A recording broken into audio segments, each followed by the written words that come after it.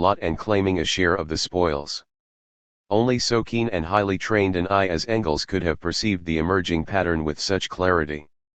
To younger men, such as Tom Mann at the age of 28, it seemed that at this time, 1884 and on, those who were able to sense the situation recognized that something was buzzing. 95. Indeed it was. The shrewd and seasoned British ruling class could not fail to hear the buzz and the dangers it portended.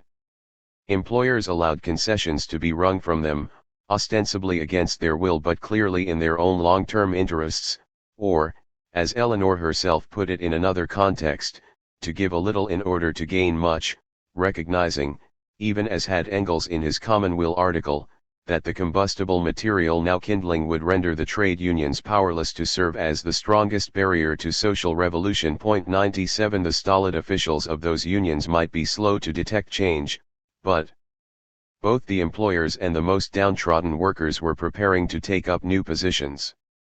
The conflict between the classes had entered upon a new phase. Another factor played a small though significant part in this shift of battleground. There might have been little reorientation in the political thinking of workers, merely an increase of those struggles, frequent enough in earlier decades, for higher wages or improved conditions, had not the employers been confronted for the first time by a rather disconcerting new type of working man. The awful thing was he could read. To be sure, that he should learn his letters and do his sums was essential to the existing stage of technology, but it had other and undesirable side effects, unknown to earlier generations of masters. Many of the young workers of the mid-80s were the product of the 1870 Education Act, which had a profound effect upon the entire proletariat. True, there had long been elementary schools before, provided by various religious and charitable bodies. True that among the Chartists there had been well-read, even learned, working men. True, also, that the new act had as many holes as a sieve. Local authorities were slow to apply it. The premises had first to be built. Education was neither compulsory nor free. Children could leave school at 10 years of age, and one reasonable excuse for not attending at all was if no school existed within such distance, not exceeding 3 miles, measured according to the nearest road from the residence of such child, thus leaving many rural communities entirely untouched. Meanwhile poorly clad and ill-fed urban children were herded into overcrowded classrooms where learning by rote and corporal punishment were alike of a fearful and insensate monotony. There was also the infamous half-time system by which children went to school for 10 hours out of a working week of, alternately, 57 and 45 hours for a wage of, perhaps, half a crown a week, paid fortnightly, from which school fees were deducted by the employer. It was not, in short, a measure calculated to inaugurate an age of proletarian savants. Nonetheless it meant that many of those who started work in mills and factories, fields, and sweatshops at 8 years of age no longer needed the exceptional will and tenacity of the few among their forefathers who had mastered the arts of literacy. The incontrovertible facts are that, whereas in 1857, 2 years after Eleanor was born, only 531,000 children in Great Britain received a primary education, by 1883 the number was 3,560,000, while the free public libraries had increased from 14 in 1868 to 208 in 1890, this in an age when readers who could afford it still indulged the quaint habit of buying books. It is not suggested that the majority of young workers in the mid-80s now pounced upon the new socialist journals and pamphlets. Their circulation was extremely small, but it had become less easy to hoodwink them about their own conditions in the richest and most highly developed industrial country on earth. What these conditions were, at a time when the employing class was riding high on the crest of colonial expansion and new inventions, was sharply brought home when Hyndman published the statement that 1/4 of London's population, then nearly 4 million, was living below the poverty line. This extravagant claim was challenged by Charles Booth, who, after an interview with Hyndman, decided to conduct his own survey only to discover that not a quarter but 35% of the 900,000 Londoners in the East End were living in a state of abject misery, over 100,000 being in acute distress at the time of Queen Victoria's Golden Jubilee. This is small cause for wonder when an ideal, that is, the most niggardly, budget drawn up in 1884 showed that an average working-class family of 4.61 persons living in England and Wales needed something above £74 a year to buy the necessities of life while, to take but one example, the main railway companies, employing some 367,300 males, paid firemen £59, shunters £55, signalmen £52, platelliers £48, and porters £39 a year. 99. Below the categories of underpaid workers in industry and services there was a yet more starveling group, extending from the self-employed costermonger and the sweated home worker to the forlorn families of the unemployed, the sick, the drunkards, the incapacitated and the mentally retarded, who merged with the thieves, the pimps, the prostitutes and criminals of the dangerous classes. To investigate these lower depths had been one of Henry Mayhew's purposes a generation before, and the high merit of his work is not invalidated by the fact that he used methods, criteria and, above all, lucid prose quite alien to modern sociology. Booth, who enlisted a band of gifted volunteers, defined the areas for investigation and degrees of poverty, systematically covering in his later surveys the boroughs of inner London and its outlying suburbs, to reveal that an average of 31% came within his classification of poverty. 100. Again, no one supposes that the British working man spent his little leisure reading social surveys and statistics to inflame, however unintentionally, his revolutionary ardor. But, while a handful of well-endowed citizens who stood above the battle studied his material circumstances, disclosing the extent of their debasement, specifying its causes and propounding mild remedies, the various socialist sects could use these hard facts to argue a political case by word of mouth and print, to which the worker himself now lent a ready ear and eye. However, it is clear that these many propagandists did not speak with one voice even among the most dedicated revolutionaries. Particularly among the most dedicated revolutionaries, there were conflicting opinions and interminable squabbles. It is a matter of fact that the socialist movement was rent by schisms, heresies, and doctrinal differences since its inception. Obviously enough, the anti-Marxist champions of efficiency and the inefficient champions of Marxism had little ground in common, as it is equally clear that a movement powered by such irresistible forces as were present in the mid-80s could not but be composed of heterogeneous groups and factions, revolutionaries, reformers, and rebels of every stripe, parliamentarians, anti-parliamentarians, republicans, anarchists, Christian socialists, militant atheists, single taxers, national land leaguers, left radicals, temperance apostles, trade union and anti-trade union agitators, all inspired by the will to bring about changes in a social system so manifestly inequitable, none quite knowing what was to be done. Engels' funeral oration on the First International of 10 years before made it plain that each historical epoch posed its own questions to which ever and again new answers must be found. Marx in his time had stood almost alone in opposition to a host of empirical revolutionaries, conspiratorial groups, and self-styled Marxists with whom he disagreed on fundamental principles. It followed that, as his theories began to spread and the pressure of events brought new men into action, his successive interpreters and misinterpreters should claim to be his true heirs, falling out with each other, as heirs will, until sight of the main enemy was often lost in the heat and dust of their hostilities. Working men of all countries, unite. Such are the words with which the Communist Manifesto of 1848 ends. Variations of that call: unity is strength, united we stand, divided we fall, in combination lies our strength, organization is the surest weapon, are emblazoned on many old trade union and socialist banners carried by working class demonstrators. Yet everywhere the emergent socialist parties found that, as William Morris put it later, there are two main sources of dispute. We cannot quite agree as to what is likely to be the precise social system of the future, and we cannot agree as to the best means of attaining it. 101. While, a little earlier, he had written, "Men fight and lose the battle, and the thing they fought for comes about in spite of their defeat, and when it comes it turns out not to be what they meant." 102. At every turn it was found, with some dismay, that the path to a new social order was by no means clearly signposted, indeed, that the road would have to be built before it could be traveled, as a much younger contemporary Road 103, and also that, while it may be a better thing to travel hopefully than to arrive, it does buoy hope to have some clue to one's destination. Naturally no troubles of the kind beset upholders of the status quo, they might have their family tiffs, but on the main issue of keeping what they had and adding what they could, they were at one. Not only is money thicker than blood, but nothing is as thick as thieves, and so long as capitalism was viable it would close its ranks in face of the class enemy whenever and wherever the threat of war was in the air.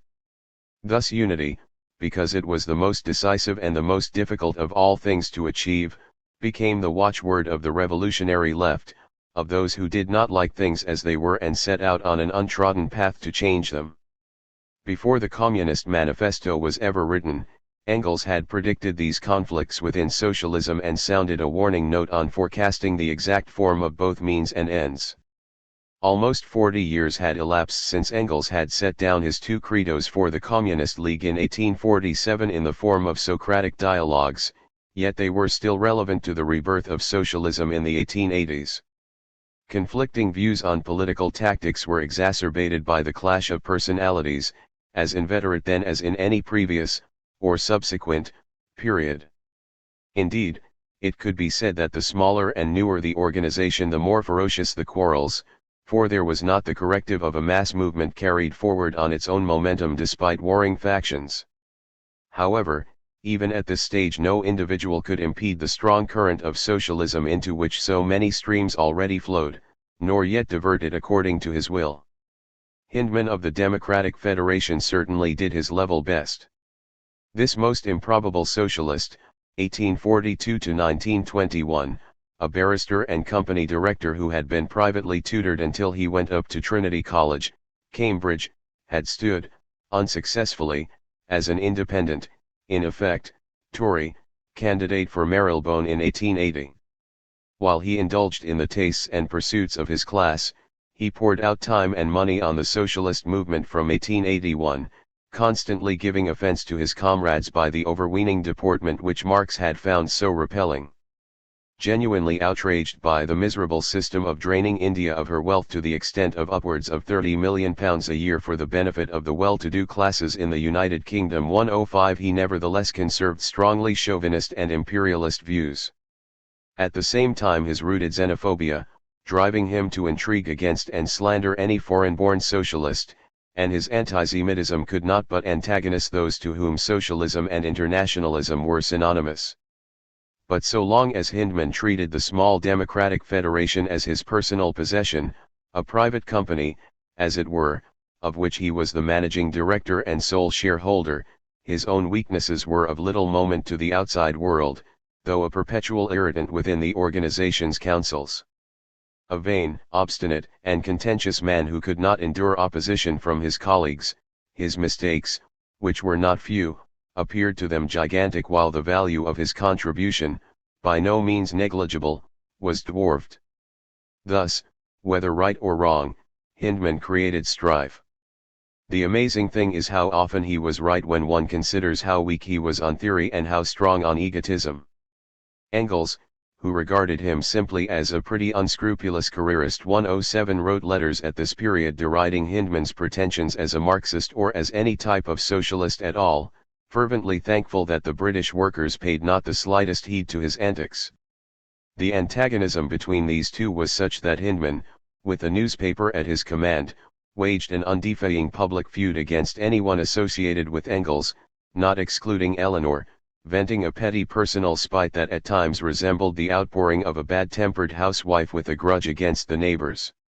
His disparagement of the trade unions, expressed in reasonably just terms in 1883, did not yield before the militant new unionism of a few years later. Indeed, it never yielded, and after half a lifetime as a leader of social democracy, having learned and taught a number of valuable lessons, he retained a stubborn lack of faith in the initiative of the proletariat and its mass organizations. As late as 1897 he wrote to Wilhelm Liebknecht, Our working men are so ignorant and depressed by 100 years of capitalist tyranny that it is hard to rouse them. Every year that passes brings on more educated lads to take the place of the old hopeless workers, but the process is necessarily slow, and meantime the crisis may be upon us before we are ready to act. In fact, the trade unions stand in the way of a genuine organization of the proletariat. 108. That this attitude influenced the course of the British movement cannot be doubted, and here, as in many another of his pronouncements over the long years of his active political life, Hyndman exhibited the not unusual contradiction of a sound appraisal of social and economic injustice with a contempt for the working class, unable to credit it with so much as the enlightened self-interest needed to strike off its chains. His doctrinaire, oversimplified version of Marxism served him well enough in Hyde Park and at countless meetings up and down the country. Indeed, it was from him that tens of thousands of British workers heard about socialism for the first time, but it was a stumbling block when the policies and principles of the Federation were under consideration. Whatever he might say publicly in justice, at once deploring but inviting support for the Highgate demonstration in March 1884, Hyndman, at the Executive Council's meetings, had employed one of his typical, in this case thwarted, stratagems to prevent it taking place at all. Defeated, he then proposed that the Federation should take no part in it. Eleanor gave a detailed account of these obstructive tactics, describing at the same time how Hyndman had equally objected to the Federation sending a delegate to the Roubaix Congress of the French Workers' Party, dismissing both projects as a family manoeuvre. He then spread it about that Eleanor and her sister in France had forged a letter to the council in order to force his hand. The letter of course was never seen by anyone. 109 On this issue he was opposed by most present, Eleanor wrote to Laura. And I gave him the coup de grace by expressing, so far as I was able, the position of the Roubaix people, and carried all the committee with me. Aveling also spoke, pointing out that Hyndman's exception to the Parti ouvrier as being a small section could even better be applied to the Federation, and that we would have to consider the principles at stake, not the persons. There are admirable elements in the Federation, but also endless difficulties, and I foresee not the least of these will be Hyndman. 110. In the event, Harry Quelch and Belfour Bax, whose nomination Hyndman opposed on the grounds that he was not a working man, attended the Roubaix Congress. Eleanor, writing to Lavroe from Great Coram Street, introduced Bax as absolutely ours, and more than that, he is my personal friend. I am sure that I need say nothing more to you for you to give him a friendly reception. 111. In July Eleanor wrote to Laura. There has been no end of petty intriguing within that body of late, besides some very nasty personal affairs. So far Hyndman has things here much his own way, but he is playing his cards very badly, irritating everyone, and his little game will soon be played out. The sooner the better for our movement. It has every chance here at this present time if only we had better leaders than Hyndman and his henchmen. 112. The mistrust was mutual. In his reminiscences Hyndman referred to Eleanor as the center of that curious and capable family clique which carried on the old International throughout Europe. 114 Not that he was the only one to resent the connection maintained between Marx's circle and the continental socialists. Bernard Shaw, describing the highly unfavorable relations of the Fabian Society with the leaders of the German party, wrote many years later, all their sources of information as to the English movement were ultra-Marxite, as they depended for their London news on Friedrich Engels and Eleanor Marx. 115. Hyndman believed that any move to link British socialists more closely with workers' parties abroad was a plot hatched by the arch-fiend Engels in the fastness of 122 Regent's Park Road. He was not concerned with the purpose of these diabolical machinations, it was enough for him that they were un-English. In retrospect, he granted that Eleanor's power of work was inexhaustible and that she was extremely valuable to the cause, while not omitting the damaging charge that she inherited her nose and mouth of the Jewish type from Marx himself.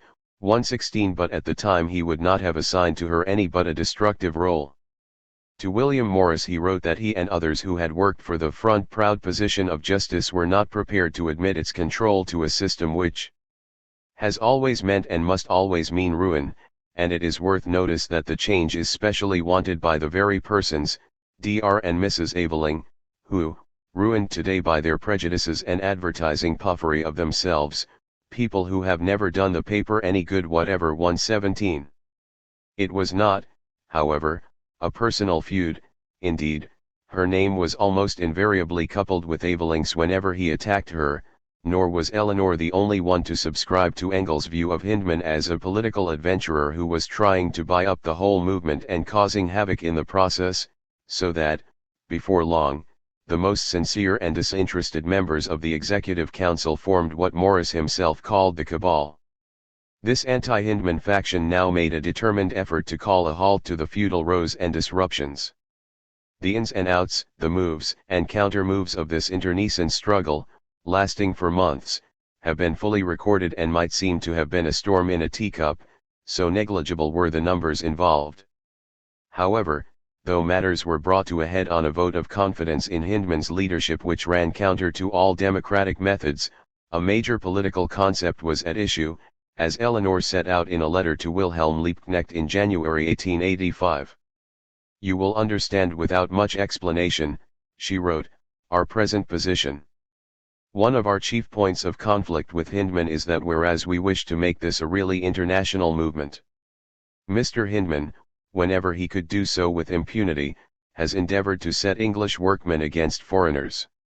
Now it is absolutely necessary we show the enemy a united front, and that we may do this our German friends must lend us a helping hand. If you want anything to come of the movement here, if you want to help on the really socialist, as distinct from the Socialist Democrat, Jingo, Possibilist, party, now is the time to do it." 118. The decisive executive meeting took place on December 16, 1884. Thereafter the cabal met at Eleanor's place on the 18th, and a further executive council meeting on December 23 was followed by a recalled session lasting 4.5 hours on the 27th. Finally a vote was taken on a resolution that, as Morris admitted, was but the occasion, not the cause of the split 119, which gained a majority of 10-8, whereupon the secessionists immediately handed in their prepared letter of resignation.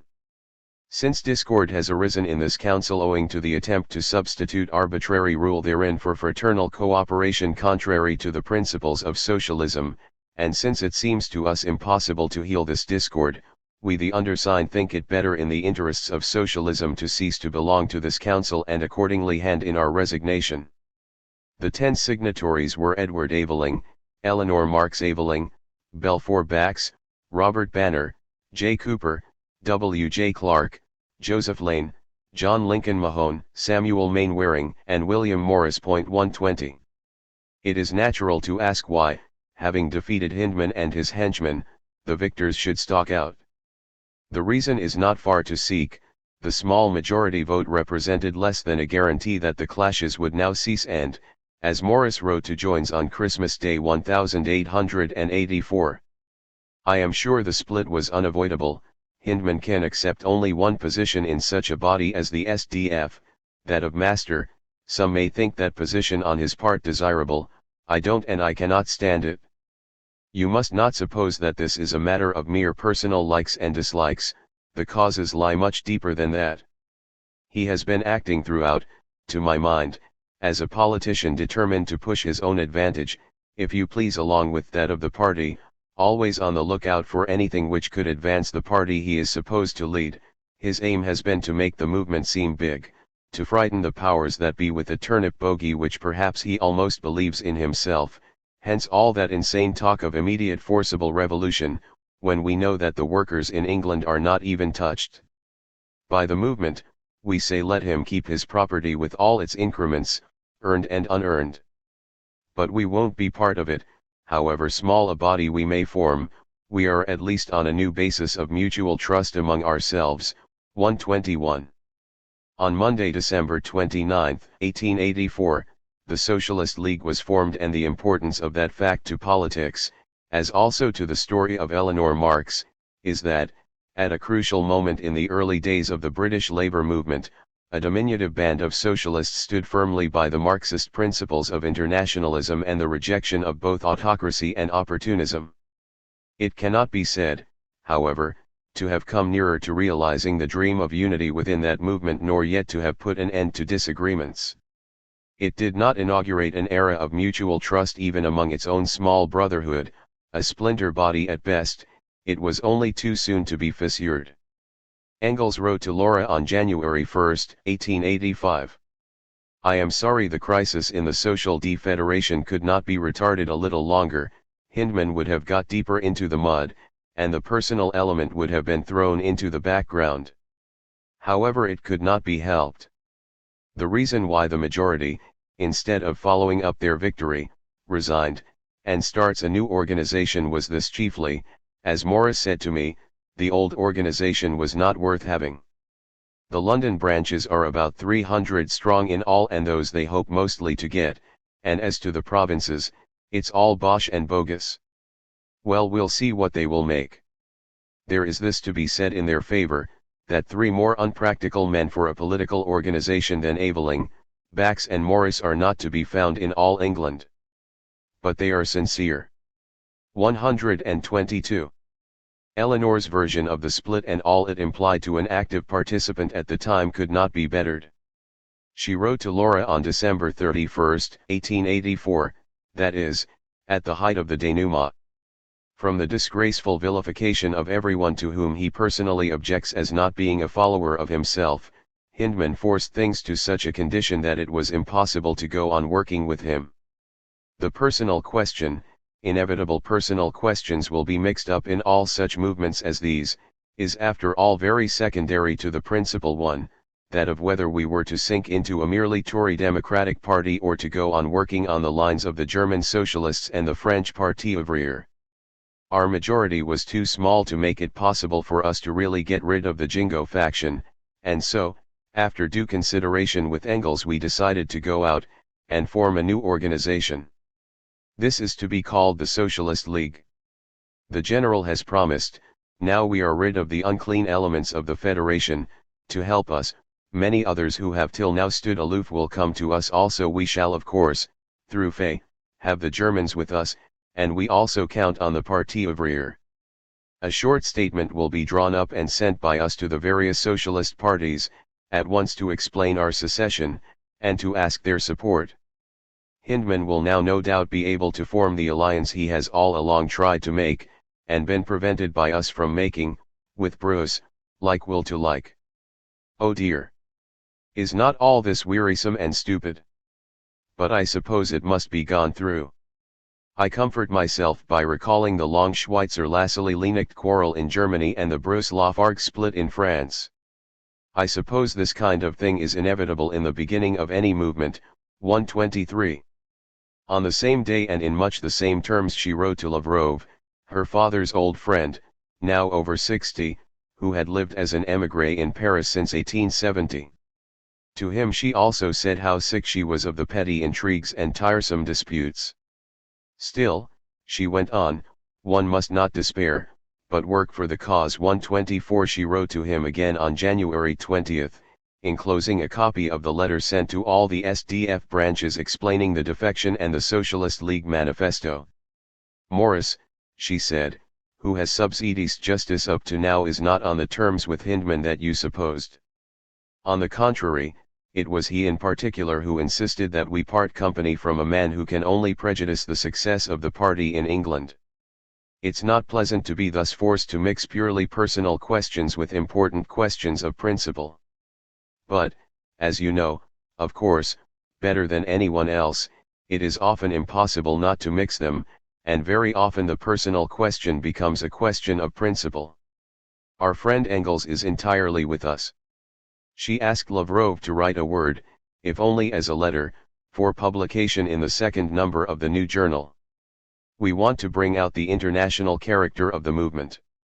Liebknecht, and probably Babel, Lafargue, Stepniak, Engels have already promised to write a few words for us, and if we could add some Russian names, above all an honored name such as yours, it would be of immense value. 125.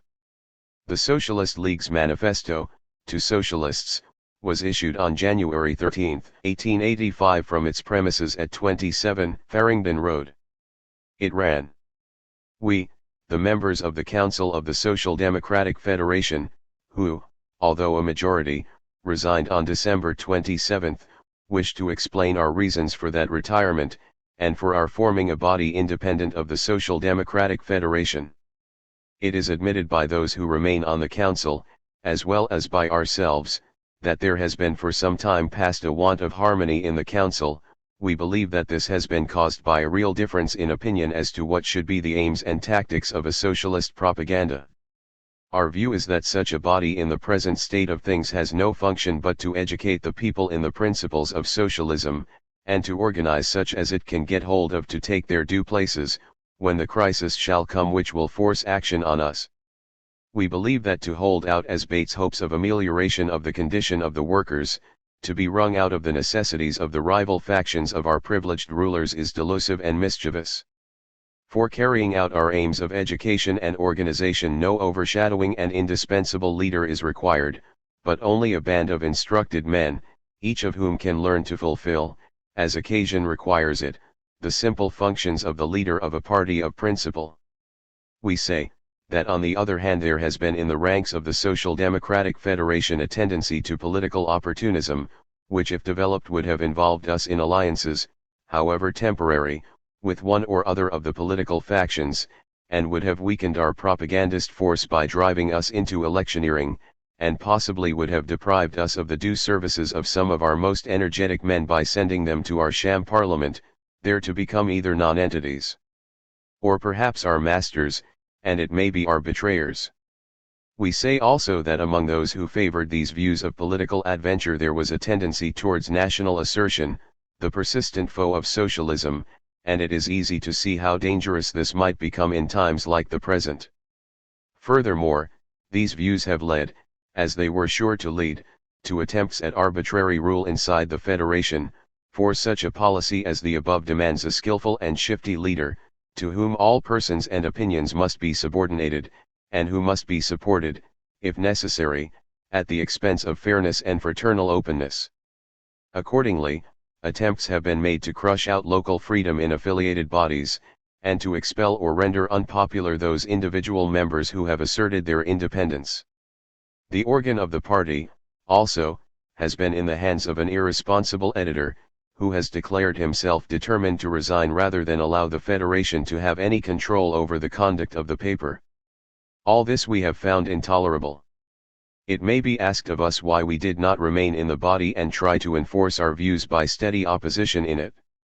We answer, as long as we thought reconciliation possible, we did do so, but the tendencies above mentioned were necessarily aggressive, and at last two distinct attacks on individuals showed us that the rent could not be mended. We felt that thenceforth there must be two opposed parties in the Social Democratic Federation.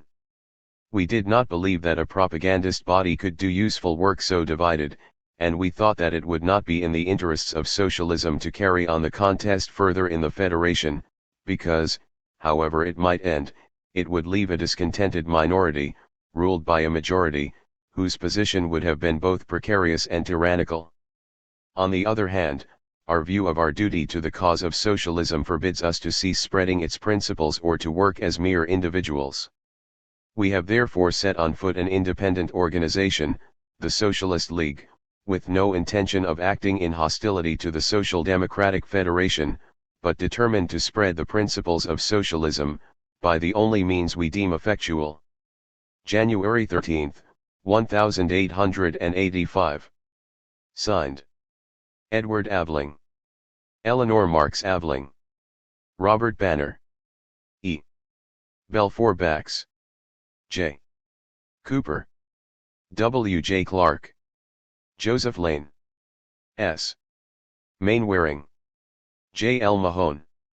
William Morris.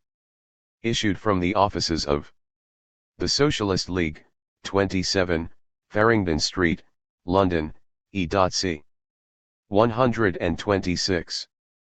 5. Starting with its first number in February 1885, Eleanor contributed regularly to the Socialist League's paper Commonweal.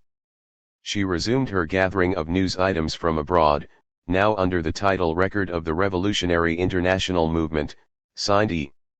Marx. The early months of that year were a time of great activity. On January 26 General Gordon had been killed at Khartoum, and the press, in particular the Times and the Pall Mall Gazette, went almost mad with grief, thus provoking the fury of those opposed to imperial conquest. While Eleanor helped to organize a protest meeting against the war, the Socialist League issued 1,000 copies of a 4-page leaflet, decorated by Walter Crane on March 2.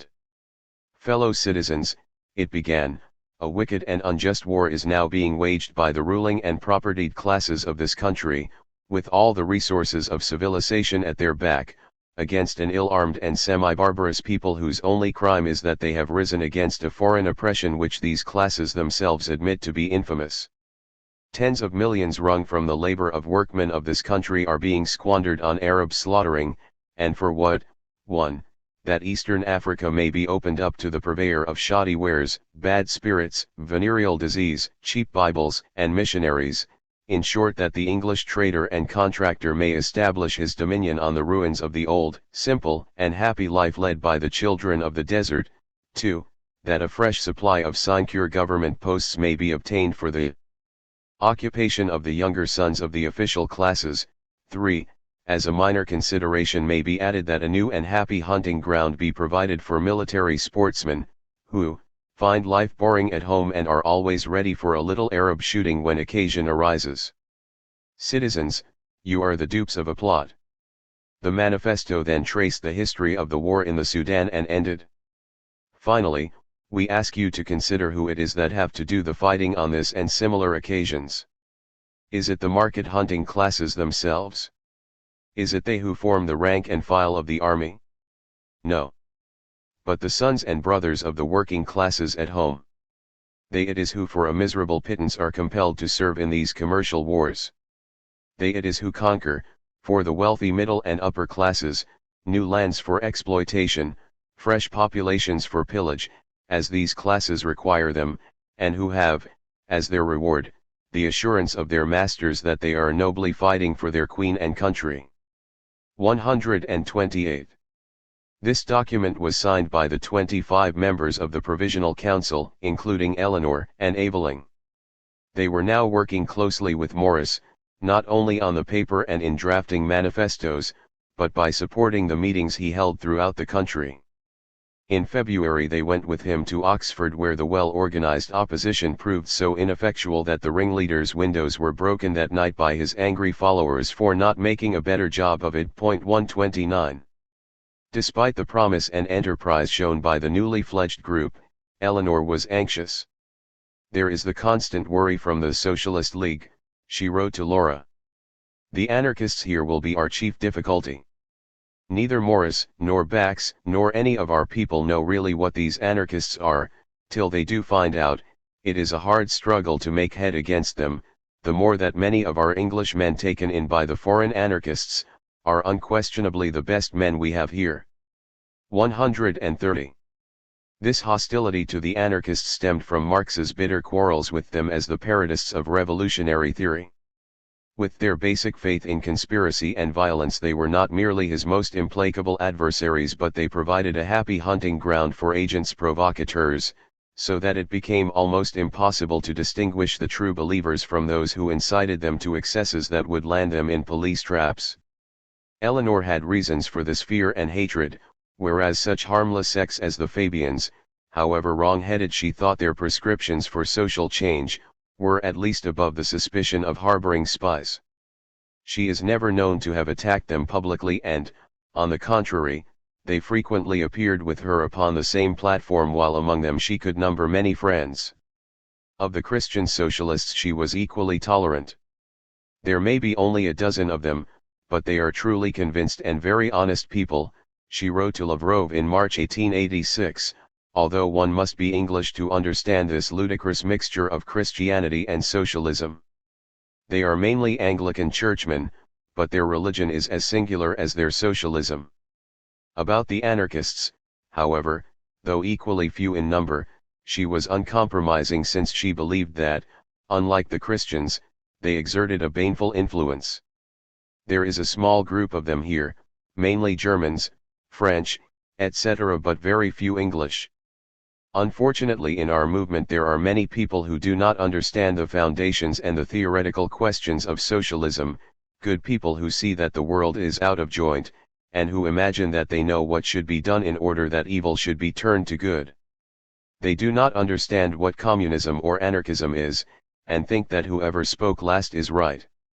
Among these friends the anarchists try to carry on propaganda, but you know well enough that when one-half anarchists they will claim to be 100. I think that if there are a dozen English anarchists, that would be the outside figure. 131. One subject Eleanor reported in her record was the gendarmes' unprovoked attack upon the Paris crowd at the unfurling of the red flag during the Père Lachaise meeting on May 30, 1885 to commemorate the dead of the Commune. Though she did not mention it, Lissaguret was present at the ceremony. Without rhyme or reason, she wrote, without the shadow of a pretext, these absolutely unarmed and quiet persons are suddenly attacked by armed police and soldiers, who, according even to the reactionary press, wildly and indiscriminately charged men, women, and children. Most of her news, indeed, was of the hounding of socialists on the continent. She was soon to experience such harassments on a smaller scale in the streets of London. The fight for free speech and the right of assembly had a long and stormy history. In the early 80s, the East End radicals who held regular meetings on Mile End Waste in Stepney were constantly chivied by the police. They then adjourned to Limehouse, where an open-air meeting in Pigot Street, off the junction of the Commercial Road and the East India Dock Road, was addressed by a member of the SDF. It was stopped by the police for causing an obstruction. Thereafter both Radical Club and SDF speakers took to nearby Dodd Street, mainly occupied by factories and warehouses and thus deserted on summer Sunday mornings. Nevertheless, towards the end of August Justice published a warning that police action was to be expected. From then on, every week, one or other of the speakers was arrested, brought before the magistrate on Monday, bound over not to repeat the offence and fined. On September 6 the arrested man, Jack Williams of the SDF, who was to stand as a socialist candidate in the forthcoming parliamentary elections, refused to be bound over or to pay a fine. He was sentenced to 1 month's imprisonment in Holloway Jail. In protest, the radical clubs and socialist organizations formed a free speech vigilance committee and called for a mass demonstration to be held on September 20. Not in vain. Some 7,000 people thronged to Dodd Street. There were 27 speakers, including Eleanor, who was reported as saying she was sure that large assembly would show the upper classes an example in the way of orderly conduct. 132, and Aveling, both of whom were greatly applauded, according to Justice, which, in the same issue, said that the tightly packed crowd had not noticed the helmets of the police moving stealthily along the side of the street. 133 As an eyewitness recalled, on this occasion there was no doubt at all about obstruction. So great was the crowd that the police had to be reinforced before they could charge it. 134 The Socialist League banner was seized and many people were arrested, including William Morris. The next morning they were brought before Mr. Saunders, the Thames Police Court magistrate, while thousands gathered outside, and Eleanor appeared as one of the witnesses for the defense. Asserting the right of free speech, she said she intended to go to future meetings. This was too much for Mr. Saunders. "You need not be continually throwing that into my teeth," he said, "it is an impertinence." Eleanor stated that she had been at many meetings and this was the most quiet and orderly one she had ever attended, while the police had acted with great brutality. 135 Thereupon she was roughly handled by the police present in the court. Morris intervened and was himself violently punched and ill-treated in a most shameful manner. 136 The determination to protest, this time against the Dodd Street arrests, was carried out with a vengeance. On Sunday, September 27, a crowd estimated at 60,000 marched from Stepney Green, took possession of Dodd Street, which could not contain it, and moved on to the West India Dock Road, undoubtedly causing obstruction. But in view of the forthcoming general election, the Home Secretary, Sir William Harcourt, had given orders that there was to be no police interference. Aveling now got into hot water. After the arrests of September 20, Engels had written to Laura. "While you had a fine row in Paris last week, Tussey and Aveling had one here in the East End. My opinion is that unless they can get the radicals, who are very eager, apparently, on their side, to take the matter up, les jeunes n'y votent pas la chandelle, the socialists are nowhere, the radicals are a power. If the question can be made one for which a dozen radicals will have themselves arrested, the government will give way, if only in view of the election. If only socialists are the victims, they will go to prison without any effect." 137. The tactics Engels recommended were, in fact, adopted by the Vigilance Committee, if not perhaps for his reasons. Dodd Street was primarily the radicals' pitch. Thus, while 3 people were nominated to speak on the 27th and bear the brunt of probable arrest, it was decided that a radical should be the first speaker. Ignoring this, Aveling opened the meeting. He was by nature what is called a bad committee man, pushful and undisciplined. On October 3, Justice wrote angrily, "Social Democrats have proved that they are on excellent terms with the members of other socialist bodies, and particularly with those of the Socialist League. It is necessary, however, to state here for the information of our comrades in London and the country, that the breach of faith committed on Sunday last by Edward Aveling will render it impossible for those who are cognizant of the facts ever again to have confidence in any arrangement entered into by him." A fortnight later, 7 SDF representatives wrote a letter to Justice to say that, "We, the undersigned, distinctly remember that an agreement was entered into by all the socialist speakers at the meeting of the Free Speech Vigilance Committee at the East London United Radical Club, not to speak at Dodd Street or elsewhere until after the radical speakers appointed by the committee had addressed the people. This arrangement was never altered by the committee. The argument over the gross breach of faith was pursued at great length, the Vigilance Committee dissociating itself from the false and cowardly personal attack upon Dr. Aveling 139 and exonerating his action by a vote of 21 to 2 at a delegate meeting. Possibly the worst sufferer was Eleanor, whose natural distress caused her to write to Laura in the hope that the French socialist would publish the exonerating resolution. While she denounced Mr. Hindman's last infamy, the man was a cowardly cad. Many SDF members were disgusted with Hindman for this business, which was all disgraceful, and it was simply his impotent rage and jealousy that induced him to make such an ass of himself. 140. Who was the cad in this affair hardly matters now, but one's heart goes out to Eleanor. And for more reasons than this. Though one of the 3 women on the executive of the SDF from August to December 1884, she was the only one on the council of the Socialist League and shouldered those humdrum little duties so apt to be overlooked. She it was who ensured that the League's journals and pamphlets were on display at meetings, she who found a window cleaner for the premises, who compared estimates for the most economical hire of crockery, cutlery, and plate for socialist repasts, who organized the sale of tickets for the various entertainments in which, rather more to her taste, she generally played a part. She also acted as treasurer to the Tree Committee for a children's Christmas party. It drove her to distraction. Benevolent people kept on donating toys that they had bought or made, which put out the accounts Eleanor so manfully tried to balance, while in spite of earnest requests to be told the approximate number of children each branch intended to bring, very few had the courtesy and good sense to answer, so that catering became almost an impossibility. It is not fanciful to discern the knitted brow and muddled arithmetic behind these lines. But when it was all over, Eleanor said stout-heartedly, "We have however learnt what to avoid next time, and the fact that some 200 little ones enjoyed themselves is quite enough satisfaction." 141. At this time she had another, more intimate preoccupation with a little one, for Johnny Longay, now 9 years of age, had been in London for the past 3 months. Eleanor's concern for her sister Jenny's orphaned brood was heightened by the father's obstinate refusal to communicate. She had long wished to have those issues of law justice in which letters from Jenny had been published. "But I know asking Longay for them is useless," she wrote to Laura. "I did ask him months ago, but naturally heard no more about it. Then, just over a year after their mother's death, the three little boys went down with whooping cough. "Do let me know how they are," Eleanor wrote in the same letter, "for I am very anxious about them." 142, an anxiety that was shared by Helene de Muth, their NIM, but no news arrived.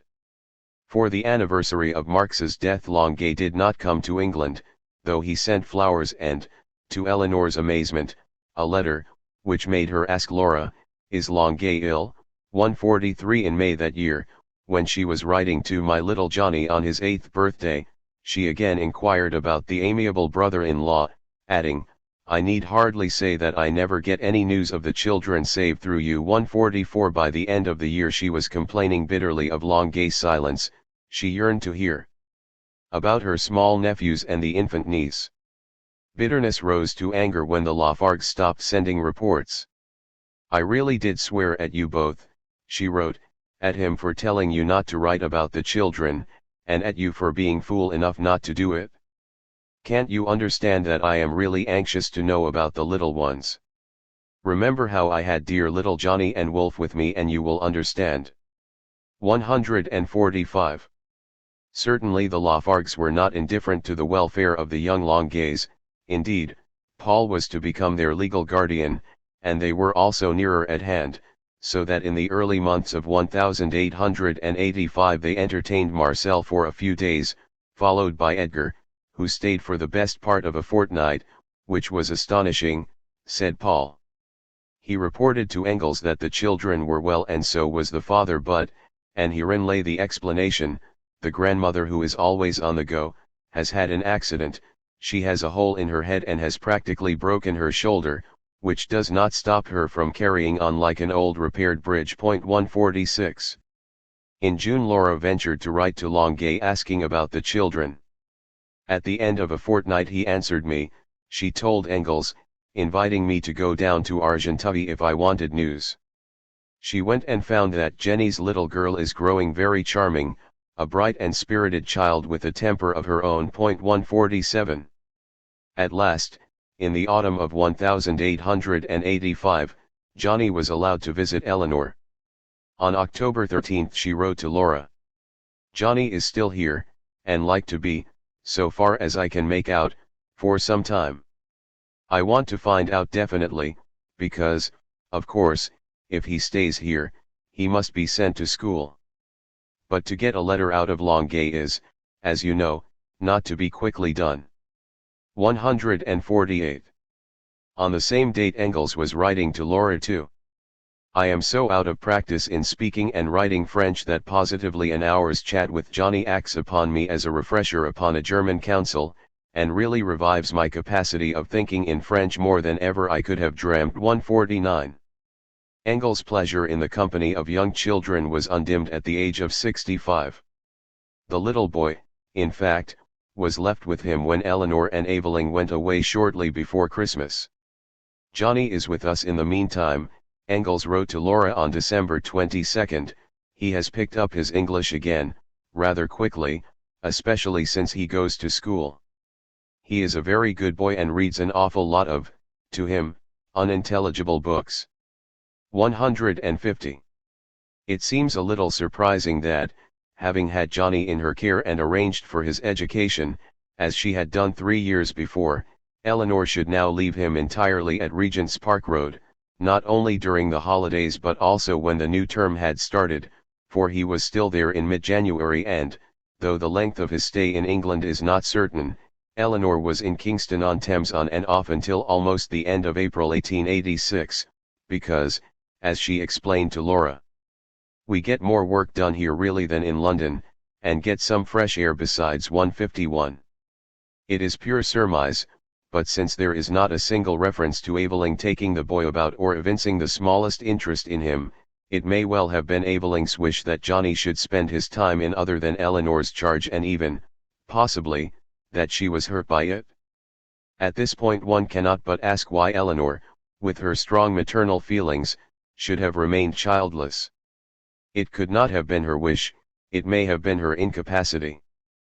but Eveling's early marriage had been without issue, and never in a life of extensive lechery and an era of primitive contraception is a paternity suit ever known to have been brought against him, from which it would not be unfair to draw the conclusion that he was sterile.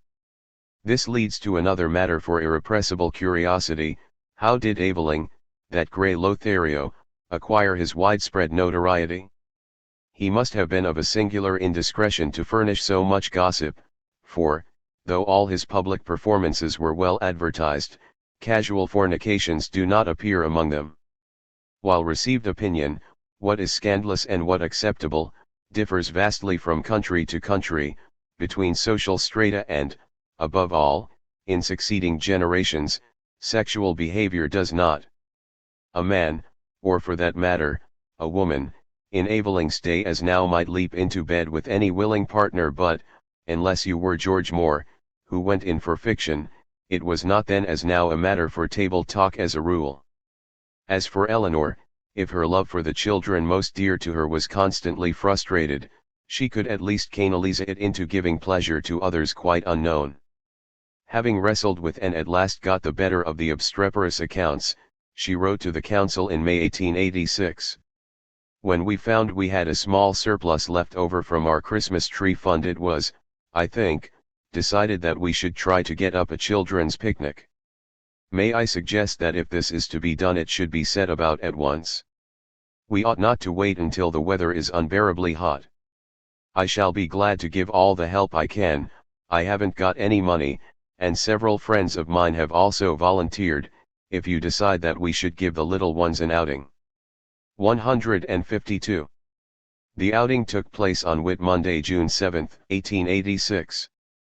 Because she was away from London at the time, Eleanor was not present at a meeting of the workless in Trafalgar Square on Monday, February 8, 1886, called by the Fair Trade League, but to which the SDF leaders flocked, addressing the crowd from the street overlooking the square, opposite the National Gallery.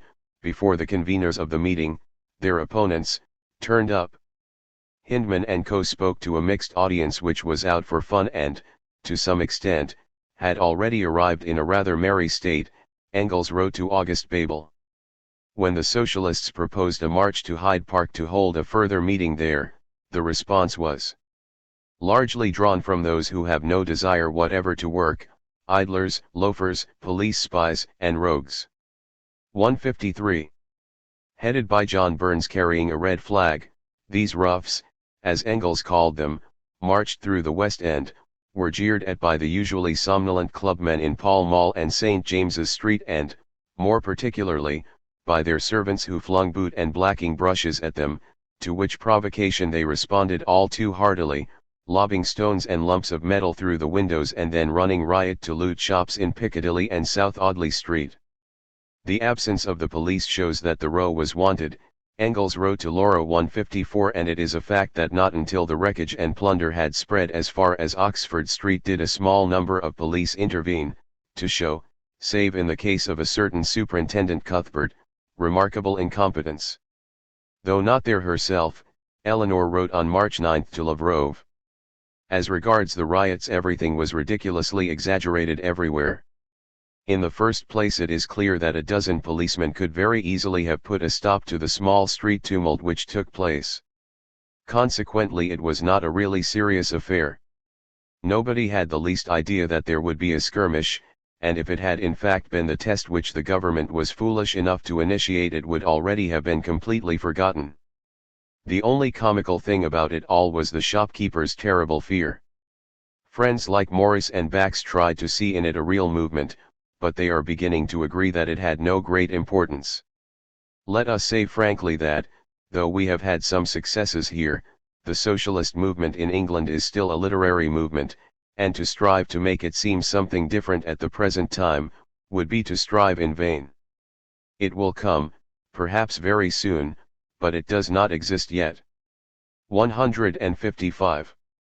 Aveling reported the occasion, which came to be known as Black Monday, in the March issue of Commonweal, under the heading "The Recent Riots," for there had also been rioting by strikers in Leicester, lasting from 11 to February 16, and demonstrations by the unemployed, not without violence, in other cities.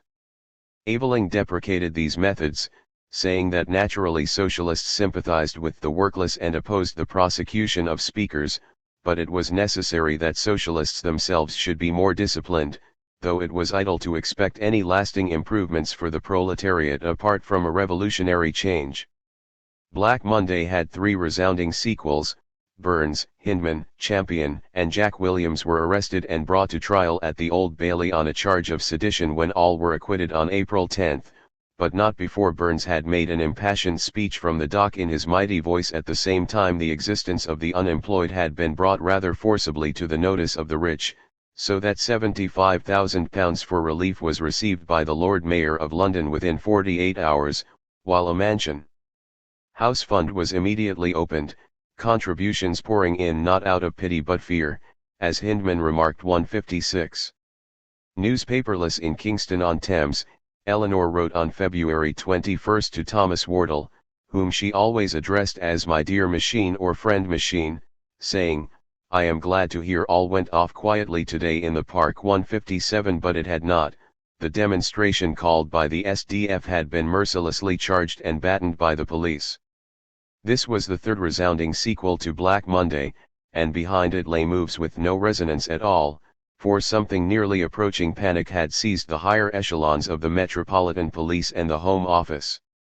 The Home Secretary, Hugh Childers, had at once set up a committee to inquire into the origin and character of the disturbances that took place in the metropolis on the 8th day of February, 1886, and as to the conduct of the police authorities in relation thereto. 158. The committee went swiftly to work so that, understandably, the Commissioner of Police, Colonel, later Sir, Edmund Henderson, made exemplary preparations on Saturday, February 20, for the next day's SDF meeting in Hyde Park. He issued orders for the disposition of 2,456 police of all ranks, divisional superintendents, inspectors, sergeants, officers, and constables, both foot and mounted, with instructions on how the reserves and double patrols were to conduct themselves at the least sign of disorder. The committee's recommendation, dated February 22, made the Secretary of State determined at once to institute an inquiry into the administration and organization of the Metropolitan Police Force with a view of making such changes of the force in all its branches as may be necessary to remedy any defects. The Secretary of State will also consider whether any, and what reforms are desirable in the relations between the police authorities and the Home Department. 159. Immediately, that very day, Colonel Henderson resigned. He need not have worried, nor hurried, for that matter.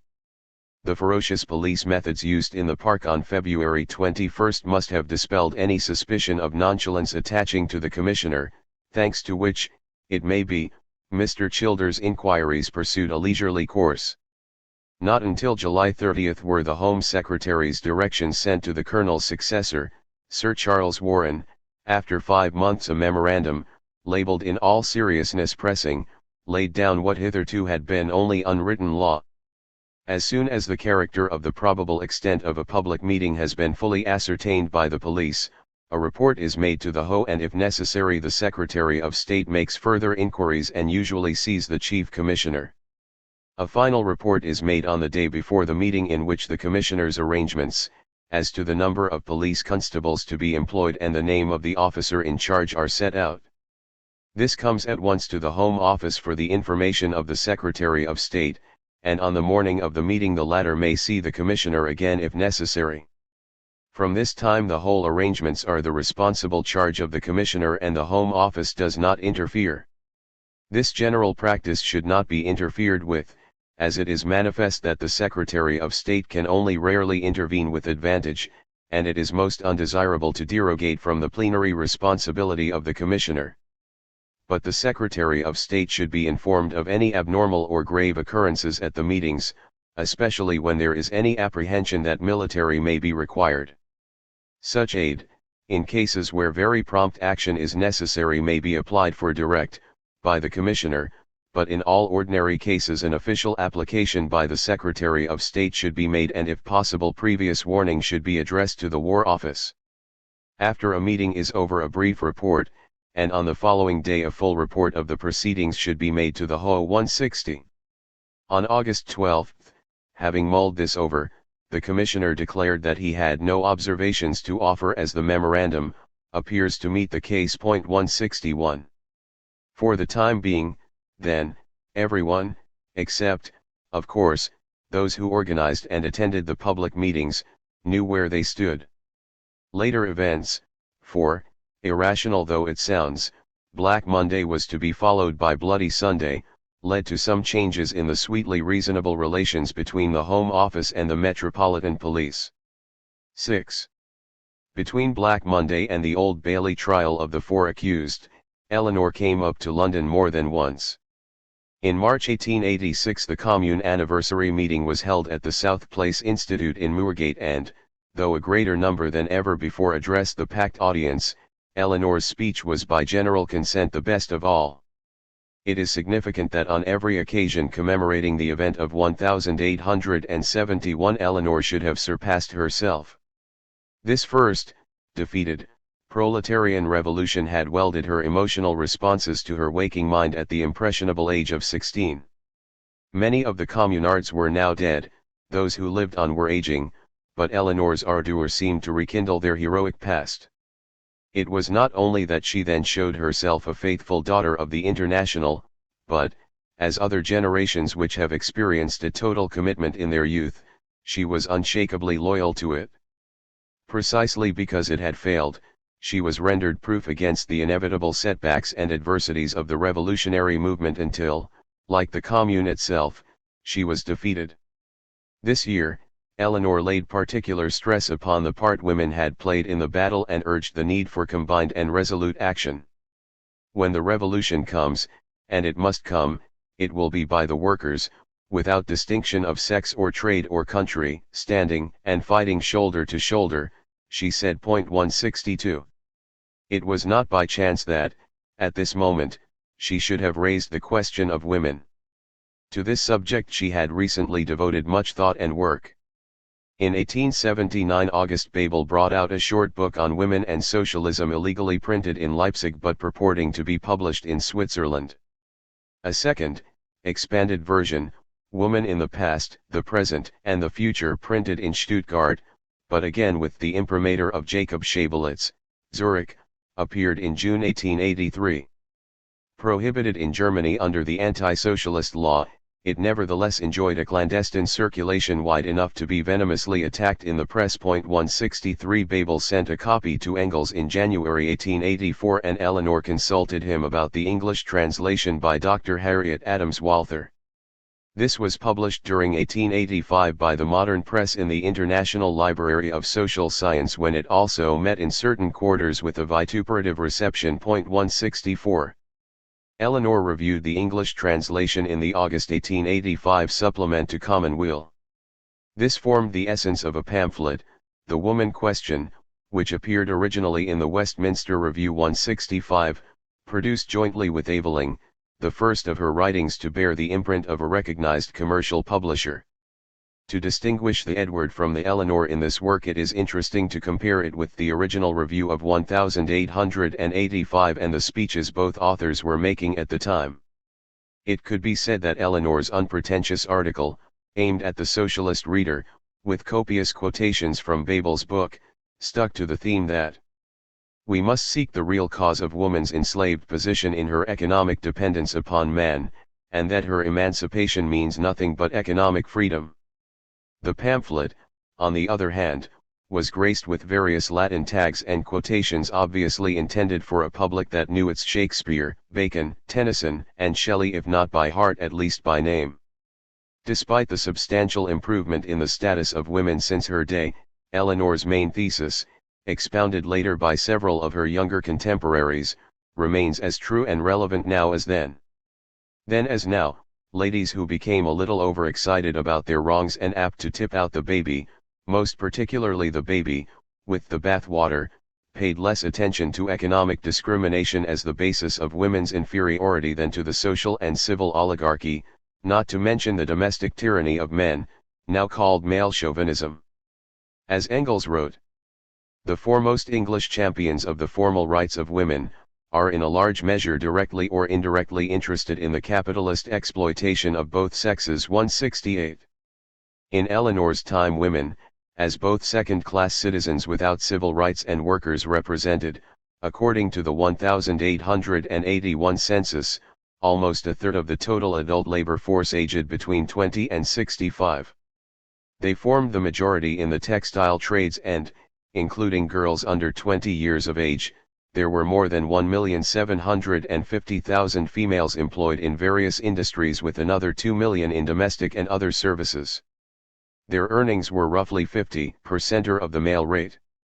The protests of articulate women of the governing classes who felt cheated of the privileges and respect accorded to their brothers met with some ridicule from male legislators while, as an irrelevant form of warfare between the sexes, leaving the employers of labor totally unmoved. Eleanor, though she would have wished for herself a somewhat higher standard of education, was not caught in that snare. Her feminism was inseparable from her socialism. She saw that the most pressing need was for women workers to fight not against but in alliance with their menfolk on a class basis, that only so could they become free and equal human beings, or, indeed, human beings at all in the fullest sense. As the most downtrodden, illiterate, and disregarded section of the exploited majority, women must be either consciously involved in the struggle for social change or the unwitting tools of reaction. Denied training and apprenticeship, they would forever be assigned to the most menial work for the longest hours at the lowest wage, while unrelieved of their functions as housewives and mothers. This presented almost limitless problems to which there could be no simple solution, but to the basic question of economic equality there lay an answer in organization. The kept woman of the ruling class had not to go out to work, while even her duties in the home were delegated to servants and nannies. It was the working woman who took the full brunt of sex discrimination and, as such, she must spearhead the fight for female equality. Eleanor was later to come up against the rigid opposition of many male trade unionists who could not but regard the demand for equal pay as a threat to their own position. She became extremely familiar with the argument, still heard today from heads of families in the working class, and the perpetuated objection, entirely in the interests of women, be it understood, that if female labor power became as expensive as male it would cease to be employed. In July 1885 there had been a sensational exposure, not entirely free from prurience, of child prostitution, published in the Pall Mall Gazette under the title The Maiden Tribute of Modern Babylon. These articles had appeared as part of the campaign for the Criminal Law Amendment Act. Their writer, William Thomas Stead, had gone so far as to procure a child for ostensible shipment to a brothel, thus demonstrating how easily and by what means the thing might be done. For this he was prosecuted, earning even wider publicity for his campaign and 3 months' imprisonment in Holloway.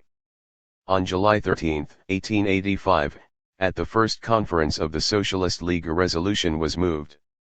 That this meeting recognizes the hideous sexual corruption of the capitalist classes and the iniquities practiced by them upon the children of the working classes, and is of the opinion that these evils are inevitable under a capitalist system and will never be removed, or even remedied, until that system is at an end. Speaking on an amendment to this resolution, Eleanor said, "You must put the individual into such a position that he can be responsible. How are children of 10 or 13 to be responsible? Yet they form the largest number of victims. But I go further. The men themselves, horrible as their actions are not responsible, no more responsible than the children. The fact is women are driven to prostitution, not only women of the working classes.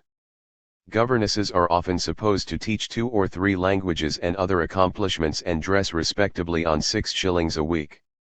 Nearly all women obliged to earn a living have to choose between starvation and prostitution, and this must go on so long as one class can buy the bodies of another, whether in the form of labor power or sexual embraces." 171. Aveling on the same occasion weighed in more theatrically. "I wonder at times how you working men can restrain yourselves from seizing the representatives of the capitalist classes and breaking their necks on the nearest curbstone." Then, remembering where he was and why he was there, he added. Mind, that is not what I, or any socialist advises you to do, but we do advise you to break the neck of the damnable system that makes these things necessary. 172. An article written by Eleanor on lines laid down by Morris appeared in the August issue of Commonweal, and the League's resolution was sent to the Pall Mall Gazette. There are some, even among our friends, who will be shocked that a woman should speak of these matters, she said on another occasion, and who hold that womanly custom had better left it unsaid. If this is no woman's question, what is? 173. Certainly it was, and certainly she would not balk it, but Engels' recent book on the origin of the family, private property, and the state, 1884, had given her a larger view of the woman question as a major political issue, and her activity among working women in the years to come owed much both to this classic work on the subject, however controversial its theses in the light of modern anthropology, and to the serious study she had made in the winter and spring of 1885-6 to produce her pamphlet. It is remarkable, and should be remarked, that Eleanor herself, though laboring under the disadvantages common to all women of her time, with the additional handicap of her extramarital status, appeared never to suffer from those inhibitions fettering so many of her sex. She treated men as equals, not in the male mimicry or backslapping fashion, but as fellow creatures, and as an equal she was treated. She felt no need either to exploit the frailty of womanhood or to compensate for it by self-assertiveness. She went her way without fuss, feminism or false constraint and, having no illusions about her own intellectual range, simply did not see herself as in competition with more powerful minds, objectively alive to the social injustices that shackled women's freedom, subjectively free. At the end of March 1886, Bismarck, an attempt on whose life had recently been made by a man called Ferdinand Blind, announced in the Reichstag that his would-be assassin had been schooled by Marx. In the May 1 issue of Commonweal, its first weekly number, Eleanor devoted what was to be almost her last record to Germany and the Reichstag session at which the anti-socialist law had been reenacted. It was a longer item than usual and ended with the paragraph. Among other things, Bismarck took occasion to state that he did not know whether Marx had bred murderers, but this he had heard, that the man, of whose shots he still bore the scars, was a pupil of Marx. To this statement my sister Laura Lafargue and I have sent a short reply to Herr Bismarck, in which we point out that the fright our dead father inspired in him was quite unnecessary, that he never saw poor young Ferdinand Blind after he was 12 or 13 years old, that all the objects Blind could have had in courageously braving death by firing at Herr Bismarck were of complete indifference to our father. Bismarck was to Marx only a comic personage. The ridiculous idea that a man like Marx could have spent his time breeding assassins only proves how right Marx was to see in Bismarck nothing but a Prussian clodhopper. The open letter, in more or less the same terms, had been published in the German Social Democrat on April 15 and reprinted in the French Socialist on the 24th. Although it appeared in the name of both sisters, Laura, in truth, had not been a signatory nor at all in favor of this move.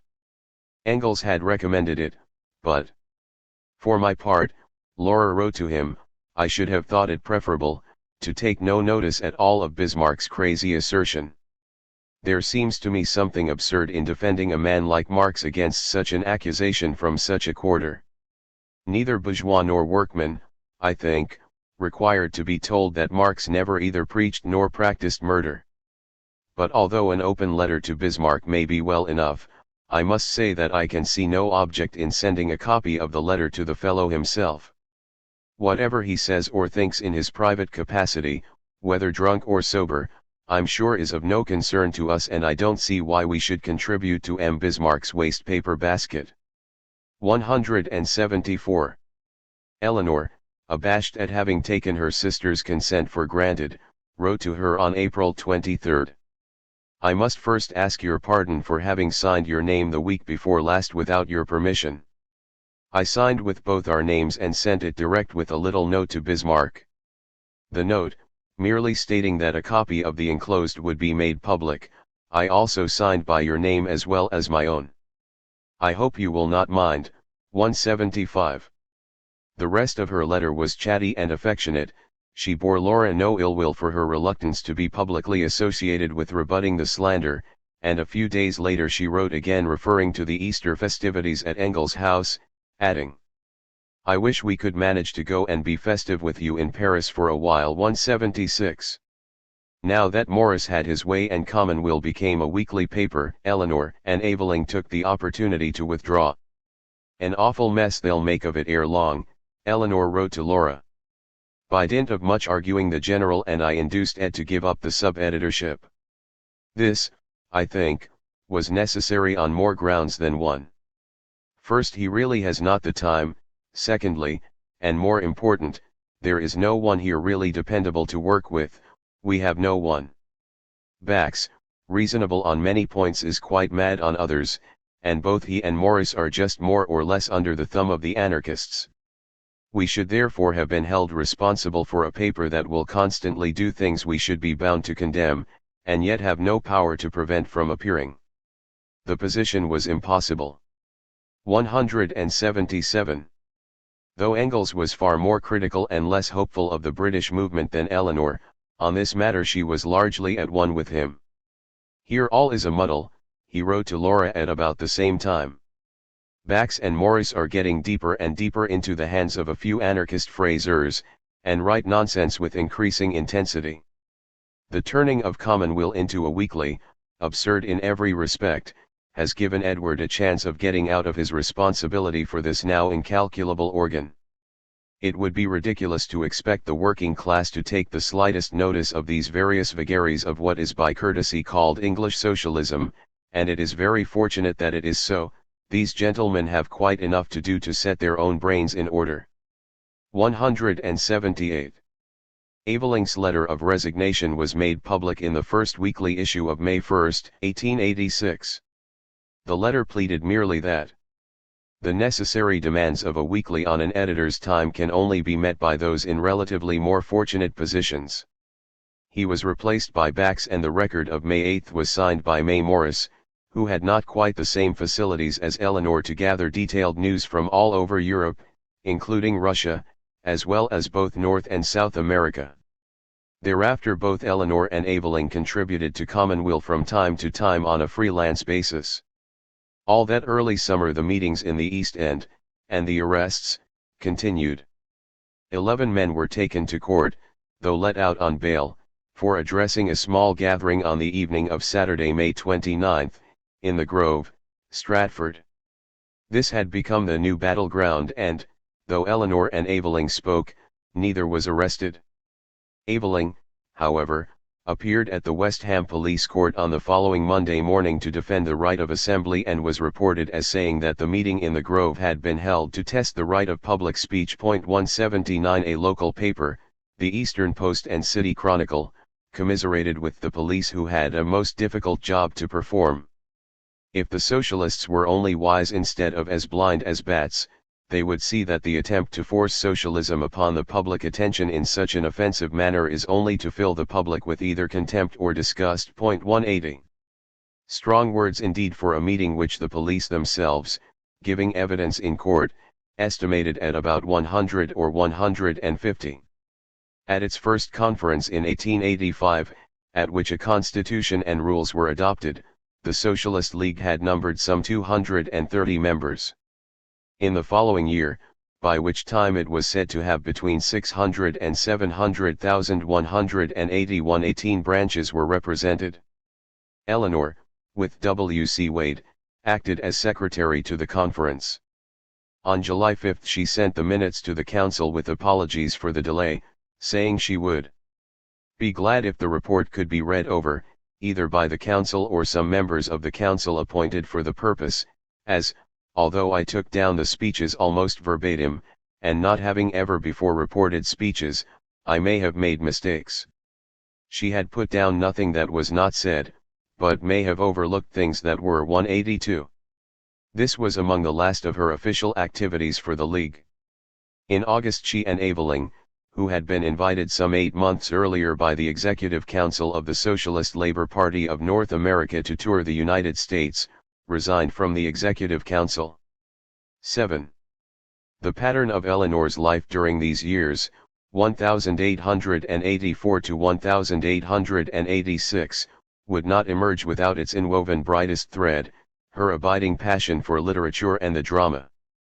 Albeit much of this found expression in lectures, recitals, and entertainments in aid of the movement, while in other forms it helped her to earn a living, it remained her most pleasurable recreation.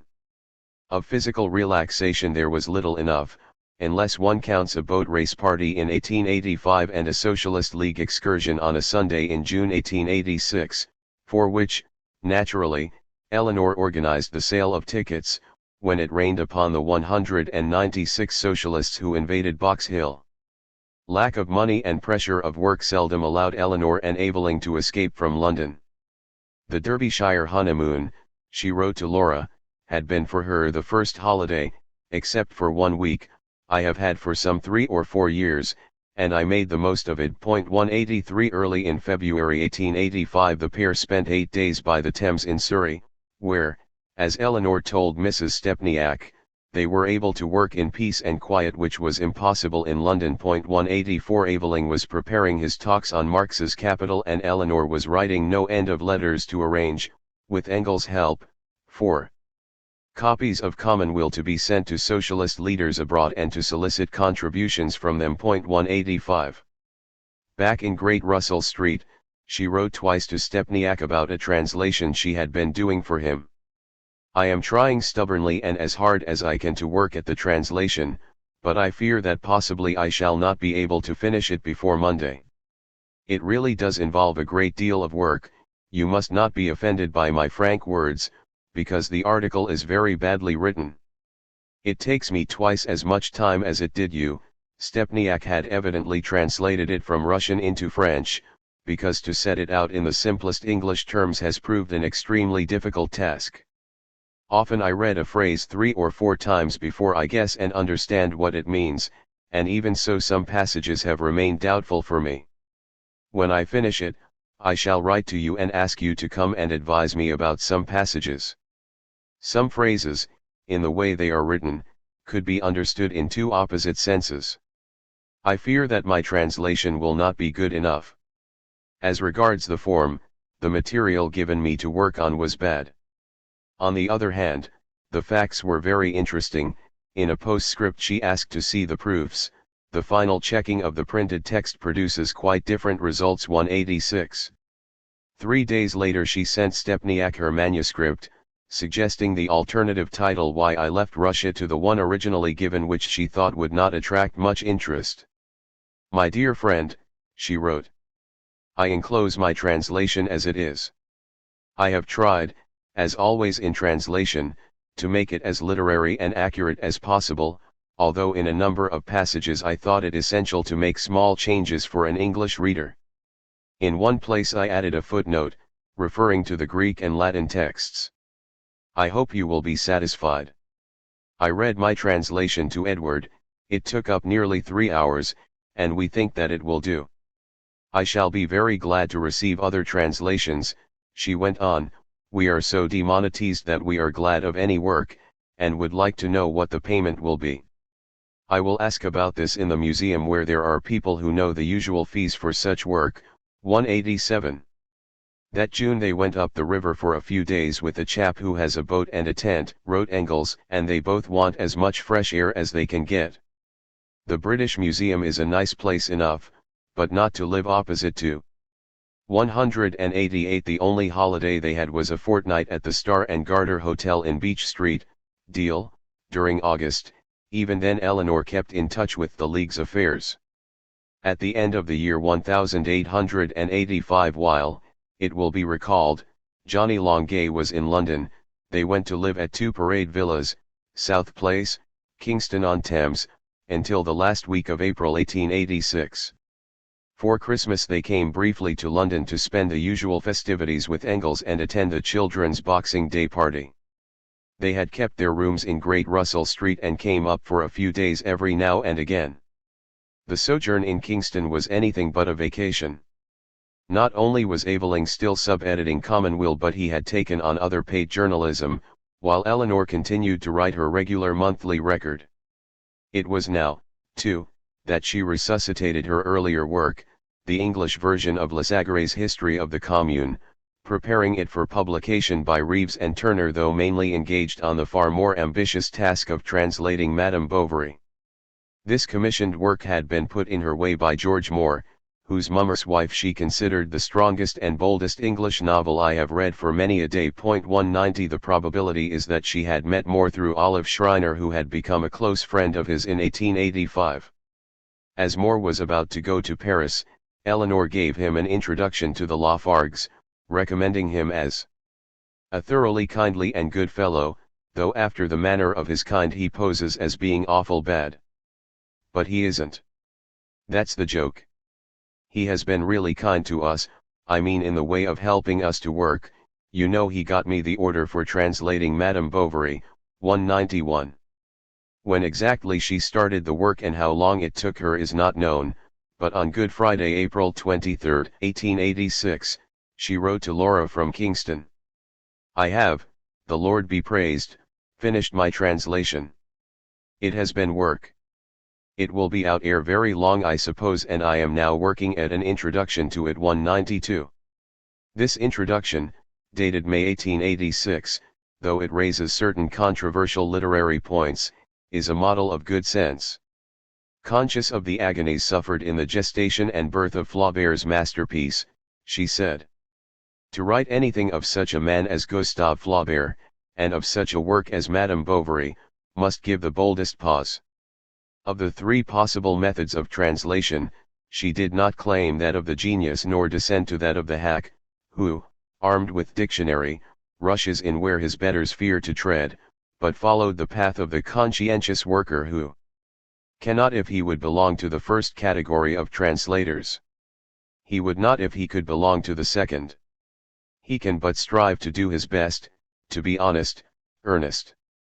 To this last category I claim to belong.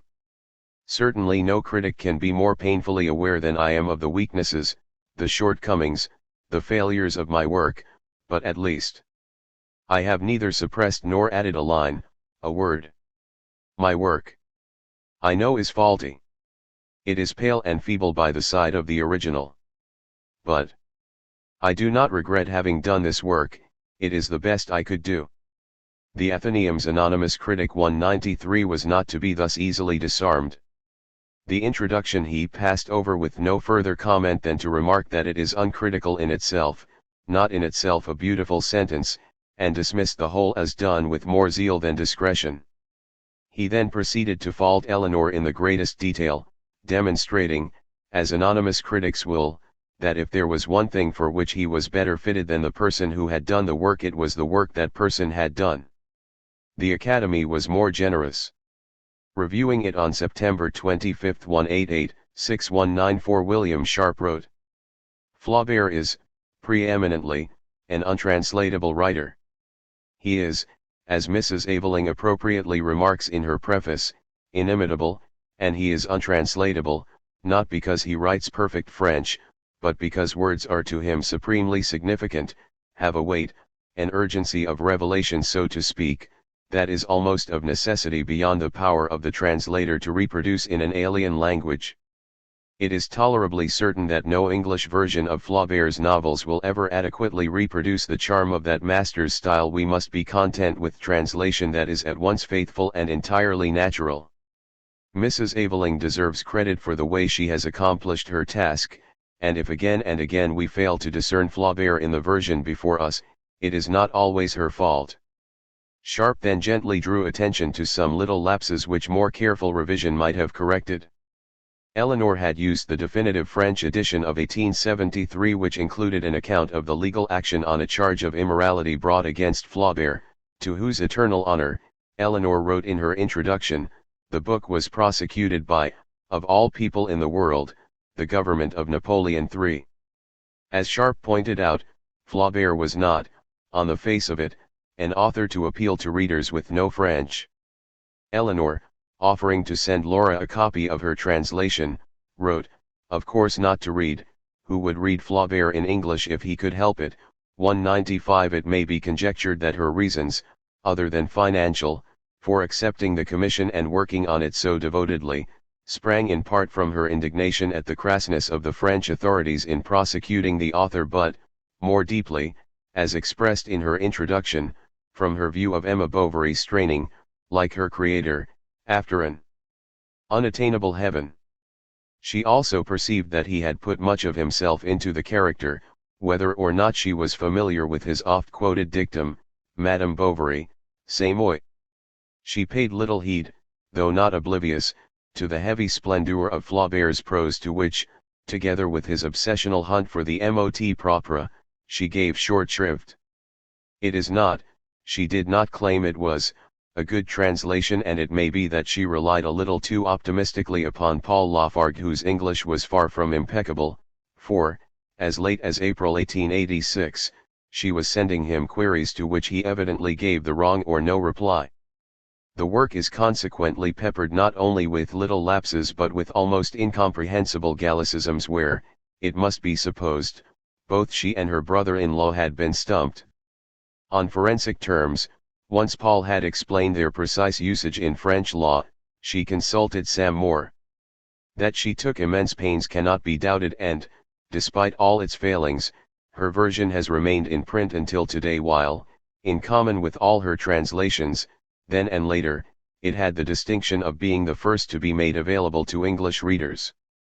That Eleanor was no hack translator is clear from the fact that, though her French may have been serviceable rather than elegant, she was fired by her enthusiasm for Ibsen to set about learning an entirely new language and, in due time, though not yet, to produce the first English version from the original Norwegian of An Enemy of the People, The Lady from the Sea, and a number of short stories by Alexander Kiel-Land. None of these works evince great literary or linguistic talents, yet in all Eleanor's translations there is a certain vitality, reflecting her sympathy with the author, his subject matter, and her desire to communicate that feeling which does more than a little to compensate for lack of skill. Though Eleanor cannot match present standards, in her own day many more lifeless versions of foreign works were turned out by better qualified translators. The impact of Ibsen upon Eleanor and her immediate circle was violent, as violent as the sense of outrage felt by the majority of English critics at the first performance of his plays. This new social drama stunned them, though not into silence, by its complete break with the theatrical conventions of the time, both in manner and content. A Doll's House, under the title Nora, had been translated by Henrietta Francis Lord in 1882, Ghosts 2 years later, and it was from the unfinished Lord translation that Aveling read aloud to Eleanor and Olive Schreiner that summer in Derbyshire. Yesterday, wrote Olive to Havelock Ellis on July 29, 1884, I heard part of Ibsen's play Ghosts, still in manuscript. It is one of the most wonderful and great things that has long been written. 200. Another reading took place in November 1885 when Olive begged Ellis to come. It was not presented on the English stage until 1891, and then only in a technically private performance at the Royalty Theatre in Dean Street, opposite Eleanor's birthplace. It evoked much the same response as, in our own time, total nudity on the stage, with the difference that, whereas practically everyone living will have seen the adult human body of both sexes in buff without going to the theatre at all, nobody had ever before come face to face with Ibsen's exposés. The Evening Standard stigmatized the audience of Ghosts as lovers of prurience and dabblers in impropriety who are eager to gratify their illicit tastes under the pretense of art. 201 In the 5 years, 1889 to 1893, during which 7 of the plays were produced in England, the abuse showered upon Ibsen and his admirers, from Clement Scott's virulence in the Daily Telegraph and, anonymous, scurrility in truth through every organ of the popular press down to the dreadful condemnation of the licensed Victualler's Gazette, was assembled by William Archer in an article, The Mausoleum of Ibsen, published in the Fortnightly Review. 202 These press comments not only provide tuition in the art of invective but also justify in more ways than one Harley Granville Barker's dictum that the first production of A Doll's House, 1889, proved to be the most dramatic event of the decade. 203. It was, indeed. This play that made the most profound impression upon its early readers at a time when the number of those who had so much as heard Ibsen's name was extremely small. For the present generation, which has seen so many new departures in the theatre, the effect on the British public is perhaps difficult to understand. In 1934 Bertolt Brecht called Ibsen's plays important historical documents which could no longer move anybody. 204 A comment he was bold enough to make in the country, Denmark, where Ibsen was first performed, most admired, and still revered. 50 years earlier, an eon in the modern drama, he was a force to stir the blood and rouse the passions, and, what is more, his audiences did not leave his theatre quite as they had entered it, nor sit through his plays in a trance of complacency, but were disturbed, even as Brecht wished to disturb his audiences, namely, by an urge to change things as they are in the real world.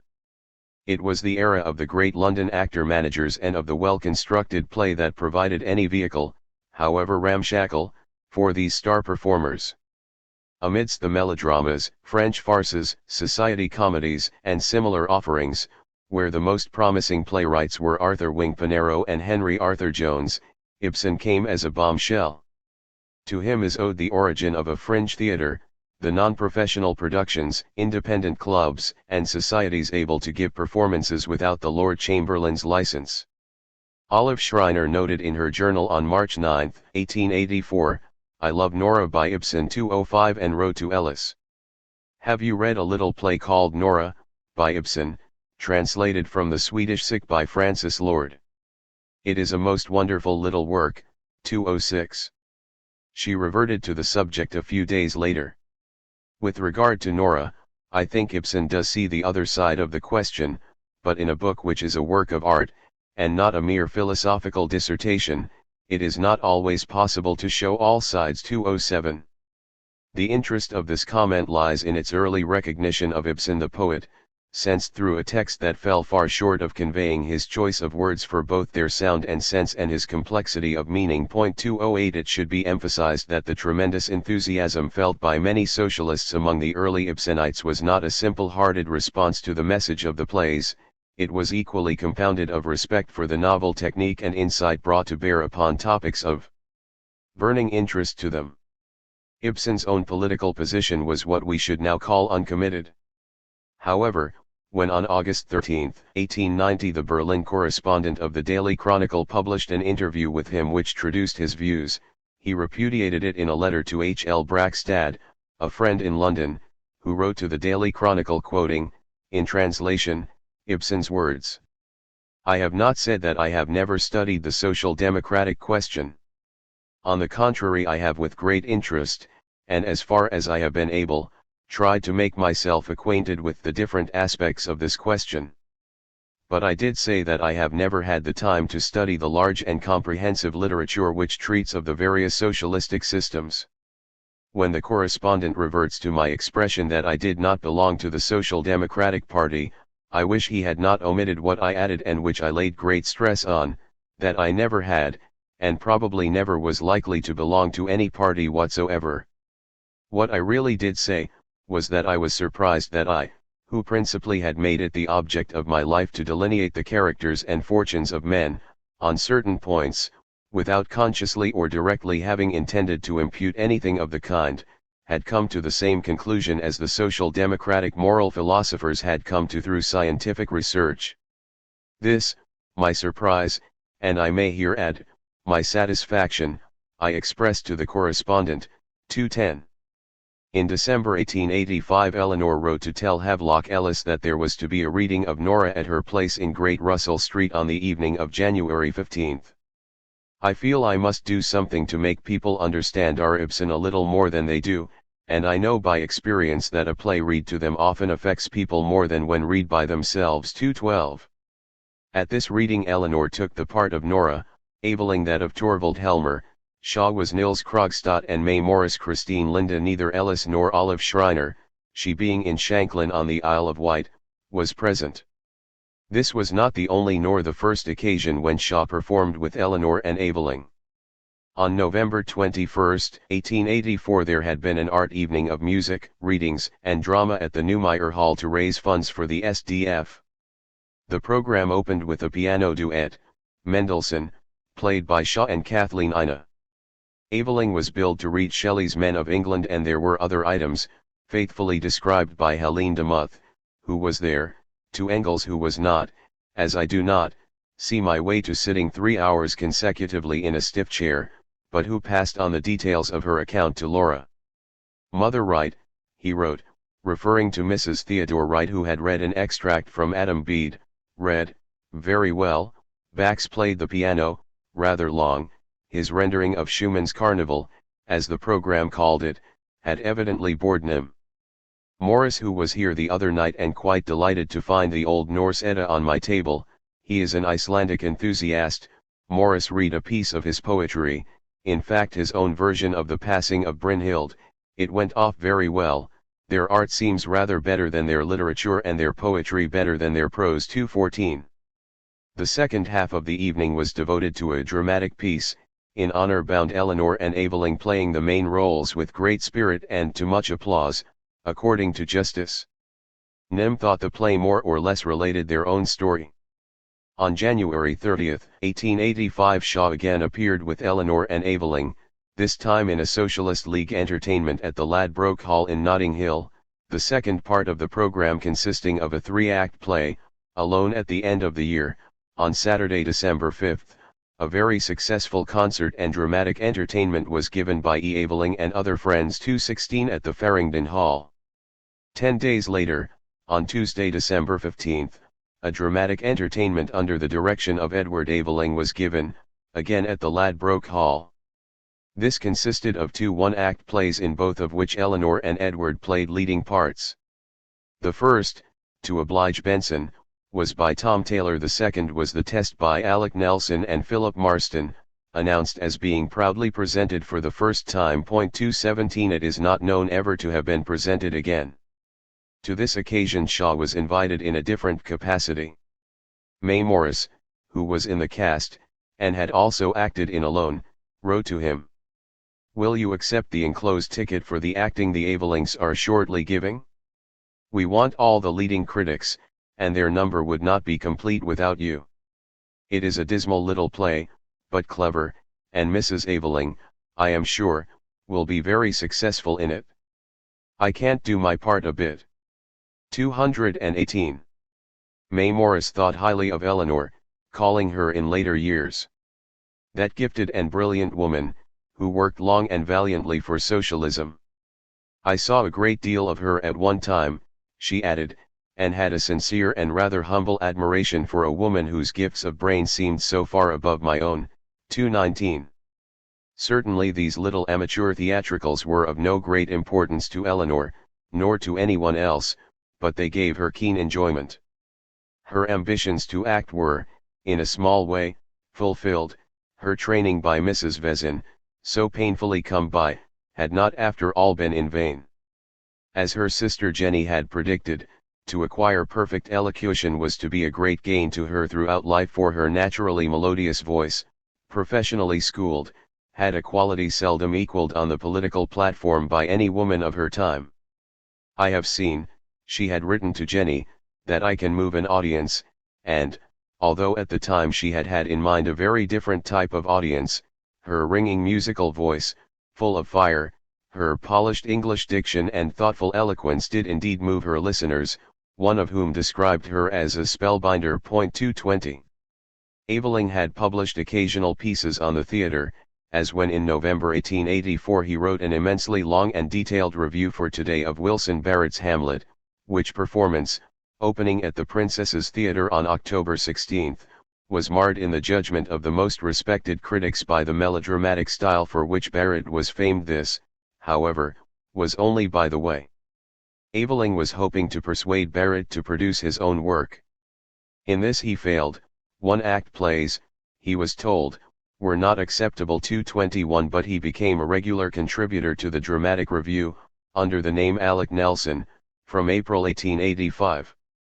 Swift said, "It is an uncontrovertible truth that no man ever made an ill figure who understood his own talents, nor a good one who mistook them, and it is a sorry thing when a man of parts but no perception is decoyed by vanity into the sphere of the creative arts." Of course, like everyone else, Aveling knew his Shelley who, in the 1880s, though dead, shared with Browning, still alive, the highest public esteem, but there is never a mention of the writers of his own time. He is not known to have taken the smallest interest in the visual arts, not even in those that formed so large a part of Morris's life and work. Of music he was ignorant, and in the drama, apart from Shakespeare and Ibsen, his taste, if one may judge by his own plays, adaptations and productions, ran to the gimcrack. How incautious were his pretensions may be judged by the fact that, at roughly the same period, one of his confreres on the Dramatic Review was Bernard Shaw, who also wrote as an expert on music and, less knowledgeably, on art for the World, to which paper William Archer was attached as theatre critic, probably the best of his time, while the Pall Mall Gazette, where Aveling's reviews of poetry and fiction occasionally appeared, could claim not only Shaw and Archer but also Oscar Wilde among its contributors, all of them younger men than Aveling, manifesting talents that might have abashed him. In the first month of his new assignment he was let loose on Tennyson's Becket, by which he was profoundly unimpressed, calling it stillborn. That was forgivable.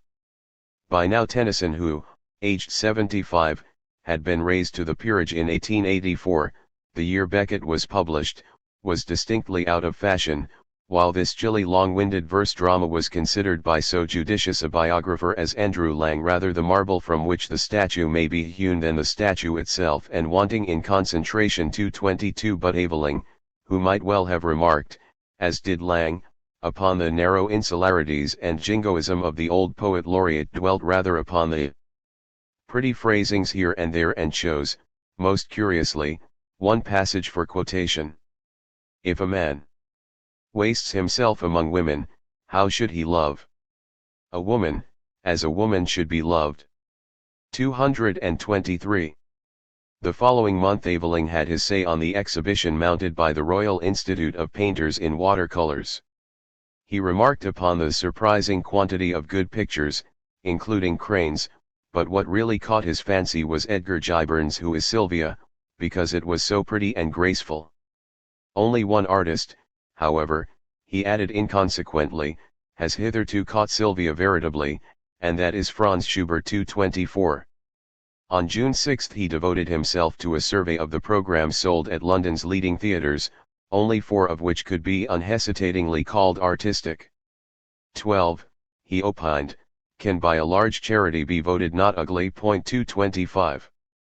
In the same month he attended the Handel Festival at the Crystal Palace, giving him a more appropriate occasion to express his musical appreciation. This, however, he did not do.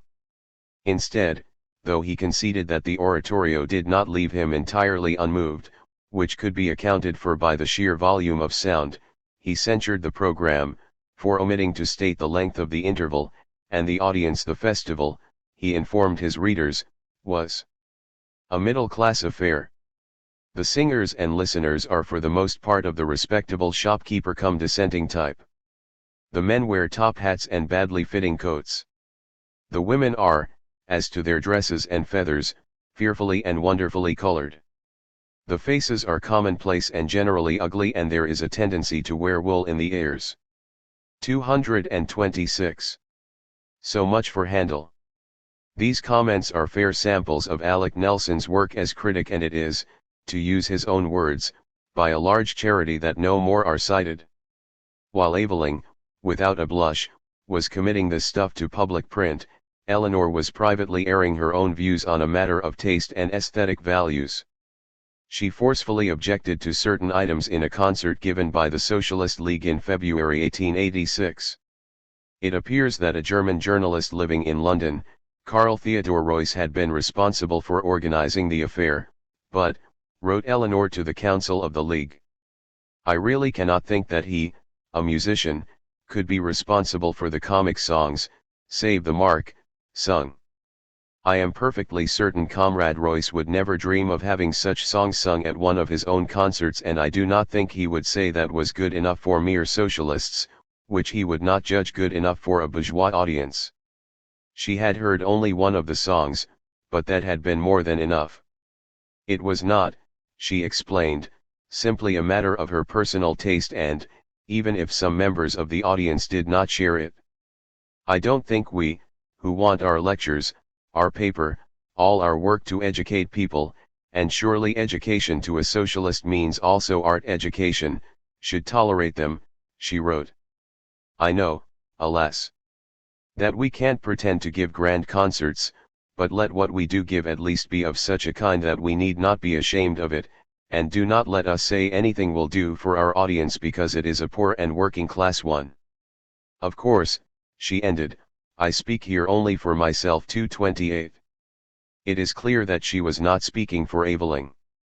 However, she, too, had wandered into unfamiliar fields, if only as a ghost, telling Lavrov in a letter of June 7 that, among other hack work, I am writing a biography and critical sketch of the artist Alma-Tadema for someone who will publish it under his own name, not mine.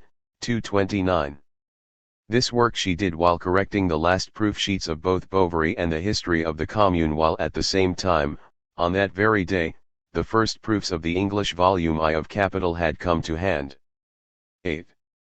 The lease of the Marx house at 41 Maitland Park Road had expired on quarter day, March 25, 1884, and until the very last moment Engels, aided by Helene de Muth, now his housekeeper, was rummaging among the papers there.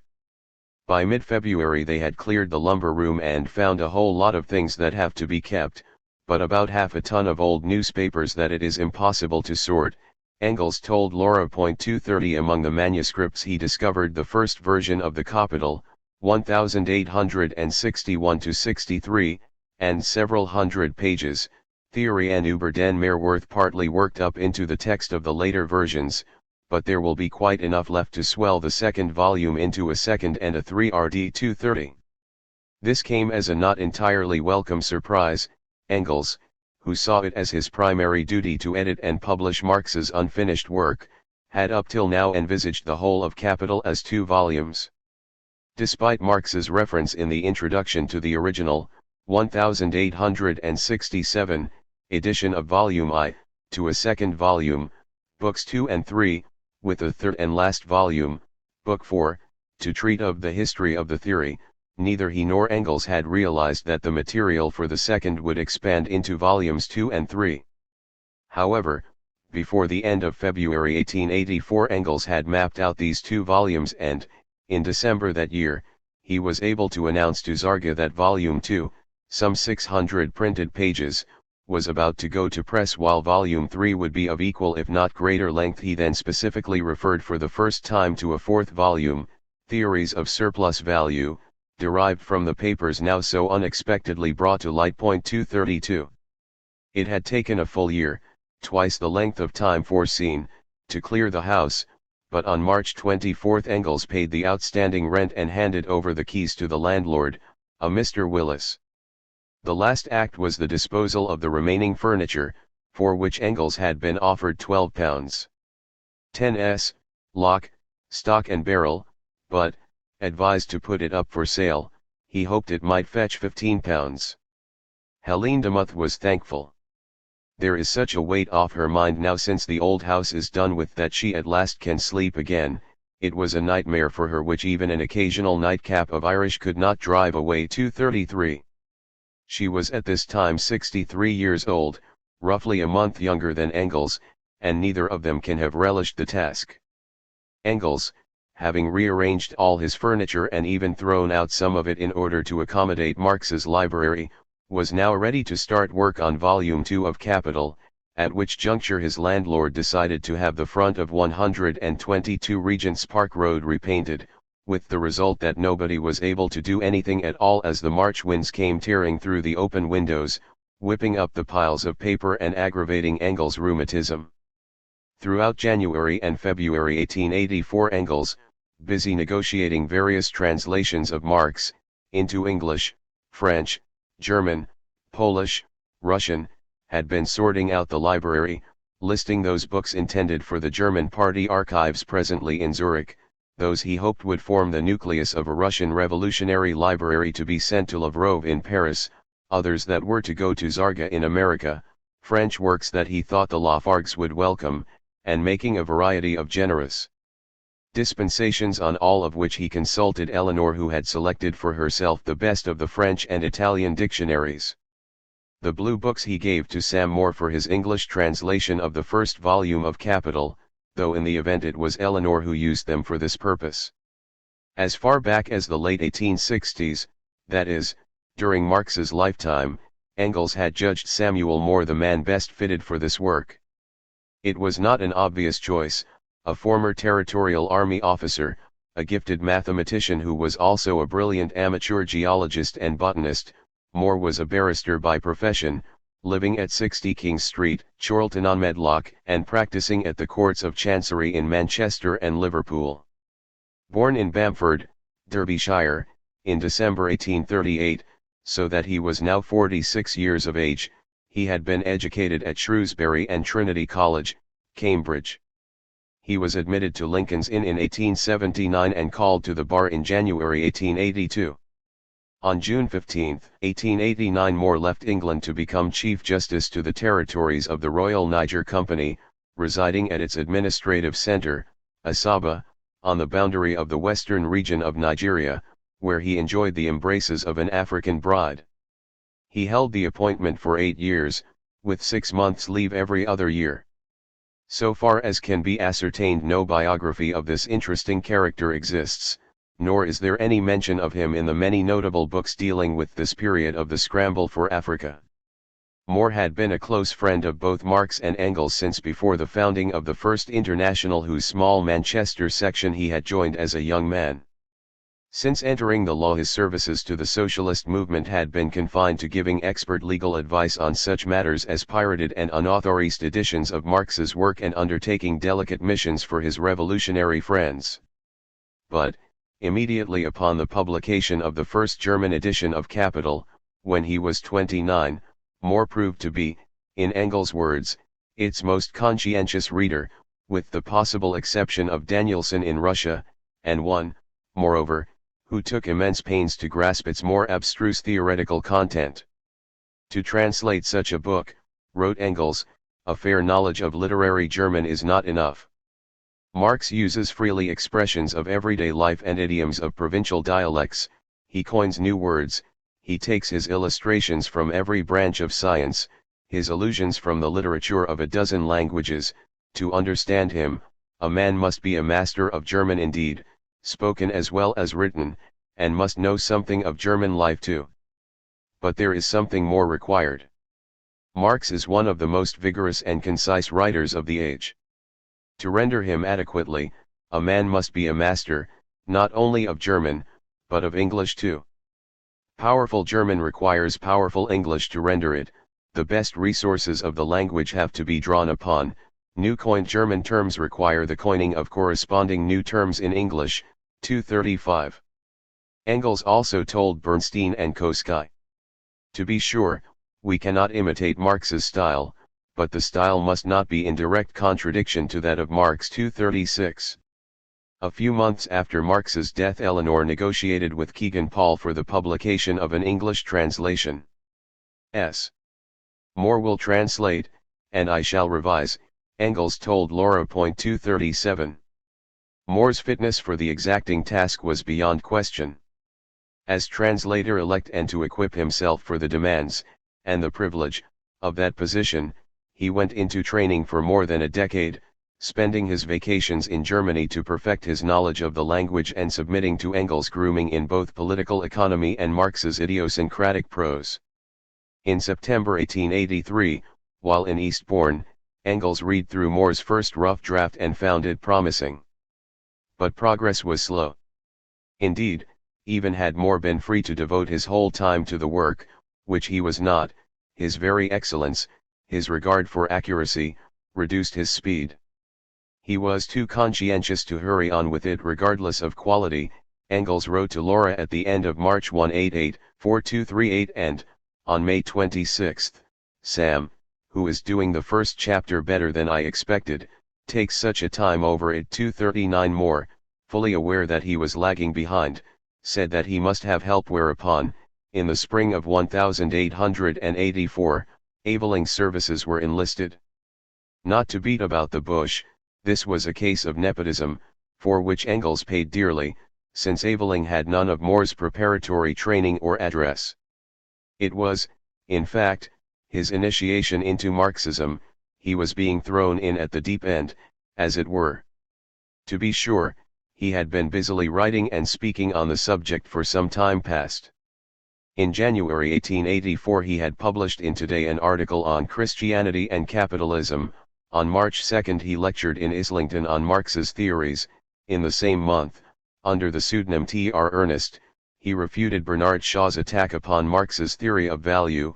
240 On May 25 he introduced a session of unadulterated socialism into his course of lessons at the Hall of Science. While up and down the country he lectured on socialism and free thought, challenging George Howell to a debate on wages, capital, or any other subject on which there were differences of opinion, and, by the end of the year, he was discoursing to the Westminster branch of the SDF on the exposition of economical terms.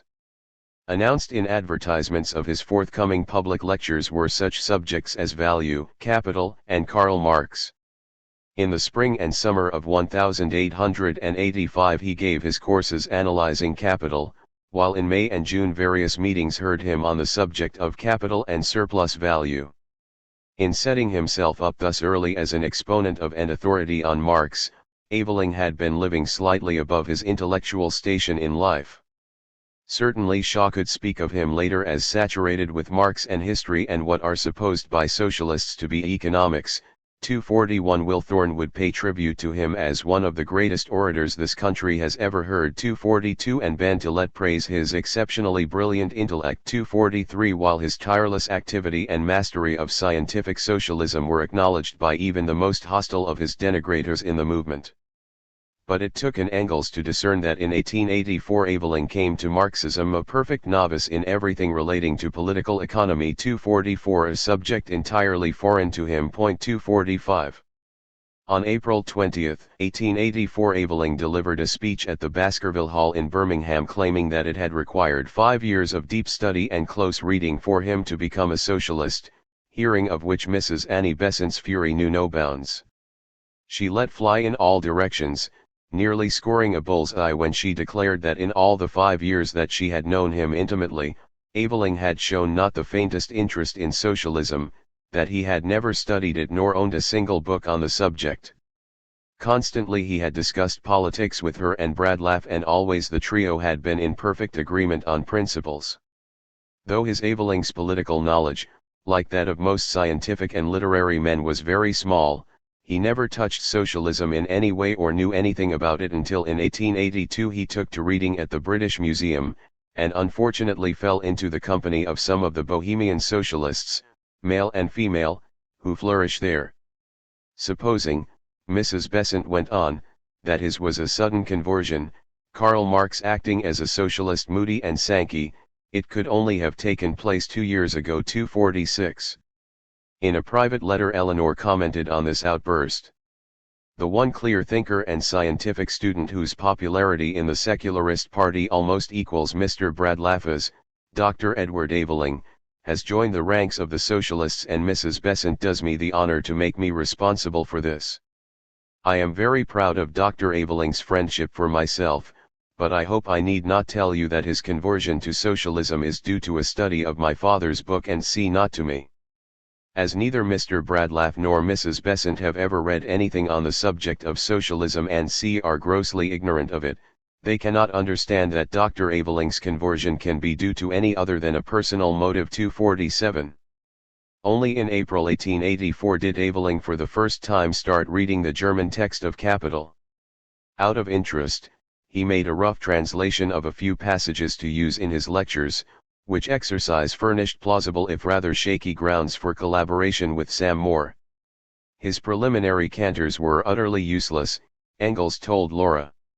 He was however very eager, and so, on his meeting Sam Moore here last week, it was arranged that he should try his hand at the chapter Der Arbeitstag, this being chiefly descriptive and free, comparatively, from difficult theoretical passages for which A is totally unfit as yet, that is to say until he has worked himself through the whole book and understands it. To tell you the truth, I have no great faith in Aveling's present attempts.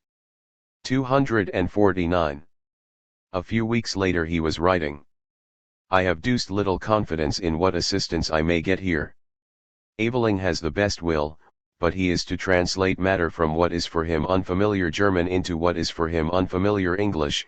If it was natural science it would be easy enough, but political economy and industrial facts where he is not acquainted even with the commonest terms. 250. Nonetheless, Engels, for all his superlative standards, permitted Aveling to continue with this major task. However, he had a particular reason for confiding in Laura the shortcomings of this tyro-Marxist. He wanted to coax her to take a hand in the work.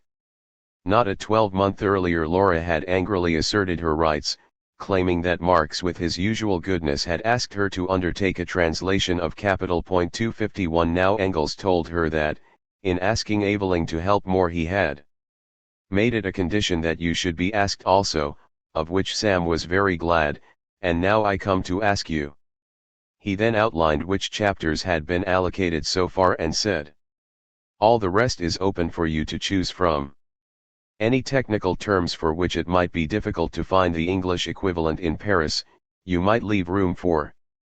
As all parts of the translation pass through my hands, I can easily restore the unity of expression, the application of the same technical terms throughout the book.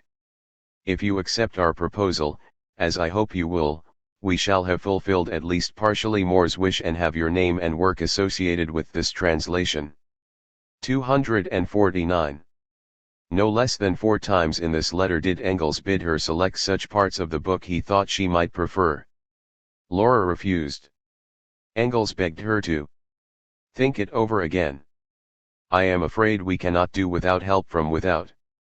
You might try a few pages and see how you get on. 250. This appeal, too, was rejected. It was now, May 1884, that, as we know, Eleanor had begun tracing to their original sources all the quotations from English that Marx had used in Volume I of Capital. This was not quite as simple as it sounds. Marx had used extracts from 214 English authors, of whom 37 were anonymous, ranging from Moore's Utopia, 1516, and Holinshed's Chronicles, 1577, to works published shortly before the third German edition appeared in 1883, the year of his death. 24 British journals were cited and some 80 blue books, select committees and royal commissions reports, Hansards, and statistical abstracts. Some of the references given were to editions and page numbers where these passages were not, in fact, to be found. Even a little research of this kind can rapidly lead to despair. To complicate matters, while still living in Paris Marx had made elaborate preparatory notes, using French translations of English works often without any indication of the English edition from which the French was derived.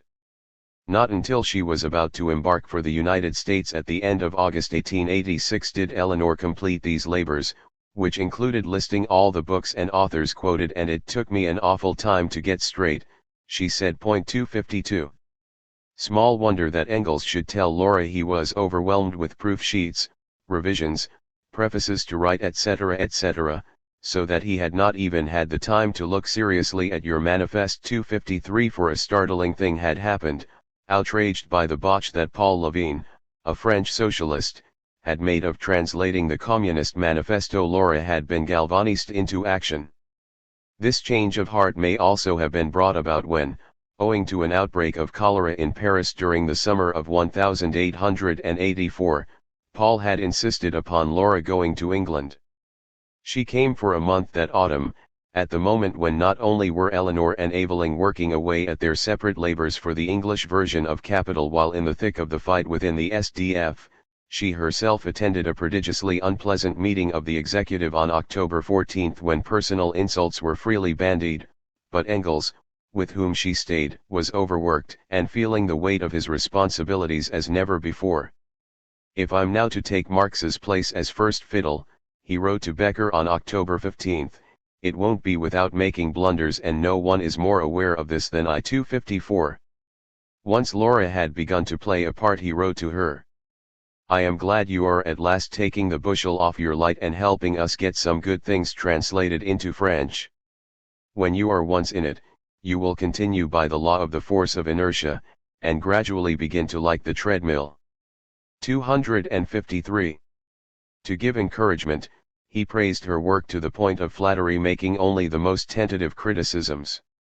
You have hit the nail on the head, he wrote as he returned to her the first few sheets with his notes, as mere suggestions on the value of which you will have to decide, adding, there are only 2 passages, where you evidently were interrupted and did not catch the exact meaning.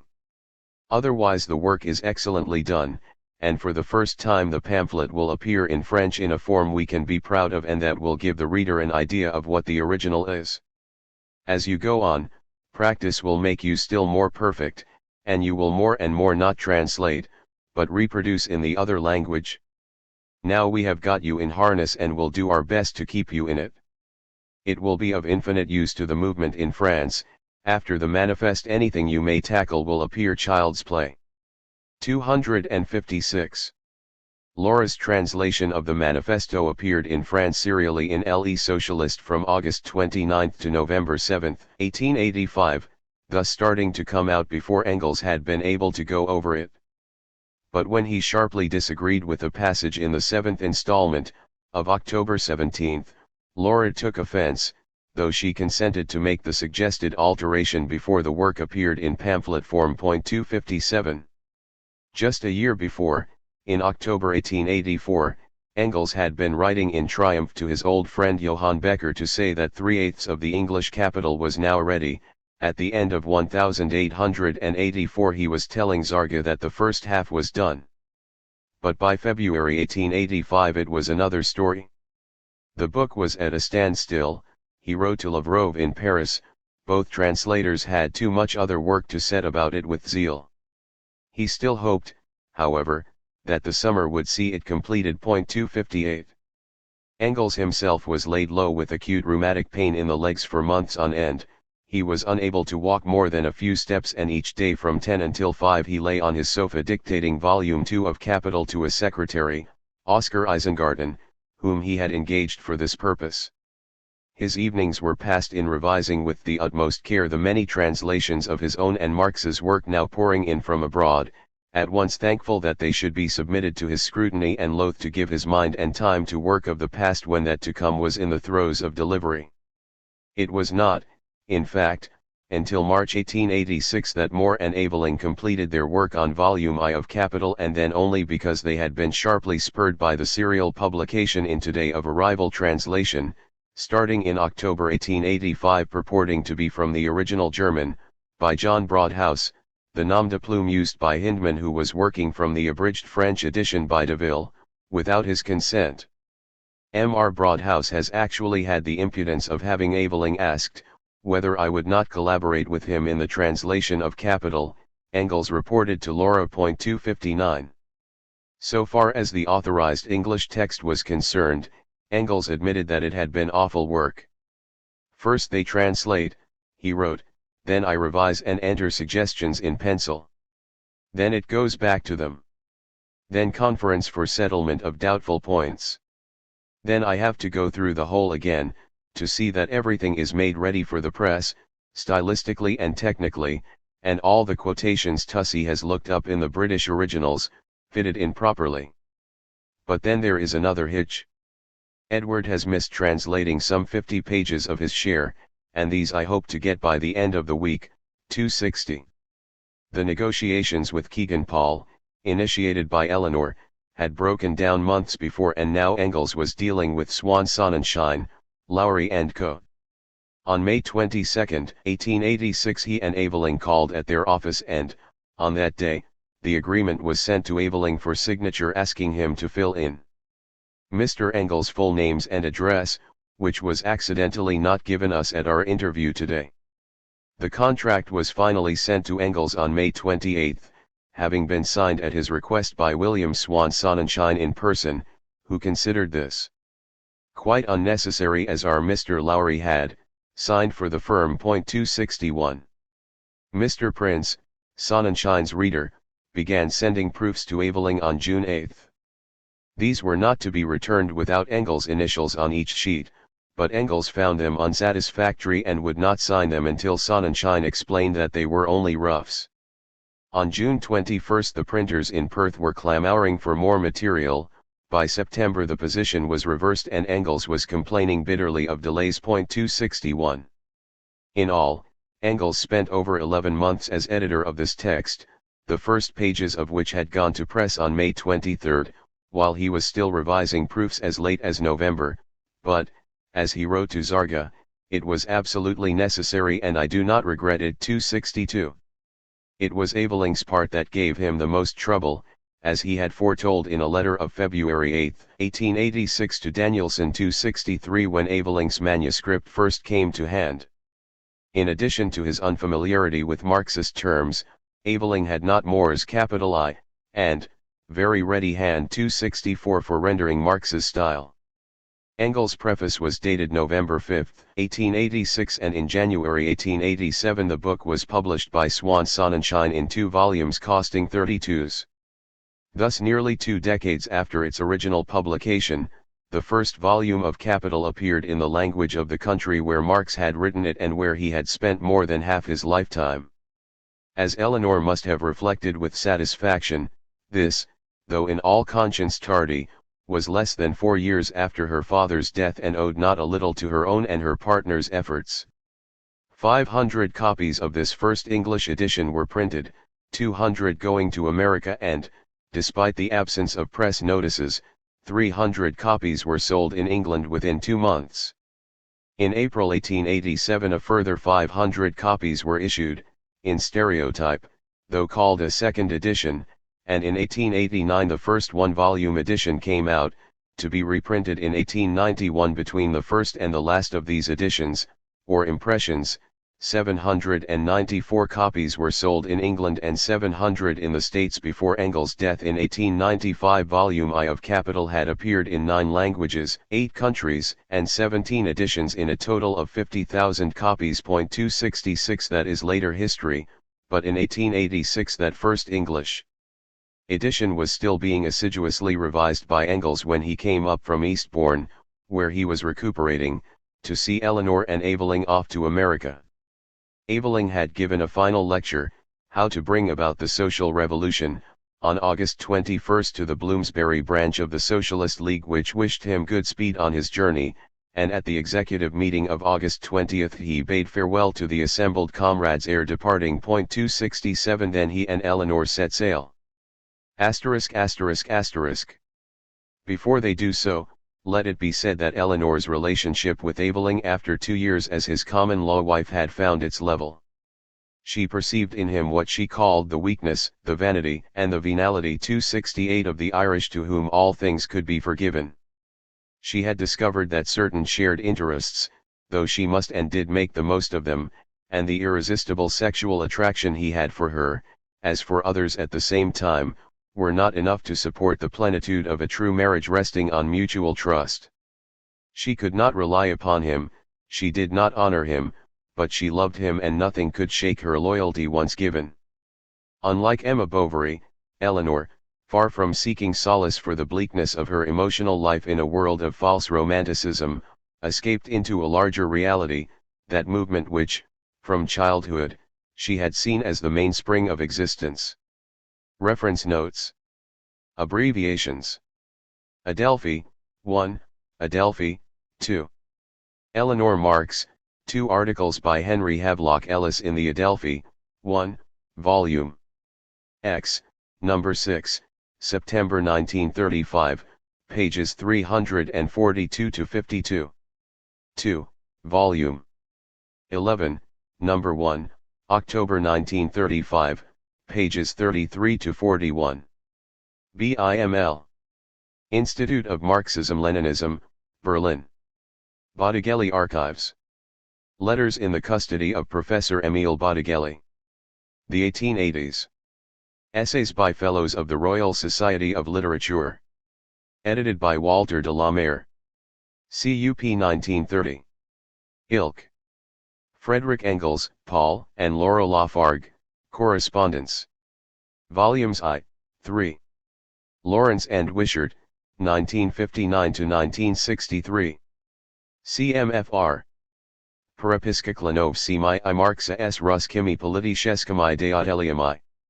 Correspondence between members of the Marx family and Russian political figures. Political Literature Publishing House.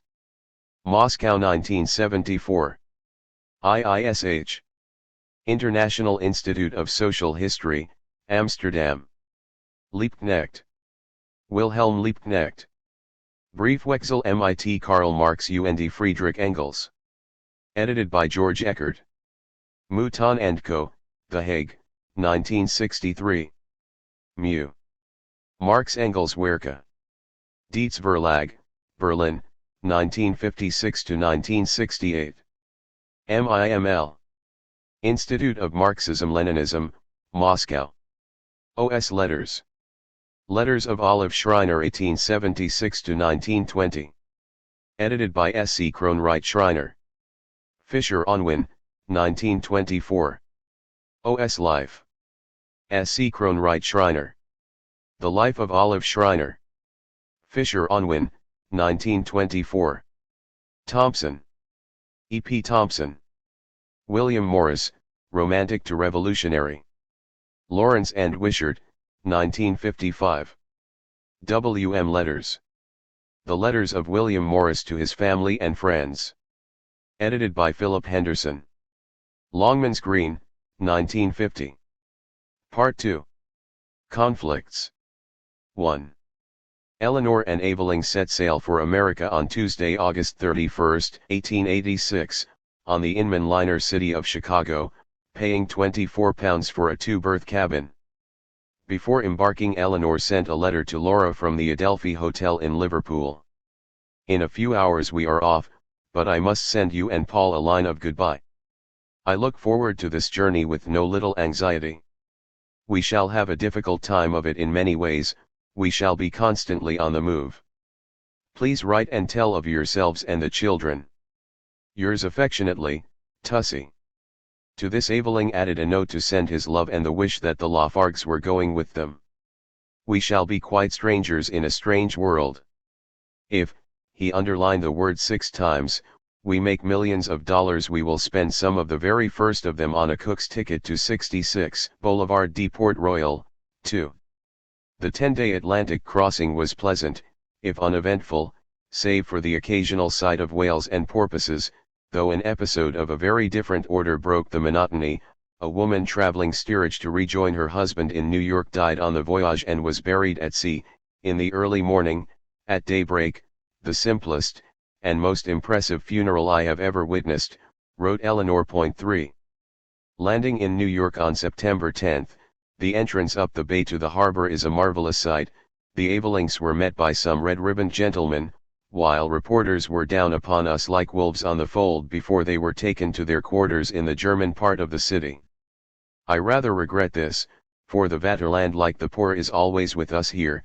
3 said Eleanor, thereby lighting swiftly upon one of the major weaknesses of the American socialist movement. She gave as her forwarding address W. L. Rosenberg at 261 East 10th Street, New York City. He will always know whereabouts to send on. 4.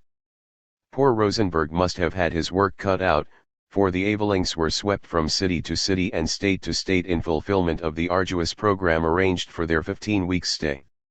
In some places they held as many as 4 meetings, while in addition both were obliged to keep up a steady flow of journalism. Edward has about a dozen newspapers to write to, wrote Eleanor to her sister on September 14 and added a sentence that was to become of some importance later: you know I am bound to keep myself as the party only pays for Edward. 7. This letter was written on the day after Wilhelm Liebknecht had joined them. He it was who had suggested that Eleanor and Aveling should be invited when the German party decided that August Bebel, originally intended as Liebknecht's fellow propagandist, should not be out of the country at the same time. With the arrival of the main guest and elder statesman, Liebknecht had celebrated his 60th birthday in March that year. Life, which had been one whirl these last days, became even more heady. After meeting dozens of people in the morning, we were serenaded last evening and then taken off to beer and talk and handshaking with so many delegates from so many organizations that we were fairly tired out.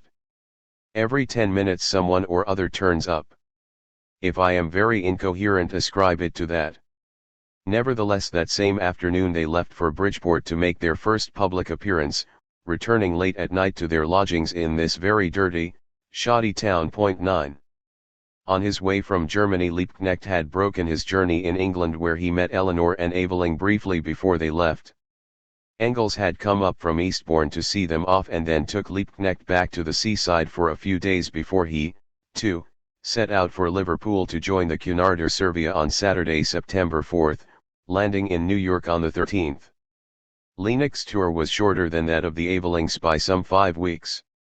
In the interests of more precise details, it is a pity that their engagements did not always coincide with his, for the German government had instructed their charge d'affaires in Washington and their consul in Chicago to render a strict account of Liebknecht's every move and utterance to the Minister of Home Affairs, Puttkamer, for the information of Richthofen, the police president in Berlin. At first it was thought sufficient to send reports published in the American press, but it soon appeared that more painstaking work was required. The demands made upon them were heavier than self-respecting diplomatic and consular officials could meet. They therefore hired Pinkertons, the eye that never sleeps, whose employee, one Butique, using the code name Paul, men and women of various nationalities were on the agency's payroll, trailed Liebknecht from place to place, taking down 24 of his speeches verbatim. His expense account, footed by the German embassy in Washington after Liebknecht's departure, amounted to $712.01.9. The levity of that penny is rather endearing. What could he have spent it on? Although, from September 22 onwards, Liebknecht was to be the object of these special attentions, there was no lack of publicity for the joint and separate meetings held by the visitors. They were widely advertised and reported at length in the States, while both Commonweal in England and the Social Democrat, published in Zurich and illegally circulated in Germany, gave regular news of the tour. Thus on September 16, the speeches made by Eleanor and Aveling at Loomis Temple of Music were given generous coverage by the New Haven Workman's Advocate. 11 To a mixed assembly, Aveling spoke for an hour on Marxist theory. Eleanor, more flexible and quick to sense the feeling of a largely uninitiated and partly middle-class audience, drawn there by curiosity, dealt with some of the more commonly heard objections to socialism. The fear, she said, that with the abolition of all private property no one would be able to say my coat, my watch and so forth, was unfounded.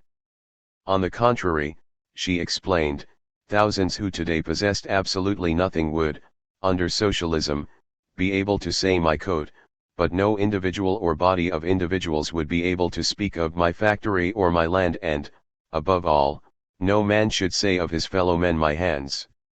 She ended by raising the difficult question of physical force and declared that no socialist wished to use it, but, just as Americans had fought to abolish slavery, so, she believed, would socialists have to fight to abolish wage slavery. 3 days later, on Sunday, September 19, a mass meeting attended by 10,000 people was held at Cooper Union, followed by an official public reception in Brommer's Union Park, to which a crowd of 25,000 flocked. 12 The meeting was said to have been the largest ever known in New York. On the same day as this tremendous demonstration of welcome took place, John Swinton's paper gave a full account of the visitors, unfortunately introducing Aveling as a member of the British Social Democratic Federation, causing Justice to accuse him of sailing under false colors and Aveling to retort that he had made no such claim. Swinton also listed the places where both Liebknecht and Aveling could be heard in the forthcoming weeks. 15. In the next issue of his paper, Swinton devoted a leader to the reception given on September 19 under the heading "A Shame for New York." As Aveling was to report to Commonweal, the whole went off without the least disturbance, although a large body of police were present and did their best to create disorder. 16 Swinton had a deal more to say of what he called this disgrace to his city. The police had been obtrusive and insolent, while reserves from several precincts had been held in readiness for the trouble they had sought to provoke. The 3 guests had jointly written and sent a letter to the New York press, which Swinton quoted. "We have just returned from a magnificent and orderly meeting in Bromers Park, a meeting the police did their best to make disorderly. The addresses given in the gigantic hall were listened to in perfect order by an audience of many thousands. The speeches over, we passed out into the open air, followed, not unnaturally, by a considerable number of people anxious to speak with the orators, whom some of them knew personally. The police pushed the people and struck the people, they pushed and struck two of us. Nothing but the greatest forbearance on the part of the thousands present prevented an outbreak. We have never seen in Europe such wanton interference on the part of the police with the liberty of the subject as we saw today in a country proverbially known as the land of the free. What a misfortune," Swinton commented, "that three strangers should be forced to publish such a statement. We beg them to understand that at least some of the people of New York feel mortified." 17. On both the Monday and the Wednesday, 20 and September 22, following the reception there were further large and enthusiastic meetings at Cooper Union. The second of these was devoted to the subject of trade unionism as a step towards socialism. On September 27 May Morris, evidently referring to the September 19 meeting, wrote to Andreescu, "Did you see in the papers Eleanor Eveling's fiery speech on the other side of the water? I was rather amused by it." 18. The New York Herald was not amused. It gave a column to the huge inaugural gathering under the headings, "Socialistic Pleadings." Cooper Union crowded. Spurred on by a woman, making much of the fact that not only was 7/8 of the audience German but that a large delegation of what it called Sozialistische Frauenbund occupied the platform. Eleanor, introduced under the subheading Karl Marx's daughter booms, was described as a German-looking lady with eyeglasses, a forbidding portrait indeed, while in the report of the meeting of the 22nd stress was again laid on the thousands of Germans present. 19. Nevertheless, the Herald gave surprisingly full and, quite often, objective news of the visitors. Thus when, on September 28, Liebknecht and Aveling were thrown out of the Manhattan Club where they were the guests of a respected member, the Herald wrote that the majority of members of the club find great fault with the action of the House Committee, quoting an anonymous congressman who called the incident an outrage that must lead to an imminent change in the entire directory of the Manhattan Club, with the infusion of new and more liberal blood. 20. Altogether 11 meetings were held in New York before, on October 2, Eleanor and Aveling left for New England, the cities of the Great Lakes and points north, west, south and so back to New York. Before the travelers take to the road, it may be useful to sketch in rough outline the situation of the American working class movement at this period, for 1886 was one of the most eventful and revolutionary years in its history. It was a time when the number of industrial workers had grown very rapidly, when the powerful corporations, trusts and banks were in control of every major and most minor enterprises, when, America having entered the technological race at an advanced stage, the machine increasingly replaced the craftsman and, as Eleanor judged, the intensity of labor in certain trades was 50% or higher than that in England. 6. The body sponsoring the visitors was the Socialist Labor Party of North America, founded in 1877.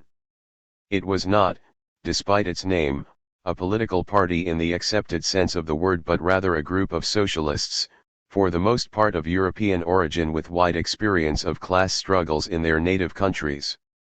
It owed a great deal to such men as Friedrich Adolf Zarga and, though torn by various factions, the strongest being the Lassalleans, held to a firm if doctrinaire Marxism that encouraged rather than precluded activity in the trade unions to which the majority of its members belonged, exercising an influence out of all proportion to the size of the parent group. It was largely dominated by and overwhelmingly composed of Germans, though it had its small English, Russian, Polish, Scandinavian and other national sections, hence the original invitation only to Liebknecht and Babel. It published German-language papers and made little contact with or impact upon the millions of progressive American-born workers whose language, both in the literal and figurative sense, it did not speak and inflexibly refused to learn.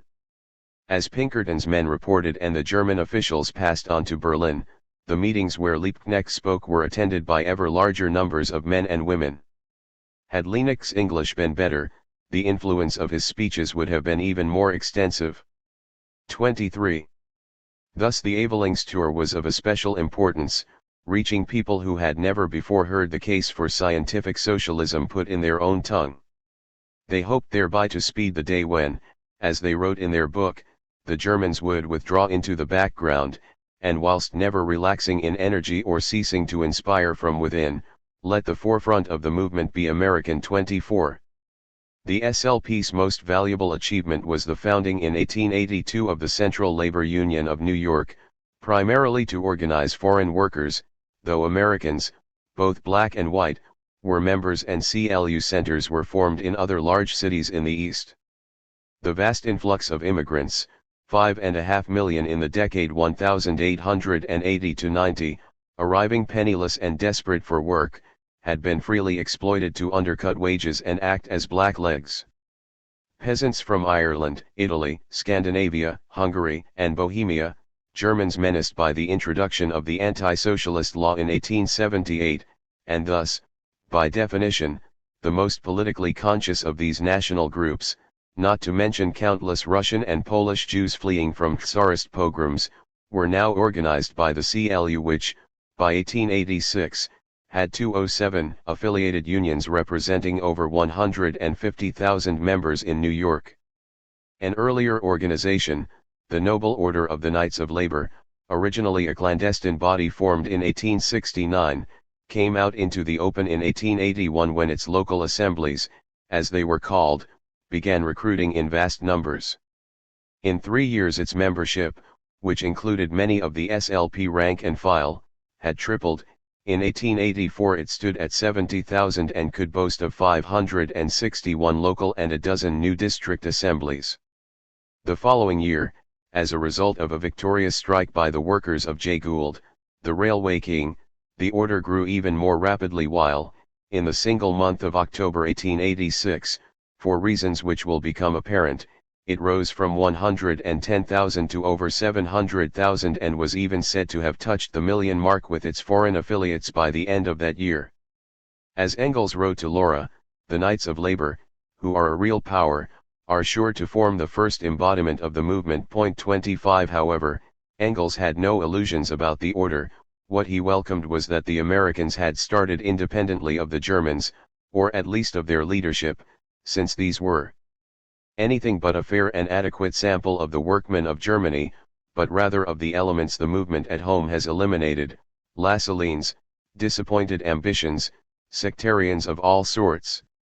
As a ferment, the Germans can and will act, and at the same time undergo, themselves, a good deal of useful and necessary fermentation.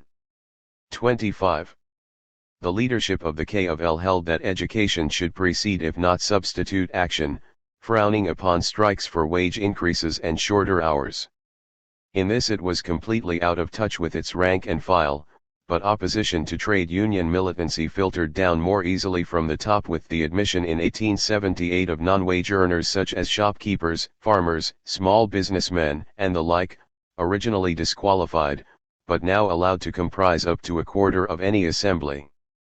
With one foot on the lowest rung of the capitalist ladder, they represented that transition class, defined by Marx as long ago as 1852, in which the interests of two classes are simultaneously mutually blunted. 26. This mistrust of trade union struggle was also shared by the many Lassalleans who were members of both the SLP and the KFL. Thus, while at the peak of its power when Eleanor and Aveling were in America, the order was even then recognized by Engels as carrying the seeds of its own dissolution, though also of rebirth. Their absurd organization and very slippery leadership, used to the methods of corrupt American partisanship, will very soon provide a crisis within that body itself, he wrote to Laura, and then a more adequate and more effective organization can be developed from it. 25. He compared this indigenous movement favorably with the German-bred socialism transplanted across the Atlantic.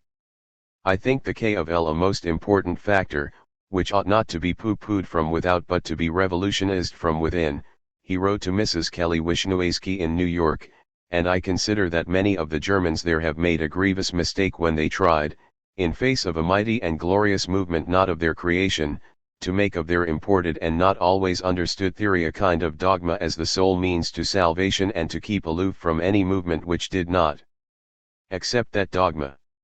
To expect the Americans will start with the full consciousness of the theory worked out in older industrial countries is to expect the impossible. 27. While the K of L, in the same way as the model unions in Britain, discouraged open conflict with the employers and, by its rules, banned political discussion, another body, first founded in 1881, was now coming to the fore. The Federation of Organized Trades and Labor Unions, under the chairmanship of Samuel Gompers, spent its first 3 years in rather fruitless pursuit of legislative reforms. This made little appeal to the large national unions, and, by 1884, the Federation had an affiliated membership of barely 50,000, was short of funds and appeared altogether ineffectual.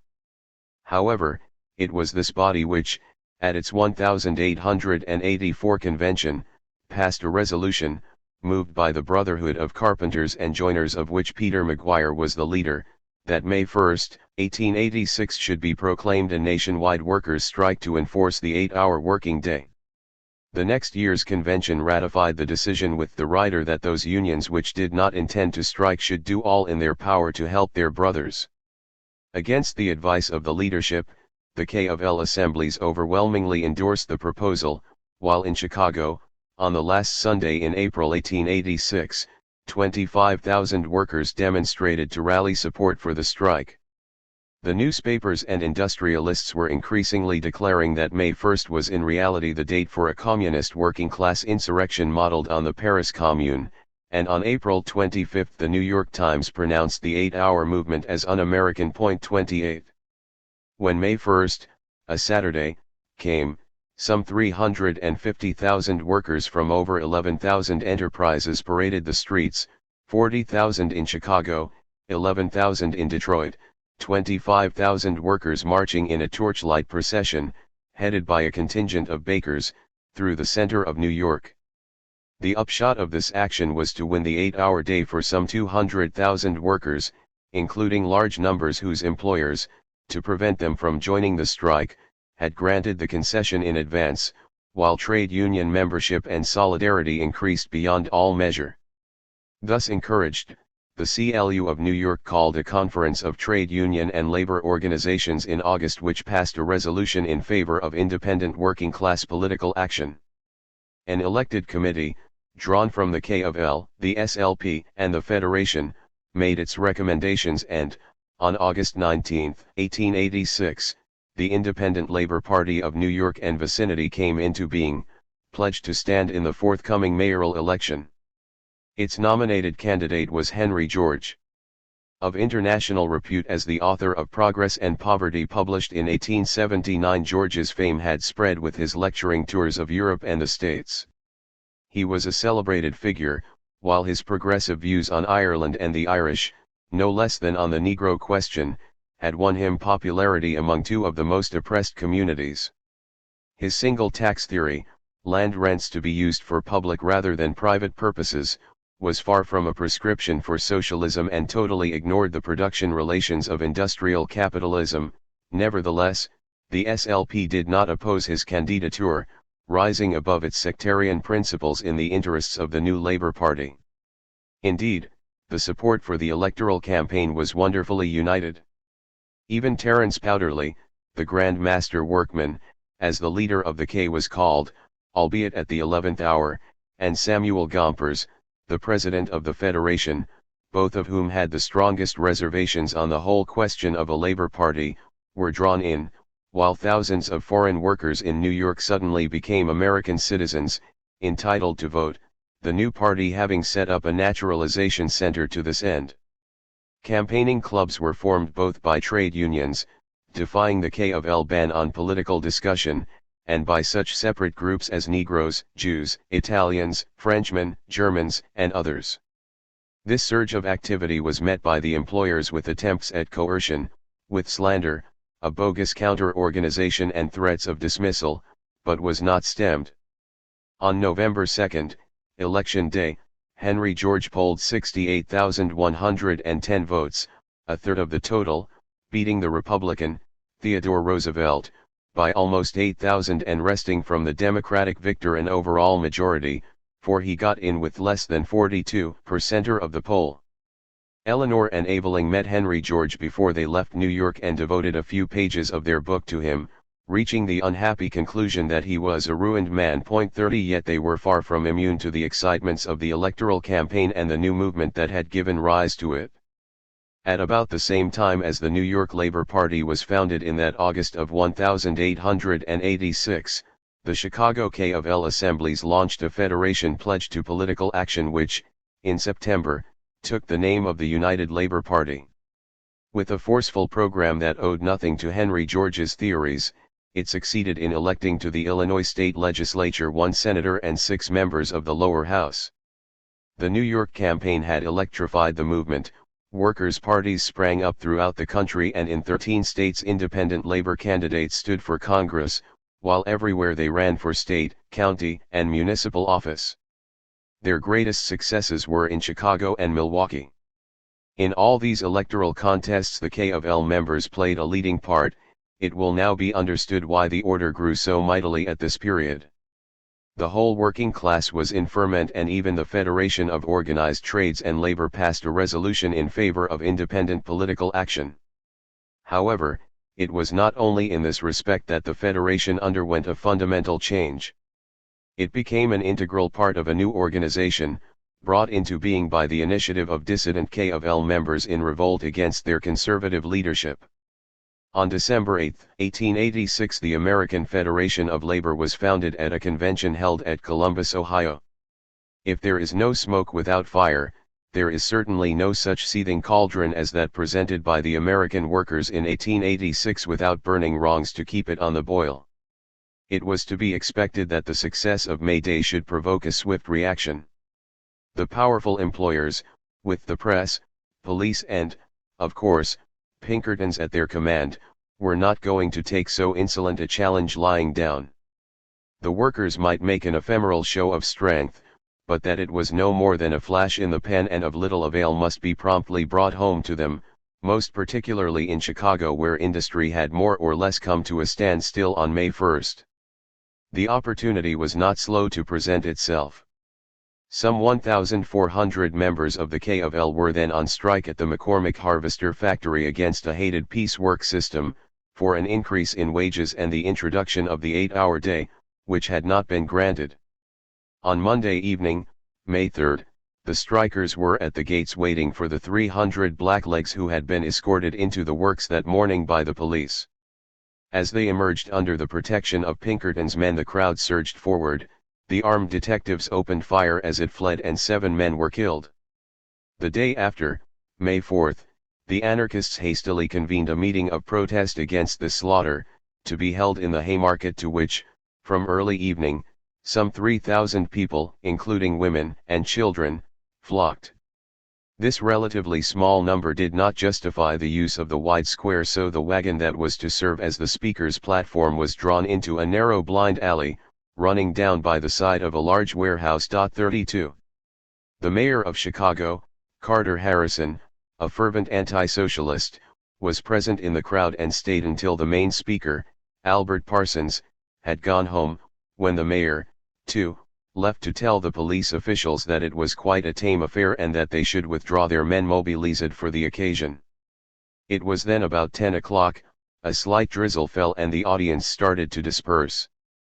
The last speaker, Sam Fielden, was winding up when, in disregard of the mayor's advice, an armed posse of 180 police appeared upon the scene and ordered the meeting to stop. Fielden shouted that it was a peaceable assembly. At that moment a bomb exploded, instantly killing 1 policeman, patrolman Matthias Deegan, and mortally wounding 6 others, while 50 more received injuries. There was conflicting evidence as to whether the police did or did not fire before the bomb was thrown. 32 But at all events they fired, both into the crowd and at those vainly trying to escape from the cul-de-sac, whom they also chased and battened, killing an unknown number of people and leaving some 200 wounded. On May 5 the panic operation was mounted. Mass arrests were made without warrants, some were kept in prison 3 or 4 months and were then released by the police without trial. 32 suspects were beaten and tortured, their homes ransacked and 31 men indicted. Finally 8 of them, of whom only Sam Fielden, on the platform at the time, and August Spies had been present when the bomb was thrown and none of whom was ever directly or indirectly connected with it according to the evidence produced in court, were charged with the murder of Deegan. The grand jury set the trial for June 21. This trial was amongst the most venal, and such trials are not few, ever to have disgraced a court of law.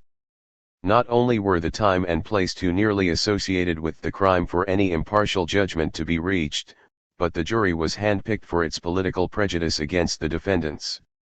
Many of the witnesses were suborned and, when the murder could not be pinned upon any individual in the dock, the judge, Joseph Gary, unashamedly shifted his ground, ruling that certain anarchist literature might be produced in evidence regardless of the fact that, being in German, at least 2 of the accused could never have read it.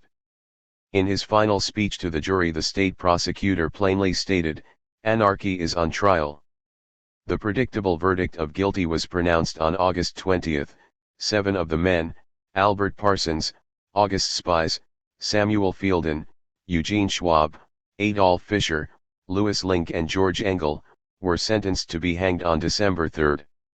The 8th man, Oscar Neebe, who was proved never to have been present at the meeting, was condemned to 15 years penal servitude. 32 The first application for an appeal, made to Judge Gary, was disallowed.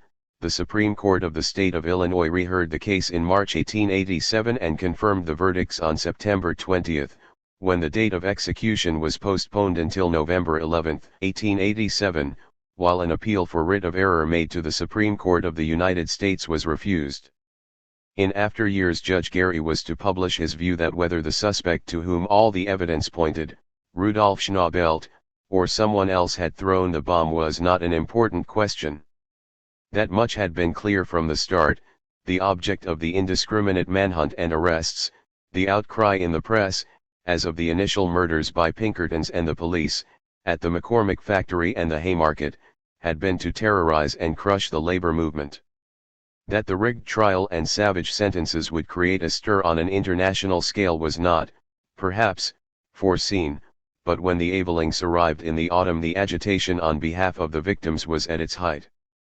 Mass meetings were called by the CLU, the Federation, and the assemblies of the K of L, while leading American citizens from many walks of life petitioned for a review of the case and the commuting of the death sentences. This clamor for a retrial, combined with the unexpected success of the New York Labor Party in the mayoral elections, had led the authorities to announce a stay of execution on November 25, Thanksgiving Day, giving rise to hopes not only that the Superior Court would rescind the verdicts but of even greater support for the condemned men, for ever wider sections of the public now believed them to have been victims rather than enemies of the state. That this should be so was owed more to the dishonesty of those appointed to administer justice than to sympathy with the anarchist movement in America, of which something should be said. In 1878 a group of members dissatisfied with the principles and methods of the New York SLP left it to form what they called a social revolutionary club. Similar clubs sprang up in other cities where there were large numbers of immigrants clinging to the lessons of conspiracy and terrorism imbibed in their countries of origin, although Albert Parsons, the leading figure in the Chicago Club, among the most thriving, was a Native American. In 1881 a revolutionary socialist party loosely united these clubs, the main plank of whose platform was armed insurrection to overthrow capitalism. A year later, 1882, Johann Most arrived in America. With his wide experience, his undoubted ability and his claim to have worked with Marx and Engels, he gave unifying leadership and a strong fillip to the anarchist movement in the States.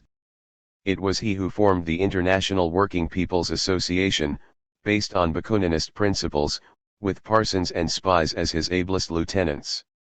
They, however, unlike Most himself and their anarchist brethren in the eastern states, were confirmed trade unionists, a form of anarcho-syndicalism which came to be known as the Chicago Idea.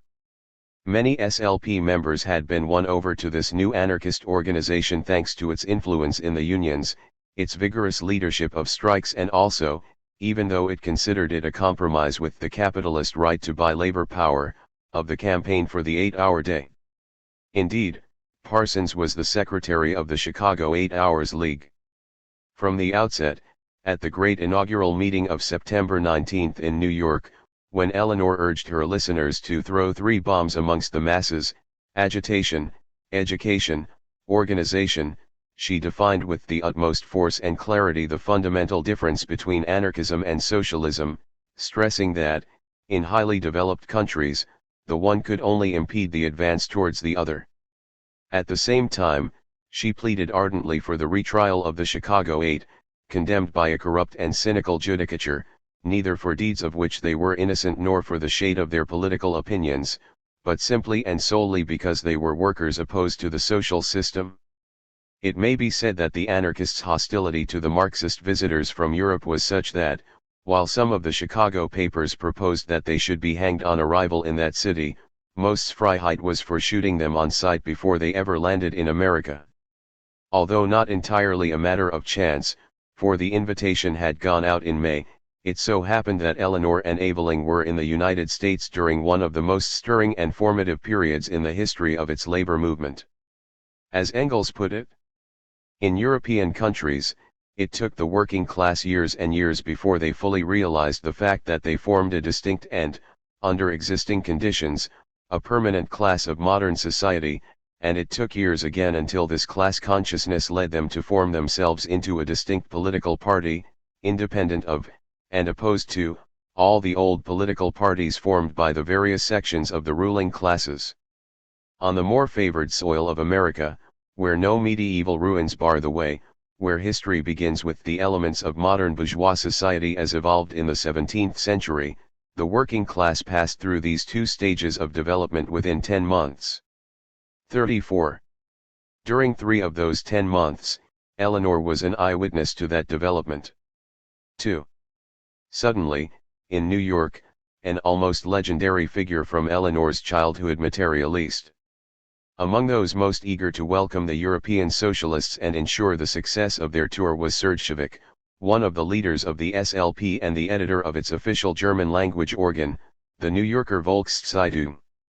It was natural that he should entertain the new arrivals socially and that they should meet his wife, who turned out to be none other than Helene von Donnages, the cause of the duel that had cost La Salle his life in 1864. Now, 22 years and 3 marriages later, here was this romantic personage in the flesh.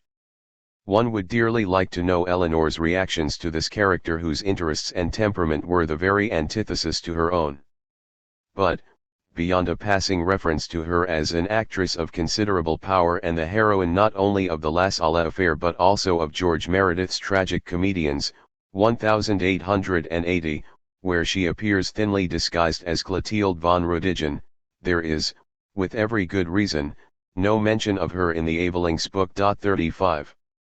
Helene von Donnages, 1843–1911, of mixed Jewish and Baltic Prussian parentage, was a prodigiously vain and silly though not stupid woman of extravagant beauty who, from the most tender age, was always in love with somebody or other but with none so constantly as herself.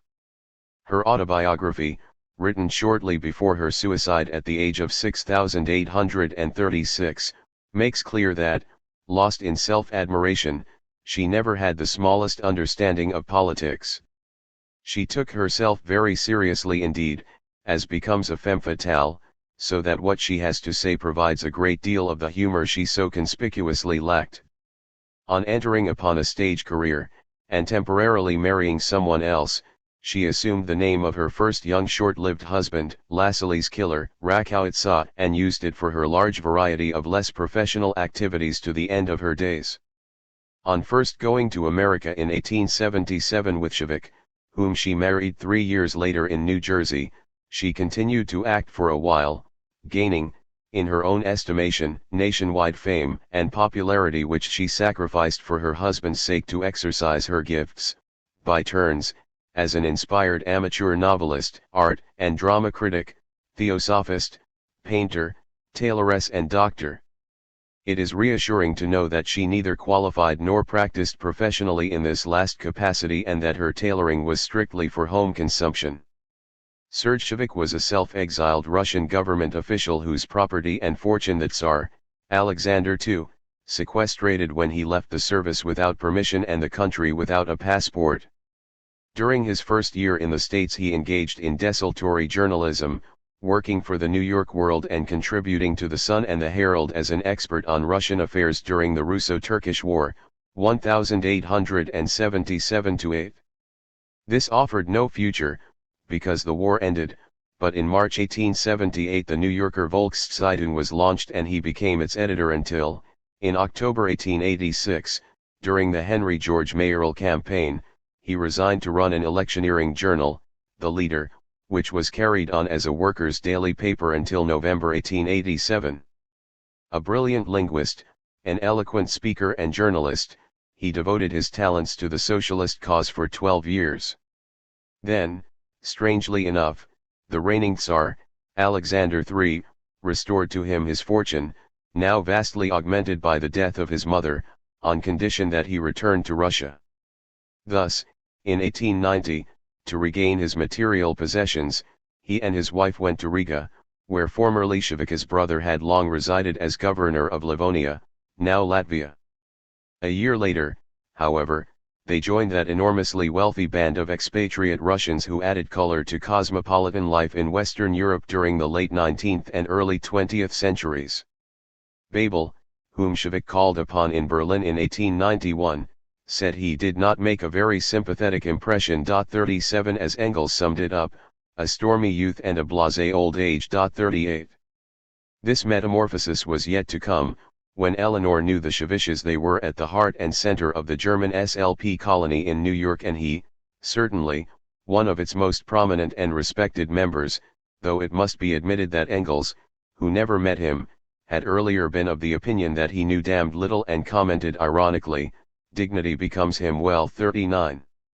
It is possible that Eleanor, writing home, may have made some revealing comments on the Rakowitsa, for this encounter must have aroused her lively interest, but these letters, voluminous and worth their weight in gold, 40, intended to serve as the basis for her reports and a record of the American tour, albeit Engels kept them safely, have not come down to us. Our travelers appear to be getting on swimmingly, commented Laura on sending back one of the letters Engels had received from New York. 42 To Babel he wrote on October 8 that the treatment of Liebknecht and the Evelinks by the American press had been fairly, indeed, unexpectedly decent. On October 23 Engels passed on 2 more letters to Laura from our transatlantic travelers, bidding her to keep the lot for me.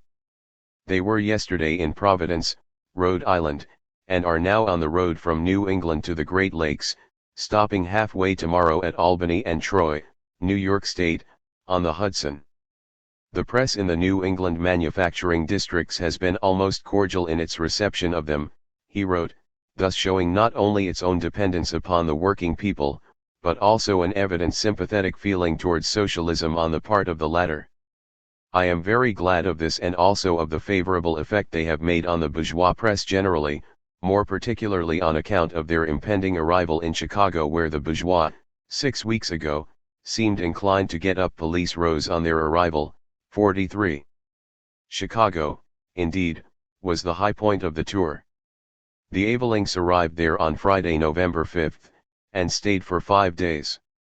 Their advent was naturally looked forward to with more interest, perhaps almost anxiety, than that of any other town in the States. In the first place, the town is in a very ferment of excitement. It has for months been more or less in a state of siege. Nowhere perhaps at the present time does party feeling on all sides run as high as here, wrote the New York Workman's Advocate. Moreover, Chicago was recognized as the stronghold of the anarchists. 44. The anarchists were, of course, in the forefront of everyone's mind and, speaking at the Young Men's Hall in Detroit the day before leaving for Chicago, Eleanor was reported as emphasizing that the working class must never use force, it had no need to. Perhaps, she went on, when the political power is in the hands of working men, capitalists may rebel and fight for their ill-gotten gains, but the rebellion must come from them. 45. Well in advance of the visit, the Chicago press, as Engels had noted, vigorously warned the public against Dr. Aveling and his vitriolic spouse who were coming, for the purpose of inciting if they can resistance to the execution of the sentence passed upon their co-religionists, the anarchists, who now languish in Cork County Jail. In order to accomplish this end they will seek to inflame the passions of the vicious and the turbulent elements of the community. Predicted the Chicago Times, warning these incendiaries that this would prove a dangerous business. The public sentiment of this community is in no mood to trifle with firebrands of the Aveling-Leenick variety. 46.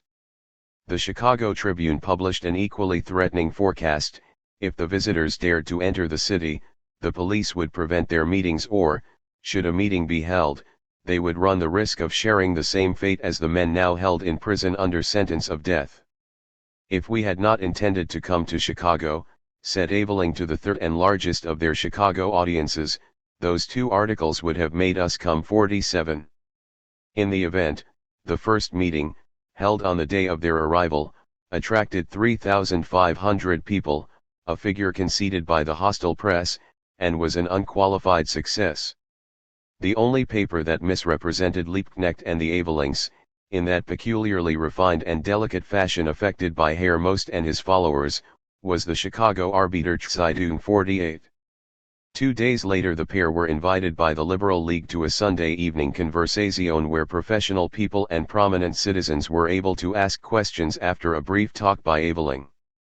An animated discussion followed, at the end of which a resolution was moved: that those present believe the theory of surplus value to be true, and are of opinion that the wage system should be abolished. So many voices were raised to second this that it was impossible to say who the seconder really was, and the motion was passed without a dissentient vote, though with some few abstentions. 48. While sections of the bourgeois, and the anarchist, press continued to fulminate, the Avelings were accorded so many interviews, profiles, leaders and general publicity that at the next night's meeting on November 8 large numbers had to be turned away from the doors of the Aurora Turner Hall. Even then too many had been admitted, the gallery sagged and threatened to collapse under the weight of people standing on the forms, between the forms and almost upon each other, while in the body of the hall the crowd was unable to applaud in unison because, as they said, we were packed so closely that some of us could not move our arms unless those standing by put theirs down to give us a turn. 48. Aveling spoke for an hour, but before he entered upon the subject of Marxism he dealt with the trial of the Chicago 8 and their treatment, as of himself and Eleanor, by the press. Your newspapers, he said, have not only called us names, they have misrepresented us. From the outset they have attributed to us views that we have never held. Now these same newspapers have further been doing everything they possibly can to get public opinion so biased against the men that are now in jail. I am a journalist myself, and I tell you frankly that in all my experience I have never seen anything so wicked, anything so disgraceful as the conduct of your Chicago papers in respect to that trial, and in their attempts to vitiate public opinion since. I tell you that I do not hold the same views as the anarchists, but I should be less than a man if I did not in this huge meeting make it my first business to say that if those men are hanged it is the Chicago Times and Tribune that will have hanged them. He went on to say that the news informed him that he knew nothing whatever about the case, that he had read only short accounts of it, but, on the contrary, he had read every line of a verbatim report of everything that occurred at that trial, not the garbled reports that your newspapers in the English language publish, nor those reports that suppressed everything that told for the defendants, and that printed everything that told against them, but a verbatim and literal report, and, therefore, I claim to have some right to speak on the matter of that trial. He then proceeded to examine, item by item, the perjured evidence and prejudiced conduct of the trial, ending on the note: I hold that for the credit of America, for the honor of the American name, for justice's sake, a new trial should be granted. You have a reputation abroad for courage and for justice. That reputation is smirched by the events of these last few months and by the conduct of your press in this town. 47.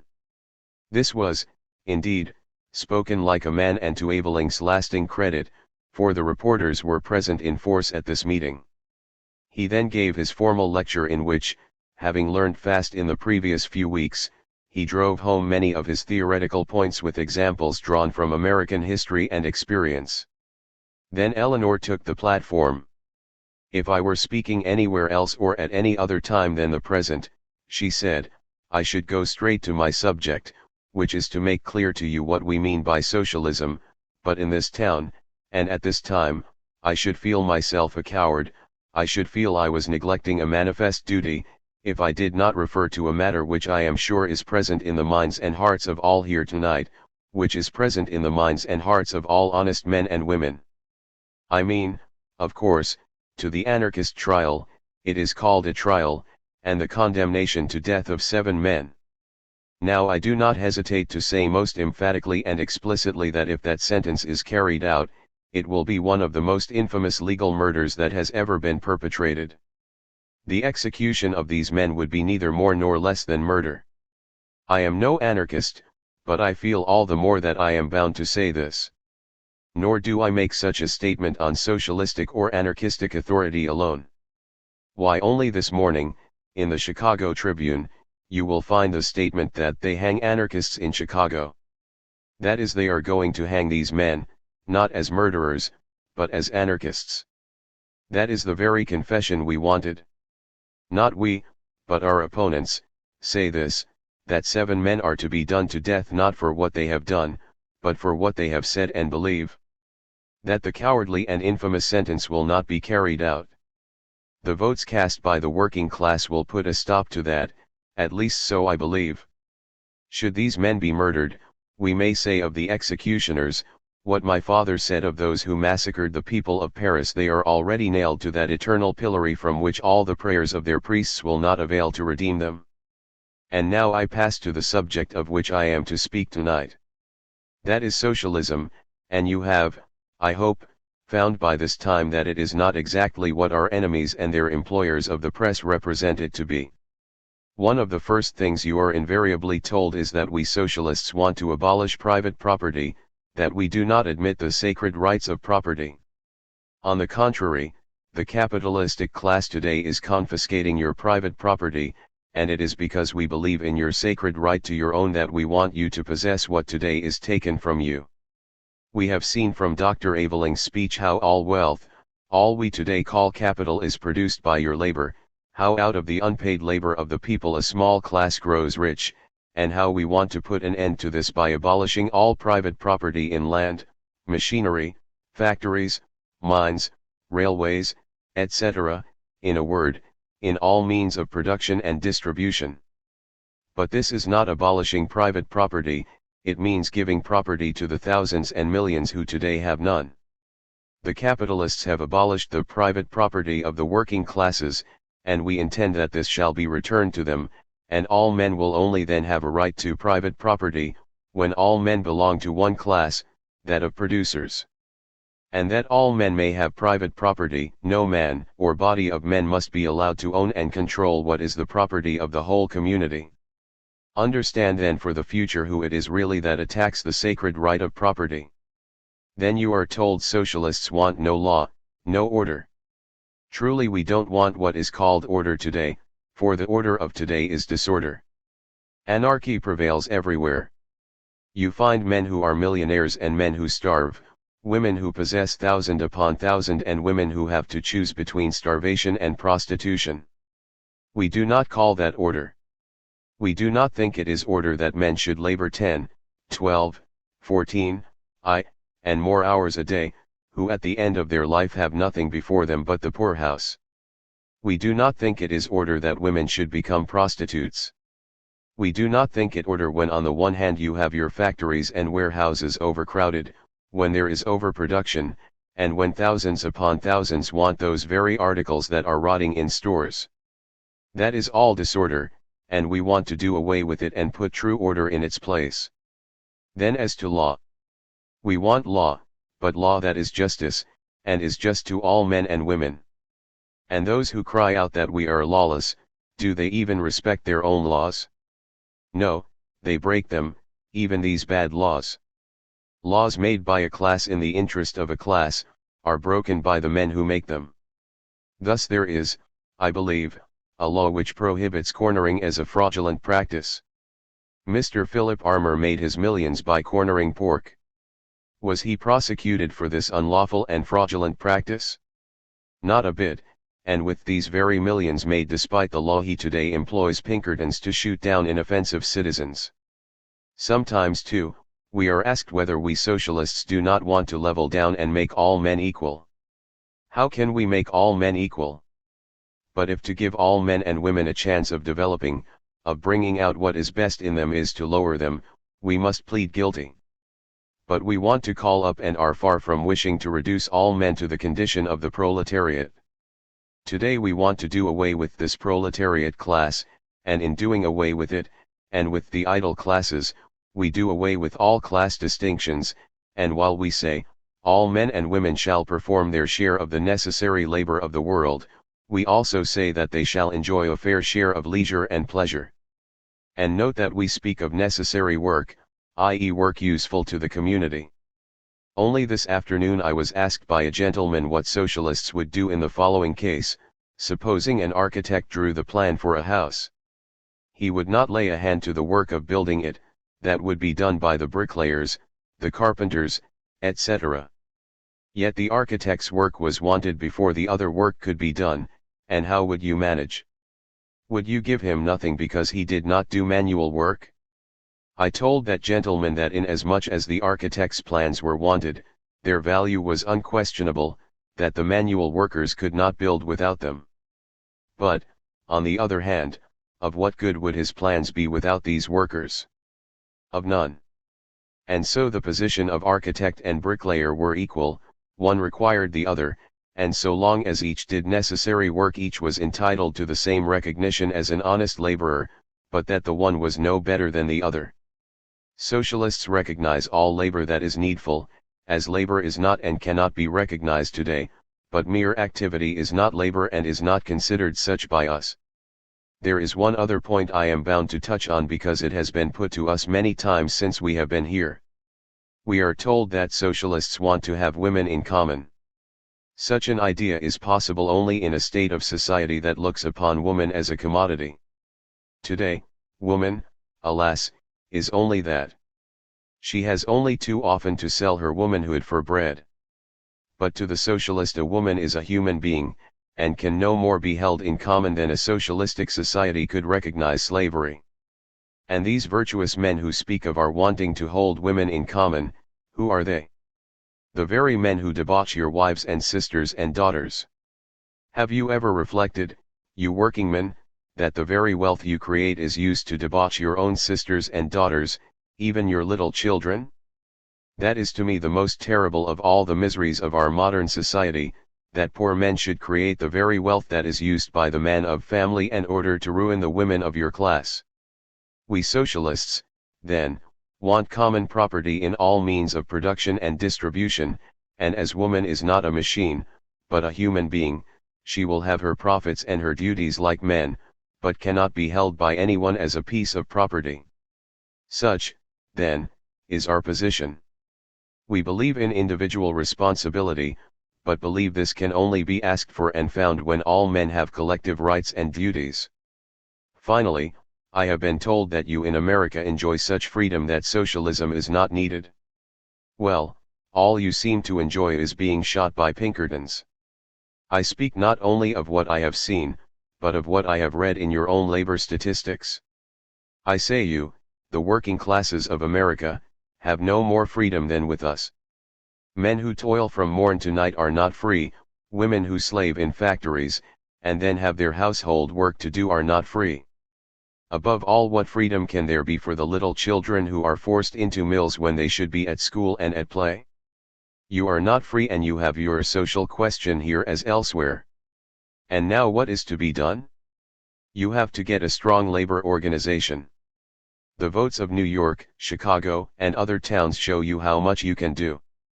But you must hold together as a party, different from, opposed to all others, one with a distinct platform, and pledged only to the cause of labor. And if any of you should feel tempted to work with the Republicans, just read a Democratic newspaper, and you'll see that the Republicans are all robbers. If you feel tempted to work with the Democrats, read a Republican paper, and you'll see the Democrats are all thieves. Well, just for once in a way believe both Democrats and Republicans. And, as you believe them, come and work for the one party that is that of neither the thieves nor the robbers, but of honest men and women. Hold together and your victory is assured. That victory has begun. It began with the 68,000 votes for George, and the 25,000 votes given here, and the thousands of votes all over America. And don't forget that to those 68,000 and 25,000 votes, you've got to add 68,000 and 25,000 votes more for the women who couldn't vote. But if the women can't vote, they can help all the same, and they do help. And when you men and women have once understood what your rights are, and have once determined to have them, who shall gainsay you? What can the few thousands of the exploiting class do against the millions of the workers, when once these will to be free? The battle has begun, and victory has begun too. Help us then in this cause, men and women, work with us, and success must be ours. It must be ours even though we fall here and there by the way, for freedom's battle once begun, bequeathed from bleeding sire to son, though baffled oft, is ever won. 47. Before they left Chicago on November 9, though they were to return for another few days after speaking at Bloomington, Sandusky, and La Salle, the Avelings were invited to an informal meeting of churchmen, including a bishop, lawyers, writers, doctors of both sexes and ladies of the Chicago beau monde. The guests appear to have told this distinguished gathering that their culture was not much to boast of and, in the course of what must have been a slightly embarrassing social event, took the opportunity to explain that women as a means of production in none but the strictly defined function of childbearing and as a commodity in no sense whatsoever, would follow upon the victory of socialism. The Chicago visit was undoubtedly the Avelings' greatest triumph, and it is pleasant to record that Eleanor was never quite forgotten in Chicago. During the 1930s, one of the clubs affiliated to the Scandinavian Workers' League, the Scandinavian Federation of the Communist Party of the USA, was named the Eleanor Marx Kvinno Club, Women's Club. 49. The tour proceeded as far west as Kansas City, where 2 days were spent, and then, following a detour to the south, the return journey was begun, Eleanor speaking at Davenport and Aveling at Moline on the same night. They reached St. Louis, Illinois, where Eleanor made her speech in German, on the day that Liebknecht, back in the East, was being feted at meetings in Manhattan and Brooklyn before taking his leave and embarking in the steamship Urania on November 27, at which time his fellow propagandists had arrived in Indianapolis. From Pittsburgh, Aveling wrote an article for the New Yorker Volkszeitung published on December 12, describing, among other things, their stay in Springfield, Ohio, on Tuesday, December 7, unaware that on the following day, a meeting at Columbus, some 80 miles away in the same state, next door, as it were, in that vast country, the American Federation of Labor was founded. It was a momentous event, but, though one of its main architects, Peter McGuire, is referred to by the Avelings as their friend 50, this formidable new structure in the building of the American labor movement is accorded barely a mention in their book, while neither McGuire, its secretary, nor Gompers, its president, is included in the chapter on some working class leaders. Back in New York on Sunday, December 9, the pair had still a heavy program to fulfill. A literary and musical evening, at which they were to speak, was arranged by the American section of the SLP at the Socialist Free Library for the Monday evening. At the invitation of the Connecticut Valley Economic Association, Aveling spoke on the 22nd in a debate in Springfield, Massachusetts, where his lecture was described by the Workman's Advocate as a clincher. 52, and, on the 23rd, there was a further and final SLP meeting at the Florence Building in New York. This was in the nature of a farewell occasion. Eleanor and Aveling gave a general account of their tour, describing their reception as enthusiastic and cordial in all the towns they had visited. They had not, said Aveling, come across a genuine anarchist movement as such, but rather small groups of people here and there who were under the impression that anarchism was more revolutionary than socialism. Were that the case, he, as a revolutionary, would also belong to the anarchists. However, their journals, Freiheit, der Armteufel and the Arbeiterzeitung, had ceaselessly abused them. He then came to the cardinal and most unwelcome point of his speech. On the basis of what he had seen and experienced, it was his considered opinion that if the socialist movement remained in essence German it would fail. If I were a worker settled here, he said, I would join the Knights of Labor and the Central Labor Union to spread my socialist doctrines in those circles. If the socialists do not decide to take part in the great general movement, it would be better for them to leave the scene. 53. Eleanor's speech was less controversial. She stressed that the anarchists were doing exactly what their opponents wanted. The Haymarket bomb, whether or not thrown by the police, had been of the greatest service to them and to all the enemies of the workers. Any tactic which is of use to the enemy is to be condemned, she said. She went on to speak of American wages and the particular case of working women who, in her view, suffered worse conditions than in England. There was a need for a women's organization, not as a separate body but as part of the great social movement. Women should attend meetings as men did, and bring their children too. In this the men had a duty to give them a helping hand. After she had spoken to great applause, the chairman, Hugo Voigt, called for questions. Several were put, Schivik pressing Aveling to say whether he had meant that in America the workers were less intelligent than in England, which Aveling hotly denied. The main discussion, however, centered, not surprisingly, on the role of the German socialists. The questioners were not at all happy about Aveling's remarks, for were not the Germans precisely those who opposed the reactionary Knights of Labor he was recommending them to join? Although he answered each in turn, hammering home the necessity for socialists to be in the ranks of the mass organizations, to win their members, or sections of them, for socialism, he dealt with this vexed question much more fully in an article which appeared after he had left. 53. On the same day Aveling met members of the National Executive of the SLP to regulate his accounts with them before departing. He and Eleanor then wrote their article, signed by Aveling alone, which appeared in the same issue of the Wochenblatt of the New Yorker Volkszeitung as the full report of their final meeting. It gave a complete account of their tour, the places visited, and their general impressions in the East and West, the North and South. I must remark, he said at the start, that I shall deal only with general principles and questions relating to the party. I have, of course, nothing to do with differences of opinion which may exist between sections or individual party members. They had found everywhere that the movement has already penetrated deeply into English-speaking people, unconscious socialism is widespread. Again and again people came to our meetings and said, yes, if that is socialism, we are socialists too. One of the greatest benefits of our journey was that this unconscious undefined socialism was turned into conscious socialism for hundreds, nay, for thousands. 53. The article then turned to the position of the Germans, and quoted from the Communist Manifesto.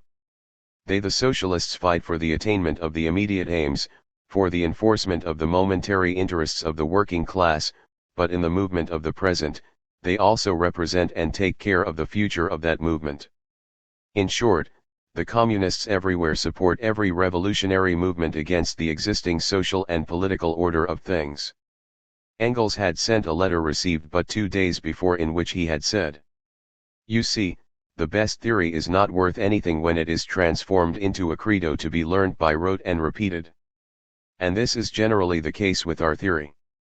The tactic which follows from our theory is very simple, to join every national working class movement and carry it forward. We have always taken the workers as we found them and tried to advance them. The same must be done in America. Without doubt, the Germans believe that the present movement is their work alone. This, however, is not the case, or it would have issued from their own platform, which it did not do. On the contrary, it arose from the healthy, instinctive ingenuity, of the uneducated masses, who realized their miserable condition and saw that they were the mass, and therefore the power. Here is material of rare malleability, found in circumstances which favor its molding to a degree never before witnessed, a society with an unprecedented rate of development, a society modern through and through, without any feudal traditions or appendages, and, in its midst, a community of German workers with relatively the most advanced ideas. The Evelings article went on to deal with the new Workers' Party founded as a result of the Henry George campaign, which socialists had been perfectly right to support, though, as every socialist knew, this party would have to pass through many a test before its principles were clearly defined, as at present they were not. Here again, whatever mistakes it made, in particular by putting the agrarian question in the forefront, it was the task of socialists to do their propaganda inside that party and lead it to an understanding that capital rests upon unpaid wages and therefore the whole system must be fought. Then, turning to the matter which had ruffled the feelings of those who had heard Eveling's speech, the article went on. The same thing, as with the Workers' Party, can be said of the relations of the socialists to the other working class organizations of America. The socialists should join these organizations, particularly the Knights of Labor. Many socialists I met here learned their first lessons in socialism from the Knights of Labor, and these can only make progress in the socialist school when the socialists are in touch with them and open their eyes. I believe that very soon a split will occur in the organization of the Knights of Labor. Those of them who want to remain conservative will lean towards the reactionary mass, while the progressives among them will declare themselves openly as socialist. This is quite inevitable and therefore we must be prepared for it. The attitude of the press was referred to and the hostile papers pilloried, among them the Holyoke Transcript, the Wilmington News and in particular the Chicago Tribune and its chief liar, Joe Medill. A model of stupidity, vicious mendacity, brutality, sordid mentality and inability to speak the truth, who towered above all his accomplices. But on the whole the reporters had treated them with fairness. The article concluded with an appeal to the generosity of spirit and the devotion to principle that had inspired the author of The Rights of Man. The former tenacity and energy of a great people would re-emerge. But yet again, and for the last time, the hopes of the movement rest on the working class, here and everywhere. This article, and the speeches made at the final meeting, showed that Eleanor and Eveling felt that they had learned more than they had taught in those few months. They had arrived in America but 3 weeks after sentence had been passed on the Chicago 8, those human sacrifices to that first of all May days, itself the culmination of a long struggle for the human right to leisure. They had witnessed the formation of independent workers' parties in one city after another and their triumphal entry into the political arena. They were, even if oblivious to it, in the country when the AFL was born. In short, they were present during one of the most vital periods of growth in the American working class movement. Small wonder that they should have drawn not only large and unusually receptive audiences but that, in conversation and debate with their listeners, they themselves drew new and inspiring lessons to take back when, on the morning of Christmas Day, they embarked for England. 3. While Eleanor and Eveling were on the high seas, an ugly storm was brewing. It broke with full force on December 30th. Primed with inside information from a member of the national executive of the SLP, the New York Herald printed a banner headline, "Eveling's Unpaid Labor," with subheadings, "The Socialists are disgusted and say so about his exorbitant bill. Cigarettes and corsage bouquets. Some of the items which he calls legitimate expenses." This defamatory article, discreditable both to the Evelings and to the American SLP executive, was but the opening gambit in a sorry game. The socialists will never more import a professional agitator from the effete monarchies of Europe. The recent experiment with Dr. Edward Eveling and Mrs. Eleanor Marx Eveling has had a most disastrous effect upon the exchequer of the National Executive Board, and a scene in which the much-lauded elements of fraternity and equality were sadly missing occurred just prior to the departure of the distinguished foreigners on Christmas morn. The upshot of that scene is now agitating different sections of the Socialistic Labor Party, but strenuous efforts are made among more prudent members of the tribe to avoid publicity of the scandal as they claim it would hurt the cause. Eveling's idea of unpaid labor. Unpaid labor is the greatest curse of modern civilization, that's the whole problem in a nutshell, proclaimed Dr. Eveling, as the axiom of his system of politico-economy, on all the platforms through his lecturing tour. With that phrase as a keynote he could grind out any number of melodies or, as he called them, discourses on scientific socialism. The unwary socialistic audiences applauded the revamping of the doctrines of Karl Marx. With the enthusiasm of a proselyte they never paused to inquire for details on the unpaid labor chestnut until the doctor and his fair spouse got to the end of their tether. Then they did get specifications, and more of it than agreed with their constitution as well as that of their treasury. The scientific Dr. Eveling demonstrated his eminent ability to raise a bill, and remarked, dryly, when the socialists denounced it as exorbitant, "Well, it's English, quite English, you know." The executive committee honored his drafts, amounting to $1,300 for 13 weeks' work, without demurring, though the price was considered rather stiff for a socialist who professed to have only the welfare of the poor and disinherited at heart. But the patience of the board, with Herr Hermann Walter as spokesman, broke down when the couple returned last week to the city from their western tour and presented a supplementary bill of $600. Corsage bouquets and theater tickets. "Do you consider these items legitimate expenses?" queried Herr Walter, in a rage, as he pointed to a charge of $25 for corsage bouquets, required to enhance the beauty of Mrs. Eveling.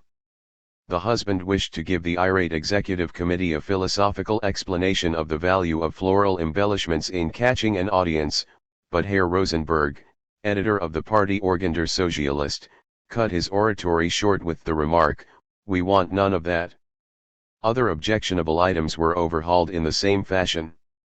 The extraordinary bill had a round sum of $50 for cigars to the doctor and cigarettes to his emancipated lady. Their official correspondence during a period of 3 months had involved an expense of $26 for postage stamps. Theater tickets were summarized at $100, though it is a notorious fact that the great disciple of Karl Marx showed himself an expert at deadheading it at all theaters on the plea of being a dramatic critic for the Saturday Review and other English publications. A deadhead at the hotels. The enterprising socialist lecturers went to study poverty at a first-class hotel in Baltimore, and patronized the wine cellar so liberally that their bill for 2 days amounted to $42. Wherever the Evelings stopped they always managed to select the very best hotel accommodation, and reports have reached the executive committee alleging that they played the same trick on hotel proprietors out west as they did on theater managers in the city, and by puffing, or promising to puff, the various hostelries, lived almost free of expenses. This mode of economy did, however, not deter the apostles of unpaid labor to ring it in on their bill of expenses all the same. Crisp bills flung in his face. Besides the $1,300 Dr. Eveling has received a considerable sum for special correspondence to the Volkszeitung, Leader, and New Haven Workingman's Advocate. The committee refused flatly to pay the additional $600, and, finally, after many harsh words, Herr Walter flung $100 at the Evelings, saying, "Here is enough to pay your passage back to England. We are glad to get rid of you." Dr. Eveling looked thoroughly mad, but took the crisp bills as a last souvenir of his visit to America. Before embarking on the Nevada he lodged a protest against the brutal treatment he and his wife had received at the hands of the executive committee. This curious document is now retained as a memento by Mr. Julius Bordello, Secretary of the Socialist Party. On January 1, 1887 the London Daily Telegraph picked up the story, cabled by the Herald, and printed an abridged version. When they landed on January 4, Eleanor and Eveling were shown the Herald article, which was rehashed in the Evening Standard on the 13th with its own comment. Altogether, delivering lectures on socialism seems a lucrative business. Before that, however, Eveling had at once sent a cable to New York and, on January 10, the Herald published a denial from Dr. Eveling. He describes his cordial and delightful meeting with the New York Socialists. London, January 9, 1887. The Central News Agency sends to every paper the following statement. Dr. Edward Aveling writes us that on his arrival in England he was shown a newspaper paragraph indicating that the agency had quoted the NY Tribune for the statement that the New York Socialists were disgusted with Dr. Aveling's charges. To this he gives a most explicit denial. No charges were made, and the last meeting was of a most cordial and delightful kind, abounding in expressions and hopes for another visit next year from him. Great commotion over the official report of Dr. Aveling's bills. Dr. Aveling, the recently departed apostle of underpaid labor, has evidently left the Socialist Party in a state of internal strife. A secret conference was held yesterday at Clarendon Hall, when the executive board of the party rendered an account of the expenses incurred by Dr. Aveling's tour of agitation throughout the country during the last 3 months of 1886. Herr Hermann Walter presented the report, showing that Mr. and Mrs. Aveling had drawn about $1,600 for more or less illegitimate expenses. The reading of the report created a perfect storm of indignation. The members learned now officially that the exclusive publication in the Herald of Dr. Aveling's exorbitant bill, with its extravagant details, was substantially correct. A dozen prominent socialists jumped to their feet and denounced it as an outrage that the executive board had allowed such items to be honored. Within 5 minutes the scene resembled a perfect pandemonium. Herr Walter in vain tried to drown the noise by his gavel. Finally he explained that the board had only paid the bills under protest, and to avoid a public scandal. The relations between the Avelings and the executive board, declared Herr Walter, have certainly not been of a friendly character. We had a scene with the fellow just previous to his departure, and I understand that he has lodged a complaint against us with Mr. Bordello, secretary to the party. Several delegates declared freely that the scientific Mr. Aveling had wrought more harm than good by his lectures. A resolution denouncing a part of Dr. Aveling's agitation, and particularly refuting his advice that all socialists should join the Knights of Labor, was carried with an overwhelming majority. The meeting then adjourned. The sting was in the tail. Bordello admitted that he had a statement signed by both the Avelings, but would not disclose it to the Herald. "It is an affair that I am in honor bound to keep strictly private," he was quoted as saying to its reporter, and though he did not deny that such a document existed, no one outside our circle will be allowed a copy. In no time at all the Herald had of course obtained one, vouched for by a member of the executive, while 2 other members, Rosenberg and Herbert Eaton, reluctantly admitted that it was genuine. 55. This document was duly published on January 15. To the members of the Socialistic Party of America. Pending the forwarding to the various sections of the party of a more formal protest against our treatment by Mr. Walter, we desire to state that from the National Executive Committee we have received no single word of sympathy or thanks, and that from Mr. Walter in the presence of the Executive Board on Thursday night, we received the most brutal and foul-mouthed abuse. Dr. Edward Aveling. Eleanor Marx Aveling. On the same day the Evening Standard published a letter from the Avelings, explicitly repudiating item by item the frivolous and unjustified expenses he was said to have incurred, ending with the words, "But it is true that we were invited to America by the Socialistic Labor Party, that they made all the arrangements as to the tour, that those arrangements were accepted and adhered to by us, that, according to the final statement of accounts $176 were due to us as money advanced towards the expenses, and that we handed that $176 back to the party." Edward Aveling. Eleanor Marx Aveling.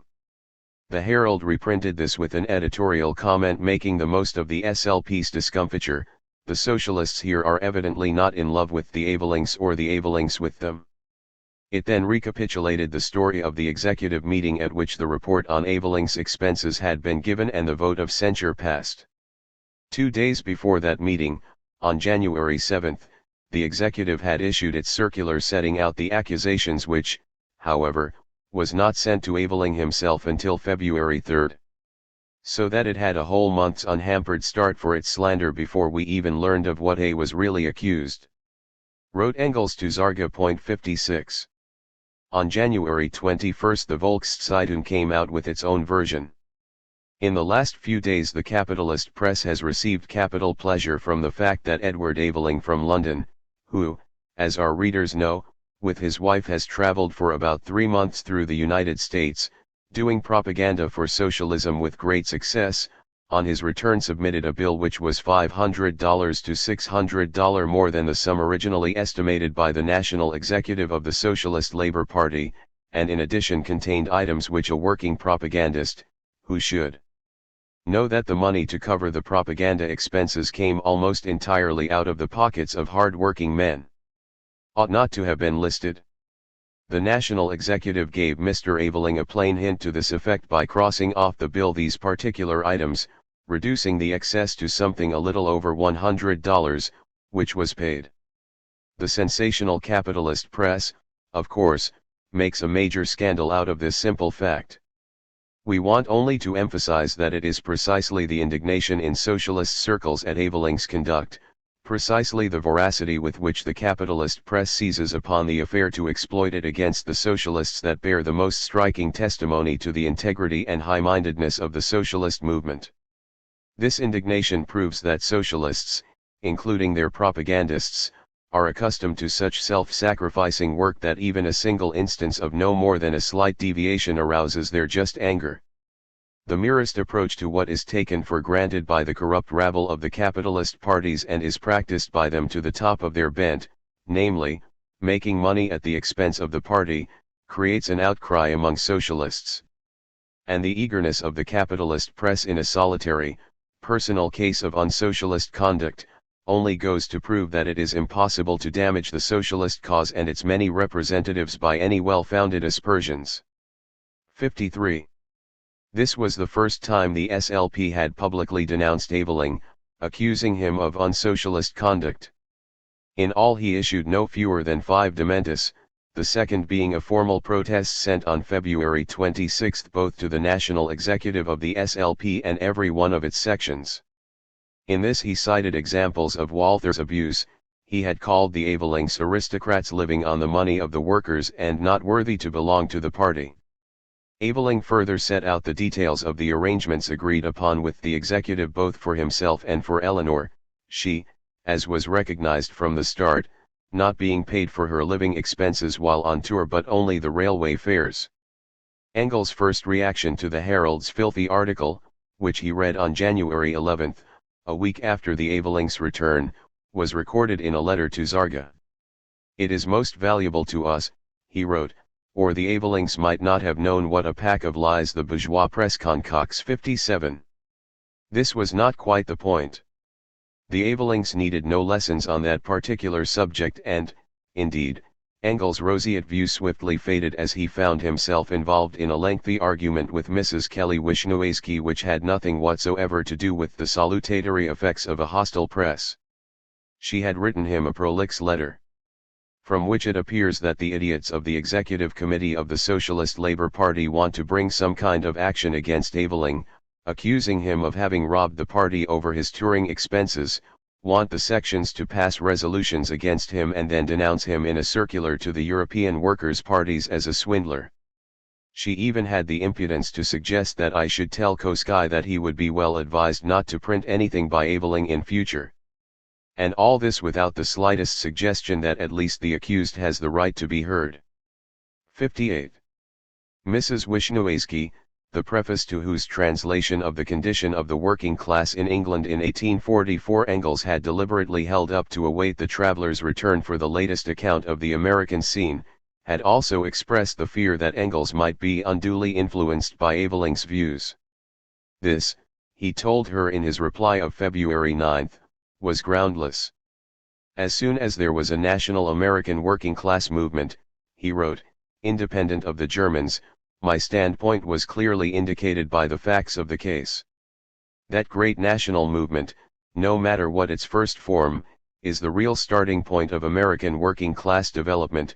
If the Germans join it in order to help it, or to hasten its development in the right direction, they may do a deal of good and play a decisive part in it. If they stand aloof, they will dwindle into a dogmatic sect, and be brushed aside as people who do not understand their own principles. Mrs. Aveling, who has seen her father at work, understood this quite as well from the beginning, and if Aveling saw it too, all the better. And all my letters to America, to Zarga, to yourself, to the Avelings, from the very beginning have repeated this view over and over again. Still, I was glad to see the Avelings before writing my preface, because they gave me some new facts about the inner mysteries of the German party in New York. He then turned to the charges against Aveling which his correspondent had blindly accepted and Engels now stoutly rebutted. You appear to take it for granted that Aveling has behaved in America simply as a swindler, and not only that, you call upon me, upon the strength of the assertions and allusions contained in your letter, to treat him as such and to do all in my power to have him excluded from the literary organs of the party. Now for all these assertions you cannot have any proof because you have not been able to hear any defense. Still you are better off than we here, you have at least heard one side, while we do not even know what the distinct charge is. Engels then vindicated Aveling in a handsome tribute. I have known him for 4 years, I know that he has twice sacrificed his social and economical position to his convictions, and might be, had he refrained from doing so, a professor in an English university and a distinguished physiologist instead of an overworked journalist with a very uncertain income. I have had occasion to observe his capacities by working with him, and his character by seeing him pass through rather trying circumstances more than once, and it will take a good deal more than mere assertions and innuendos before I believe what some people tell about him now in New York. But then, he went on, had he tried to swindle the party, how could he do that during his tour without his wife being cognizant of it? And in that case the charge includes her too. And then it becomes utterly absurd, in my eyes at least. Her I have known from a child, and for the last 17 years she has been constantly about me. And more than that, I have inherited from Marx the obligation to stand by his children as he would have done himself, and to see, as far as lies in my power, that they are not wronged. And that I shall do, in spite of 50 executives. The daughter of Marx swindling the working class, too rich indeed. Then you say, no one here imagines that Dr. Aveling put the money in his pocket, or spent it as the bills indicate. They believe that he merely tried to cover his wife's expenses. That is a distinct charge of forgery, and this you give as an extenuating, charitable supposition. What then, if this be the attenuated charge, what is the full charge? It was all very well for the executive to rant about ridiculous bills. The fact was that for 15 weeks Aveling had sent in his accounts every Sunday to the executive which had never questioned them, nor had it expressed any misgivings when the pair returned to New York on December 19. It was only on the 23rd, when they were on the point of leaving, when they could no longer defend themselves against charges real or trumped up, that the executive discovered these bills, to which singly they had never objected, were ridiculous when added up. That is to say they object, not to the bills, but to the rules of addition. Why, then, did the executive, instead of shortening the tour, try to extend it, and just at the close of it plan a second visit to Chicago, which fortunately did not come off? Engels then denounced the odious rumors and reports spread by the executive, for having, as it appears, succeeded in their New York circle to slander Aveling not as a man who has spent their money extravagantly, for such, rightly or wrongly, might be their honest conviction, but as a swindler and forger of accounts. They rise to the level of the occasion created by their own inventive genius, and promise a circular proclaiming Aveling a swindler and forger to the working class of the whole world. And all this, mind you, behind the back of, and unknown to, the man whom they charge, and who can, not only not defend himself, but not even make out the precise facts on which the charge is based. If this is the way people are to be judged in our party, then give me the Leipzig Reichsgericht and the Chicago jury. At least Bismarck and the American bourgeoisie, Engels pointed out, respected the forms of justice and allowed a hearing to the prisoner at the bar. Fortunately, he went on, we have passed that stage in the older parties in Europe. We have seen executives rise and fall by the dozen, we know they are as fallible as any pope, and have known more than one that lived sumptuously on the pence of the working men, and had swindlers and forgers of accounts in its midst. And as I cannot allow the Avelings to be accused of infamies, it was my duty to communicate your letter to Mrs. Aveling, and to read her my reply. And if at any time circumstances should require the publication of this my letter, you are at liberty to publish it in full, while I reserve to myself the same right. 59. 3 days later Engels wrote to Zarga, furious at the abominable behavior of the SLP executive which had allowed the Herald article to be published through their indiscretion, if not inspiration, and then followed it up with its own infamous piece in the Volkszeitung. He referred, though not by name, to Mrs. Wisniewski's letter which assumed, out of Christian charity, that Aveling had merely put in false accounts to cover Tussie's hotel expenses, knowing full well that these were not being paid by the party. That he was owed $176 the executive passed over in silence, quietly pocketing the money. If there had been any swindling, it was not on Aveling's part. What Engels really wanted to know from Zarga was how such people as Shavik stood in the matter, whether or not they have already let themselves be duped by the executive's lies. 60. The wretched affair dragged on. The Volkszeitung deferred the publication of Aveling's first circular for a month. The threat to brand him in the eyes of the European parties as a cheat and a swindler was carried out, and Engels was ever more reduced to pettifogging. Not until the middle of March did it emerge that Aveling had paid some of Lennox's minor expenses but failed to mention them. There had been a plan for Gertrude, Lennox's 21-year-old daughter by his first wife, Ernestine, to travel with her father to America. 61 In the event Gertrude followed him a month later, sailing direct from Bremerhaven early in October. 62 Once there, father and daughter naturally spent some leisure time together and, as naturally, when their lecturing engagements accorded, the Avelings joined them. Thus this friendly foursome had met in Boston, where they stayed for 2 days, on which occasion L let all the wine, etc. be brought to A.'s room and thus charged to A.'s account. Such things had occurred throughout the trip, for Liebknecht did not submit any bills at all. He said, that the party must stand all my expenses, and so I shall not put anything down. And they were content with this. 56. The SLP circular, with its absurd accusations, was to be put before all the sections, whose votes were to reach New York by March 15. The delay in sending the circular to Aveling made it impossible for him to prepare a reasoned reply in time, the more so since, in early February, he was laid low with quinsy 63 which he immediately took to be diphtheria. He was a most intractable patient. For 3 or 4 nights, wrote Engels, Tussie had had no sleep and, with all this going on, you can imagine that, she, has her hands full. 58 Aveling had suffered an awful shock about these ridiculous accusations. He is not over-endowed with power of resistance to malady, and so this threw him back very much. He has been off and on at Hastings, Engels wrote to Laura. 64.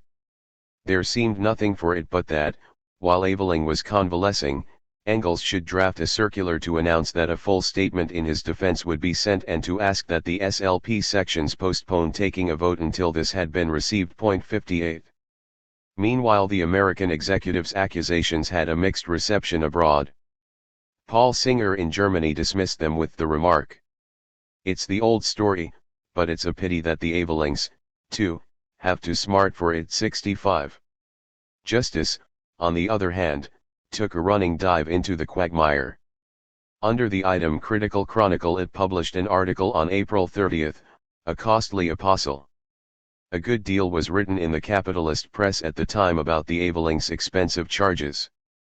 The circular fully bears out all that was stated.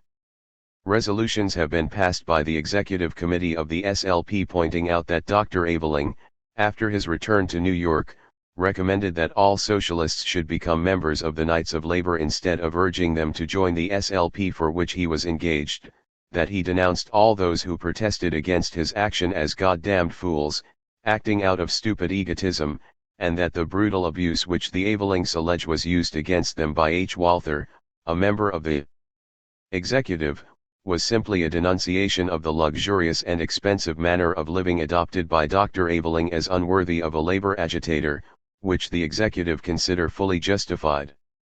We gladly give publicity to this, for our own sakes and yet more for that of socialism, vide Dr. Aveling's letter, and our American comrades will see that the SDF has had every reason for repudiating any connection with Dr. Aveling, when a statement appeared in the press that he was a member of that organization.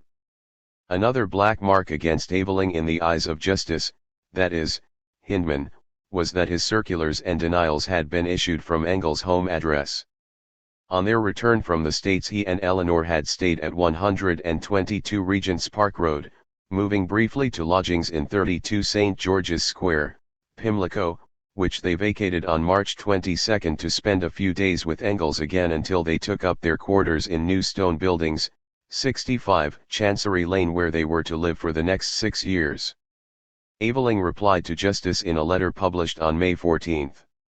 Sir, the paragraph on the front page of your last issue is a sad proof of the fact that even socialists may be willing to condemn a man unheard.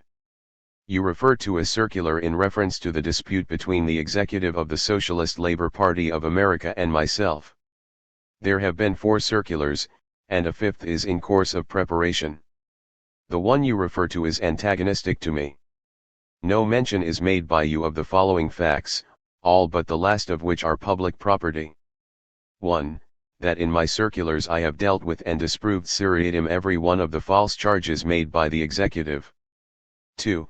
That the executive and I appealed to the sections, and thus far all the results communicated to me are in my favor, with the one exception of New York, where the executive sits. 3. That, probably because the verdict of the sections was adverse to them, the executive appealed to the Board of Supervisors. 4. That this board have written to me a most friendly letter, stating that the question is not within their jurisdiction, and appealing to me to allow the matter to drop. The first circular of the executive quoted by you was sent by them to every socialist paper in Europe. Justice is the only one that in any country has taken any notice of it. Of the capitalist press in England, only the Evening Standard attacked me, but that journal in its next issue inserted my reply. As to the 3 chief points in your attack on me. 1. I never recommended that all socialists should become members of the Knights of Labor instead of urging them to join the Socialist Labor Party. 2. I never denounced anyone whatever as goddamned fools. When on the showing of the executive themselves, there was an actual balance to me of $176 for expenses paid out of my own pocket, I, in the face of the insults of Herr Walther, a member of the executive, returned that sum to the party in America. I enclose you copies of my 2 circulars, where you will find the lengthy details summarized above. Faithfully yours, Edward Aveling. This could not be allowed to go unchallenged, and a parenthetical note of almost equal length was appended.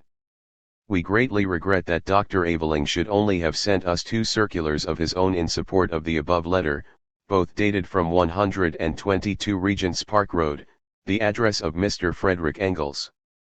Mr. Engels has held for upwards of 40 years so distinguished a place in the Socialist Party that he, more than any other man, must be able to appreciate the gravity of the misunderstanding between Dr. Aveling and the most active men of the Socialist Labor Party in America.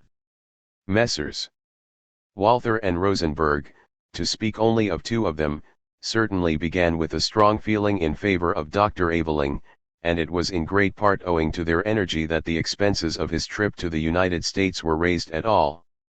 Now they, in common with the whole of the New York executive, accuse him of gross extravagance and his behavior, giving details of their charges in a circular to all socialist bodies. We ourselves studiously avoided any reference whatever to this matter until it was forced upon our attention. Dr. Aveling's defense seems unsatisfactory, and we know that there is a strong opinion among socialists of all shades of thought that this scandal has deeply injured the cause. We would therefore suggest to the Socialist League, of which body Dr. Aveling is an original member, and to Mr. Frederick Engels, his close friend, that something more is required than a mere personal denial by Dr. Aveling himself of charges which affect his personal character, and are certainly harmful, indirectly, To all English socialists.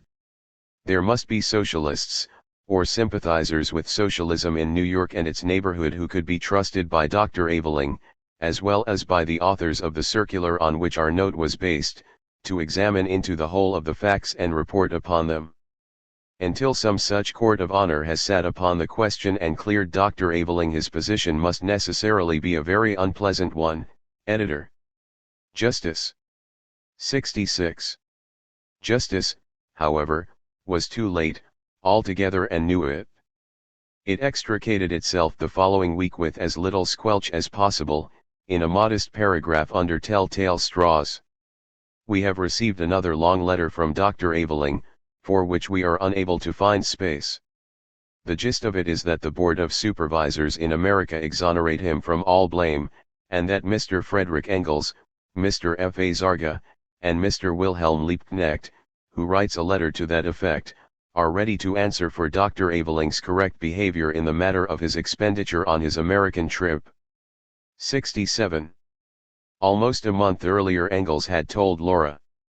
The New York executive have launched in their despair another circular against Aveling, saying that his statements are lies, yet making very important admissions in our favor.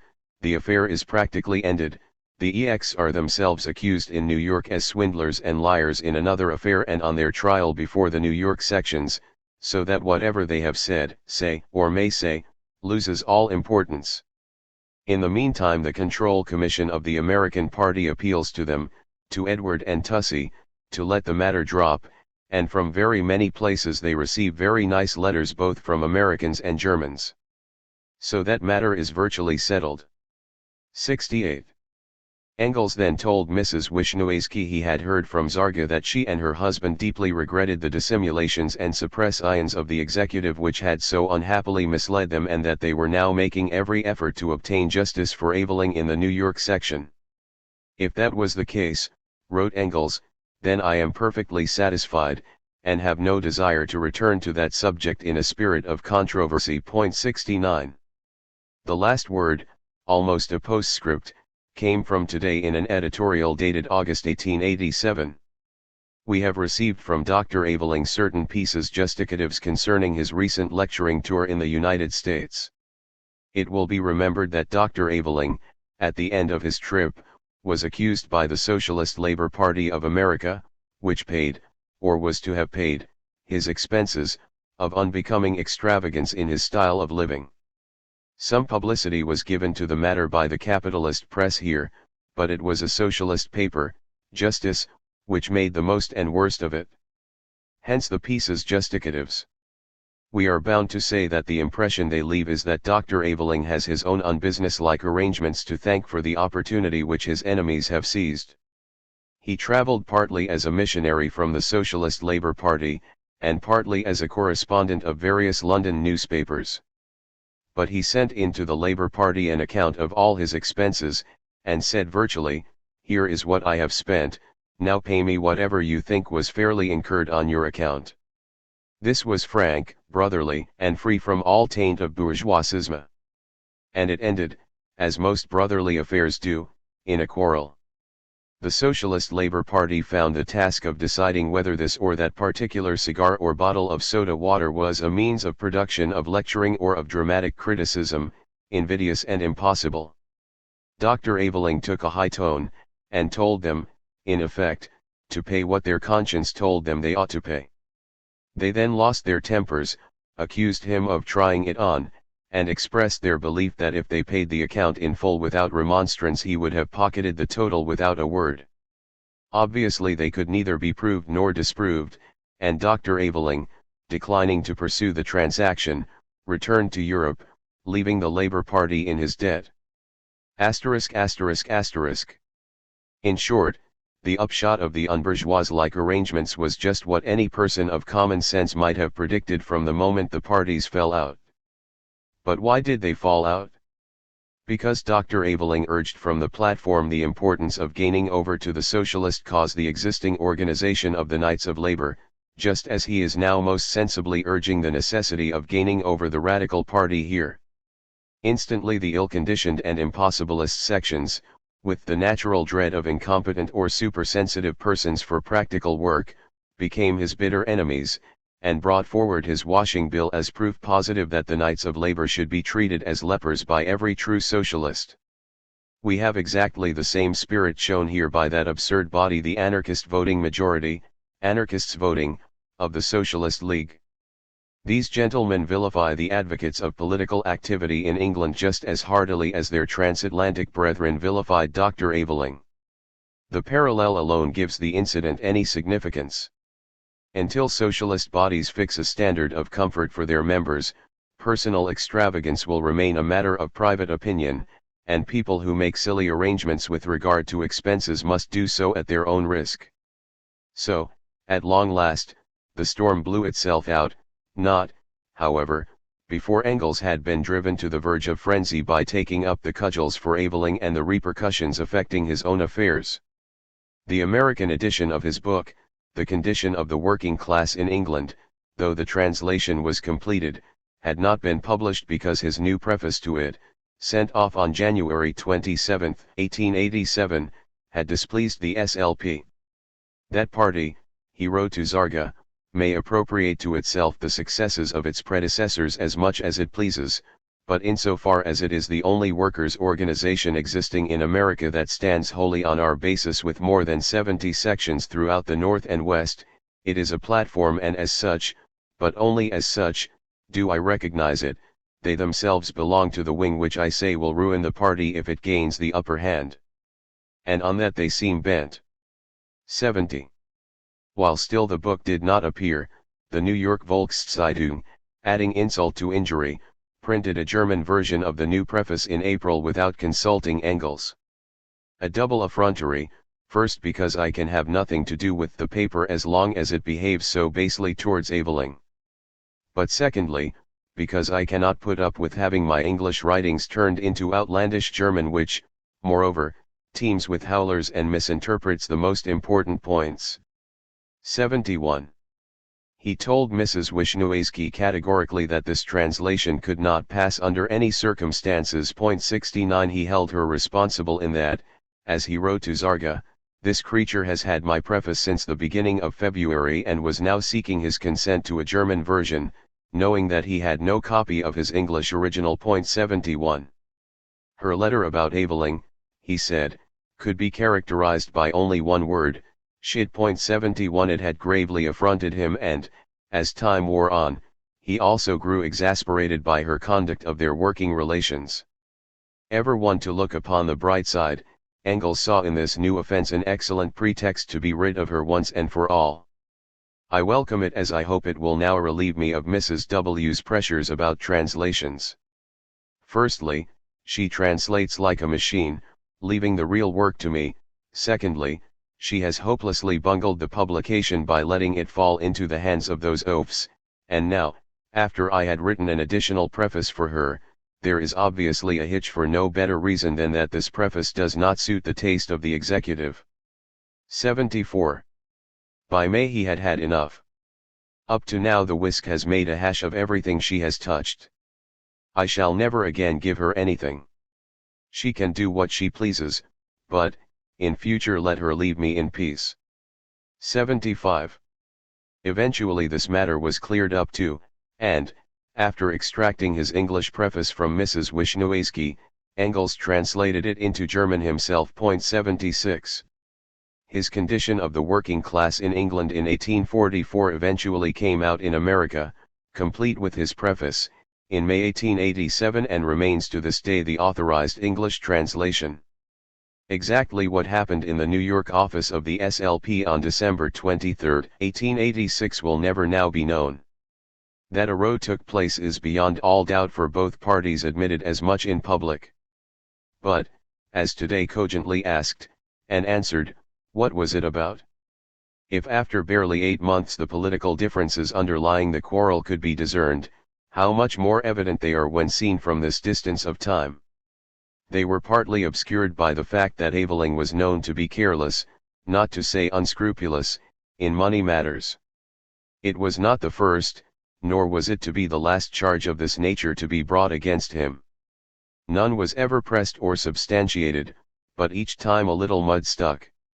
To that Engels would have replied, as he did in a letter to Zarga, that Aveling, though talented, competent and honest, was as raw as a boy, always liable to commit some folly or other, and that he could remember a time when he himself had been just such an ass. 77.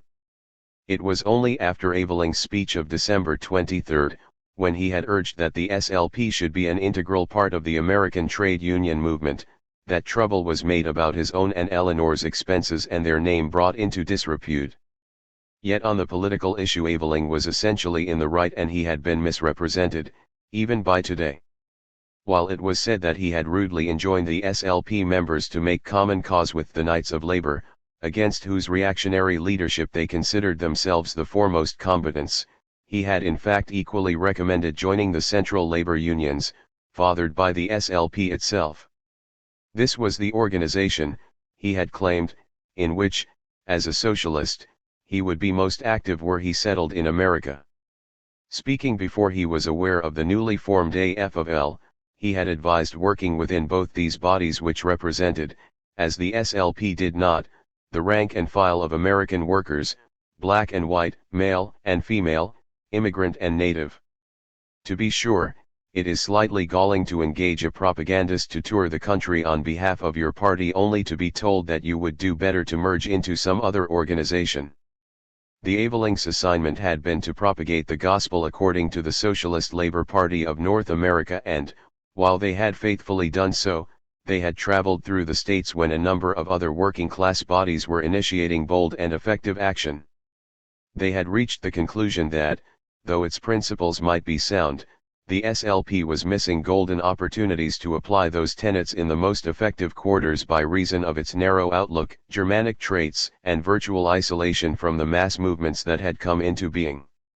Even had Aveling not been a sitting target for the loaded charge of extravagance and improbity, which he was, dangers always lurked, as Engels pointed out, for any man of middle-class origin and higher education rash enough to enter into cash transactions with the working-class movement in its early hole and corner stages.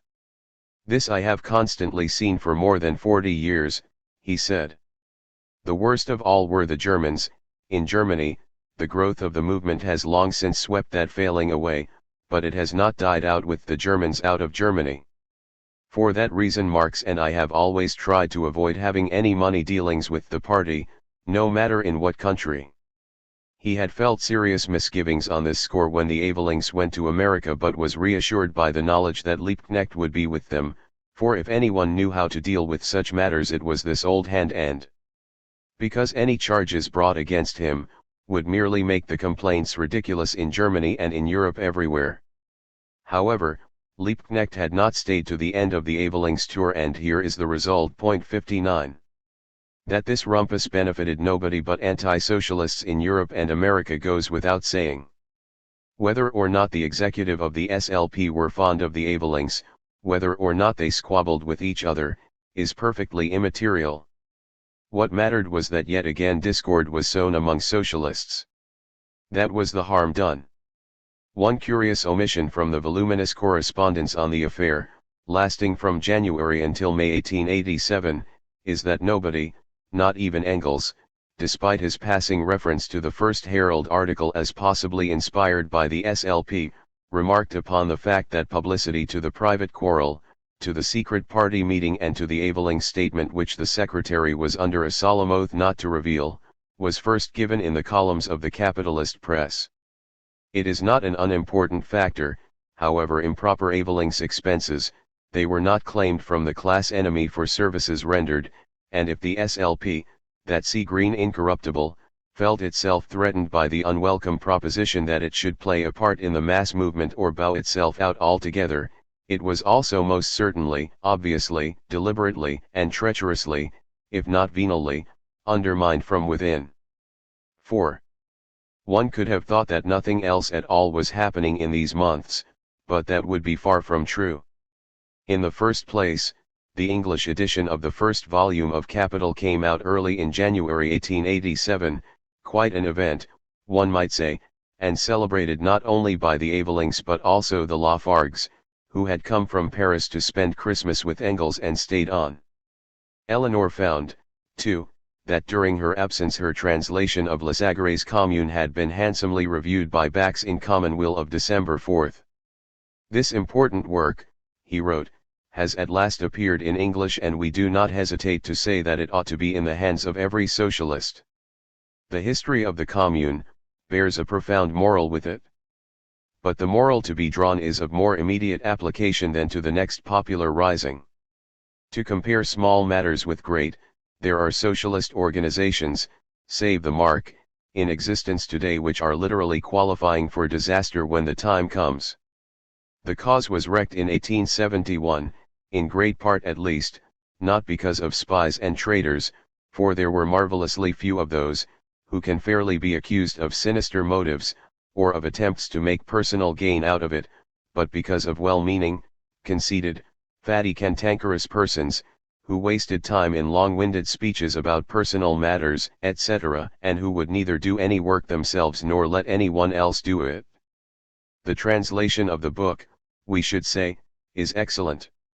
These tangible results of work done in the past were gratifying, but more important was the fresh activity into which Eleanor and Aveling plunged as soon as they arrived back in England, lecturing here, there, and everywhere on the political situation in the United States. They also wrote the articles which appeared in Time from March to May 1887, to be enlarged and issued as a shilling pamphlet by Swan Sonnenschein on October 18 that year as the Working Class Movement in America. The Swan Sonnenschein letter books reveal that Aveling's demand for an advance on this joint effort was twice rejected, in August and September, on the grounds that he had an outstanding debt of £22 for goods supplied, in addition to the £25 paid in April 1886 on signing an agreement to translate Tikhomirov's Russia, Political and Social, not fulfilled until almost 2 years later. At the second time of asking, Aveling was also reminded that, thanks to these transactions, there was still a debit balance on the woman question despite its excellent sale. In the event, before the Aveling's pamphlet was even published, the high promise of 1886 had been betrayed, the American labor movement was split and confused, the workers' parties were in retreat, their challenge to the Democrats and Republicans an empty gesture. Yet the afterglow of that fiery year was never entirely to fade but, in different settings at different seasons, was to be the common light of day for generations of American socialists. On January 19, having been home a fortnight, Aveling lectured to the Clerkenwell branch of the Socialist League at the Farringdon Hall on Socialism in America, while on the 26th Eleanor spoke on the relative position of English and American workmen. Edward was to lecture again tonight at Farringdon Hall, wrote Engels to Laura on February 2, he and Tussie have had 2 crowded nights on Wednesdays. But he has got a sore throat, and maybe Tussie will have to replace him. 78. Aveling was now invited to address one of the radical clubs in the East End. From that time on these clubs were to become the center of both his own and Eleanor's propaganda work, though they did not drop their regular lectures to branches of the Socialist League. This was the period, late February or early March 1887, as indicated by Havelock Ellis's reference to a temporary stay at St. George's Square, when Eleanor was said to have attempted suicide by deliberately taking a large overdose of opium. 79 Had she been minded to do away with herself at this period, it would have been as good a time as any, plagued by the vexatious American affair and without a settled abode, she might well have succumbed to despair. However, it so happens that not only was she busily writing her account of the transatlantic tour, but there exists a complete record of her lecturing engagements during those same weeks, as for all others throughout her public life, and documentary proof that she fulfilled them. Further, as Engels' letters reveal, she had to deputize for Aveling on occasion, and also to nurse him, during his attack of quinsy. To be sure, she could have slipped in many a suicidal gesture between these various activities, but it is a rather flighty supposition. The Commune meeting of 1887 was held in South Place on April 17, a date when Eleanor also spoke at the Hoxton branch of the League on the Working Classes of America, and Morris signalised this, the 16th anniversary, by writing a front-page article for Commonweal on why we celebrate the Commune. He had heard it said, and by good socialists too, that it is a mistake to commemorate a defeat, but it seems to me that this means looking not at the event only, but at all history in too narrow a way. He concluded with the words, "Who can doubt that the nameless multitude who died so heroically had sacrificed day by day other things than life, before it came to that." 80. On March 20, his first lecture after recovering his health, Aveling addressed another of the radical clubs and Engels noted with approval, "He is making a very useful and probably successful campaign amongst the East End radicals to engage them to cut loose from the great Liberal Party and form a working men's party after the American fashion. If he succeeds, he will get both socialist associations into his wake, for here he gets hold of the real spontaneous working men's organizations and gets at the heart of the working class." 81. Eleanor, when she spoke at Hoxton, urged the branch not to stand aloof from the radical clubs and other organizations, but to join them and fraternize with the members, and by these means induce them to inquire into socialism. 82. On May 19 Aveling addressed a large audience at the Communist Club, 49, Tottenham Street, and a fortnight later, talked to his own, the Bloomsbury, branch of the League on Radicalism and Socialism, defining the areas of common ground. This was followed by questions and a keen debate in which Bernard Shaw took part. 83. Naturally the propaganda was mutual, and in October 1886, before the Avelings had begun theirs, the Radical had published an article saying, "Come over then, oh yes socialists, and work with us." The campaign to induce the Radicals to inquire into socialism gathered momentum that following spring. The Avelings have started doing very effective agitation in the radical clubs, Engels wrote to Zarga, and in particular holding up the American example of an independent workers' party. It's going well and could cost the Liberals the whole of the East End of London in a year's time. 84. He enlarged upon this some 10 days later. The radical clubs, to whom the Liberals owe 12 of their 69 London seats, have approached Aveling to lecture on the American movement, and he and Tussey are busily working at this. If all goes well, it will push the Social Democratic Federation as well as the Socialist League into the background, which would be the best solution to the prevailing brawls. At present the Avelings are doing more than anyone else here, and being more effective. 85. In all this Eleanor and Aveling were drawing upon the American experience which, oddly enough, made a far deeper impression upon British workers than the example of the more advanced socialist parties in Germany and France. It may be that they thought of the continent as infested with foreigners, whereas America, no matter that its working population might be largely composed of European emigrants, was somehow or other kin, in the way that our ex-colonies, if inhabited by white settlers, quite often seemed to Britons. The importance of these East End radical clubs, which covered the boroughs from Poplar and Hackney, Bermondsey and Stepney as far west as Islington and Finsbury, with their local federations, lay in that they drew together politically conscious working men who voted Liberal for want of an alternative to the Tories. Thus they were fertile soil for implanting the notion of an independent workers' party. Week in, week out, Eleanor propagated that aim and the means by which it could be achieved, pursuing this work quietly and steadily, as Engels wrote to Laura. 86. Things had not stood still in the English socialist movement during the Avelings' absence. Ill-feeling between the SDF and the SL had grown and, although they had joined forces in October 1886, together with 32 liberal and radical clubs, for a meeting in Trafalgar Square to protest against the London School Board's fee-paying policy, the League's approach to the Federation to hold a combined demonstration on the Irish question in January 1887 was rebuffed and, as Morris explained at the time, any attempt to get up an Irish meeting of the radicals led by the socialists will fail. We are not big enough for the job, the radical clubs are civil to us but afraid of us and not yet prepared to break with the liberals. 87. He had not Eleanor's intuitive perception of the dormant buds of socialism.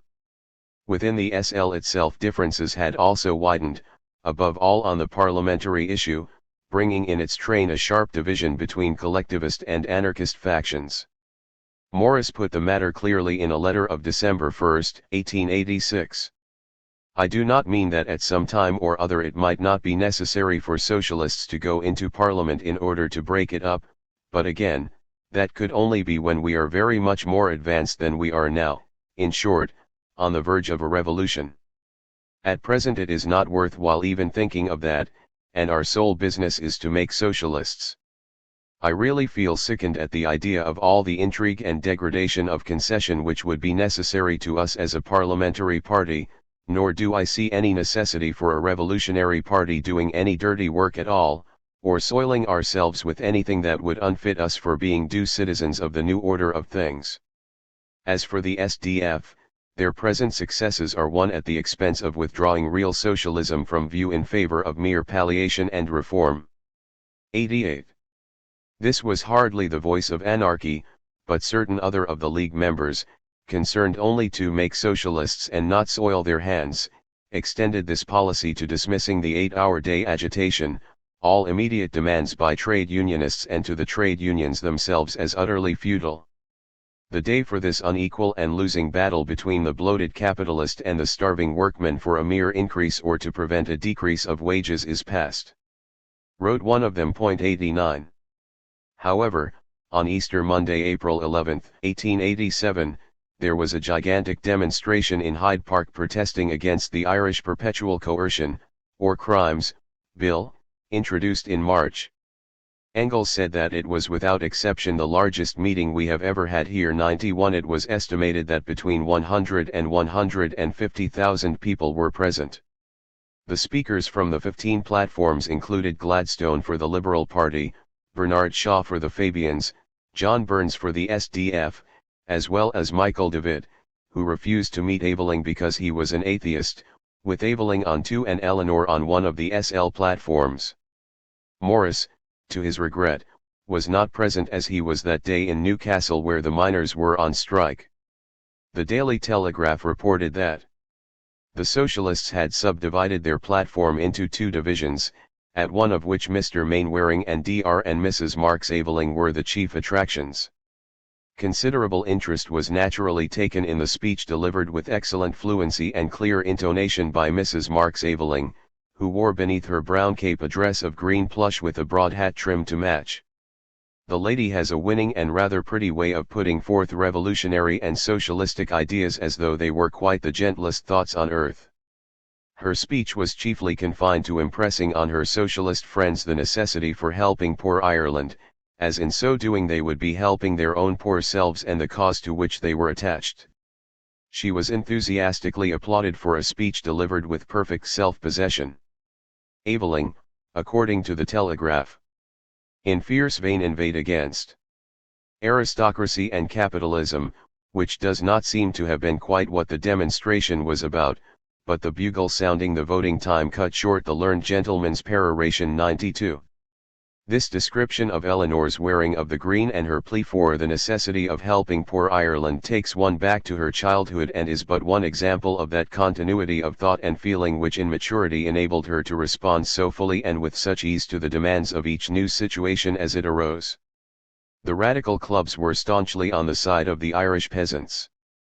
In December 1886 they had sent 16 working-class delegates to Ireland to express their solidarity and, in January 1887, they held a mass meeting on Clerkenwell Green, opposite the premises of the Patriotic Club, one of the most militant of their units, to protest against the landowners' rack renting and evictions. 93. Indeed, every shade of humane opinion was united on the Irish question and represented at this Hyde Park rally. At its third annual conference, held on May 29, 1887, the SL adopted a resolution endorsing the policy of abstention from parliamentary action, passed by 17 to 11 votes, which diverted it from the main current of political thinking. Justice said that it had now become the Anarchist League 94, but, though this was meant as a jibe, for only a handful of members favored anarchist tactics, the wrangle over whether to stand workers' candidates for parliament, as against inculcating socialist principles for some undefined means of taking power in some unforeseeable future, came dangerously near to rendering the SL impotent. Neither Eleanor nor Evelyn allowed their names to go forward for election to the Central Council. Among those who had voted for the anti-parliamentary resolution was a Mrs. Gertrude Guillaume Schack, a lady in her early 40s who had been active in the middle class and, later, in the working-class women's movement in Germany. She was strongly opposed to the introduction of state-licensed and supervised brothels and very keen on what Engels designated free trade in whores. 95 In 1886 her paper, Die Staatsbürgerin, was closed down by the police in Berlin and she was expelled. She came to London in July that year, briefly enjoying Engels' hospitality, and returned in mid-September with her close friends from America, the Wisniewskis, male Russian, female Yankee. 96. Now, in 1887, she was back and temporarily settled in London, tending more and more towards the bogus anarchist wing, as Engels called it, of the SL. Early in May he wrote to Bernstein in Zurich to say that, should she come to Switzerland, it would be as well not to entrust her with any responsible work as she appeared to consort with a very mixed crew, on the one hand her former middle-class liberal acquaintances, on the other, workers with anarchist leanings.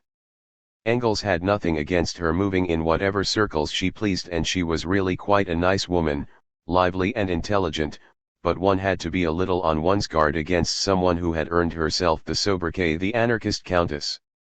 Although, at that stage, Engels rather liked her, she got on old Helene de Muth's nerves while staying at Regent's Park Road by waxing sentimental over the Evelings, how deeply in love they seemed to be, if only it could last forever, and so on and so forth.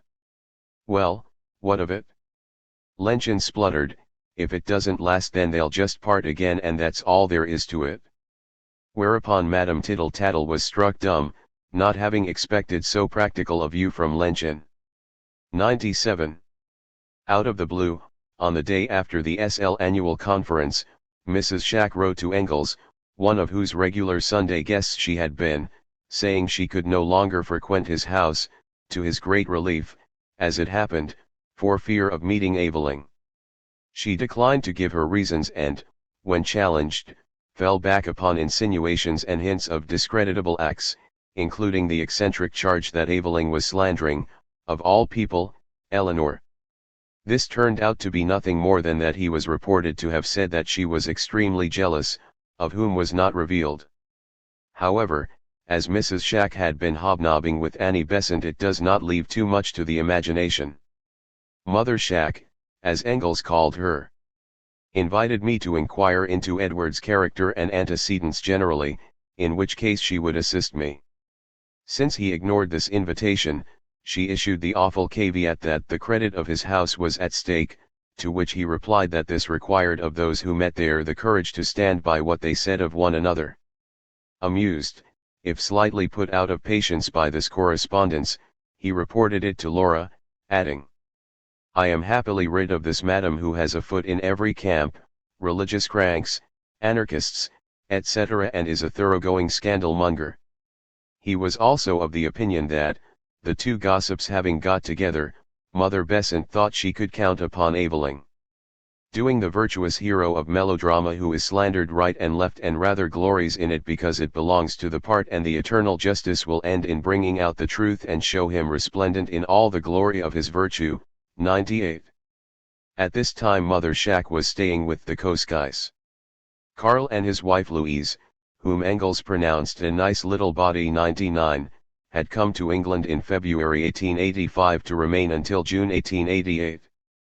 For a while they had lived at 50 Maitland Park Villas, near to the old Marx home, but in December 1886 they agreed to share a house in the Archway Road with Andreescu and his 18-year-old daughter. The Koskis were on the friendliest terms with Engels and his immediate circle, so it was quite natural that the Evelings should call upon them. When they did so on June 10, 1887, Mrs. Schack refused to see Evelyn and the three ladies retired to her bedroom where there was a royal row. Eleanor demanded to know what she had against Edward. Mrs. Schack refused to tell her. Eleanor called her vile. Mrs. Schack said no one could be allowed to insult her thus. If that was so, Eleanor retorted, "You will now let me repeat it in Louise Koski's presence, it is vile to make such accusations and not to substantiate them. Mrs. Schack then bolted from the room, leaving Eleanor in possession. 100 Engels told Laura that one day when Mrs. Schack had Mother Besant for tea she had said that all the German socialist deputies to the Reichstag were corrupt.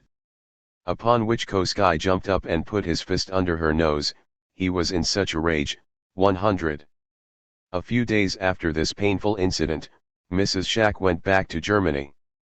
Had she not been staying with the Koskais we should have shaken her off long ago, said Engels 101, and, possibly using the unpleasantness as an excuse, for it was not an entirely happy arrangement, the Koskais shortly moved from Skou's house to take a flat of their own in Lady Somerset Road, Kentish Town. But Engels was pretty sure they had not heard the last of Mother Schack, who, determined to play a role in the English movement, was bound to reappear. He also wished Zarga to be fully informed about her, inasmuch as her intimacy with the Wisniewskis, expelled by the American Socialist Party in July 1887, to be readmitted in April 1888, must have had some bearing upon her attitude to Aveling. In the meantime she was blaswunning abroad the great news that Aveling's wife was neither divorced nor dead and that he was living in sin with Tussie. She had also informed Mrs. Liebknecht of her rupture with Engels because of her refusal to associate with Aveling, but again withheld her reasons. Mrs. Liebknecht, one of those mild and innocent persons who so often hit the nail, apologetically, on the head, was much surprised and thought this lack of frankness very wrong. I should never have thought Mrs. Schack unprincipled, she wrote to Engels. What I really believe is that she is perhaps not quite clear yet about the principles of the party. 104. The day after the SL conference had declared its policy, the parliamentary faction met in a room in Fetter Lane where it was proposed, largely upon John Mahone's initiative, to set up a committee, in effect, a splinter party, to concentrate activity mainly in the provinces.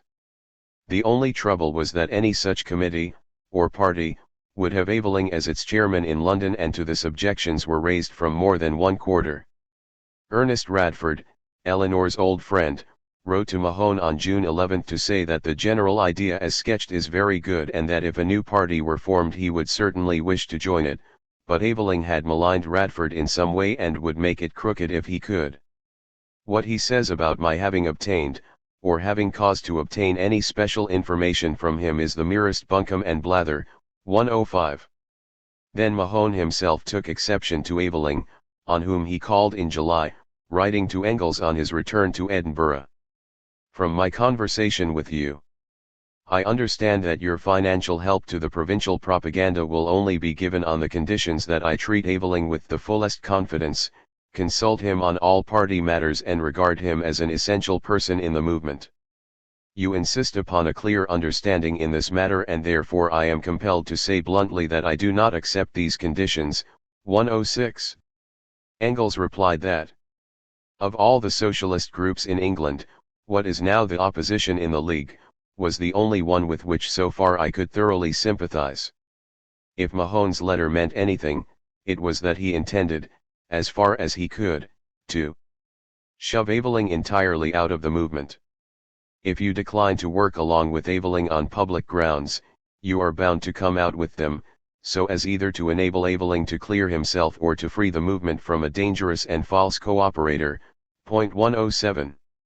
Once more it was a case of unspoken imputations, a mistrust based on personal or political grounds which no one was willing to state openly. If Engels felt an obligation to stand up for Marx's children in all circumstances, extending this to his beloved Tussie's partner, it is no less certain that the respect in which Eleanor was held silenced many a tongue, except that of Annie Besant, but there the heart had its reasons. Nevertheless it was hard upon her that, time and time again, first this friend and then that should be lost to her, that Edward should excite such general loathing. Both publicly and privately she always defended him. Accustomed from her earliest youth to the defamation of those she loved, this no doubt came to her quite naturally. Yet she cannot but have felt humiliated by the contrast between championing her father's principles and refuting accusations of fraudulent or shabby conduct. Nevertheless, in addition to her emotional ties, she owed allegiance to the same principles as Engels, In Eveling's calumniators she saw the enemy. The nature of the charges mattered not one whit, so be it they were politically motivated. The trouble was that far too often they were not, nor were they even charges. Comrades in whom she had the greatest confidence simply declined to work with him. Some years later, when this situation had come into the open, Eleanor was alleged by a young friend to have admitted that she knew the slurs on Aveling to be true. One alternative, she is reported to have said, is to leave Edward and live by myself. I can't do that, it would drive him to ruin and wouldn't really help me. My father used to say that I was more like a boy than a girl. It was Edward who really brought out the feminine in me. I was irresistibly drawn to him. Our tastes were much the same. We agreed on socialism. We both loved the theater. We could work together effectively. 108. She also looked up to him as her intellectual superior, a man with a university education and honors degrees which she both envied and admired. But more than that, though this she did not say, for all his greater knowledge and all his insufferable faults, he did not exact subservience from her as his housekeeper and bedfellow, but gave her encouragement and self-confidence to become a writer, a notable speaker and a brilliant organizer in her own right. Of how many clever, vain, and selfish men could this be said? Whether or not she believed, as Engels did, that he was as unpractical in money matters as a 3-year-old cannot be known. The truth is that in moral terms Aveling presented something akin to an optical illusion. Looked at in one light, he could be seen as feckless, happy-go-lucky but fundamentally sound, in another, as an unmitigated scoundrel. What, however, could not escape notice from any angle was his infinite propensity to borrow money, which age could not wither nor, more surprisingly, custom stale. He might be cheated, he had been cheated, by Bradlaugh, who had not only made him sign all the printer's bills but had leased the science school premises jointly while drawing up an agreement by which Aveling alone was legally responsible for the rent, so that on resigning from the secular society he was loaded with debt. Yet this hardly accounts for his habit of borrowing from the rich, the poor, and the positively indigent for trifling amounts, though sometimes cleaning them out, since he never at any time, and this in an age of ostentatious spenders, if not the bucks and rakes of pre-Victorian days, lived in a style above that of any other middle-class socialist who had neither business interests nor inherited wealth. A Russian visitor to Chancery Lane spoke of the dim gaslight of the endless staircase which had entirely preserved the Dickens spirit of commercial slums, describing the flat, almost at the very top, as grey, unattractive and thoroughly poverty-stricken. 109 Aveling's indulgences were, indeed, paltry, cabs and drinks and the occasional dinner in a fashionable restaurant to impress a foreign guest, for all of which in any case he generally saw to it that somebody else paid. It is not uncommon to come across individuals from whose company and a small sum of money one simultaneously parts. This compulsion to borrow is not easy to explain in those who are neither on their beam ends nor aspire to high living. Similarly, the compulsive lecher is no rare bird, though he may sometimes create awkward situations in a society called, for convenience, monogamous. It is not that such persons have taken vows of unchastity, and the amateur psychologist might claim that both these traits in Aveling argue a desperate need for reassurance. They also argue a great many easy touches and promiscuous women. One curious little sidelight on Aveling's relations with Eleanor is that apparently he did not call her Tussie. For example, in the same letter to which she signs a postscript Tussie, Aveling refers to her as Eleanor. 111 It also emerges from an episode recounted by Aaron Roseberry, the young man in whom she confided. He had left some committee meeting with the pair and was invited by Aveling to go to a pub where, to Eleanor's visible distress, he asked Roseberry to lend him half a sovereign, promising to repay it in a week's time and adding that, if he did not, Tussie would. Roseberry had never heard this nickname and Aveling grinned as he pronounced it, somewhat maliciously, I thought, and Eleanor herself, flushed and trying to smile, explained that it was the name her parents had used for her. She had evidently been hurt. 112. Yet Tussie she had always been to the friends of her childhood, and so she was known to a host of intimates both old and new in later life. Why not, then, to Aveling? It is a trivial point, nonetheless it indicates a certain alienation, a little token, as it were, that he never constituted nor replaced her family life. The last thing Eleanor would have done was to analyze this personal relationship. She made the best of it, displaying that same generosity and self-devotion which the young Shelley had discerned in unions made irksome by the despotism of indissoluble ties. And she made the best of Aveling too, for there can be no question but that he played a valuable role as lecturer and popularizer in the cause of Marxism while, despite the antipathy felt by so many of his fellows, he was always to be found on the correct side of the political fence. With open-air meetings to assert the rights of free speech and a heavy program of lectures, broken only by the United Socialist Societies of London taking their annual outing on July 10, this time to Epping Forest and for the benefit of the condemned comrades in Chicago, the Avelings were kept hard at work that summer. Eleanor made her last speech to the Clerkenwell branch of the SL on the woman question on July 27. On August 4 Aveling, whose choice of subject tended to be capricious, addressed the Bloomsbury branch on the value of brain work.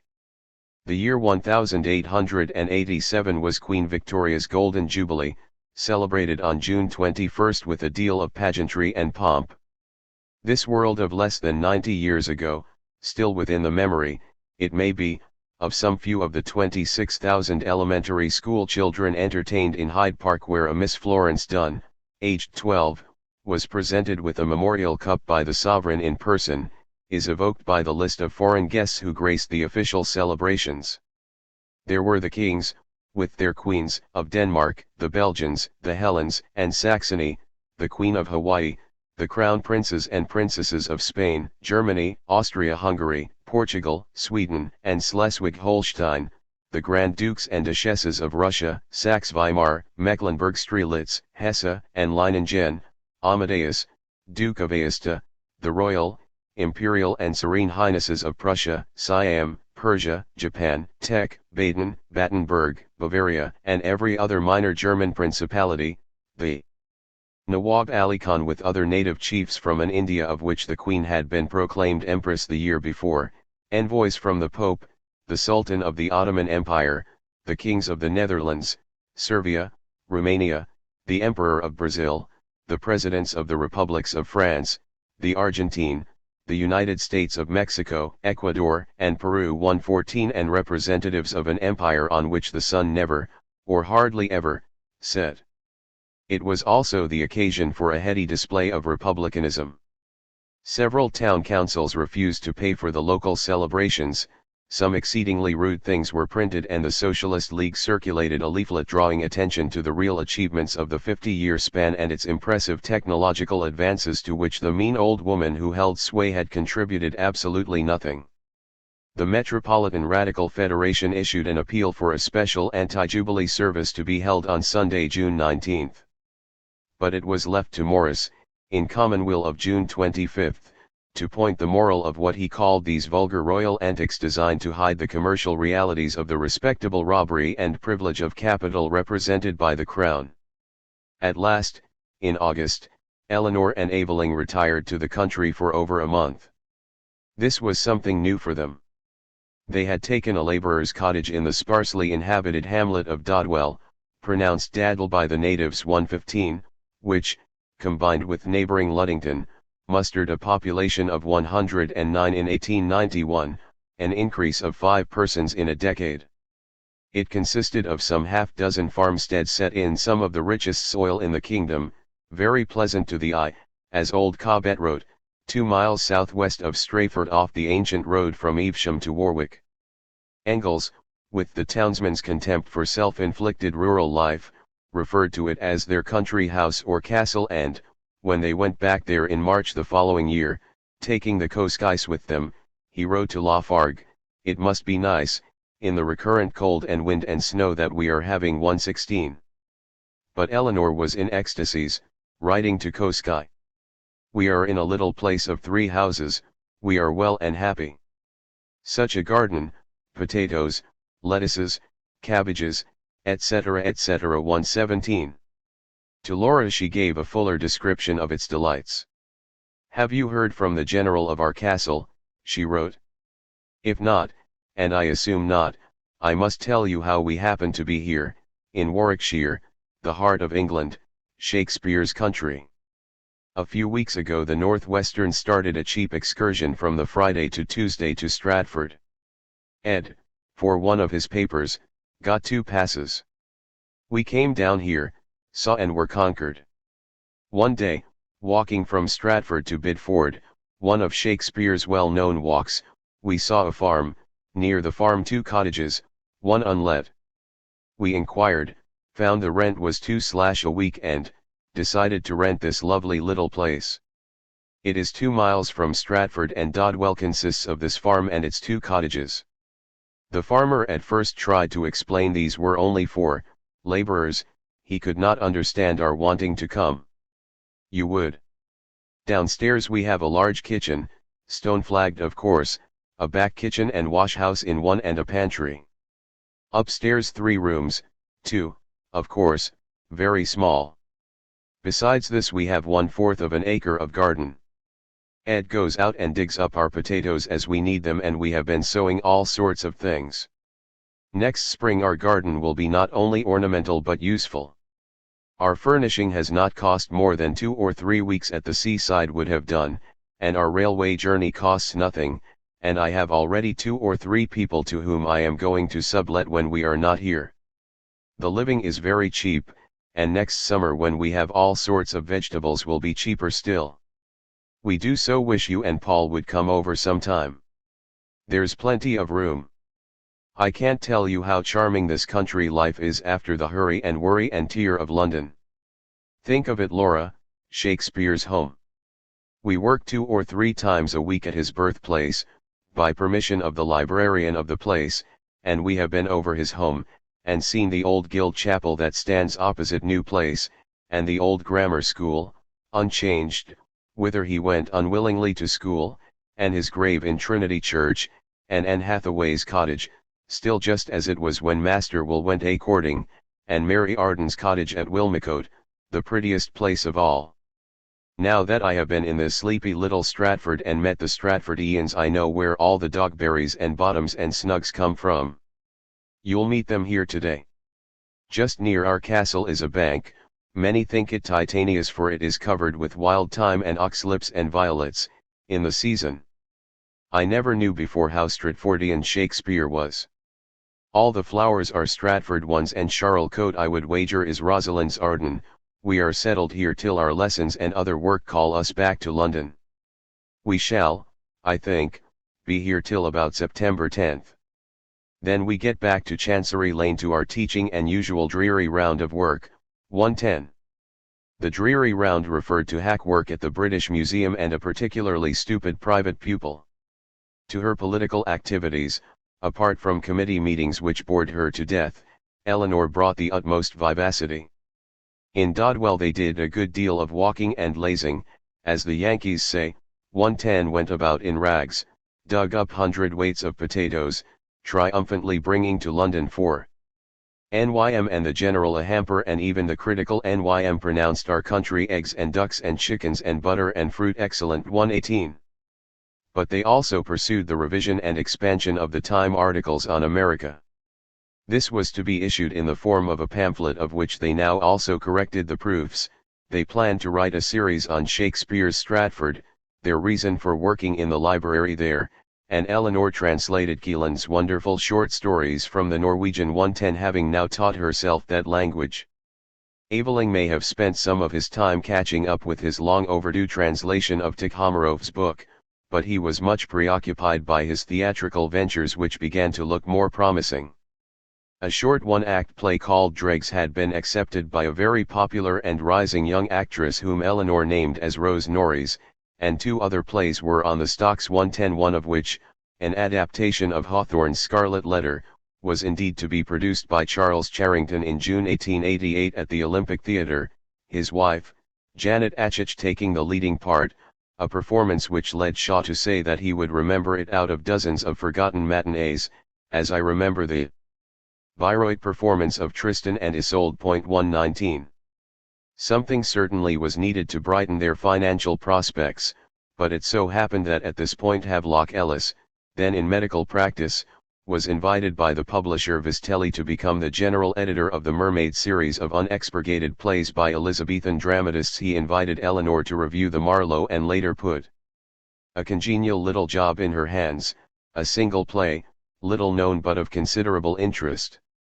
A Warning to Fair Women, 120. The Lafargues had suggested that Eleanor and Aveling should join them that summer in Jersey, but they were too contented with Dodwell. The only thing that tugged at Eleanor was that the Longay children would be with Paul and Laura.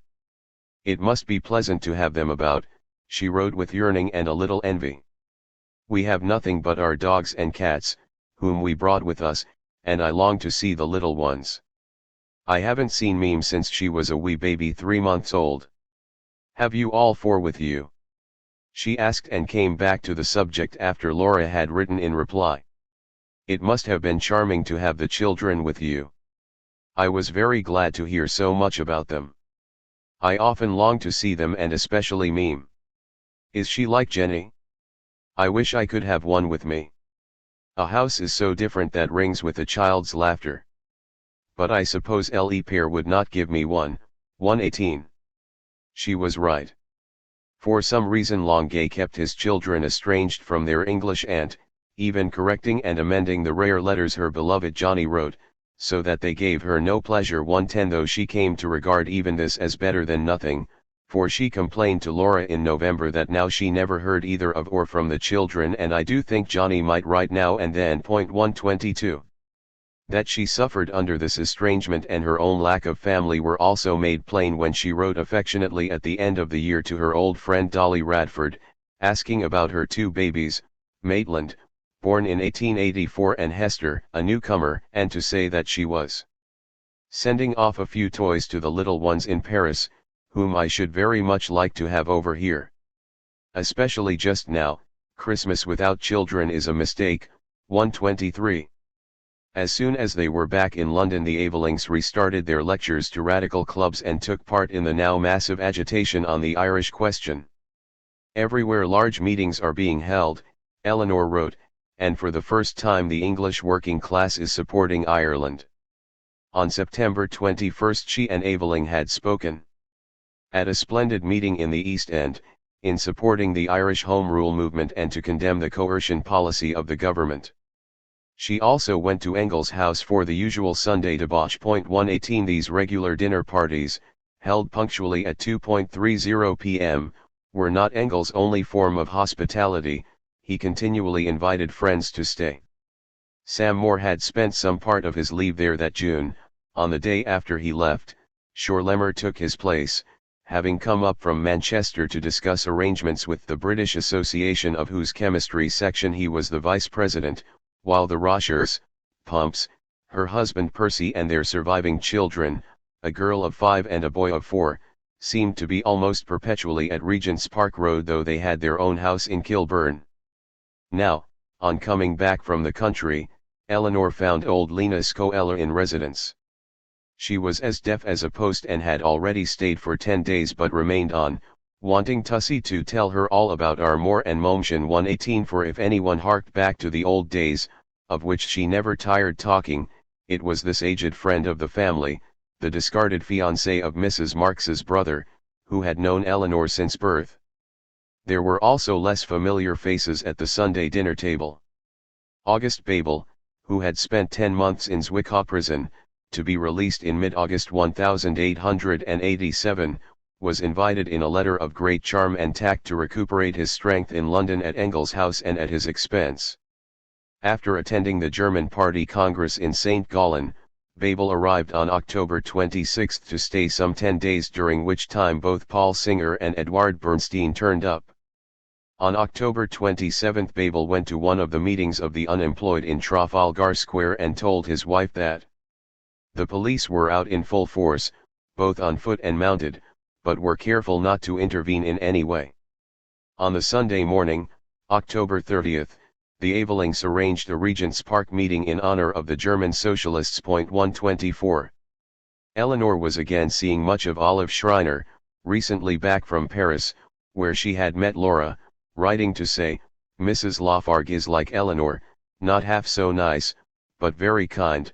She says Lafargue is a fine fellow." 125, and she was now planning to rent rooms in Chancery Lane next door to the Avelings.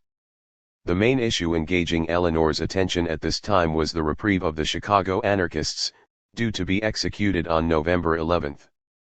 She and Aveling jointly signed a letter to the press, headed Chicago 1886, in the following terms. "We are all so anxiously concerned, and so rightly, in the question of Home Rule for Ireland, that we run the risk of neglecting no less weighty matters. The decision of the Supreme Court of Illinois in the case of the Chicago anarchists has thus far been passed by in England with an indifference only possible because of the absorption of men's minds in the burning question of Ireland. Let us remind your readers of the following facts. In May 1886 a perfectly peaceful and orderly meeting, as orderly and peaceful as that at Mitchellstown, was being held in Chicago. The police attempted to break it up. A bomb was thrown. Certain policemen were killed. A reign of terror broke out in Chicago. 8 of the men arrested without warrant were tried by a jury, more than one of whom had declared their minds to be made up as to the guilt of the accused, before a judge whose every word and deed during the trial was that of an advocate for the prosecution, at a time when most of the American newspapers were clamoring sick for the blood of these men at all costs, upon evidence insufficient to convict a man of picking pockets. The evidence of Seeliger, Waller, Gilmer, and McThompson, the witnesses of the police, of Shea and Jansen, policemen, of Dr. Taylor and of the mayor of Chicago, independent witnesses, not only failed to connect the accused with the throwing of the bomb, but proved positively that it could not have been thrown by any one of them. The 8 Chicago anarchists were found guilty. 7 were sentenced to death, 1 to 15 years penal servitude.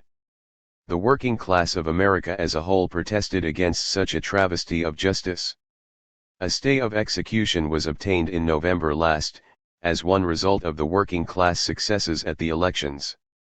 The appeal for a new trial came before the Supreme Court of Illinois in March. They had given their verdict in September. It is adverse to the prisoners. The working class of America is up in arms about this crime in the name of the law. On absolutely no evidence whatever, 7 men, after being kept in prison and in suspense for 19 months, are to be murdered. Cannot the working class of England take the matter up? They have no more sympathy with anarchism than we as socialists have. If only every working man's club will pass resolutions protesting against this murder and send them to the Supreme Court of the United States, to the President of the United States and to the New York leader, their voice joined with the working men of America may yet prevent the execution of men against whom no crime has been proved. Yours faithfully, Edward Aveling. Eleanor Marx Aveling. 126. On October 14 a crowded meeting held at South Place Institute, addressed by Morris, Stepniak, Annie Besant, and many others, unanimously passed a resolution which included the words, that the fate of the 7 men now under sentence of death, is of deep concern to us as English workers, because their case is the case of our comrades in Ireland today, and is likely to be ours tomorrow unless the workers from both sides of the Atlantic declare with one voice that all who interfere with the rights of public meeting and free speech act unlawfully and at their own peril. 127. The November issue of the Radical gave an account of this very remarkable meeting, convened for the purpose of protesting against the death sentence passed upon the 7 men known as the Chicago anarchists. And Commonweal reported that the radical clubs themselves were organizing similar protests. Edward and I managed to work the radical clubs into something like sympathy, wrote Eleanor to her sister, and we got, on the one day, 16,405 votes for the petition we cabled over. On October 19 the radicals sent a second petition, signed by a few well-known names. One funny thing was that the very people who are always inveighing against Edward and myself had to come to us and beg our help, and without us they could not get at the clubs. 122. Money was collected to send a cable to the governor of Illinois, Oglesby. Some years later, in 1891, Aveling was accused of having pocketed the money for quite other purposes, namely, to pay the printer's bill for the pamphlet he and Eleanor were writing on the Chicago anarchists. They had not, as it happens, written a pamphlet at all but an article for the November issue of Today which Reeves reprinted as a penny leaflet. On 8 November the Pall Mall Gazette published a lengthy interview with Eleanor on the subject, which vexed her when it appeared. The published version, she wrote, was all stead and precious little of what I really said. However, it is so important to get things into so immensely read a paper as the Pall Mall that one can't quarrel with its queer editor. 122. An article, From the Prison Cell, by Albert Parsons, the condemned man who had voluntarily surrendered to the police when his equally innocent comrades were indicted, was published in Commonweal on October 29 and, on the day before that fixed for the execution, Governor Oglesby, flooded with messages, petitions, letters and resolutions from all over the states and many parts of Europe, commuted the death sentences on Samuel Fielden and Eugene Schwab to hard labor for life, while a third man, Louis Link, in whose cell bombs had been planted, committed suicide or was done to death by the police. Parsons, Spies, Fisher, and Engel were hanged on November 11, 1887 and have gone down to history as the Chicago Martyrs. 5.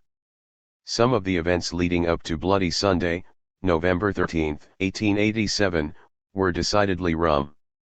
Not the least of these was a struggle for power in high places.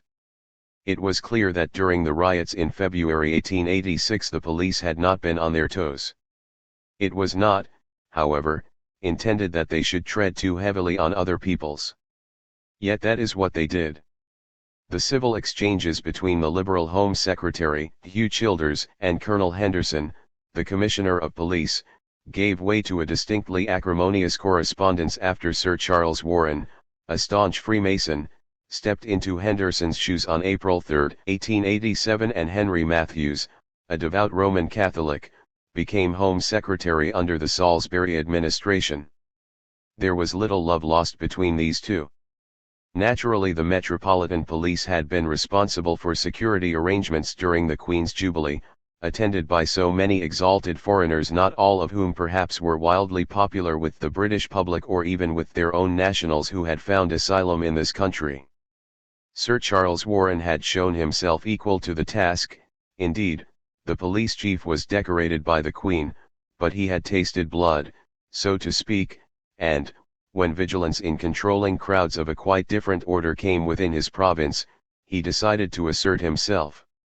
"You say," he wrote to the minister, "that the Commissioner of Police is in the same position in relation to Secretary of State as the head of any other Home Office department. I beg your attention to the fact that I am in no way whatever under the direction of the HO. In some matters I am directly under the authority of the S.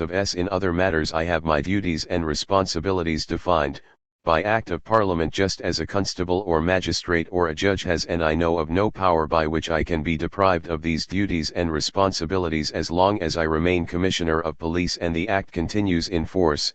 But it is to be noted that it is impossible at any moment to say what small matter may develop into a great question, and to tell me to refer to S. all matters which may be or may hereafter be of great public interest would oblige me to bring many matters before S. which at present I delegate to my subordinates. Truly yours. 128. I entirely concur, said the Home Secretary, delegating the matter to a subordinate, one I. Monroe of the Secret Service, as to the responsibility for police action in London resting with you, and I should be sorry if I have said anything to make you think otherwise.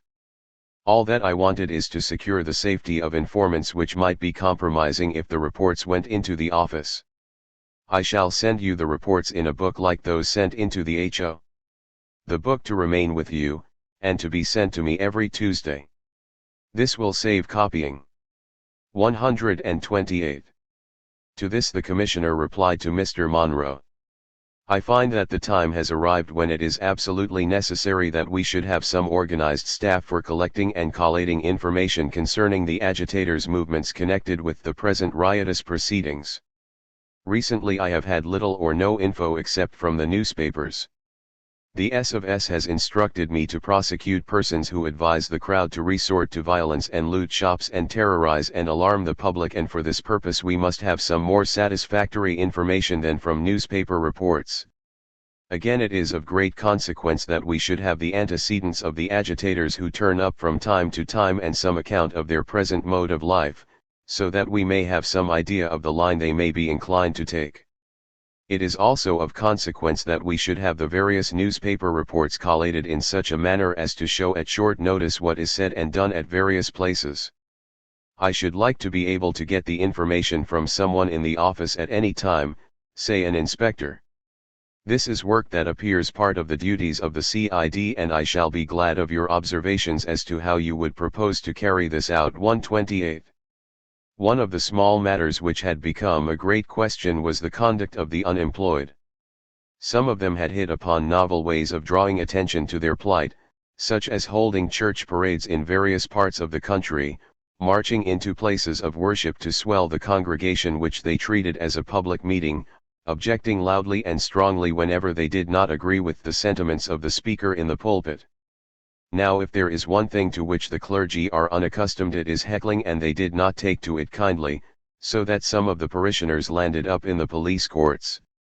These pilgrimages of the unemployed reached their climax on October 23, 1887, at a time when seasonal unemployment was at its worst in one of the years of deepest economic depression. Many of those who had been demonstrating in Trafalgar Square, as had become their daily practice, made their way down Whitehall to Westminster Abbey.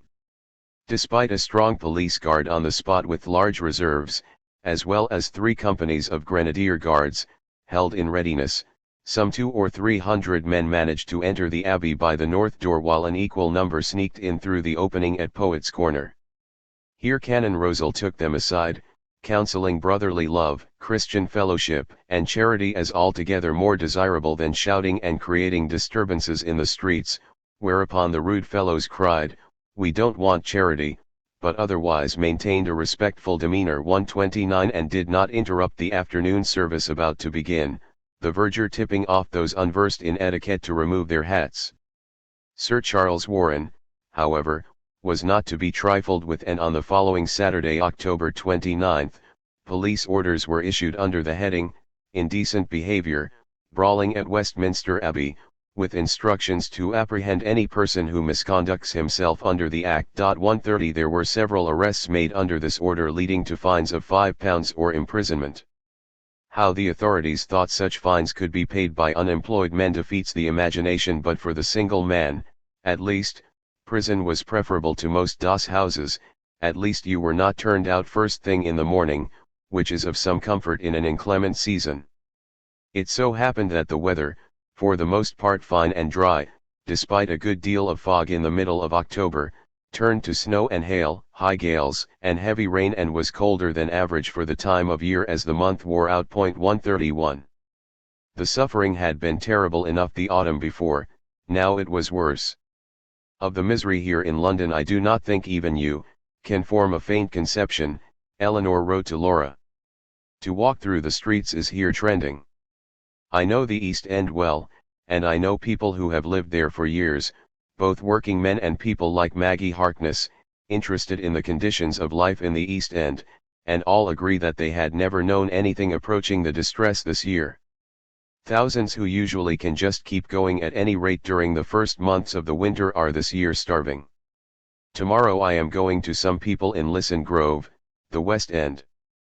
A father, most respectable man, with excellent character, willing to do any work, and who is overjoyed at the prospect of earning 2/6 a week cleaning the streets for the vestry, 8 children, who for days have tasted nothing but bread, and who have not even that now, the mother lying on some straw, naked, covered with a few rags, her clothes pawned days ago to buy bread. The children are little skeletons. They are all in a tiny cellar. It is pitiable, but all round them people are in the same state, and in the East it is just the same. One feels almost desperate at the sight of it all. How these starving thousands are to live through the coming months is a mystery.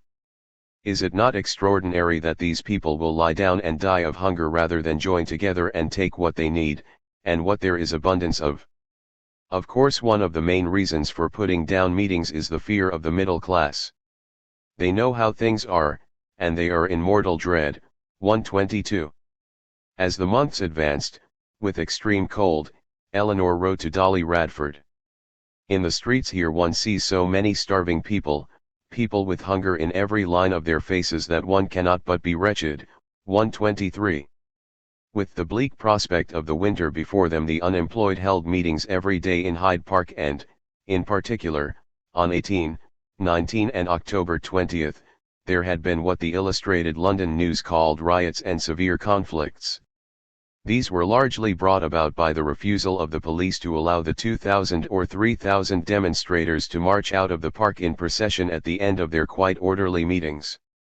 A deputation went on Thursday, October 20, to the Home Office to protest against the severity of the police, to ask that an 8-hours bill be enacted and that the government and local authorities provide outdoor relief and employment on public works for 10,000 men. A crowd accompanied the deputation as far as Piccadilly, where it was joined by others whom the police sought to disperse, and sent flying. 129. On the morning of the 23rd, the same day as that of the unusually well-attended service at the Abbey, the Patriotic Club held an open-air meeting on Clerkenwell Green, addressed by both Eleanor and Aveling. To protest against the conduct of the police in connection with the recent gatherings of the unemployed and the violent suppression of public meetings, and to demand the immediate dismissal of Sir Charles Warren and the appointment of a civilian in his place. This resolution was taken to the Home Office on the 24th, where the deputation was received by the Permanent Under-Secretary, Lushington, who behaved rather well, promising to look into the complaints. On the other hand, the deputation to Scotland Yard on the following Friday, October 28, was not received at all either by the Commissioner or anyone else. While the clashes in Hyde Park had caused some anxiety and the uproar in Piccadilly great alarm, neither was allayed when Trafalgar Square became the venue for regular daily meetings of the workless, who were as regularly moved on by the police, not without violence. On November 4, Sir Charles Warren answered an indignant letter from a Dr. Duckworth. I cleared Trafalgar Square on the previous occasion on my own responsibility. I quite agree that you have just cause of complaint, but the S of S has restricted me from clearing the square unless the meeting is disorderly. This view of what is disorderly is not yet defined. I will forward your letter to him. I am glad to get it to support the action I would wish to take. 128. That locality, said the Illustrated London News of October 29, contains shops and hotels rented at high prices, the owners of which must lose a great part of their custom by such occurrences, frightening away their visitors at the best time of the day. It cannot be doubted that many families from the country who would spend money in London would be deterred from coming up at the season by fear of annoyance. It pressed home this irresistible argument with the question: who would bring a party of ladies and children to a hotel at Charing Cross with the chance of their exit being blockaded all the afternoon? Indeed, it did seem that the owners of luxury hotels and shops, no less than their patrons, might suffer most frightfully. Sir Charles Warren could not remain unmoved. On Tuesday, November 8, 1887, an advertisement appeared in the public press and was displayed at all police stations in the Metropolitan and City Police districts. Notice meetings in Trafalgar Square.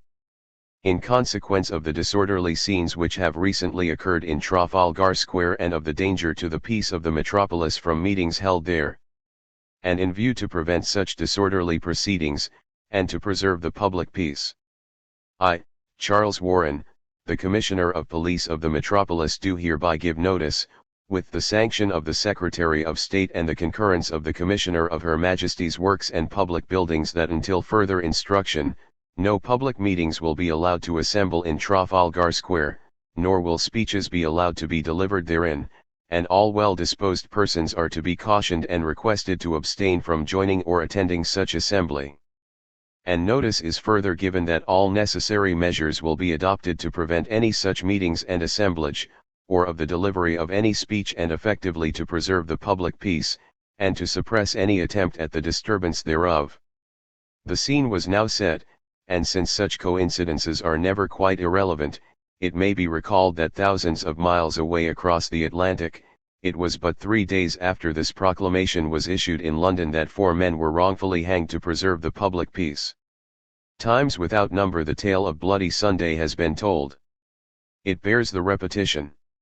From 9 in the morning Sir Charles Warren picketed the square with police. By 11 o'clock they were at their stations. 100 constables in single file lined the back and front of the surrounding parapets, north, west and east, reinforced by 120 in double rank. At the head of the 2 flights of steps on the north side 100 were posted in columns of 4. 50 more, standing 2 deep, manned the south corners between which, across the open face to the street, were 750 also in 4s. Mounted police patrolled the square 2 abreast. In all 4,000 constables, 300 mounted police, 300 foot soldiers of the Grenadier Guards and 350 lifeguards of the Household Brigade were on duty. The meeting, announced before the ban on Trafalgar Square, was called for 4 o'clock by the Metropolitan Radical Federation and the Irish National League to protest against repression in Ireland, the imprisonment of Irish M.P.S. and to assert the right of free speech. It was not a cold day, but a bitter east wind blew and from midday onwards a drizzling rain fell throughout the afternoon. At 2 o'clock the members of the Patriotic Club crossed the road from their premises to the open space in Clerkenwell Green where Morris, Aveling and other socialist leaguers spoke from a cart. Within an hour large numbers of the Irish National League, of radicals from the East Finsbury Club and members of the Clerkenwell branch of the SDF had turned up and shortly after 3 o'clock a procession, including several wagonettes, was formed, estimated at some 6,000 strong, headed by 2 bands and a woman carrying a red flag. Other red flags tied with black crape were borne aloft and one enormous red banner was surmounted by a cap of liberty. The column marched down Theobald's Road, along Hart Street, crossing Oxford Street and Shaftesbury Avenue, making for St. Martin's Lane by way of 7 Dials. At that point the attack came, the police charging into the midst of the procession, seizing the band instruments, tearing the flags and scattering the marchers into the adjoining streets despite a fierce resistance. The large contingent from Rotherhithe, Bermondsey, and the southeast was attacked as it approached the Strand. Foot police fought them off, chasing them into Wellington Street and through Tavistock Street into Covent Garden. At 4 o'clock other columns from Peckham, Battersea, and Deptford, some 8,000 in all, met and crossed over Westminster Bridge where, the foremost line linking arms, they rushed Parliament Square, using pokers, lengths of gas pipe, iron bars and oyster knives to defend themselves against the horse and foot police who laid about them with their staves and truncheons. The battles raged in Bridge Street and Parliament Street, banners were snatched and their poles broken. The marchers from Notting Hill and the west were ambushed in the Haymarket. As they came level with the Haymarket Theatre, police poured out from the side streets on the left and right, dispersing the crowd in a matter of minutes. All the melees, other than this in the Haymarket, took place at strategic points where the junction of many roads afforded the easiest means for the crowds to escape. Had they been caught in blind alleys or lanes there must have been a massacre. That was not the intention. Mayhem, yes; murder, no. Not that day. Trafalgar Square itself was ideally suited to the purpose of the authorities, as Engels pointed out. Easy to defend, approachable from the east only by marching in narrow file, far from working-class districts, in the center of a shopping area, with barracks a stone's throw away and St. James Park to form up the military reserves, at 3 paces from the battlefield, 133. But if no single column managed to reach the square in marching order, large numbers of the 20,000 scattered demonstrators formed up again in the Strand, pressing forward, pouring into Northumberland Avenue and St. Martin's Lane, to be charged again and again by mounted police. At about the time when the meeting was supposed to have started, 400 people who had filtered into the east side of the square, standing in front of Morley's Hotel, crossed the road, headed by John Burns and Cunninghame Graham, a colourful figure, MP for North West Lanark, 1886 to 1892, whom Engels called an enlightened Marxist. 134 Graham lunged out at the posse of police on the southeast corner where he was savagely cut and beaten about the head, still using his fists though almost blinded by blood, while Burns flailed his way into the square to test, as he said, the legality of the Warren Proclamation. Both men were arrested. 15 minutes later 200 troopers of the 1st Regiment of Lifeguards arrived upon the scene. Riding at the side of the colonel in command was one of the Metropolitan Police magistrates who, as they reached the corner opposite St. Martin's Church, faced the square and read the riot act. The troopers, by fours, with swaying plumes and dazzling uniforms, trotted slowly past the police cordon several times, then, in pairs, pranced round the square, crossing each other at points north and south in the most captivating style, as in a circus ring, to jeers and yells of derision. While these gyrations were being performed, another squadron of 150 lifeguards came riding up Whitehall, and 35 minutes later 300 Grenadier Guards, from nearby St. George's Barracks, wheeled into the square with fixed bayonets, rifles and 20 rounds of ammunition. They were drawn up in front of the National Gallery, a thin red line, faced about, and then advanced, forcing everyone off the road into the waiting ranks of police on the parapet, smartly banging down their rifles. Which weighed lb, on the feet of those foolhardy enough to turn round, but neither bayonet nor shot was used, for it was quite unnecessary. At the same time the mounted police staged a continuous series of baton charges to clear the south of the square, and by 6 o'clock all resistance was at an end. The police did not go entirely scot-free. 112 were wounded, more or less severely, in the melees. Some 200 of the demonstrators were taken to hospital, 150 of them in need of surgical treatment. At least 2 men, John Dimmock, a young socialist, and William Kerner, a Deptford radical, died, directly or indirectly as a result of their injuries, while a young poet, John Barlas, was said to have had the pleasure of being battened and floored. 135 with serious consequences. 300 were arrested, 126 summarily charged at Bow Street, of whom 27 were discharged, the remainder being sentenced to anything from a fortnight to 6 months hard labor. There were appeals in 22 of these cases, but only 2 of the convictions were quashed. 7 men were brought before the Surrey or Middlesex Assizes early in December, none was acquitted and 1 was sentenced to a year's imprisonment. 2 were sent for trial to the Central Criminal Court, one of them being condemned to 5 years penal servitude. In all 160 people were sent to jail. The case against Cunninghame, Graham and John Burns was adjourned. They were allowed bail until their trial at the Old Bailey on January 10, 1887, when Burns, who was defended by William Marcus Thompson, spoke, vociferously, from the dock, while Graham was represented by another young barrister, Henry Herbert Asquith, MP for East Fife from 1886 to 1918, who became Home Secretary in 1892 and Prime Minister in 1908. On January 18 both the accused were sentenced to 6 weeks jail, to be served in Pentonville, but were released on February 19. The Monday issue of the Pall Mall Gazette was devoted almost entirely to the events of Bloody Sunday. The paper had received a mass of letters, and in one of its columns headed, "Who were the peace breakers yesterday?" they recounted personal experiences of the crowd.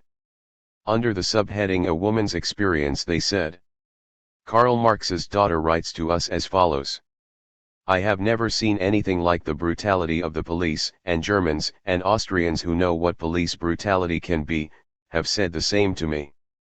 I need not tell you that I was in the thick of the fight at Parliament Street." This indicated that when her own contingent from Clerkenwell was routed at the top of St. Martin's Lane, she had somehow made her way through back streets to the Victoria Embankment to join the battle of those arriving over Westminster Bridge from the south.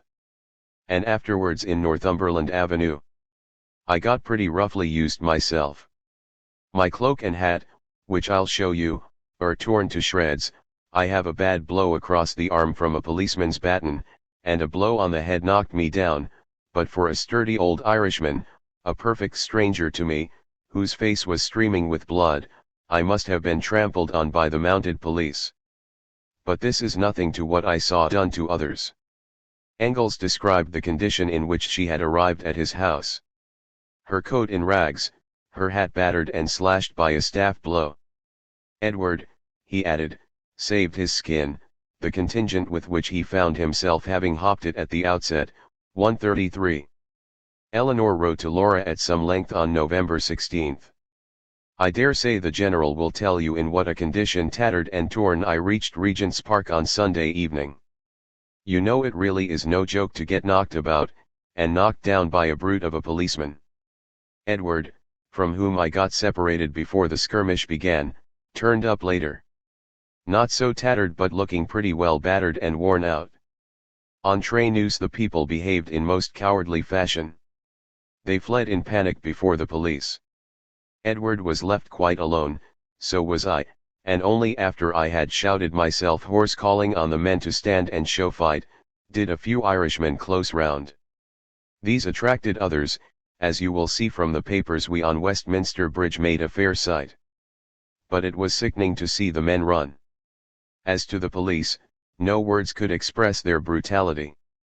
They kicked men and women when they had fallen, delightedly tried to force people under the horses' hoofs, struck right and left with their staves. The MOTD order on Sunday was not to arrest well-known people, and till after the fighting was over, not to arrest at all. 2 bobbies wanted to run me in, but the superintendent ordered them to let me off, and they wouldn't take Edward at any price. Tonight there is a delegate meeting of all the clubs where they will decide what is to be done next Sunday. We shall urge going to the square, but I fear many will funk. If we can induce them to go next Sunday, it will mean very warm work. Last Sunday the troops had ammunition ready and stood with fixed bayonets. Next Sunday I think it very possible they will actually fire. That would be very useful to the whole movement here. It would complete the work some of us have been doing this long while past, of winning over the better radical element to socialism.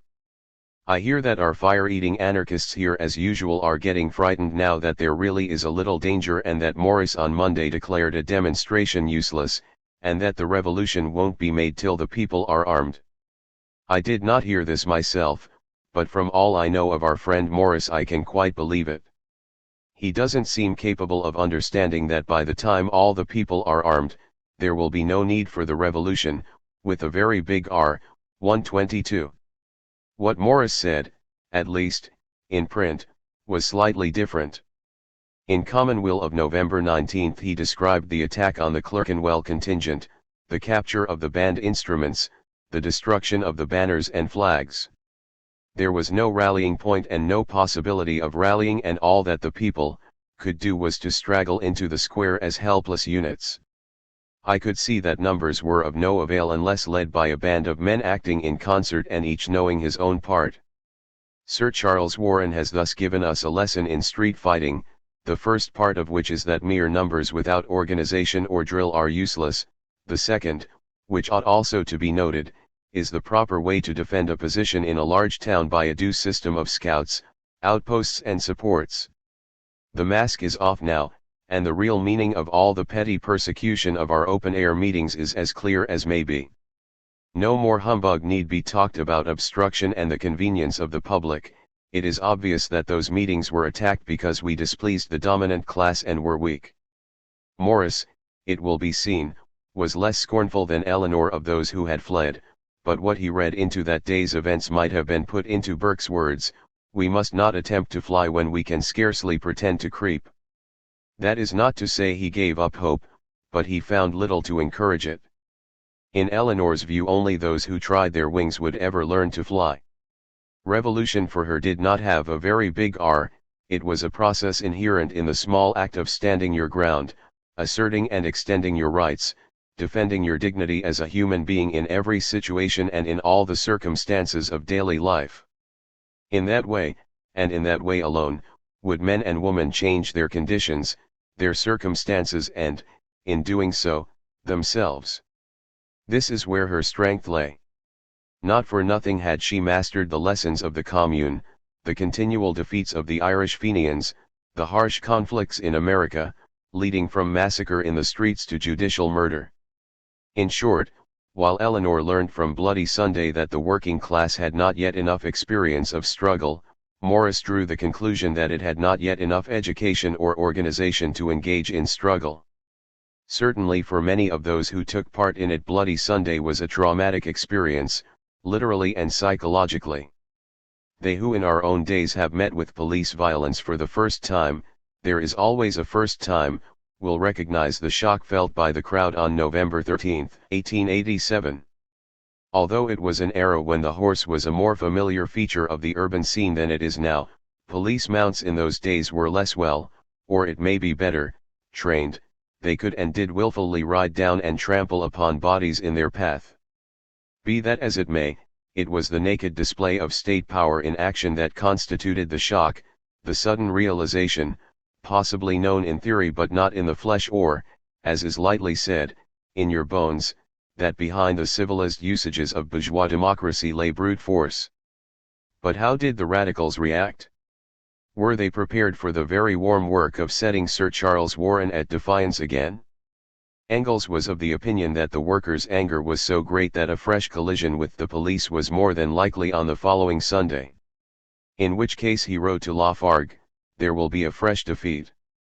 The Philistine, both bourgeois and worker, being in favor of constitutional action, one can expect the next demonstration to be too weak to attempt anything serious. And it would be a pity to see the best elements sacrifice themselves to save the honor of the cowards who draw back now. 133. On the same date as Engels wrote that letter, Wednesday, November 16, a meeting was held at the Patriotic Club in Clerkenwell Green. The editor of the Radical, George Standring, who was also the printer to the Fabian Society which he joined in 1893, reported it fully in the December issue of the paper, under the heading of Fateful Meeting. It would not be too much to say, metaphorically, that the eyes of Europe were turned towards the room in which delegates from all the London radical clubs had assembled to decide whether or no a second attempt should be made on the following Sunday to hold a demonstration in Trafalgar Square despite the prohibition issued by Sir Charles Warren and endorsed by the Home Secretary. On Sunday, November 13th, as all the world knows, the radicals of London assembled to take part in a meeting decided upon and announced several days before Warren issued his ukase against it. The people were beaten by brutality and batons. They did not and could not hold the meeting they gallantly but fruitlessly endeavored to hold, and victory perched with outstretched wings upon the banners of the gallant police and lion-hearted soldiery.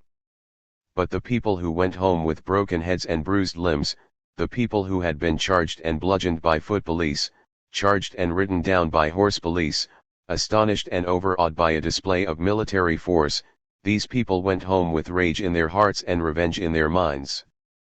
The writer went on to explain that the meeting, called to decide upon the course of action on the following Sunday, was composed of 2 delegates from every radical and working men's club in London, with representatives of the socialist organizations.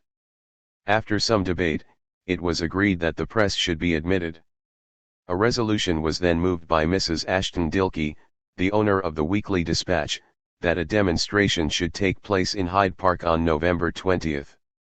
This raised the question: shall we again offer our heads to the bludgeons of the police, or shall we hold our demonstration in an undisputed spot, and rely upon legal action for the maintenance of the right of meeting in Trafalgar Square?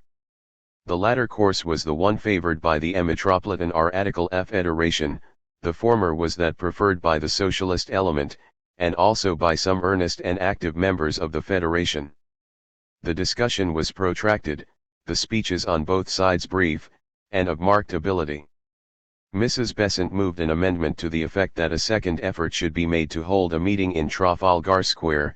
A verbal duel took place. The spirit throughout was admirable. In front of the platform sat Lady Macbeth Aveling and the redoubtable Edward D.Sc. They were, of course, in favor of a spirited dash at Trafalgar Square, and very fine it was to see the lofty scorn of Lady Macbeth when any speaker on the Pacific side rose to address the meeting. When the resolution proposing the Hyde Park meeting was read, Lady Macbeth turned to Edward, Doctor of Science, and his COWARDS, between her teeth. It was very fine indeed, something of the infirm of purpose, give me the daggers, school of acting. The heroine of the corsage bouquets looked as if she were ready to fight single-handed any number of policemen, or, at any rate, to look on whilst others fought them. The great majority of delegates present were convinced of the utter uselessness, Morris's word, of a second attempt to dislodge a mass of armed and disciplined men. They saw that Trafalgar Square could be preserved to the people without paying the penalty of cracked heads, and they were content to leave the legal question to be settled in a legal manner. After a debate lasting 2 hours and a half, the result was no longer doubtful. Soon afterwards the meeting dispersed, and probably every one, always excepting Lady Macbeth, was very glad that there would be no immediate repetition of the Trafalgar Square scene. That, however, is where Standring was wrong. All that he and his supporters had done was to fulfill Engels' prediction. It seemed as though Eleanor's and Evelyn's months of effort to wean the radicals from the pure milk of constitutionalism had been in vain, since the editor of their official journal could permit himself to fling that now rank and withered bouquet in the Evelyn's face and reserve his noblest prose to deride Eleanor. It should be borne in mind that the radicals were by no means of one stamp or class, nor was their journal the mouthpiece of them all. Indeed, the very facetiousness of Standring's article betrays the dichotomy within radical circles and the fear that these formidable propagandists, the Evelyn's, were effectively winning over to socialism those with no stake in the system of private property. The article on the fateful meeting of November 16 was to be overtaken, even before it appeared in print, by a matter more fateful. Sir Charles Warren, with his wide experience of putting down rebellious natives, was probably under the impression that on Bloody Sunday he had saved the British Isles from Red Revolution, since he had not the foggiest notion of the preconditions for such an event. He called for volunteers to enroll as special constables, not, it must be thought, because he needed any help from the citizenry, but rather to put heart into those who shared his delusion. On November 18 he issued a further proclamation to announce that the Trafalgar Square police regulations and directions, pursuant to the powers vested in me, would continue in force until further notice. 130 This, in effect, declared the square, though a public thoroughfare, the property of the Crown and anyone setting foot in it without leave a trespasser. On that day a remarkable meeting took place at the Memorial Hall in Farringdon Street. It was attended by Eleanor and Evelyn, Morris, Stead of the Pall Mall Gazette, Hindman, Sidney Webb, John Burns, a great many radicals, and a representative of the Salvation Army. It brought into being the Law and Liberty League, with J. A. Seddon as the secretary, to protect the right of free speech, of assembly in Trafalgar Square and against police violence. It also took over the functions of the earlier Socialist Defense Committee to go bail and pay police court fines. The SDF, the SL, the Fabian Society and the Metropolitan Radical Federation affiliated, and it appeared that a genuinely united front organization had been formed, though as a federated body it lasted but 4 months. The authorities intimated to the radicals that if they held their meeting in Hyde Park there would be no interference. Accordingly a somewhat ragged procession with a strong escort of police obediently followed an agreed route, making but a poor show, according to the Illustrated London News, having failed to join in combined bodies as they did on the Sunday before. 137 It was a particularly cold and gloomy day, and, although 40,000 people are estimated to have assembled in the park, most of them were idlers who melted away when the speeches began. A resolution was passed by acclaim. That this meeting regards the imprisonment of Mr. O'Brien, MP, and other Irish patriots as an act of tyranny and an insult to the people of the United Kingdom, and demands their immediate release. That this meeting condemns the conduct of the government in allowing the Commissioner of Police to proclaim away the hitherto undisputed right of the people to hold bona fide meetings in Trafalgar Square, and desires to record its indignation and disgust at the wanton brutality of the police last Sunday, a brutality which has excited the surprise of the civilized world. 137. While this meeting was going on in the park, the 1,000 newly sworn-in special constables were patrolling Trafalgar Square. Not alone, however. The foot and mounted police were out in force again, for, despite good resolutions taken by others, a very large crowd had gathered to challenge the validity of the Warren Proclamation. It was ceaselessly charged and battened.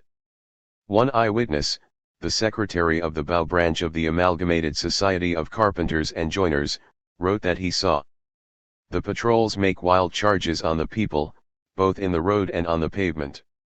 I thought they were trying to imitate the heroes of Balaclava, 6 mounted police rushing backwards and forwards to and from Trafalgar Square to a line of foot police drawn across the bottom of Northumberland Avenue. People were being knocked about recklessly, and those that ran in front or were compelled to run in front, were met by this line of policemen, who struck out right and left and hit the people wickedly. I saw one knocked down insensible from a full butt punch in the face. I assisted him into a cab. I wanted to go to the hospital with him, but was prevented by the preservers of order, saying at the same time, "'Tis a pity it hasn't killed the B. I was politely told, "You'll damned soon get served the same if you are not off." I was set upon by half a dozen police. I swear that this is the plain unvarnished truth.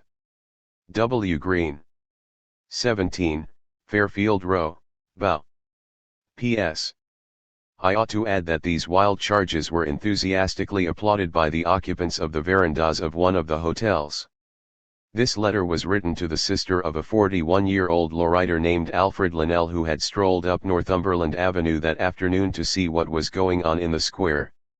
He was caught up in the press of people, fell and in a moment the cavalry were upon him, and the charger of one of the constables trampled him as he lay, smashing his thigh bone beneath the horse's hoof. Then they rode on, leaving Linnell writhing on the ground.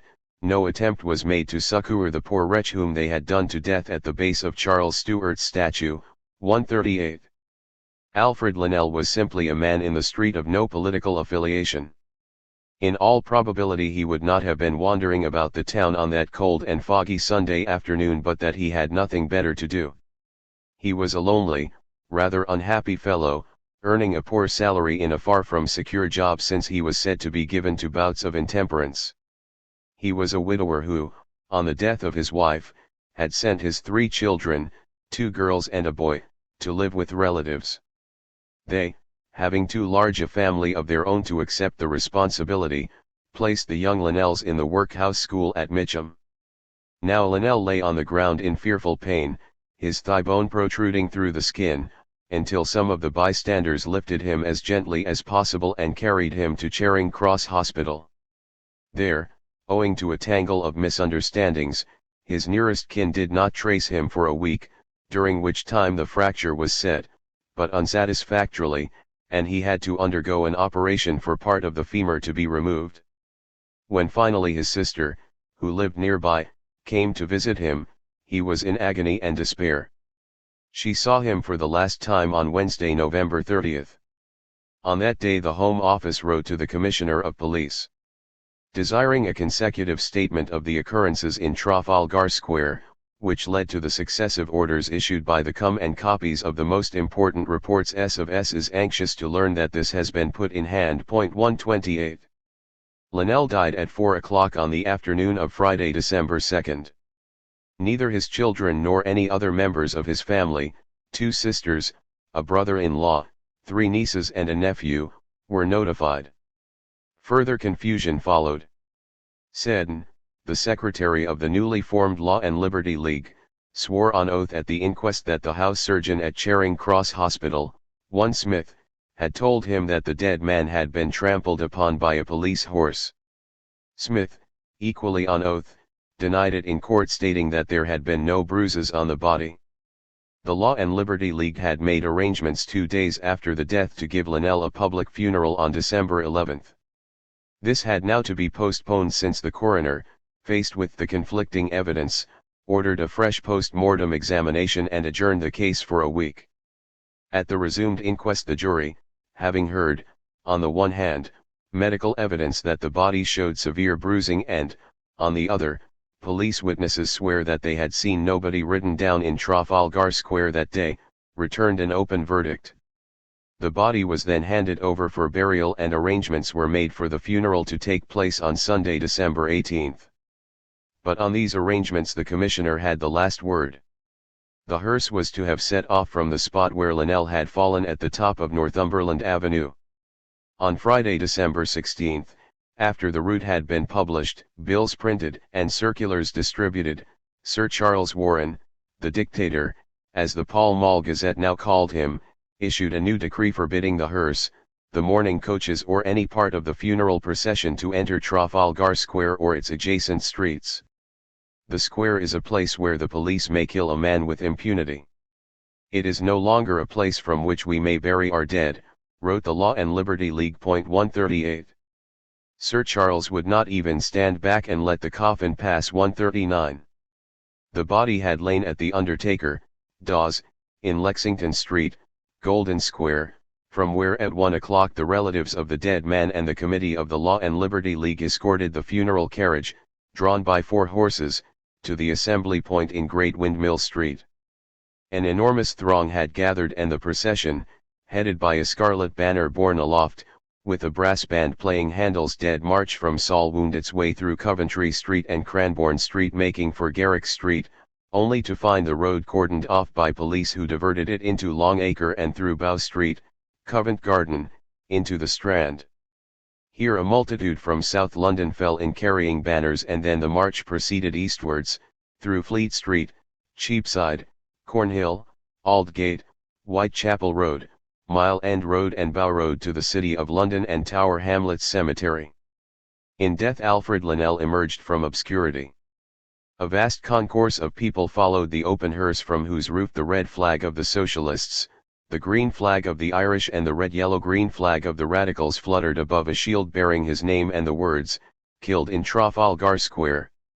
The coffin itself, black draped with a red pall, carried a brass plate with the inscription, "Alfred Linnell, aged 41. Died December 2 of injuries inflicted by the police in Trafalgar Square, November 20, 1887.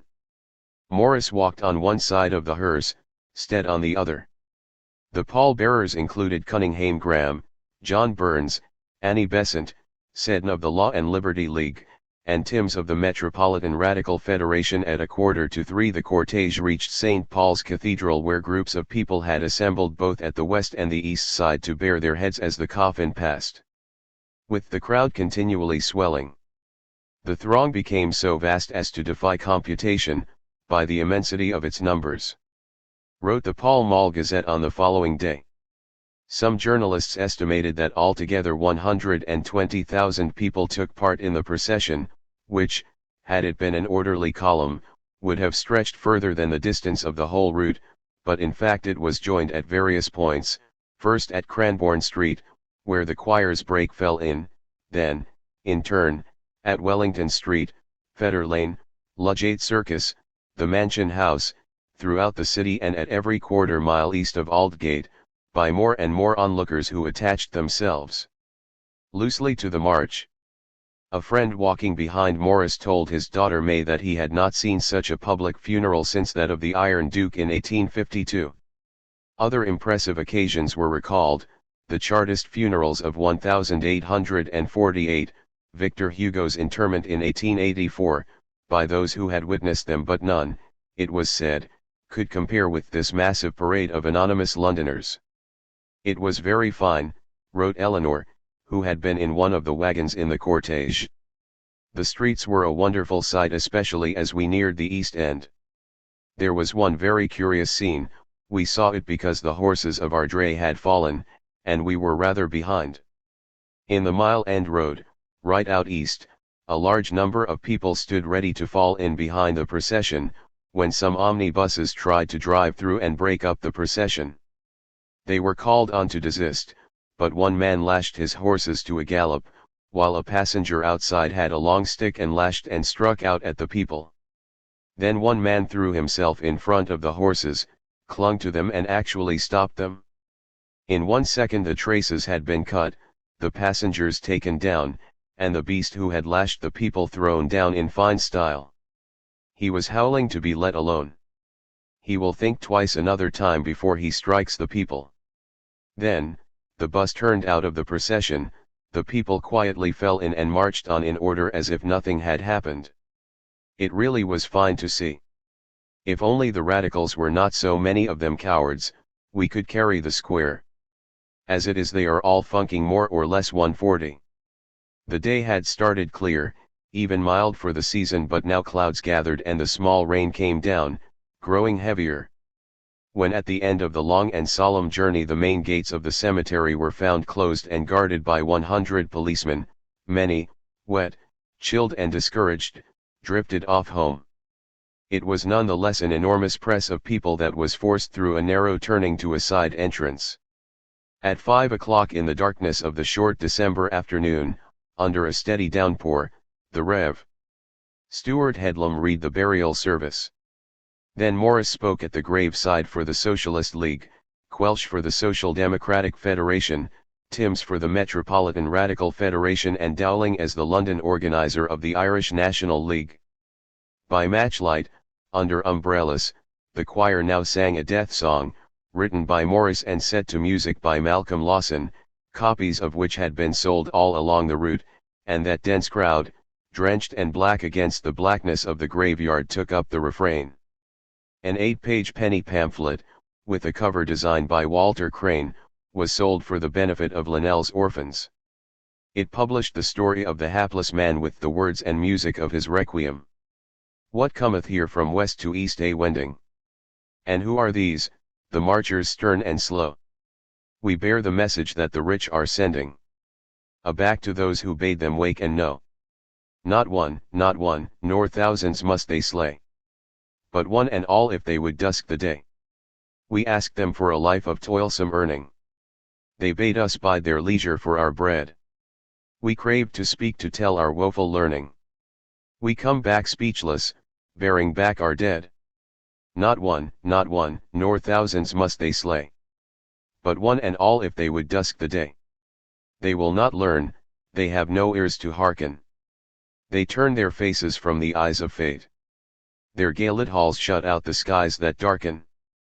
But, lo! This dead man knocking at the gate.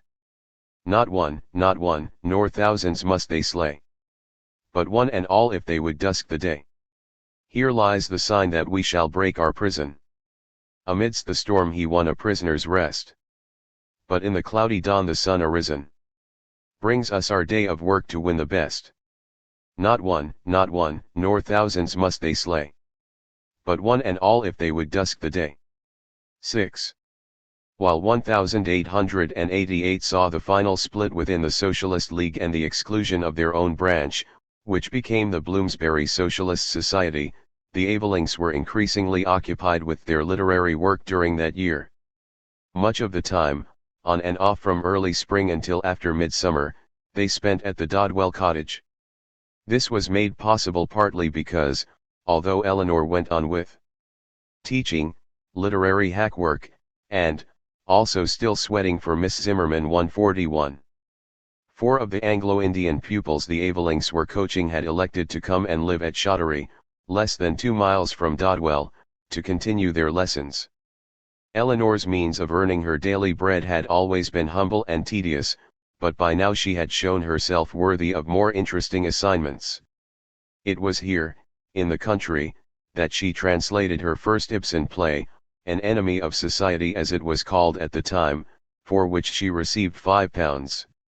She finished the work at the end of June and it was published in August 1888 with, as well as an introduction, a foreword by Ellis. Of the 3 dramas presented to the reader in this volume, 2 have not previously been translated into English, a translation of the third has only appeared in a magazine. Mr. William Archer has presented to us the translation of The Pillars of Society, which he has revised for this volume. To Mr. Archer also we are indebted for a most careful revision of Ghosts. The translation is to some extent founded on that of Miss Lord, which appeared in Today a few years ago. To Mrs. Eleanor Marx is owing the skillful version of An Enemy of Society, perhaps the most difficult of Ibsen's social dramas to translate 143. The 3 plays chosen were a very unwise selection for a first volume in English, it seems to me. Eleanor wrote to Laura when sending her a copy of the book. She also complained. Unfortunately I did not see the proofs, and had no opportunity of revising, 145. Whether she would have made a better job of it had she revised the proofs is questionable. The language was naturally and perfectly of the period, which cannot be said of all the excellent modern versions, but it was too literary, not of the theatre, and many of the lines would have been awkward if not impossible to deliver on the stage. This is no doubt what Shaw meant when he pronounced the translation not a success, while praising and even recommending an actress to use Eleanor's version of The Lady from the Sea 146 published by T. Fisher Unwin as a separate graceful little volume in 1890 with an introduction by Edmund Gosse. Between tackling these two Ibsen plays, Eleanor had learned something about the drama, though of a very different period. Before this, however, she and Aveling wrote the first of two speeches to be made to the Shelley Society, of which they were members from 1885 when it was first founded by Furnivall, for whom she had done endless hack work in the past. He, too, now recognized that she was capable of better things. The first lecture was published in Today under the title Shelley and Socialism 149, later issued as a pamphlet, presumably by the Shelley Society, in 25 copies, bearing both Eleanor's and Aveling's names and the title Shelley's Socialism. Though never printed, the second lecture may yet have been delivered. This conjecture is supported by the fact that Harry Buxton Forman, whose 4-volume edition of Shelley's poetry Reeves and Turner brought out in 1876-77, followed by a 2-volume unannotated edition in 1882, had compiled a Shelley bibliography of which the Shelley Society printed the first part, Volume 1, in 1886. Volume 2, which was to have contained collected editions, was apparently never published. 150 Engels translated it into German and it appeared at the end of the year in Die Neue Zeit. 151. In 1879 Aveling had given a lecture on Shelley to the Secular Society, described by Annie Besant as a simple, loving, and personal account of the life and poetry of the hero of the Freethinkers. 152 Eleanor could cite earlier examples of Shelley's popularity in progressive circles and is reported to have said, "I have heard my father and Engels again and again speak of this, and I have heard the same from many Chartists it has been my good fortune to know as a child and a young girl, Ernest Jones, Richard Moore, the Watsons, George Julian Harney and others. Only a few months ago, I heard Harney and Engels talking of the Chartist times, and of the Byron and especially Shelley worship of the Chartists, and on Sunday last Engels said, 'Oh, we all knew Shelley by heart then.' 153. There can be no doubt that this lecture, though delivered by Aveling, was a true collaboration between two people who had long and devotedly studied the poet with equal enthusiasm, Aveling primarily as an atheist, Eleanor as a revolutionary, though no one at that time had read Shelley's most telling political work, A Philosophical View of Reform, for, written exactly 100 years before, it was not published until 1920. It was towards the end of the year 1888 that Eleanor set about editing the Elizabethan play, A Warning to Fair Women, promised her by Havelock Ellis for his Mermaid series. It was this, which she found enthralling, that taught her to think in terms of theatre. She wrote to Ellis begging him to ask the publisher, Vistelli, whether he would pay her return fare, 10 shillings, to Oxford, in order to look up the original there. I fancy certain passages that seem corruptions may be simply due to the transcriber's mistakes. I would gladly go on my own account but really can't afford it. Of course, the text if compared with the original would be far more valuable. 154. The fare was paid, she went to Oxford and then reported to Ellis. I am dividing the Warning into 5 acts. Not only is this more consistent with the Elizabethan manner, but the play really so divides itself. Of course, I give the locality of the scenes. Why?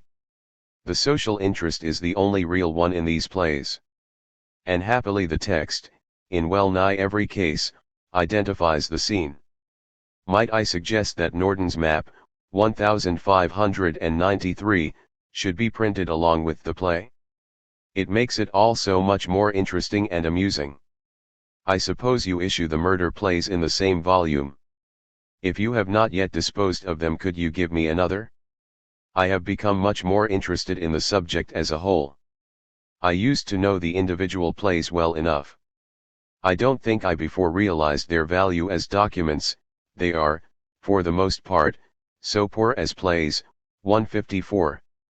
As Vistelli was shortly to be prosecuted for publishing Zola in English, whereby he was not only ruined but the Mermaid series was taken over by T. Fisher Unwin and out of Ellis's hands, nothing further came of this. It is almost certain that Eleanor's text was never published. However, Eleanor was now definitely enrolled in the other ranks of literature. At the same time Aveling was at last enjoying a minor success in the theatre that augured a bright future. Towards the end of 1887 one of his adaptations from the French had been performed at the Ladbroke Hall and, although an amateur production, earned a notice in the Dramatic Review. The critic spoke well of the play, by the sea, but was more than disobliging about the players. Miss Eleanor Marx, he observed, is said to be a pupil of Mr. Hermann Vezin, and it must be admitted that some of her elocution was worthy of her distinguished tutor. But small though the theatre was, she was frequently inaudible, even close to the stage, and never for a moment seemed to understand that she ought to be heard by anybody more than a few feet off. Some of her lines were prettily spoken, the critic conceded, but he did not think she had risen to the height required of the part. 155. Alec Nelson's acting was dismissed as too inferior to his clever adaptation for the two efforts to be compared. On the other hand, in his third role, that of stage manager of a farce put on by the Welbeck amateurs at the same hall, he was highly commended for the cleanness and smoothness of a well-rehearsed production. 155. It will be seen that Aveling was thus working his way to become an all-round man of the theatre with prospects of graduating from the amateur via the provincial to the West End stage. As the year 1887 came to an end, Eleanor wrote to Dolly Radford, to whom she still felt very close, thanking her for a Christmas greeting. "It is pleasant to know you have thought of me," she said. "It is so hard to give up old friends. And you are a very old friend, Dolly, one of the few who knew my father and mother well and therefore doubly dear to me." On that day, December 28, Edward had left for Torquay, she told Dolly, where he would stay until after the new year, to superintend the production of a little play of his. An actor-manager named Outram having taken the theatre there for 6 months. 157. On April 3, 1888, Eleanor wrote to John Burns to remind him of the 3 entertainments to be given for the benefit of the Law and Liberty League during that month and asking him to follow up his suggestions for press publicity. 158. Aveling went further. He insisted that Burns should act in one of his pieces, to be produced at the Athenaeum Hall on April 18. "It is only 1/4 of an hour part and about 4 short speeches," he told Burns. "You'll learn the part in 1/2 an hour and you must give about 1/2 an hour a day from Weddy to Weddy to rehearse it. Can you? 'Tis a strong character part." 159. For these functions the Avelings came up to London bringing eggs, butter, pork pie, sausages from the truly rural retreat for Engels. 160, who took a lively interest and even some pride in Aveling's new career. Of Edward's remarkable preliminary successes in the dramatic line you will have heard. He wrote to Laura.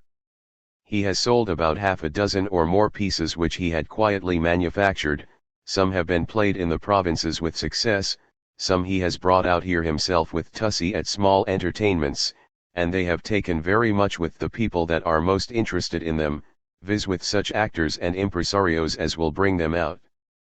If he has now won marked success in London, he is a made man in this line and will soon be out of all difficulties. And I don't see why he should not. He seems to have a remarkable knack of giving London what London requires. 161. Engels was not much interested in the plays themselves, but he hoped and believed that they would release Aveling from the drudgery of journalism.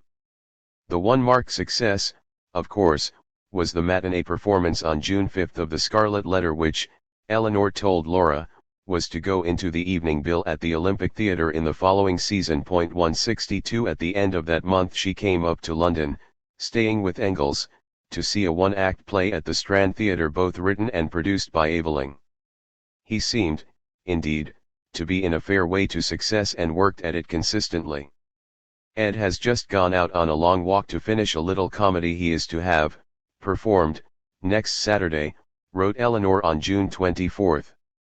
That's the fourth play in as many months. It's awful, L62. Engels, too, was elated by these mounting triumphs. This fourth play was produced on June 30, a fifth and sixth were probably to be given the week after and. No mistake about it, he wrote to Lafargue, in dedicating himself to the drama he has struck oil, as the Yankees say. 163. Aveling himself added one of his rare postscripts to a letter from Eleanor to Laura, saying, "I've been very lucky to get rid of 5 plays certain and 3 may be." 164. In July he was again brought to London by his dramatic industry, Engels reported. He is going to read 2 plays today to speculative actors. Alma Murray is one, who intend to invest in a bit of novelty. 165. What was more, he had been invited to produce a few of his plays in America and was to go there in August. Some of his pieces were written in collaboration with more talented authors.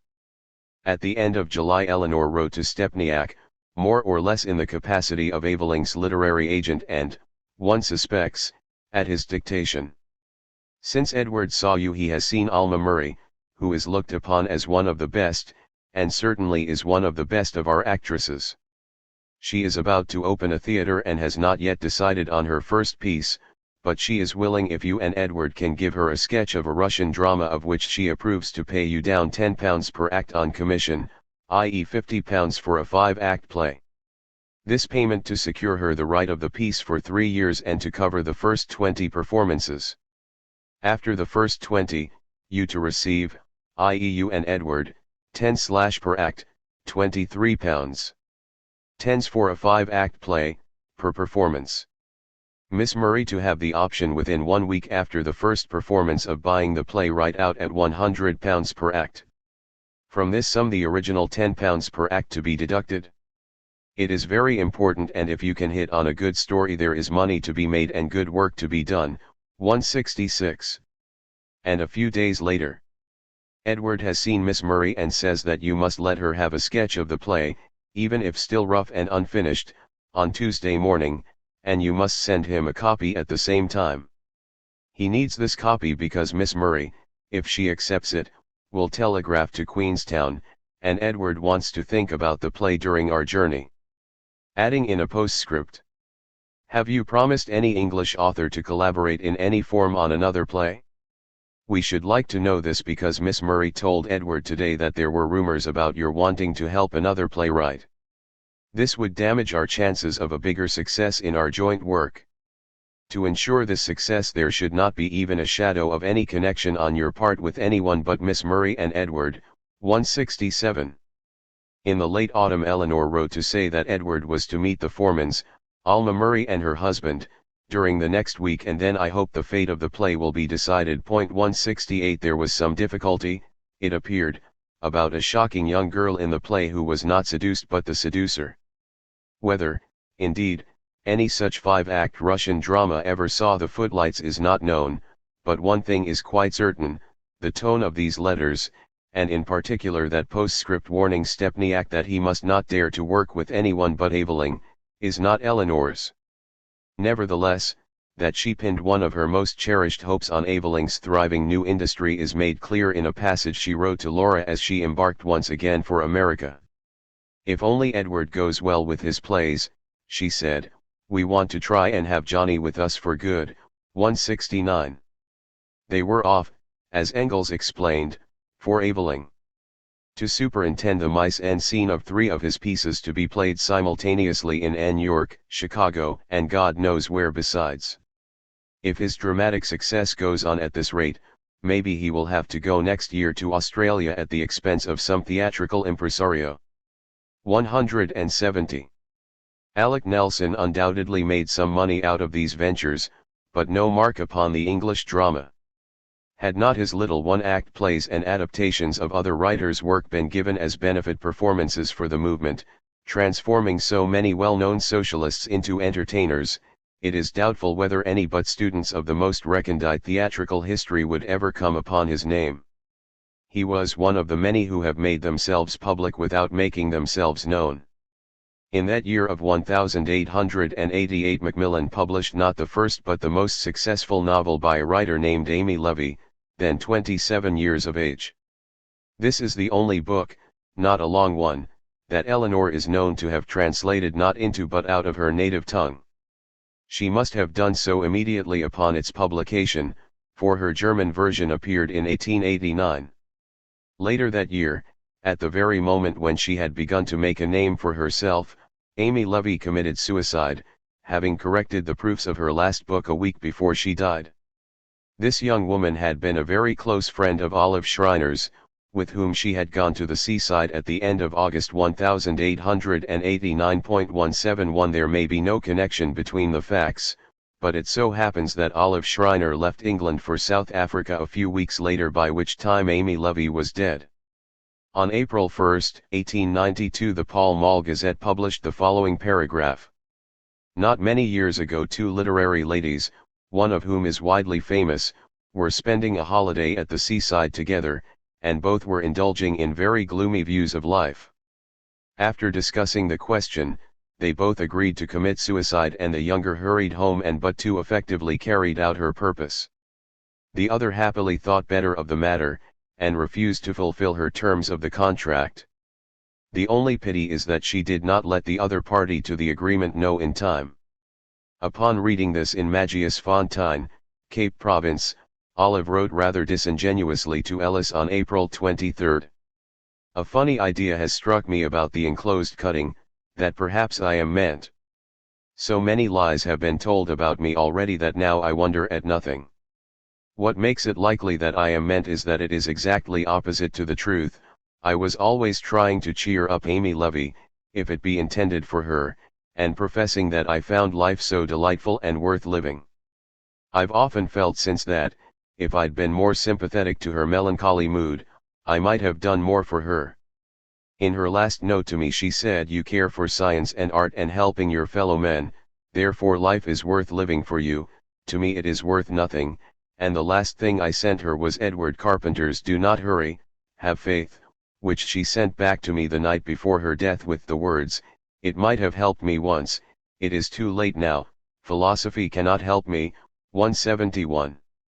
Max Beer, a German socialist, read Eleanor's translation of Amy Levy's Reuben Sachs while he was in prison from 1892 to 94 and was enormously impressed by it.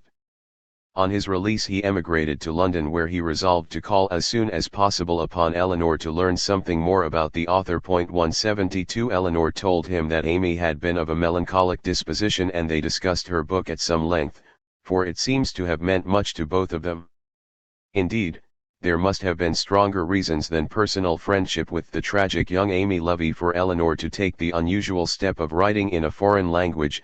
She was never particularly proud of her German, but, while the novel deals entirely with upper-middle-class Anglo Jewry, it contains certain passages which provide a significant motive. "Ah, look at us," cries one of the characters, "where else do you see such eagerness to take advantage, such sickening, hideous greed, such cruel, remorseless striving for power and importance, such ever-active, ever-hungry vanity, that must be fed at any cost? Steeped to the lips in sordidness, as we have all been from the cradle, how is it possible that any one among us, by any effort of his own, can wipe off from his soul the hereditary stain?" The reply is of equal force and fairly represents a viewpoint Eleanor was coming more and more to share. Have you forgotten for how long, and at what a cruel disadvantage, the Jewish people has gone its way, until at last it has shamed the nations into respect? Our self-restraint, our self-respect, our industry, our power of endurance, our love of race, home, and kindred, and our respect for their ties, are none of these things to be set down to our account? To which the sceptic replies, "Oh, our instincts of self-preservation are remarkably strong, I grant you that." 173. The argument goes on and, in essence, resolves the conflict that must have tormented Eleanor in reconciling her father's anti-Semitic fleers with her own awakening pride in her Jewish antecedents, roused not by the milieu portrayed in Reuben Sachs, of which she knew next to nothing, but by the poverty-stricken and persecuted working-class Jews, from all lands, to whom Marx had never given much thought. "I am the only one of my family," Eleanor said to Max Beer, who felt drawn to the Jewish people 174. 7. While Aveling pursued his theatrical ambitions with Eleanor's full support, they were not of primary importance to her. A development of lasting significance, whose onset she could not have dated, was taking place. 1888 was a year of trade recovery and the great wave of demonstrations subsided.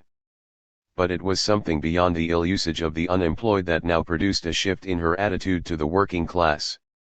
She had begun to explore the East End, sometimes alone, occasionally with Margaret Harkness, not as a speaker nor a demonstrator but more as an explorer, and what she discovered left her deeply and personally involved with the lives of the people. They were not any less the downtrodden and exploited masses for whose freedom her father had charted the course and to whom she could carry that message, but they were no longer featureless crowds which suffered silently, repined or struggled. They were sad and sentient individuals, such as those she had visited in Lisson Grove, however great their number. It may seem extraordinary, but it is the truth that not until now, she was 33 years of age, did Eleanor cross the line between serving a cause and identifying herself with the men and women that cause was intended to serve. The anger and the pity she had always felt were crystal-listed. From now on the seal was set upon her friendship with working men and women, from now on her recognition of the cardinal difference between the hand-to-mouth existence she had lived all her days and that of people whose empty hands did not reach the mouth. Eleanor had never known real hunger, debts and duns and short commons, yes, and sometimes doing without, but not the ravening need of those clinging to the brink of survival who asked bread and were given a stone. In letter after letter written at that time, whether from London or the country, this preoccupation with personal suffering is reflected, her painful steps as she bridged the way from political commitment to the human heart of the matter can be followed. "The people are starving," she wrote from Dodwell. "And poor wretches lie in the ditches and drenching rain." 176. "The last 3 weeks we have had only about 3 fine days. Till I lived here I never realized what an amount of misery such weather entails. The small farmers hereabouts, and there are many, are ruined, the hay is all spoilt and they will have to get rid of their few cattle for want of fodder. The first crop, what remained of it after the caterpillar pest, is lost, and now the potatoes are beginning to rot. All the roads are full of poor tramps, men, women, and children who have trudged weary miles to come for the haymaking, and who have to therefore trudge back again, starving." 177. "Our half-acre and cottage are glorious. Or would be glorious but for the militia, 700 of whom camp a mile from here, and the tramps. The militia are beasts, ne'er a one will live to be drowned, but the tramps.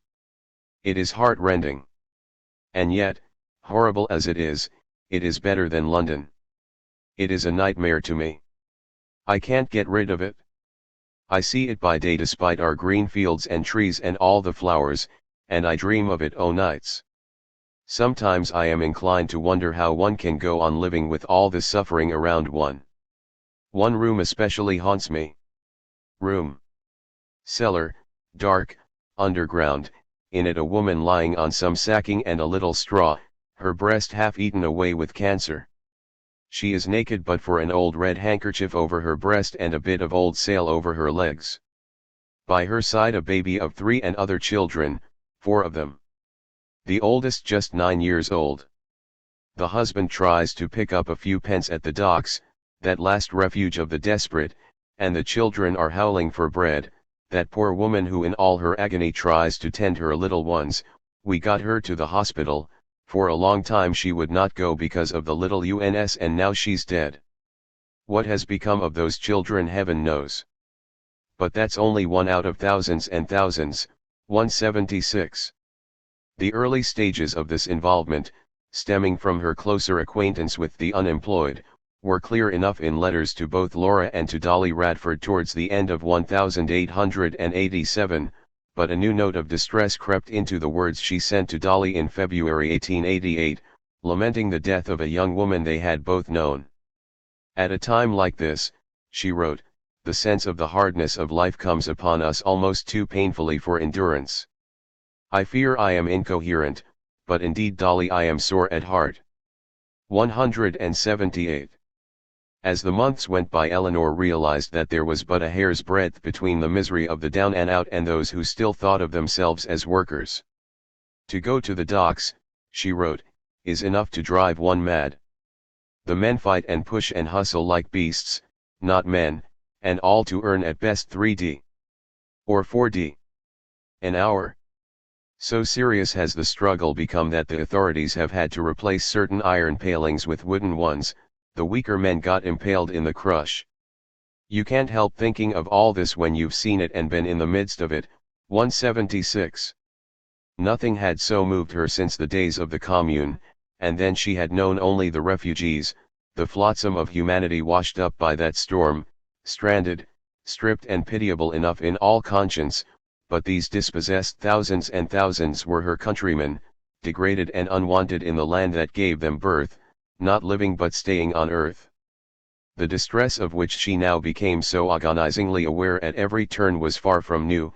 To alleviate it had been the motive power of all her political activity, and her compassion had ever been quick.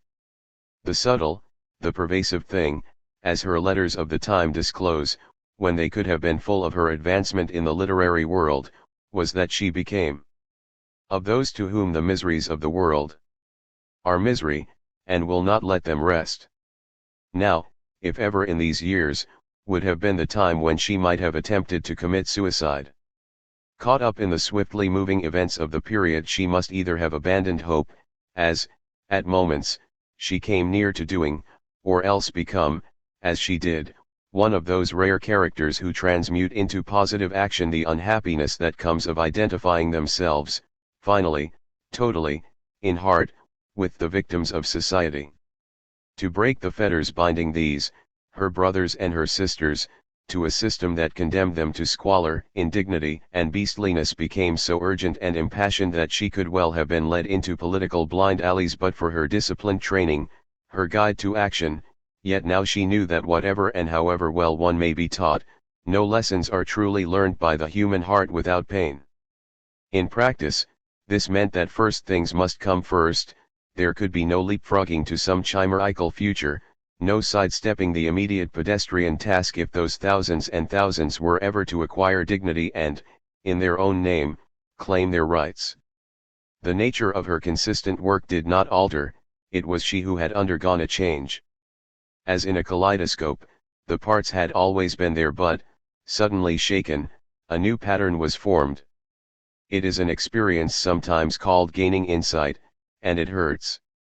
It also meant, however, that Eleanor felt out of tune, and out of patience, with the ceaseless factionalism of the Socialist League. John Mahone, discouraged by the lack of support for his agitation in the provinces, joined the SDF in Northumberland in January 1888. Others, too, felt they could be more effective in local branches of the Federation without resigning from the League. But, in truth, it was the futility of both organizations that sickened Eleanor.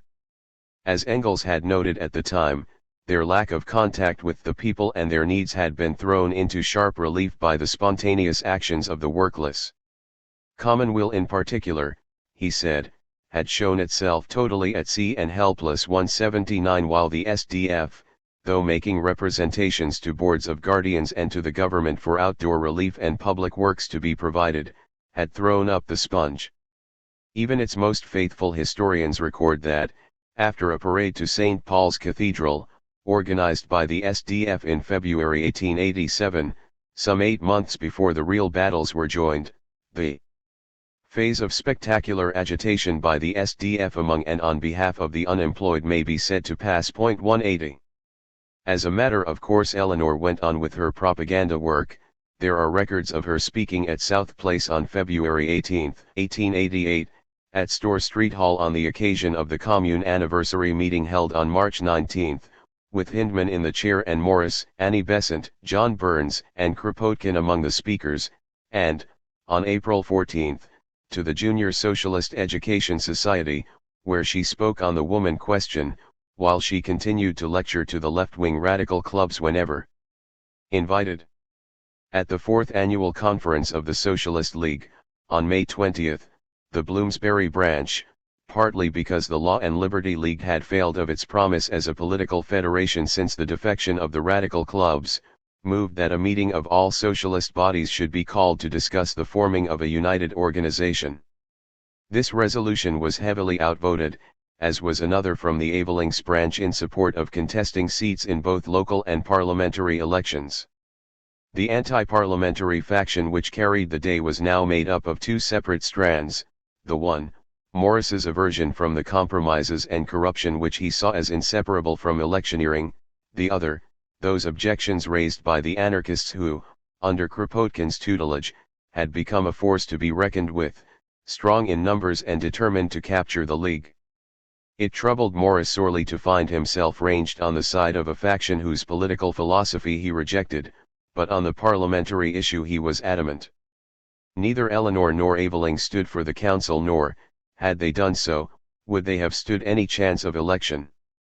Indeed, their branch of some 80 members was suspended on the grounds that it had put up candidates jointly with the SDF for the local board of guardians and, in general, supported dual membership.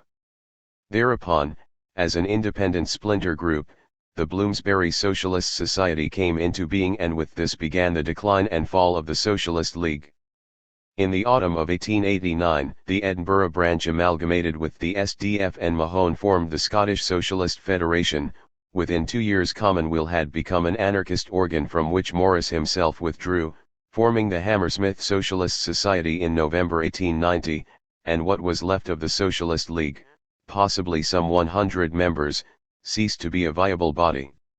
8. It has sometimes been supposed that Eleanor played a leading part in the celebrated Match Girls' strike of 1888. In fact, she had nothing whatsoever to do with it. The credit, no mean one, goes to Annie Besant, ably supported by her current admirer, Herbert Burroughs. At the end of January 1888, during the short heyday of the Law and Liberty League as a federated body, Mrs. Besant had launched a little halfpenny paper, The Link, subtitled A Journal for the Servants of Man, which was in effect the LLL's official weekly organ. It ran a fierce and well-informed campaign against Sir Charles Warren and his bludgeon men. 181 The ban on Trafalgar Square and police violence before, during and after Bloody Sunday. It gave detailed reports of the savage prison sentences and the serious injuries suffered by Warren's victims, whom it named. Nor did it leave the Home Secretary's position in any doubt, but exposed Matthew's shifty attitude to the Commissioner's ukase, printing side by side his contradictory statements on the subject. It called upon its readers to canvass M.P.S. to vote for Sir Charles Russell's motion in the House on March 8 for the appointment of a select committee and Brad Laff's amendment for a public inquiry into the conduct of the police. Both were defeated. The Link at once published the names of 11 Liberal M.P.S. representing London constituencies who had voted for liberty, 45 Tories against liberty, and 3 Tories and 2 Liberal Unionists, who had stayed away. 182. In April Brad Laff moved for the reduction of the police estimates by £1,500, Warren's salary, but the motion was lost. Ceaselessly the Link challenged the legality of declaring our square Crown property and banning it as a place of public assembly, but once Mrs. Besant had replaced Seddon as the secretary of the LLL, towards the end of May 1888, the paper took a new turn, embracing wider issues. On June 23 Mrs. Besant wrote an article, White Slavery in London 183, a forthright attack upon the Bryant and May Company, whereupon Mr. Theodore Bryant threatened her with a libel action. 3 days later, on Tuesday, June 26, she and Burroughs, with another helper, stood outside the match factory in Bow at 6 o'clock in the evening distributing the article as a leaflet to the girls, of 13 years upwards, and women, many of whom were the mothers of large families, as they came pouring out at the end of their 11.5-hour working day. The subject had first come to Mrs. Besant's notice at a meeting of the Fabian Society on June 15, 1888, when Clementina Black, that friend of Eleanor's earlier days who had often read aloud to Mrs. Marx during her last illness, gave a capital lecture on female labor.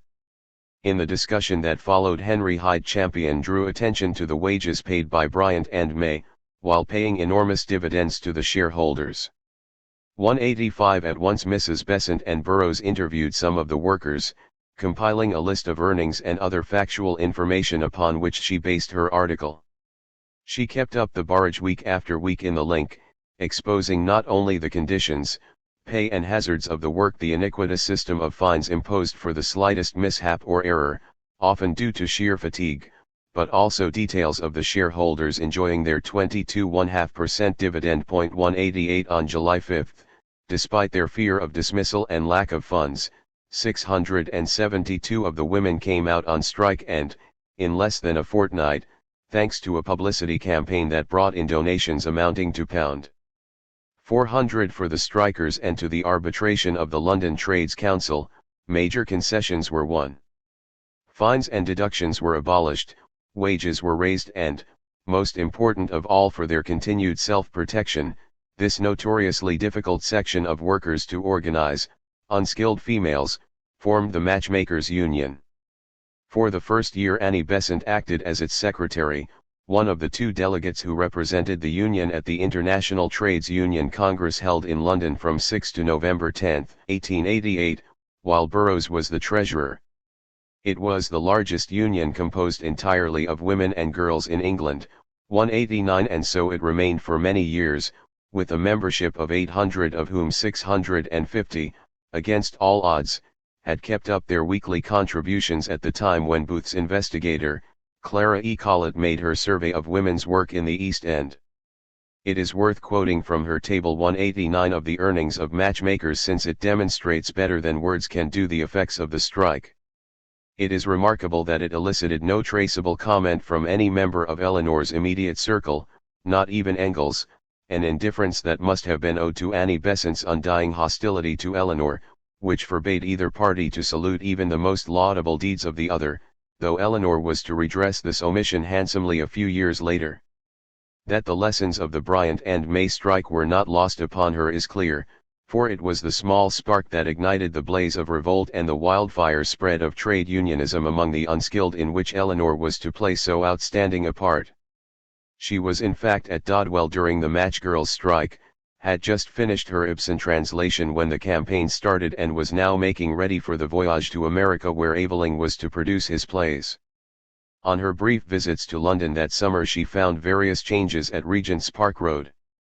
Engels had engaged a new maid, Ellen, so that Nim will at last be able to do no more than she really likes and have her sleep out in the morning.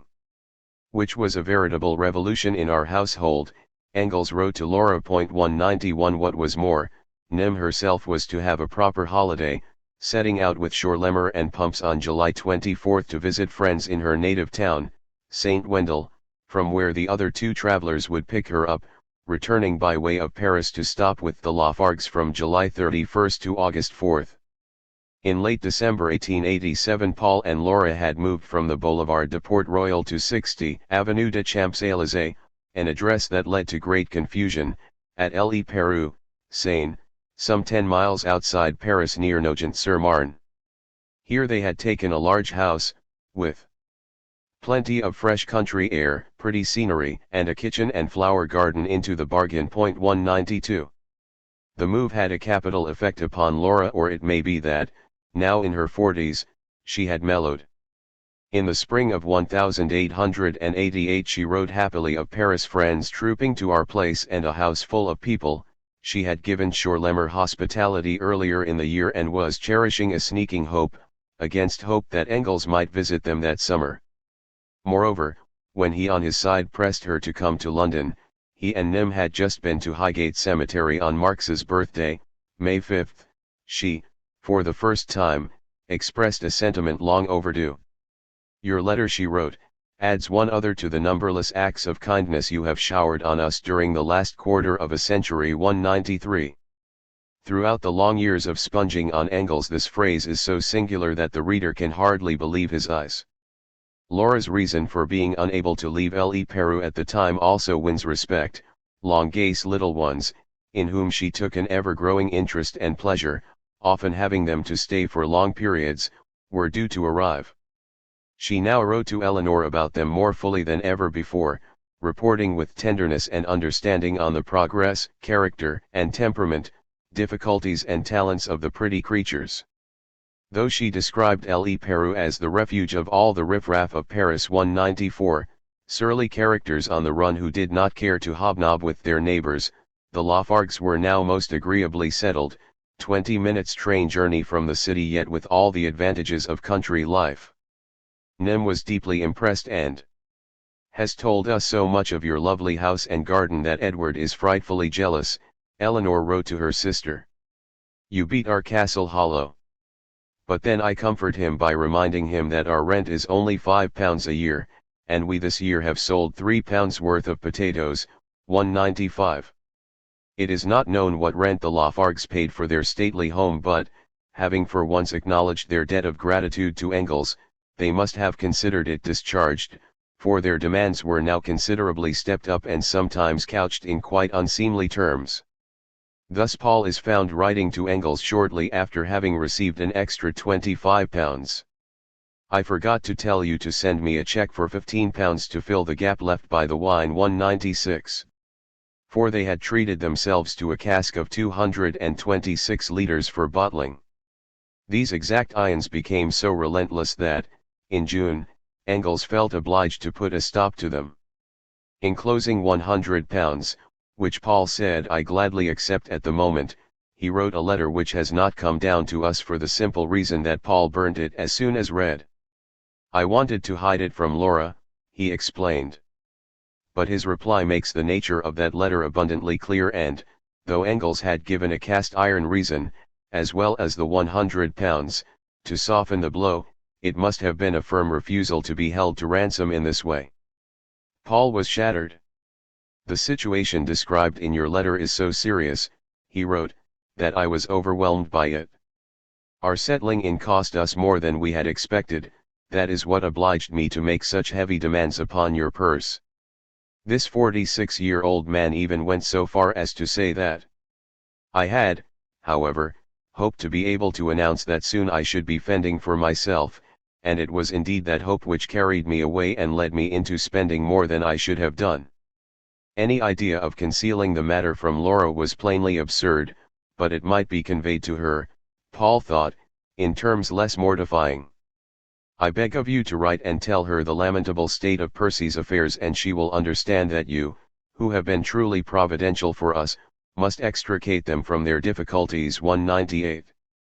He knew full well that Engels would spare Laura's feelings, whatever he might say to her husband, and, with the wormwood safely destroyed, he could rely upon the news reaching her in some innocuous form. There is no record of Engels writing any such letter to Laura. While Engels had used Percy Rocher's troubles as the pretext to fend off Paul's demands, there were also other claims upon him that summer, for a newly arrived and needy group of Germans was now constantly at Regent's Park Road. With only one of these, Edward Bernstein, was Eleanor at all acquainted. As early as April 1887 there had been rumors in the English Tory press that the German socialists, running their party paper from Zurich, might be forced to leave Switzerland. It was no more than he expected, Engels wrote to Zarga. The threat of a Franco-German war was quite enough to make the Swiss feel their neutrality endangered by harboring these undesirable aliens. How exceedingly undesirable they were was no longer in doubt when, towards the end of that year, they published in full the names of Bismarck's police spies in the German Social Democratic Party. Thus, in April 1888 the German government put pressure upon the Swiss authorities to expel the staff of the Social Democrat, though it continued to appear under Swiss management until September, by which time arrangements had been made for its transfer to London, together with the archives of the German party.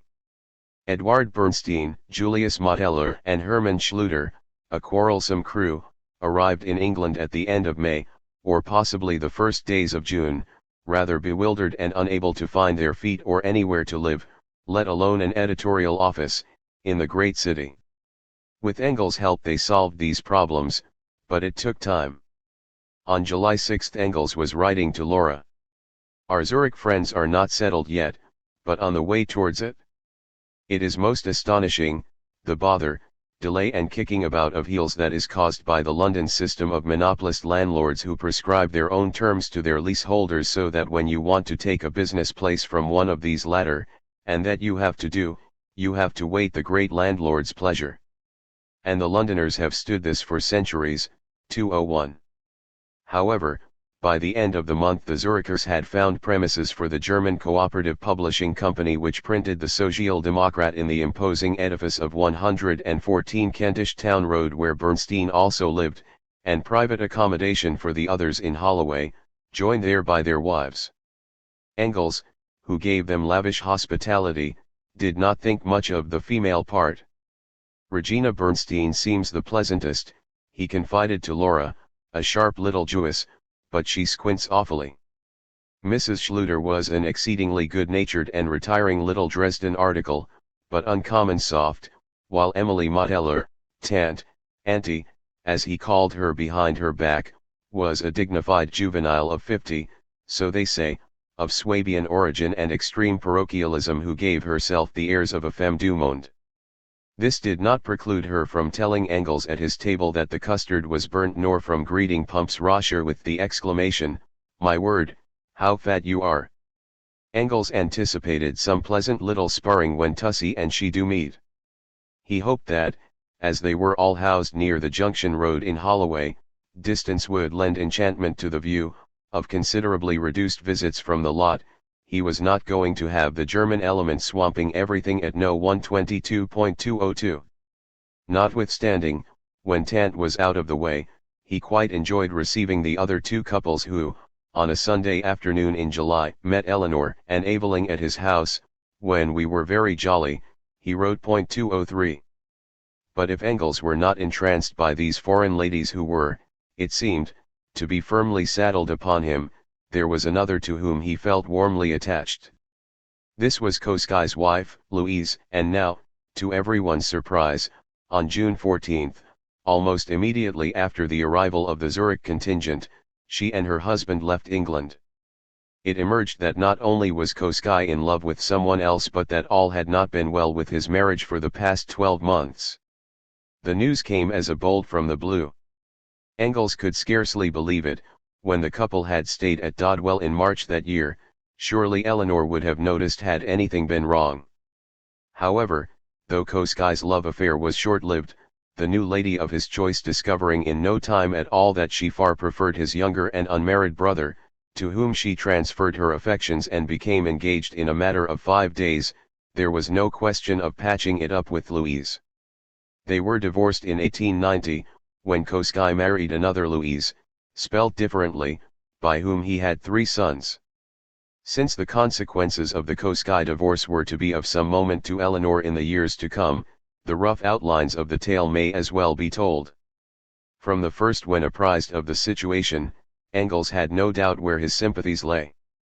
Everyone in England had taken to Louise, that nice little body, and everyone, he now assured her, thought her heroic in adversity. In his opinion, Koskai was not only behaving atrociously, but was an utter fool who would live to regret to the end of his days the spurning of such a treasure.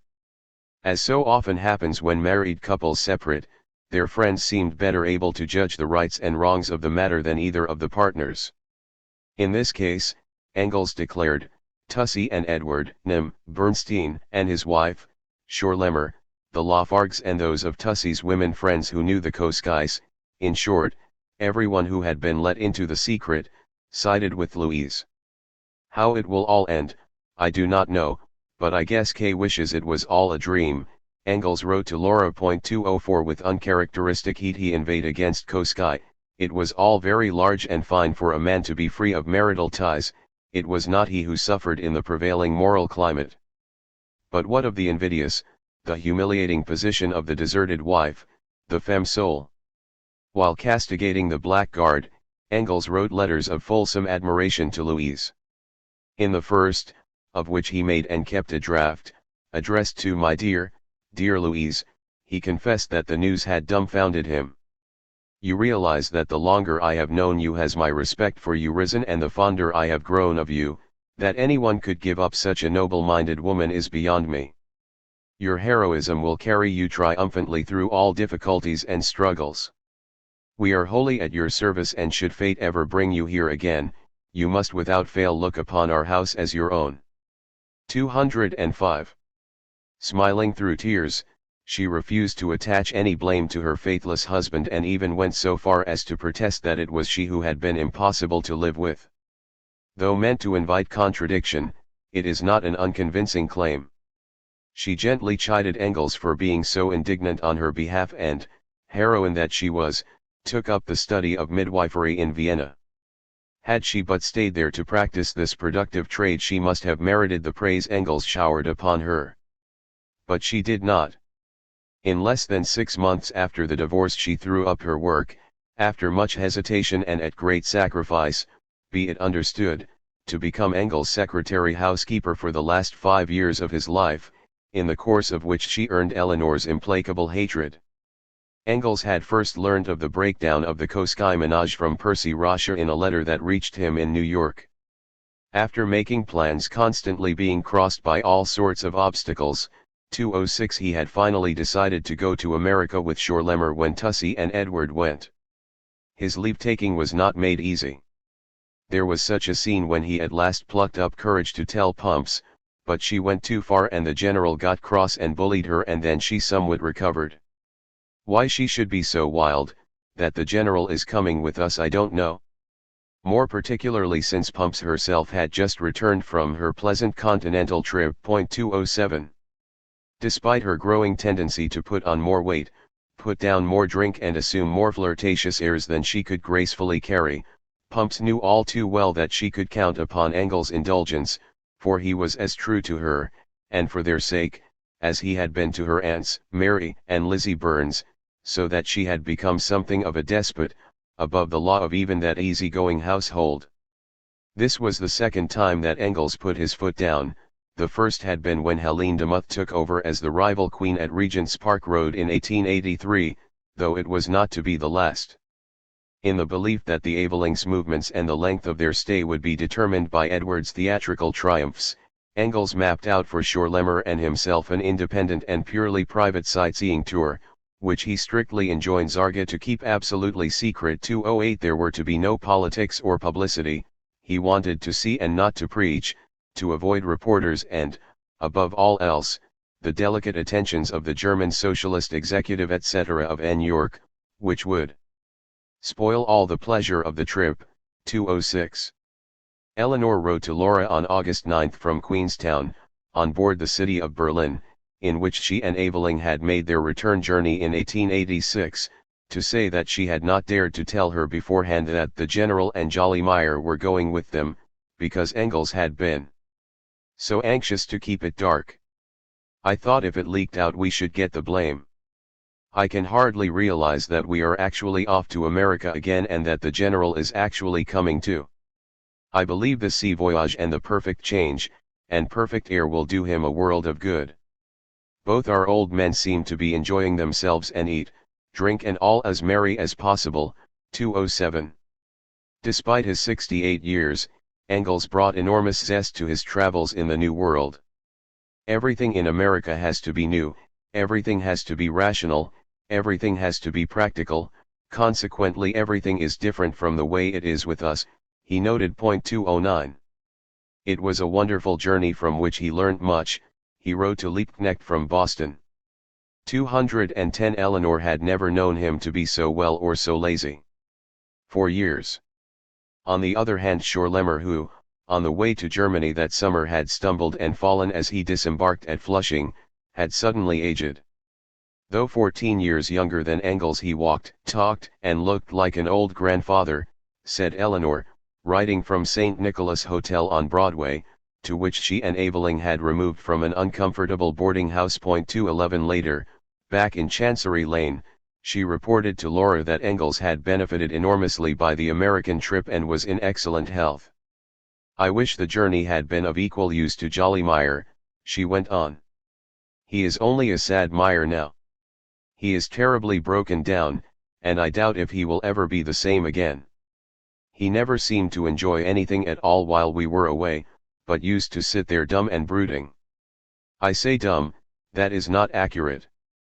He was embarrassingly eloquent, at the wrong end, and called blushes even into the cheeks of the Gen L, when he persistently thundered this not pleasant music into the ears of American ladies. That so modest a man of science as Schorlemmer should thus become his own trumpeter. 212. Eleanor gave as her forwarding address the publisher, Lovell, who had brought out Eveling's account of the propaganda tour, American Journey, in the States and was now handling his plays. The Eveling strip, too, was to be entirely non-political and, as it turned out, non-theatrical as well. The grandiose projects seemed to have evaporated. How seriously Engels had taken these plans, even boasting of them, is evident from a letter written to him by the old Chartist, George Julian Harney, then in Macclesfield on September 7. And so Eveling has evolved into a successful dramatist author, and with the Evelings you and the Manchester professor have crossed the briny to carry Yankeedom by storm and carry off, I hope, sundry bags of dollars. But are you all going to perform as well as dramatize? If so, good luck to you. I am amused by your first impression of Yankeeland, a beautiful country to live out of. I thoroughly agree. Cannot Eveling get up a new piece the Teuton in N. York, with you for the hero? 213. Although Eleanor shortly after their arrival spoke of Edward being unable to leave New York and having to spend the next few days seeing after rehearsals, there were no further references to his plays or productions, either there or elsewhere. This city of iniquities, as Eleanor called New York, was more hideous than ever, and yet it might be so beautiful. I don't believe there is any large town in the world so exquisitely situated as NY. And commerce has made it a very hell. 211. In the event, from August 31, when all Edward's work in America was at an end, and as the fragment of a letter dated September 11 makes clear, the Evelings simply tagged along with the general, and, it may be assumed, at his expense, for Eleanor wrote a somewhat conventional description of the Niagara Falls, Montreal and the St. Lawrence River, entirely in accordance with Engels' planned itinerary. They passed through many American townships which are all of them unpaved and would be considered disgraceful in a European village. 214. She wrote from Paul Smith's Fouquet House, Plattsburgh. Engels succeeded so well in avoiding all political contacts, apart from Zarga, Mrs. Harney, and Willie Burns, a young married man with 3 children, the nephew of Lizzie Burns, who had emigrated from Manchester, worked for a railway company and was, as Engels wrote to Zarga from Boston, heart and soul in the movement. 215, that he mortally offended Florence Kelly Wisniewski. Naturally she had got wind of his visit and he felt obliged to write her a letter of exquisite diplomacy explaining that he had embarked on September 18, immediately on his return to New York. He did not say that he had spent 8 days there upon his arrival in August. Before leaving he wrote formal letters to the editors of the New Yorker Volkszeitung and the Chicagoer Arbeiterzeitung regretting that the time and range of his tour had been too limited to allow him to call at their offices. Contrary to Engels' assumption that the Evelings would be in the States for more than 8 to 10 weeks. 217 and, later, that Edward and Tussie will not come back with us. They are sure to be kept there at least a fortnight longer. 206. They had not only spent all their time with him and Schorlemmer but sailed home with them on September 19 in the city of New York, arriving in London on the 29th. It is clear that the American trip did not advance the fortunes of Alec Nelson nor make his name in the States. Equally there can be no doubt that this carefree holiday of 4 weeks, 7 if one counts the leisured sea voyages, recharged Eleanor's forces for the strenuous time that lay ahead. It may also be surmised that it gave her a welcome breathing space to shake off her obsession with the abominable distress she had witnessed and to put it in perspective. Certainly she no longer felt haunted day and night. Part 3. The Crowning Years. 1. Utter confusion preceded the Congress at which the foundations of the Second International were laid in 1889. The atmosphere coruscated. Volumes have been filled with the stormy exchanges between and within the various factions of the Congress's well-wishers before it ever took place, with many a forked shaft after the event, so that, were this a history of the international socialist movement, no chapter would be more thunderous or, for that matter, enlightening. If the First International took an unconscionable time dying, fortunately for us, in America, the Second was born in great travail. Conceived in November 1888, after a far from normal gestation, it was nevertheless, at the end of the usual term, safely delivered in July 1889.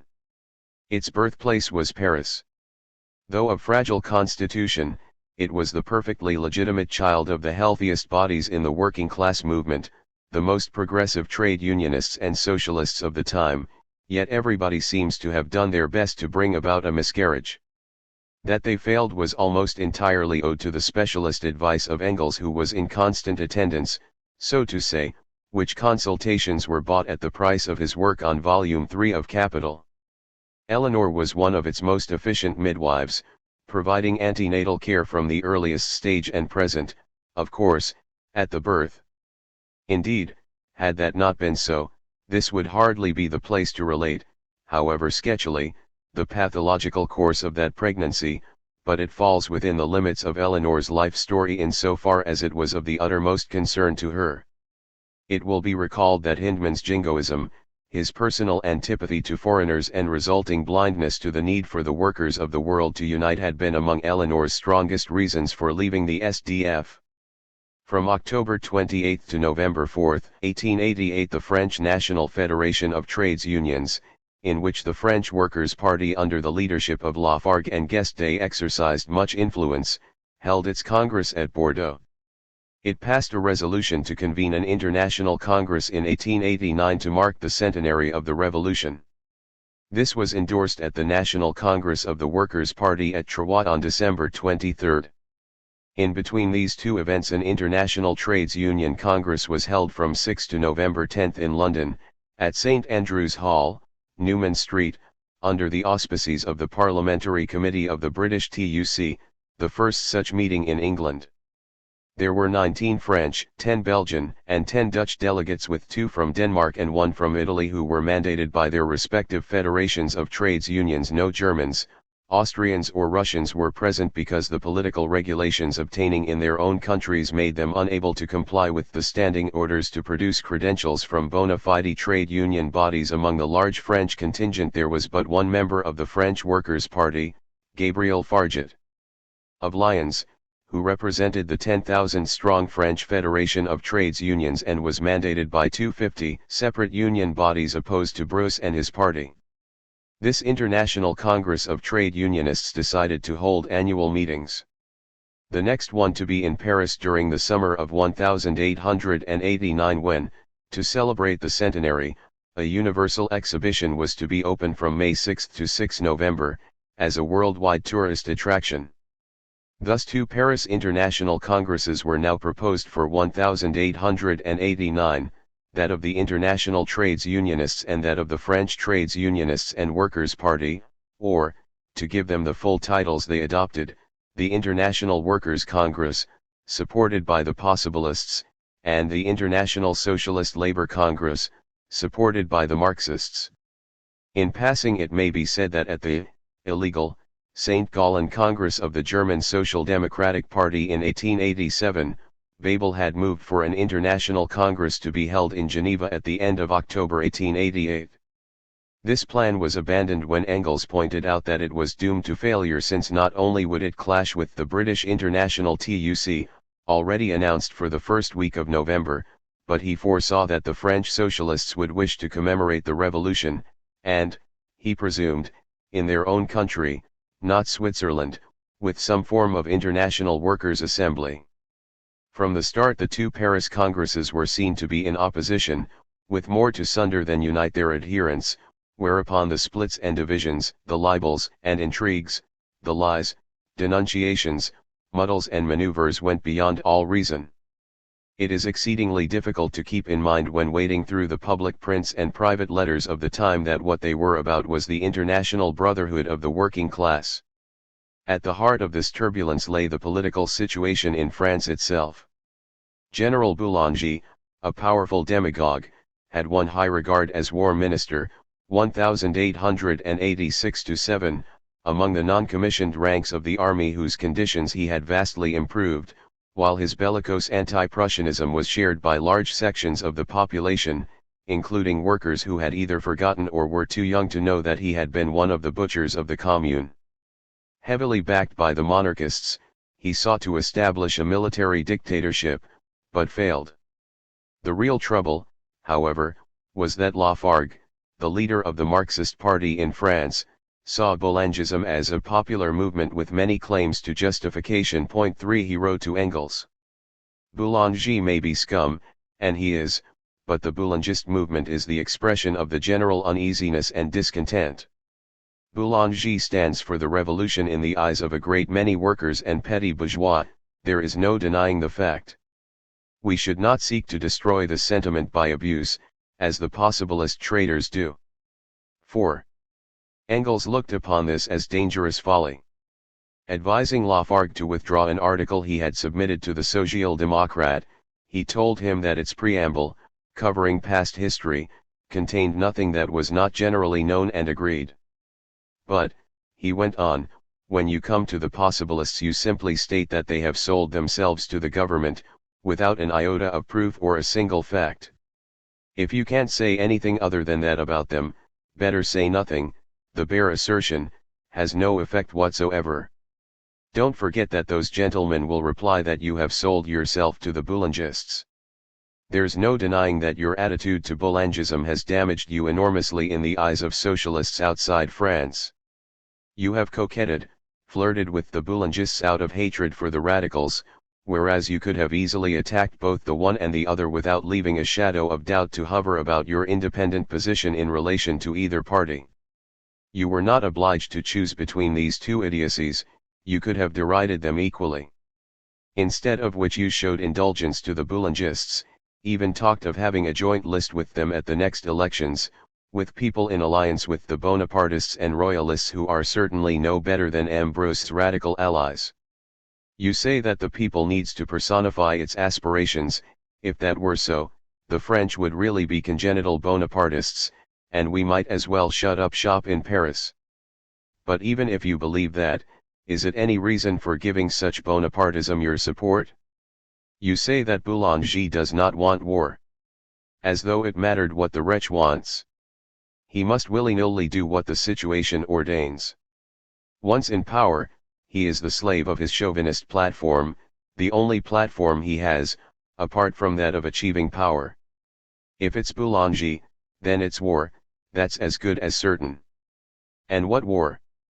France allied to Russia, and in consequence the impossibility of revolution, at the faintest stirring in Paris, the Tsar would connive with Bismarck to destroy the seat of revolution once and for all.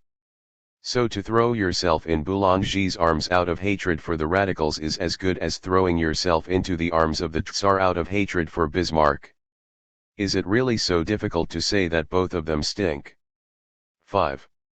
Engels returned to this theme a little later, to impress upon Lafargue that he was playing with fire. On the question of war, he wrote, "It is the most terrible contingency to my mind. But for that, I should not care a straw for the whims of Madame La France. But a war that would involve 10 to 15 million combatants, unparalleled devastation, obligatory and universal suppression of our movement, the recrudescence of chauvinism in every country and, at the end, a debility 10 times worse than after 1815, a period of reaction based upon the inertia of all the peoples bled white, this is what horrifies me." 6.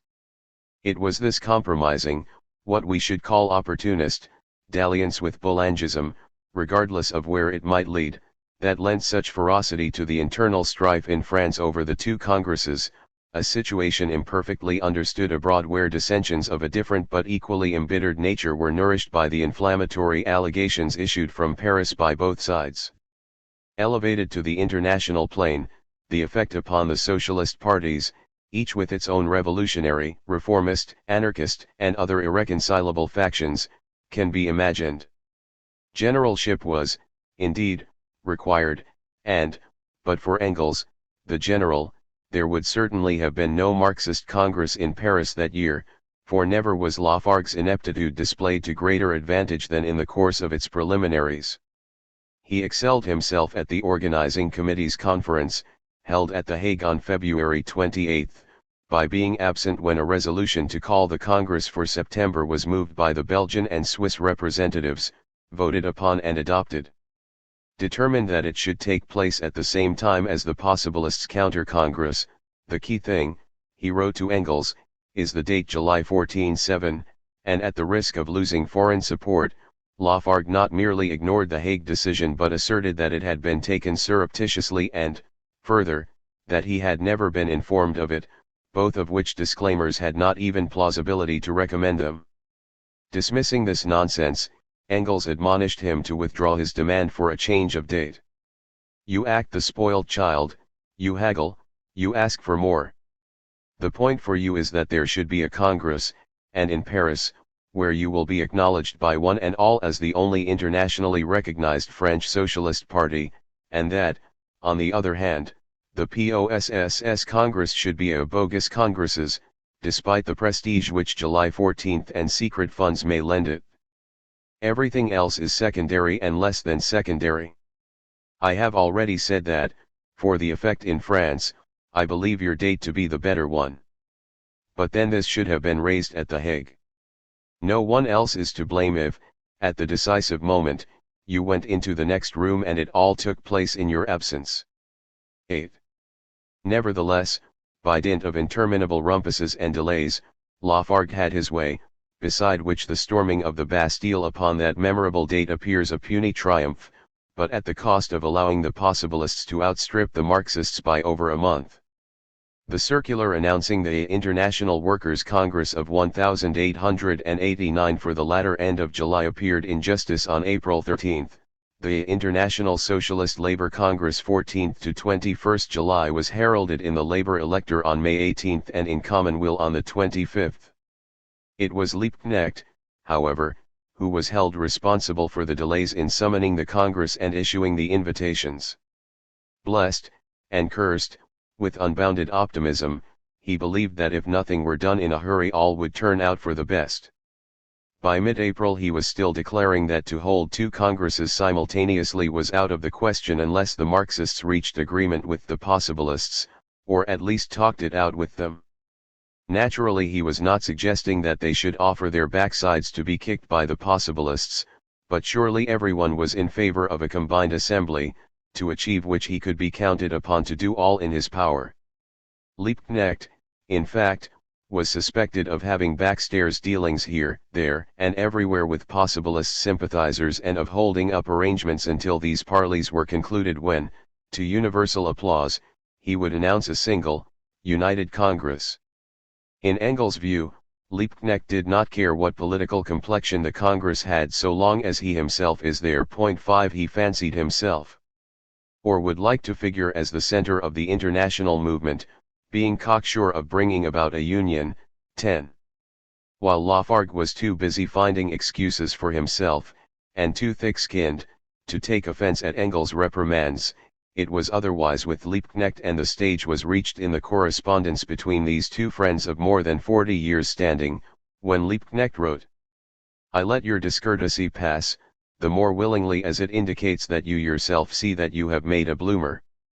It is not likely to come to oral disagreements in the future, since your suggestion that, in this matter of the Congress, I as usual, owing to unforeseen circumstances was prevented from fulfilling my duty goes beyond discourtesy. It is a gross insult which makes it impossible ever again to accept your hospitality." 11. Of greater relevance than Liebknecht's role in the bungled preparations for the Congress was Lafargue's handling of relations with the British movement. He had invited the Socialist League to the organizing conference at The Hague in February, but not the Social Democratic Federation, a blunder, in Engels' view. You should have ignored both or invited both. In the first place, the Federation is unquestionably more important than the League, and secondly, it will give them an excuse for saying that the whole conference has been arranged without their knowledge. Hindman would not have harmed any of you. 13. Though the Possibilists had been invited, at the 11th hour, it must be admitted, and had declined on the grounds that they alone were authorized to convene an international congress. Hindman, as foreseen, now spread it about that the Hague Conference had been organized in a deliberately underhand manner in order to exclude the possibilists, he himself being on excellent terms with Bruce. Lafargue had added to his folly by writing to William Morris personally, first on January 3 to announce the Congress and again on March 14 to invite the SL to attend. 14 In which second letter, a fortnight after the Hague resolution to hold it in September, he gave the date as July 14. Eleanor had something to say about this. Of course a mistake was made about the Hague meeting, she wrote. The English should have been invited, and Paul's writing to Morris was a great mistake. His army is one that would have put even Falstaff to the blush. He himself blushes at it. Morris is personally liked, but you would not get a dozen workmen to take him seriously. 15. Lafargue had stirred up more of a wasp's nest than he knew. To be sure, there was nobody comparable with Boulanger to bedevil the socialists in Britain, but there was no lack of small fry bent upon making trouble.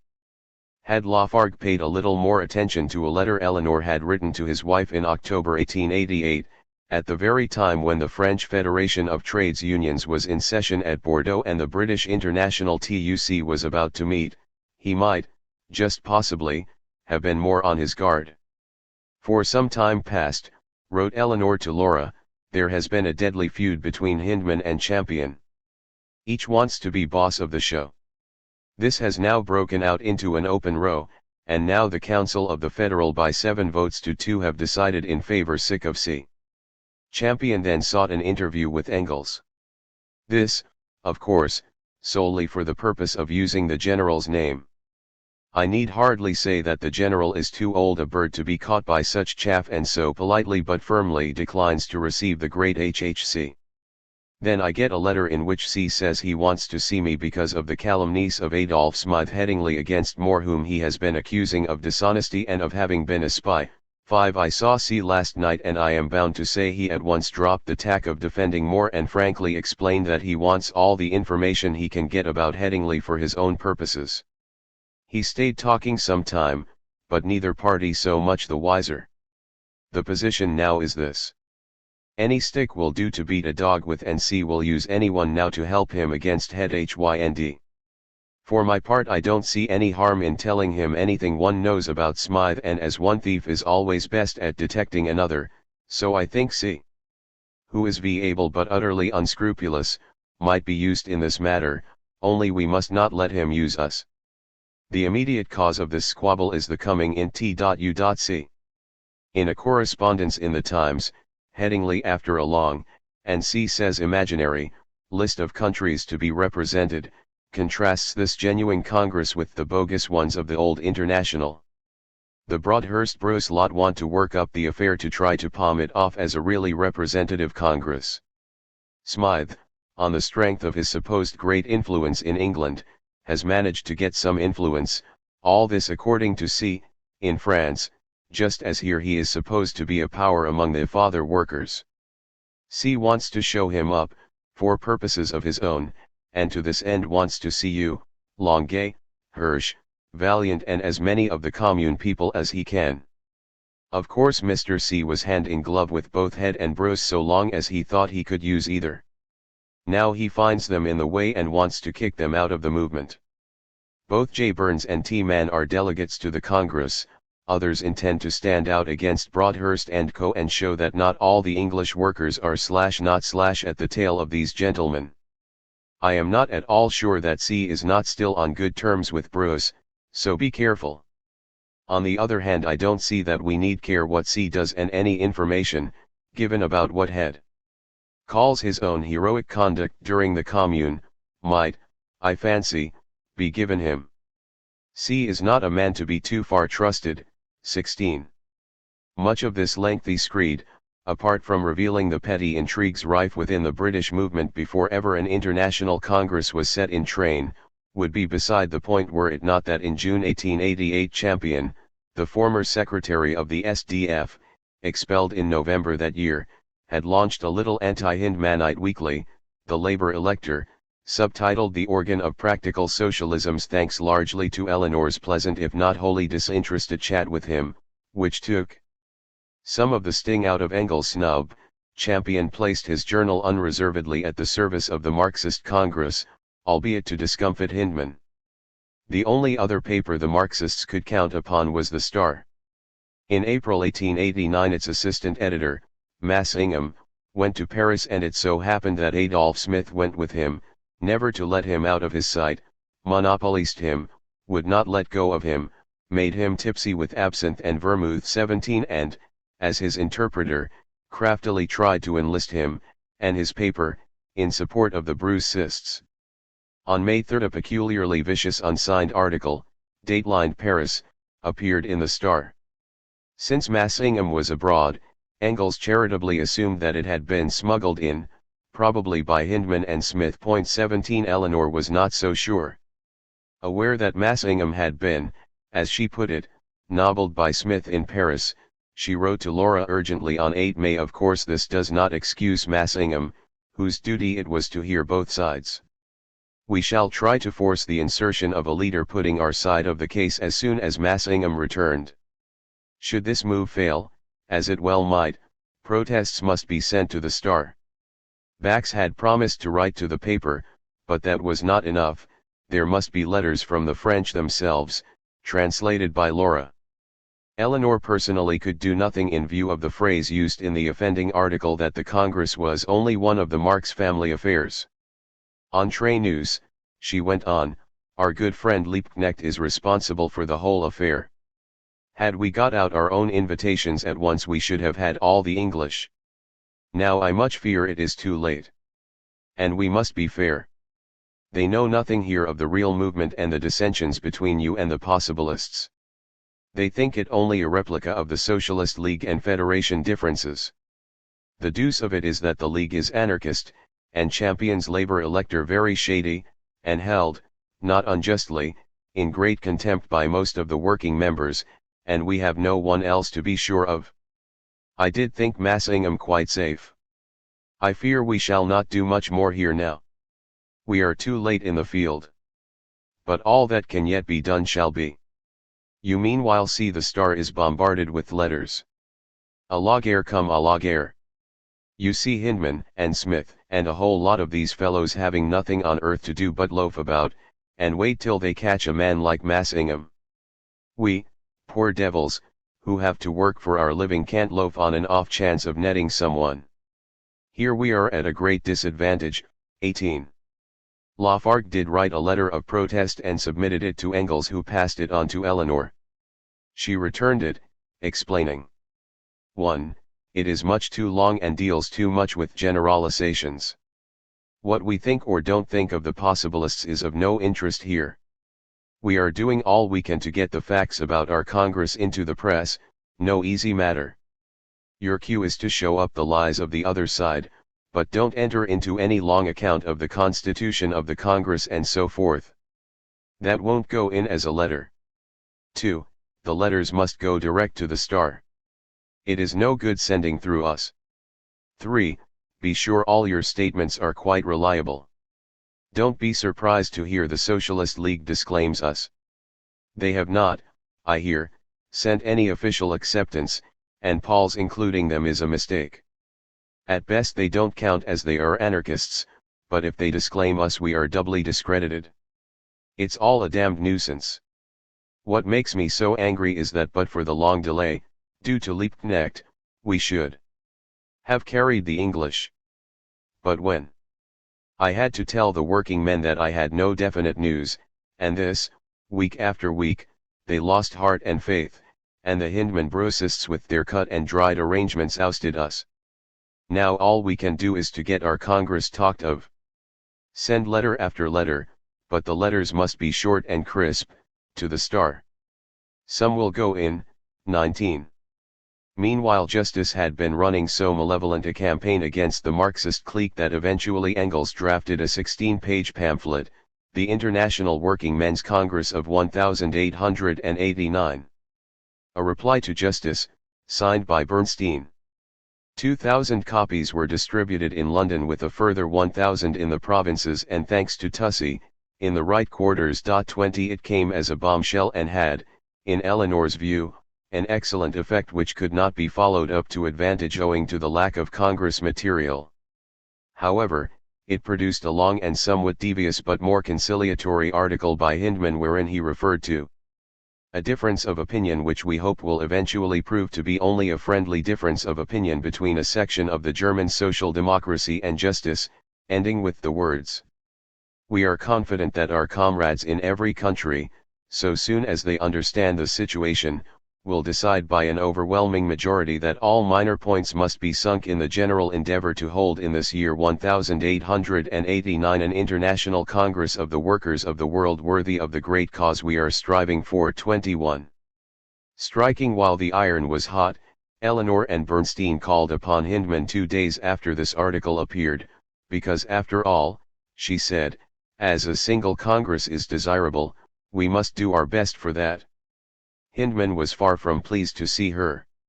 He looked green, and knowing what an awful temper I have did his best to irritate me, but though I've a bad temper I'm not a fool. I saw his game and would not play up to it. I remained quite polite and amiable, even when he began with the usual calumnies against us and Paul. She wrote to Laura. I only remarked, I couldn't for the life of me resist that if Lafargue was accused of all manner of sins to the party, he, Hindman, too was so accused. You say Lafargue has ruined the movement and is etc. etc. etc. Well, Champion and Mann and others innumerable say you have ruined the movement here. They may be right or wrong. But what's that to do with the Congress? Then came up the old sore of our family. You and I should feel proud. We're supposed to be doing it all. About 20 times Hindman informed Bernstein and me that I was a bitter partisan. I am, and I'm not ashamed of it. However, the upshot of it all is, you see, trust me and Bernstein, Jews that we are, to drive a bargain, that Hindman will, we think, do all he can to bring about some sort of conciliation. He evidently was staggered when he heard that all socialist Europe is practically with us. The Brucists are, I am convinced, lying to Hindman and taking him in. It would all be very funny if it weren't very sad. Meantime the real movement, as distinct from all the small socialist sects, is going on well here. 15. Despite all these efforts, made by different people with differing motives, it was perfectly clear by the end of April, even before the circular convening the Marxist Congress was drafted, in French, translated into English by Laura and revised by Engels, who produced the German version himself, that there would be 2 international congresses held simultaneously in Paris. Engels was now reconciled to the date of July 14 and told Lafargue to go ahead with it.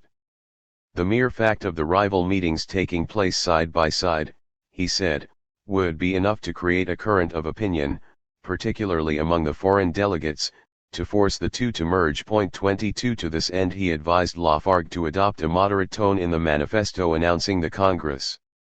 On May 11 Engels told Lafargue, "For the last 3 months Tussey and I have done practically nothing but work in your interest." 23. And a fortnight later, "Now, my dear Lafargue, buck up. Liebknecht with his waverings and procrastinations lost us a great many positions. Don't follow his example, for I can assure you, if you cause us to lose yet another battle owing to delays that no one can understand, we here will justifiably lose patience and let you shift for yourselves. There is no way of helping people unless they are willing to help themselves a little. Don't spoil your own Congress, don't be more German than the Germans." 24. Nonetheless, there was still a deal of work to be done, and Engels had more patience with than faith in Lafargue's unaided efforts. No sooner was it obvious to others that the current of opinion at the 2 congresses would force them to unite than the SDF issued a manifesto in the name of its International Committee and General Council, ordered to be translated into several European languages and distributed to all countries, setting out under 13 heads and couched in the most provocative terms its now familiar attack upon the Hague Caucus, whose chief promoters were Lafargue, Geste, Mrs. Eleanor Marx Aveling, whose sister, a daughter of Karl Marx, Lafargue married, Bernstein, editor of the Sozialdemokrat, Babel and Liebknecht. Friedrich Engels is in full accord with the proceedings. Little did they know. Comrades and fellow citizens, exhorted the SDF, it is for you to see to it that your cause, the cause of the workers of the world, is not deliberately injured by those who should be the first to suppress their personal jealousies for the sake of socialism. 25. Once more Engels set to and wrote a reply, signed by Bernstein, which was published as a pamphlet on June 1. Eleanor, without so much as waiting for the SDF manifesto to appear, had been canvassing those delegates to the Possibilist Congress who were known to be sympathetic to the Marxists. On May 23 Tom Mann wrote to John Burns from the offices of the Labour elector. Dear Jack, seeing Mrs. Aveling, I was asked by her if we could have a talk, as to the actual position of the int. Congress. I have asked Cunninghame Graham and he is willing to meet at 65 Chancery Lane at 11 a.m. Saturday. I hope you will try and be present too if only for half an hour. 26. Thus on the day that justice spat its venom Eleanor had. Burns, Cunninghame Graham, Mann, Banner, Davis, Bernstein, and Bonnier, W. Parnell CD not come but wrote up here, to talk over matters. Burns promised, but he's a rather uncertain quantity, to put the following suggestion, suggested by us, before the Council of the Engineers Trades Union, of whom he is a delegate. He is to point out that the International Congress is ours, and that therefore he be empowered to ask the other Congress to send delegates requesting the cooperation of our Congress. If refused, he to resign and come to us. If only we'd had our circular a week earlier. I've seen 3 or 4 trades unionists who would all have come to us but for Lennox blundering. I'm very glad we have Keir Hardie sick. I took him up to see the General last November, at the time of the Congress here, and Engels has written him frequently since. We then explained matters to him, and Hardie, who is a splendid fellow, had helped us immensely in Scotland. I hope he may get money to be at the Congress. He would interest you. Till recently he worked in the mines, now he gets £80 a year as section of his union, not much for a man with a wife and 4 children, and is quite self-educated. To Stepniak I wrote, and you need not notice any letter of his saying his name should be withdrawn. He only withdrew under the impression that signers of the convocation must represent societies. I've explained that he cd. sign in his individual capacity. Kropotkin and the anarchists as well as the Lavrov people are against Stepniak, and he was afraid of getting us into trouble.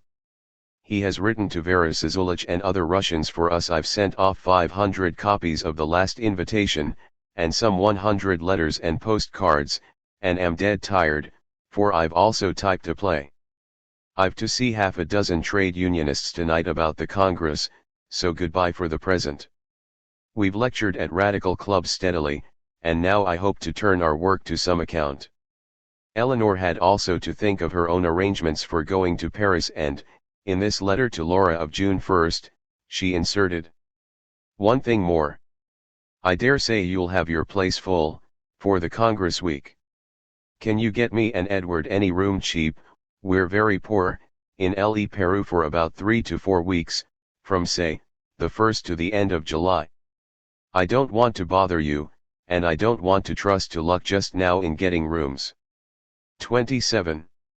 In the meantime she had a few other things to do, one of which was to go with her friends to the first performance of Ibsen's Doll's House on 7 June, while another, of a different order, was to write a letter to the Labour elector, published on June 22, in reply to Karl Blind on the question of Irish Home Rule, calling him an out-and-out Bismarckian and a well-known contributor to the German reptile press.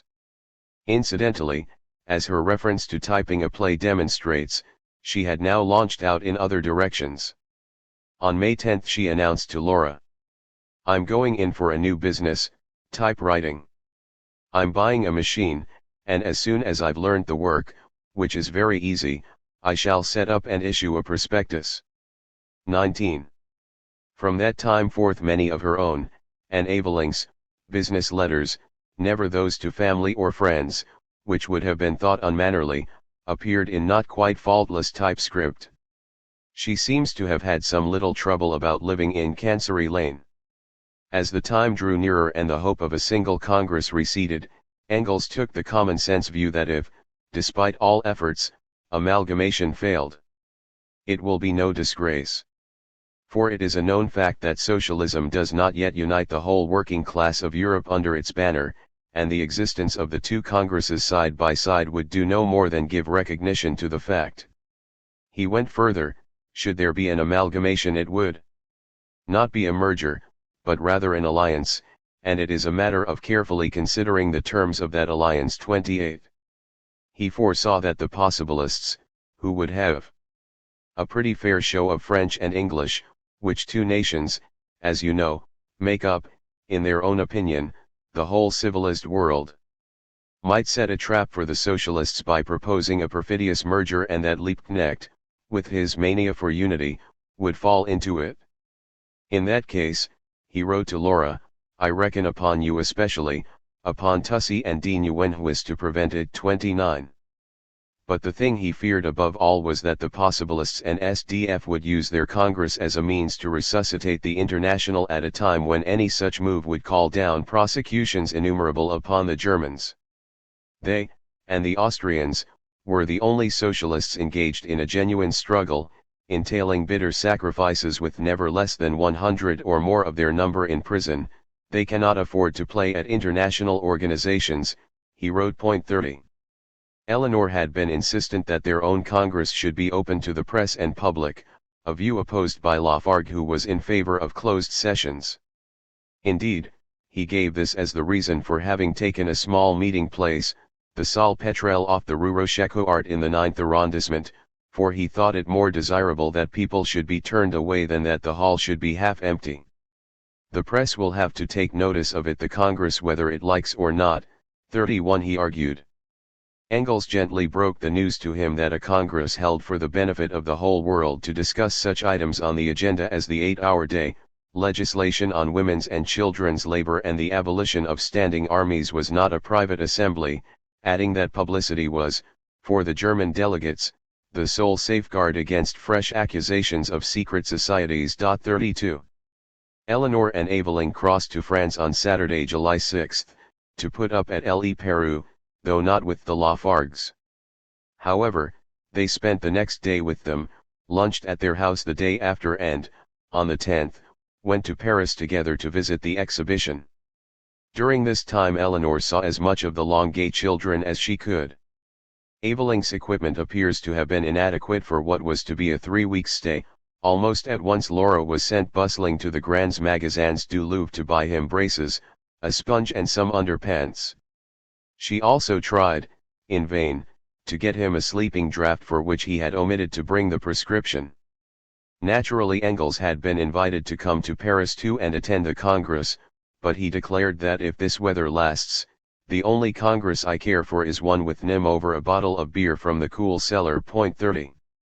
It was indeed a sweltering July, in Paris as in London, so it is no wonder that, when Liebknecht turned up on the 9th, he was appalled to find that Lafargue, who was responsible as Foreign Secretary, had failed to provide lodgings for the hot and tired Germans on their arrival. Also that the hall booked was so totally inadequate as barely to hold the 391 delegates present at the inaugural session, opened at 9 a.m. on July 14 by Lafargue in the name of the Paris Organization Committee, with more arriving hourly and daily, a few laggards trickling in even as late as the 19th. The aging Liebknecht had to chase all over Paris seeking accommodation for his compatriots. He himself was staying with Edouard Vaillant, and a more suitable venue, the nearby Salle de Fantasies Parisiens at 42 Rue Rochechouart, to which the Congress transferred on the second day. By Saturday, the 13th, the majority of the delegates from every country had arrived, including most of the 20 British.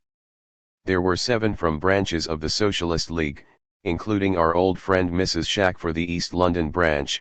Kitts and Morris represented the General Council of the League.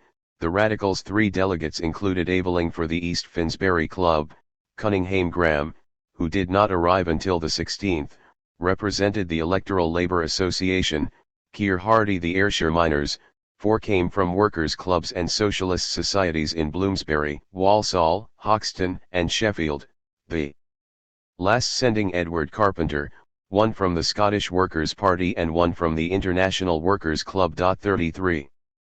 The British delegates to the Possibilists' Congress, held at 10 Rue de Lancre, had been recommended to reach Paris not later than the evening of Saturday, July 13, so that they may have a good night's rest before facing the fatigues of the July 14 fates. So exhausting are they, that the Congress will not meet until 1 o'clock on the following day, Monday 15th. 34. 15 SDF branches were represented, some jointly by 1 nominee, 15 trades councils, 5 radical clubs, the Fabian Society, the Dublin Socialist Club and various trade unions, with a large delegation from the TUC Parliamentary Committee. There have been many, and conflicting, accounts of both congresses, including those in the contemporary press of various countries, all of which, as also the official reports with the resolutions and speeches in full, may be read elsewhere. 2 matters only are pertinent here, the vexed question of amalgamation and the outcome of that Congress for which Eleanor had worked so steadfastly and where she herself played the modest but indispensable role of interpreter for the French, the Germans and the English. On the first of these matters John Burns provides useful evidence, for he was present at both Congresses, being delegated by his union, the ASE, to that of the Possibilists but allowed, by acclaim, to take the tribune in the Rue Rochechouart on the last day but one, Saturday, July 20th. I went to Paris, he wrote, with high hopes of bringing about a fusion of the 2 Congresses and presenting to the world a united workmen's Congress. The English delegates went, morally pledged to amalgamation, but did not vote either way. The most amusing, nay villainous part of this business was that the objections to fusion came not from men, who represented vast organizations, but from men like Hindman, sent by 28 persons, and by Burroughs, who was so doubtful of the bona fides of the Clerkenwell branch of the SDF as to get a double-barreled mandate from some other people who knew nothing of socialism and if they did would have sent someone else. 35. On the second day, July 15, Nieuwenhuis had moved a resolution to merge the Congresses, reminding his listeners that Marx had not said socialists of all lands but workers of all lands, unite. It was a good point, but since Nieuwenhuis recommended amalgamation in that the agenda of the 2 Congresses are the same, which they were not, nobody could very well vote for his motion. On the third day, Liebknecht spoke, sensibly and effectively, expressed his regret that nothing had come of the preceding moves to reach agreement with all other socialist and workers' organizations and now proposed that efforts should be renewed with the aim of uniting, on condition that the Possibilists passed an acceptable resolution to the same effect. The inevitable lunatic, in this instance French, it is sad to say, moved that any negotiations with the dissident Congress should be rejected out of hand and that nobody should have anything to do with these enemies of the working class. Liebknecht's proposal was endorsed by an overwhelming majority. However, this discussion had taken up almost 2 days, everyone speaking at inordinate length and, when in a language other than French, the Parisian delegates chatted together so that Eleanor Marx Aveling and the other translators could not make their voices heard. 36. On the following day, July 17, the Possibilists sent a message to the Rue Rochechouart declaring their willingness, on the basis of a resolution they had passed, to merge the 2 Congresses provided that the credentials of all delegates were submitted for inspection. Thus the negotiations broke down on an ostensibly technical point, as a result of which the Dutch and Italian delegates, but not John Burns, because he did not arrive until the day after, withdrew from the Possibilist Congress. The stipulation was, as the Brucists well knew, impossible of fulfillment, since the largest foreign delegations, and some of the smallest, were clandestinely present. It was, in truth, the trap against which Engels had warned, those from banned parties and illegal groups would have laid themselves open to prosecution while enabling Hindman, among others, to start up the hair of faked credentials and sham delegates to discredit the Marxist Congress in British eyes. On the same day as these moves were made, Engels was writing to Zarga to say that their own Congress now in session was a brilliant success, 358 delegates up to the day before yesterday and more arriving all the time. Over half of them are foreigners, of whom 81 are Germans. The possibilists have 80 foreigners, almost all trade unionists.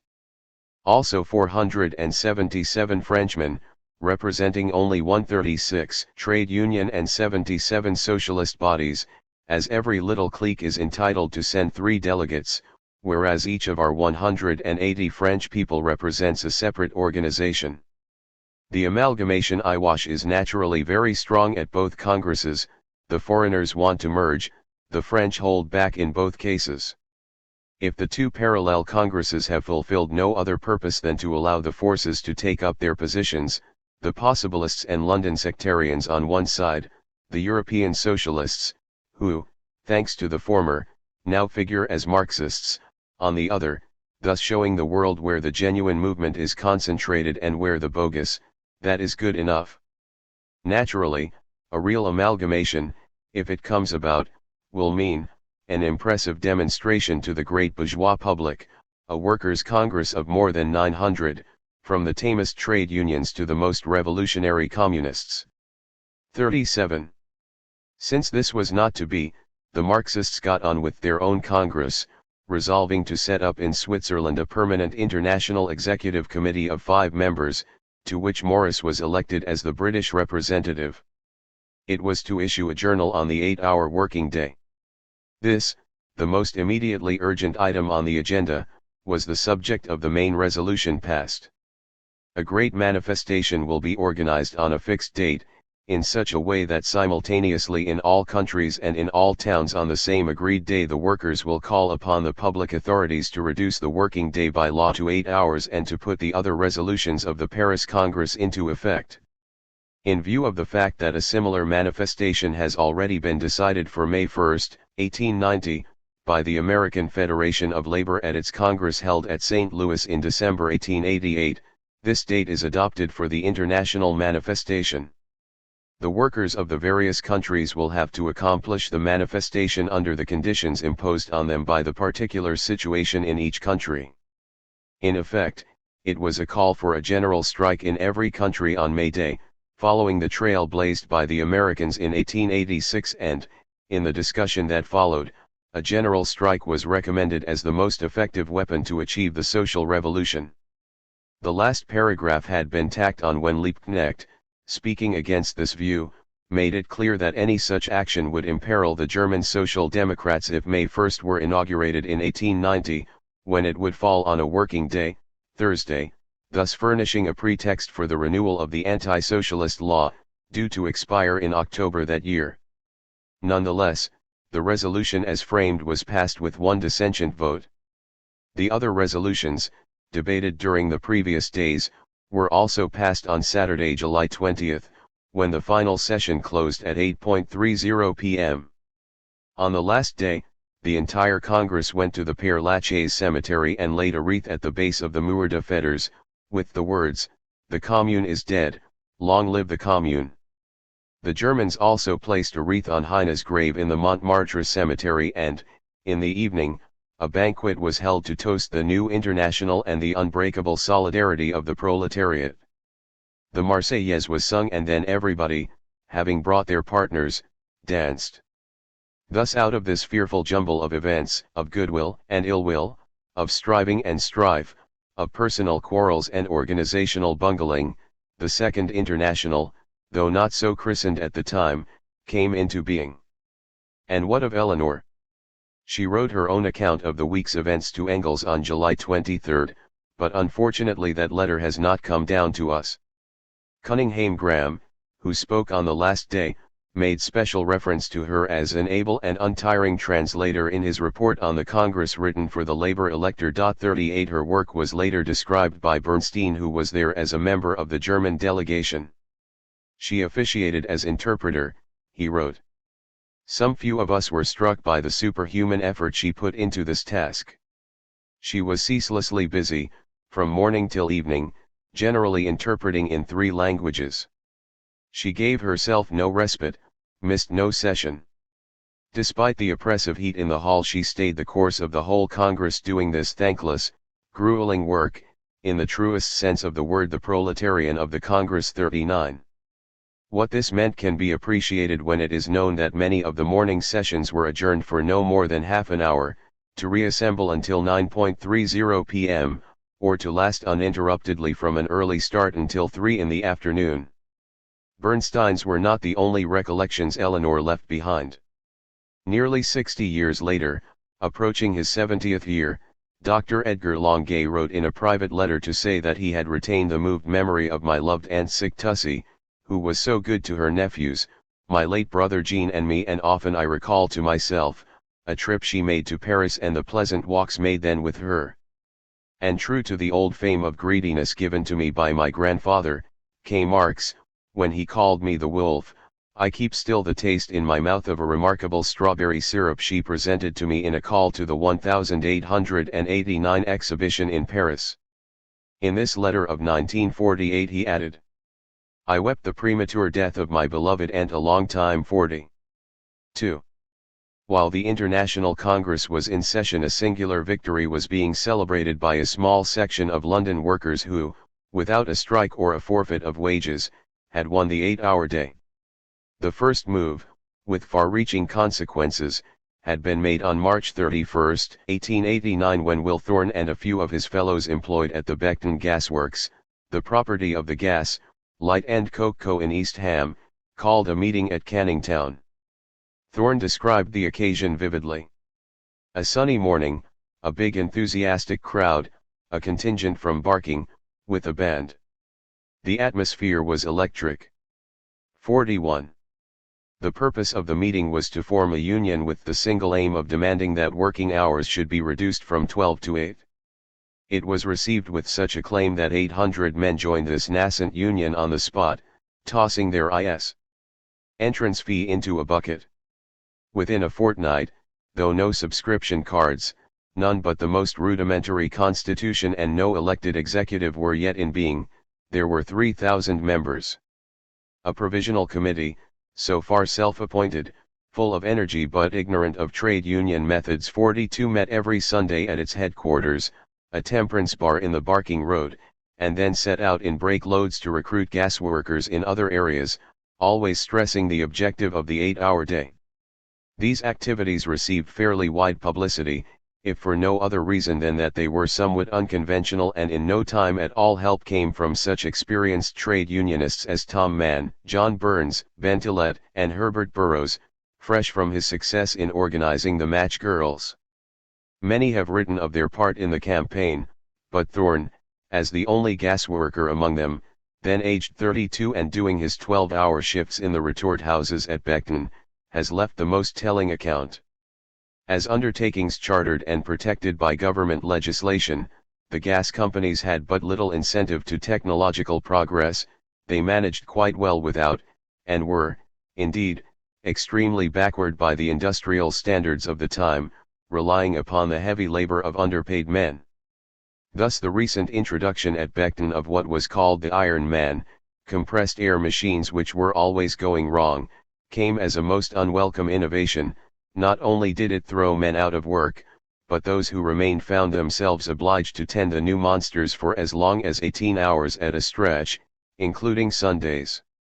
Since the gasworks drew its labor force from as far afield as Poplar and Canning Town, these immoderate hours were often preceded and followed by a walk of as much as 4 miles. Gas workers were not tradesmen in the sense that they had served an apprenticeship. The work depended largely upon navvying, and Thorne spoke of himself as a common laborer, yet it required considerable skill, particularly for the carbonicers, to survive the hazards, the heat and the abominable conditions in the retort houses, during 12 hours, by day or by night, for 52 unbroken weeks of the year. Nevertheless, they certainly did not come into the category of those industries which had formed trade unions to protect their craft interests. There were many practical deterrents to combination, not the least of which was that, in a gaslit era, the work was seasonal, men being laid off from February onwards to look for other jobs, since demand fell by half during the summer, though assuredly the labor of those kept on was not thereby lightened. Nevertheless the union grew apace, and when it was but a few weeks old the committee named it the National Union of Gas Workers and General Labourers of Great Britain and Ireland. "We took as our motto love, union, and fidelity," wrote Thorne. "Our slogan was one man, one ticket, and every man with a ticket 42. Now that the ticket was printed, it was agreed that weekly dues should be 2d. The union sent a petition to the 4 gas companies demanding an 8-hour shift and no Sunday work unless paid at double-time rates. After waiting for what seemed ages, though it was in fact merely a matter of a few weeks, the Gas Light and Coke Co. conceded the demands.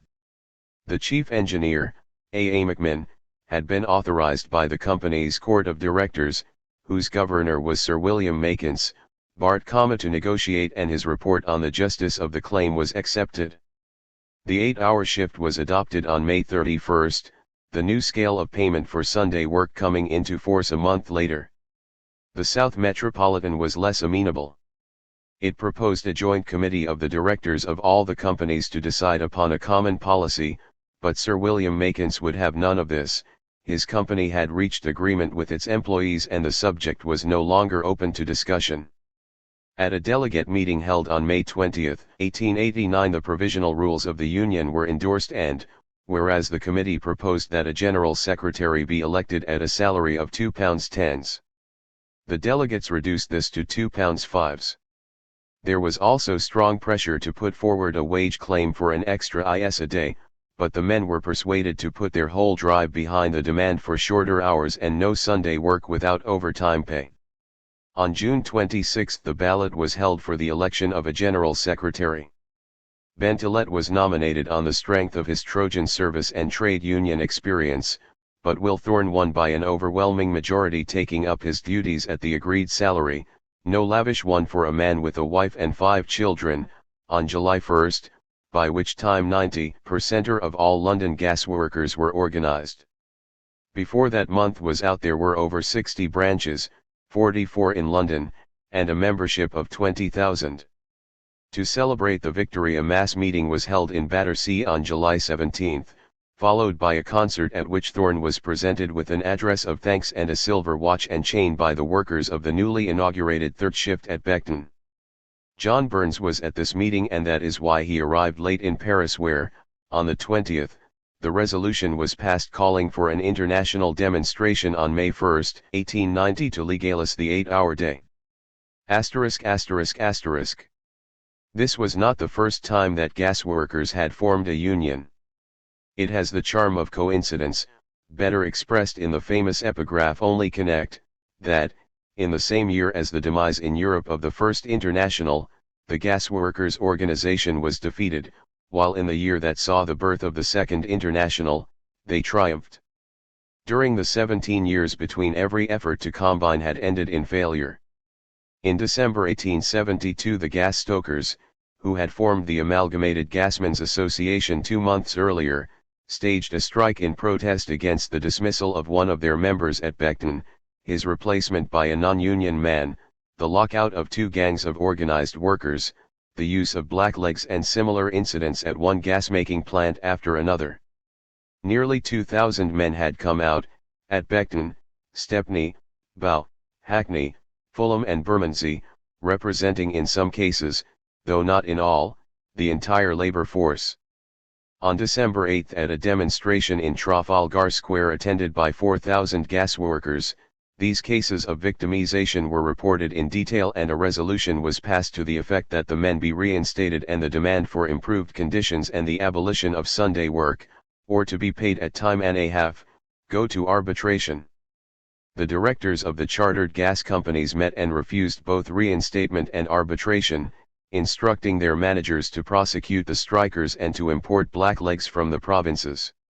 It was clear that they were resolved to crush the union, and indeed one director was heard to declare that he would do so if it cost £1,500,000. Summonses were taken out and held in reserve, while 5 Beckton stokers were charged with conspiracy to intimidate.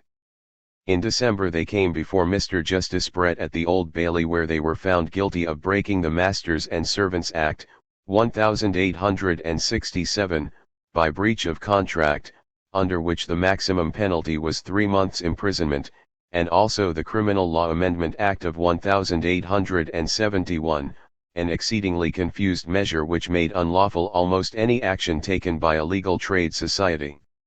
The jury recommended the men to mercy on account of their great ignorance and being misled, but they were sentenced to 12 months hard labor. Nothing, said Lloyd Jones, the Union leader, so atrocious as the sentence has occurred since the evil days of Judge Jeffreys. A defense committee was formed, protest meetings were held, and a memorial was sent to the Home Secretary, who ignored it and refused to meet a deputation. On a petition from the prisoners themselves, the year-long sentence was commuted to 4 months in February 1873, but this was not enough.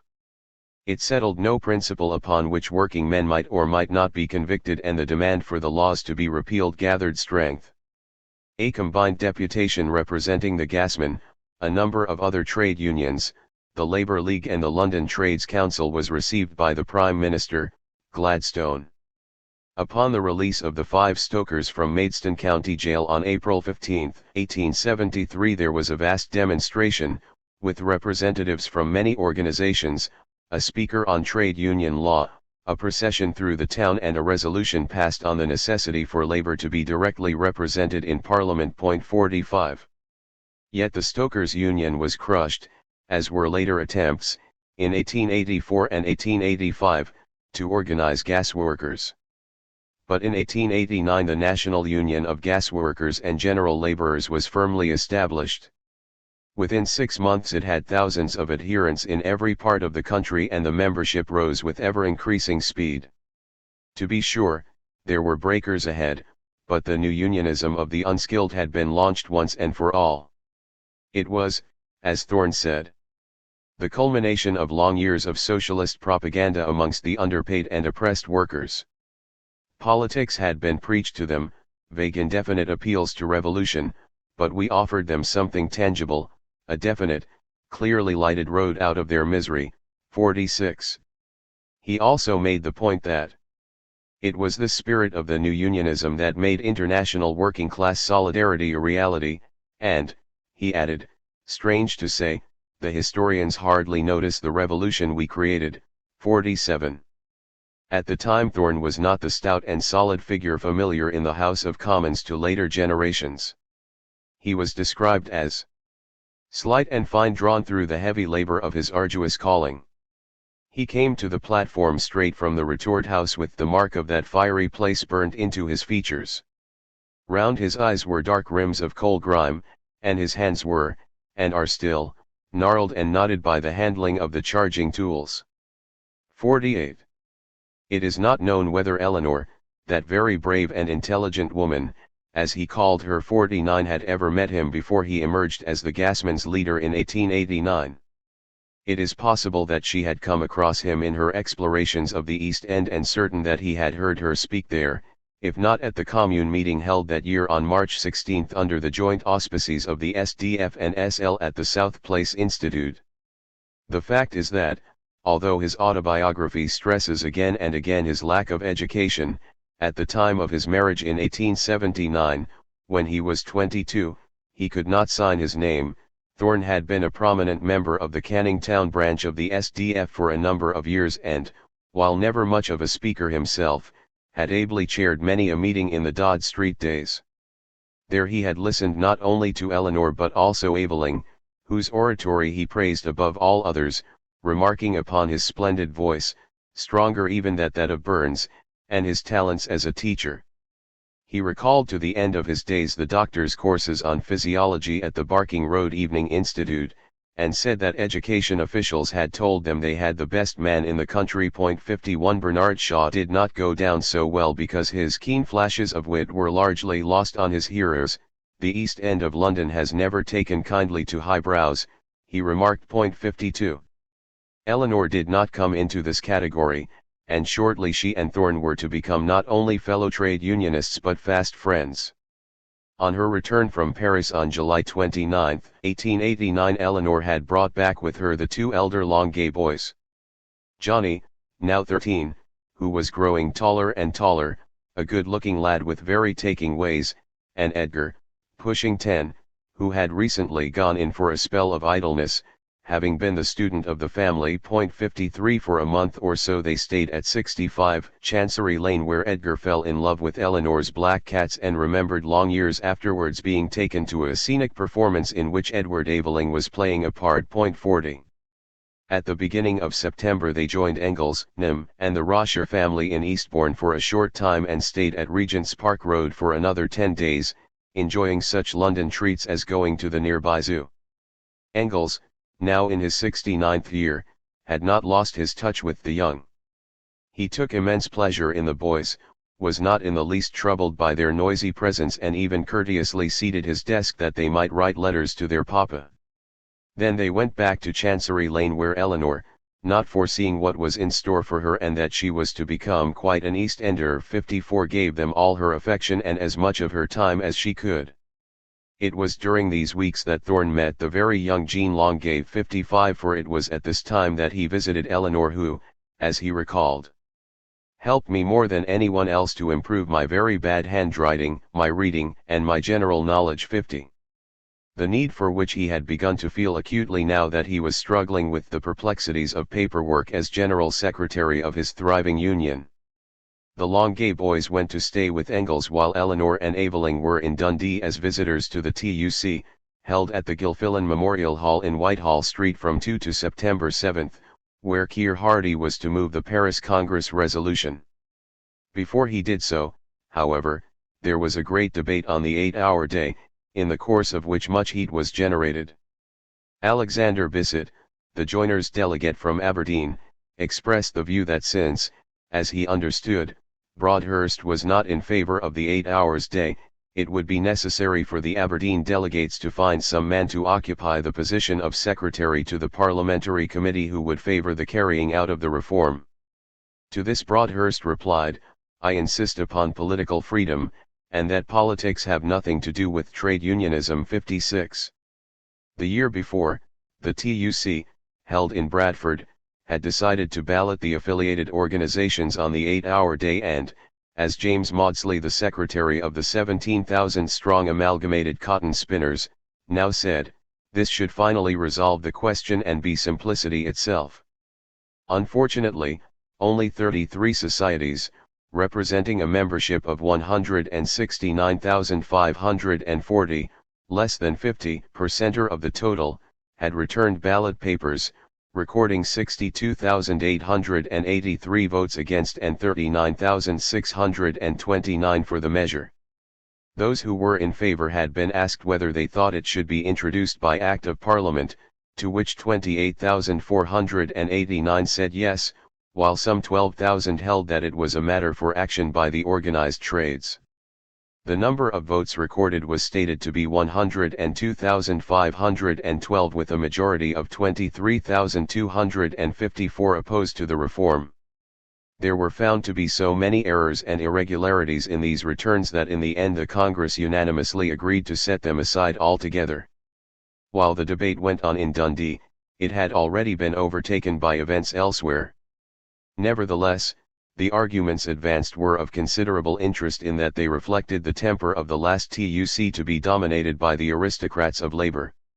Only in the case of the miners was legislation for the 8-hour day approved at the 1889 TUC, and the fatuity of looking to Parliament was brought home to the delegates by J. Toyne of the Cleveland, Yorkshire, miners, who reported that when it had been raised in the House an MP had asked Cunninghame Graham, "What is all this noise about the 8 hours bill?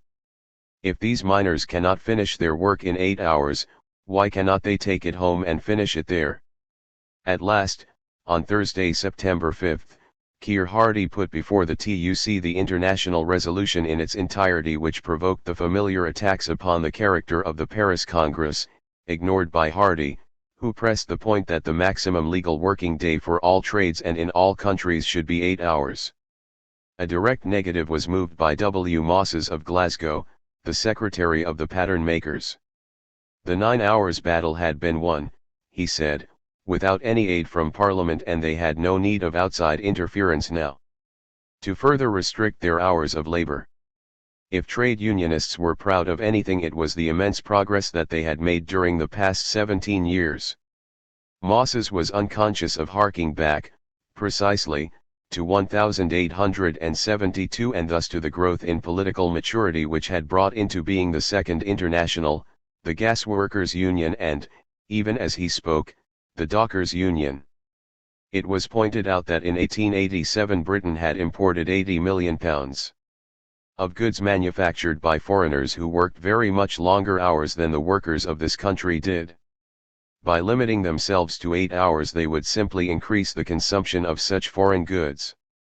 Then, again, most of the skilled trades, which meant those represented here, were on hourly pay. A reduction of hours would mean a decrease in wages. By all means let the government regulate the conditions of labor for defenseless women and children, but leave adult men to conduct their own fight provided they had a fair field and no favor. What he can have meant by this is obscure. Another delegate pointed out that factories working round the clock would have to employ 3 shifts instead of 2, reducing each man's earnings in proportion. He had evidently not heard a whisper of Beckton's third shift, so resoundingly inaugurated 3 months earlier.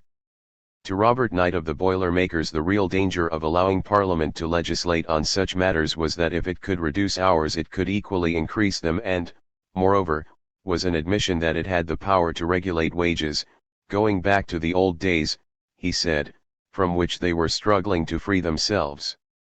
Knight went on to tell the Congress that he had been reading a history of England and had found that 300 years ago an MP had asked how the people of Britain who were paid the enormous wage of is a day could expect to compete against the Indians, yet the cry against foreign competition was still loud and even growing in volume.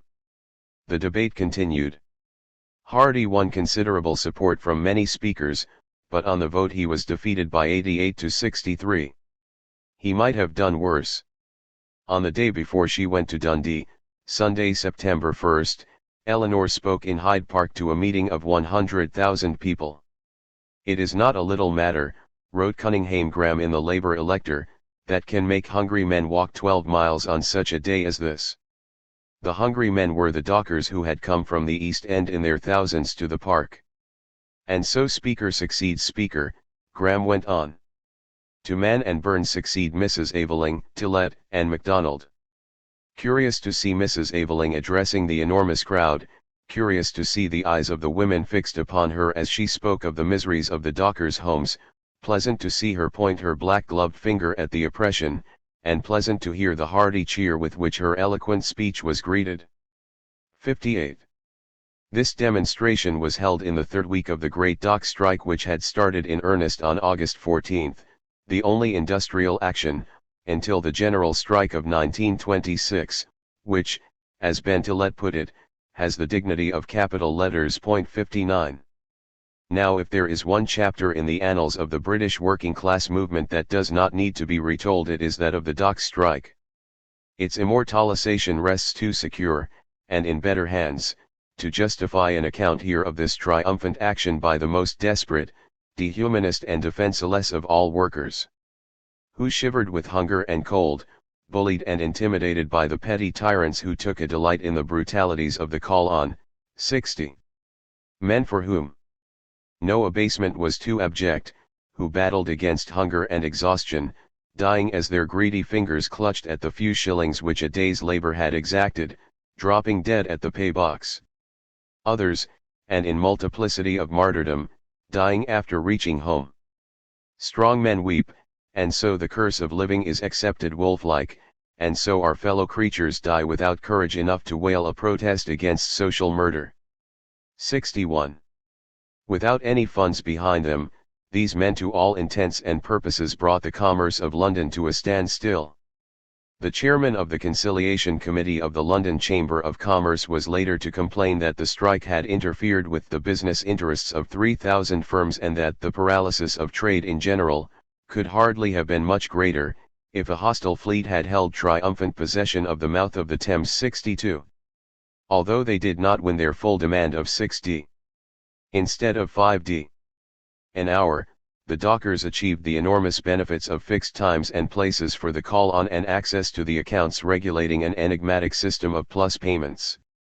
from workers in the 10 docks on the north and 1 on the south, the Surrey Commercial, of the London River, as the men called it, the Dock, Wharf, Riverside and Labourers Union of Great Britain, Ireland and the Netherlands was formed with an initial membership of 800 rising, with the inclusion of other transport workers, to 154,000 in 1892.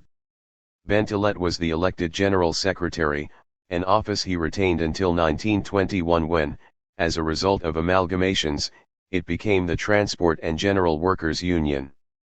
In like manner, Will Thorne, the first General Secretary of the National Union of Gasworkers and General Labourers, continued to hold that position throughout the First World War, during which it changed its name to the General Workers Union, and after, when it became, also by a series of amalgamations, the National Union of General and Municipal Workers in 1924, now known as the General and Municipal Workers Union.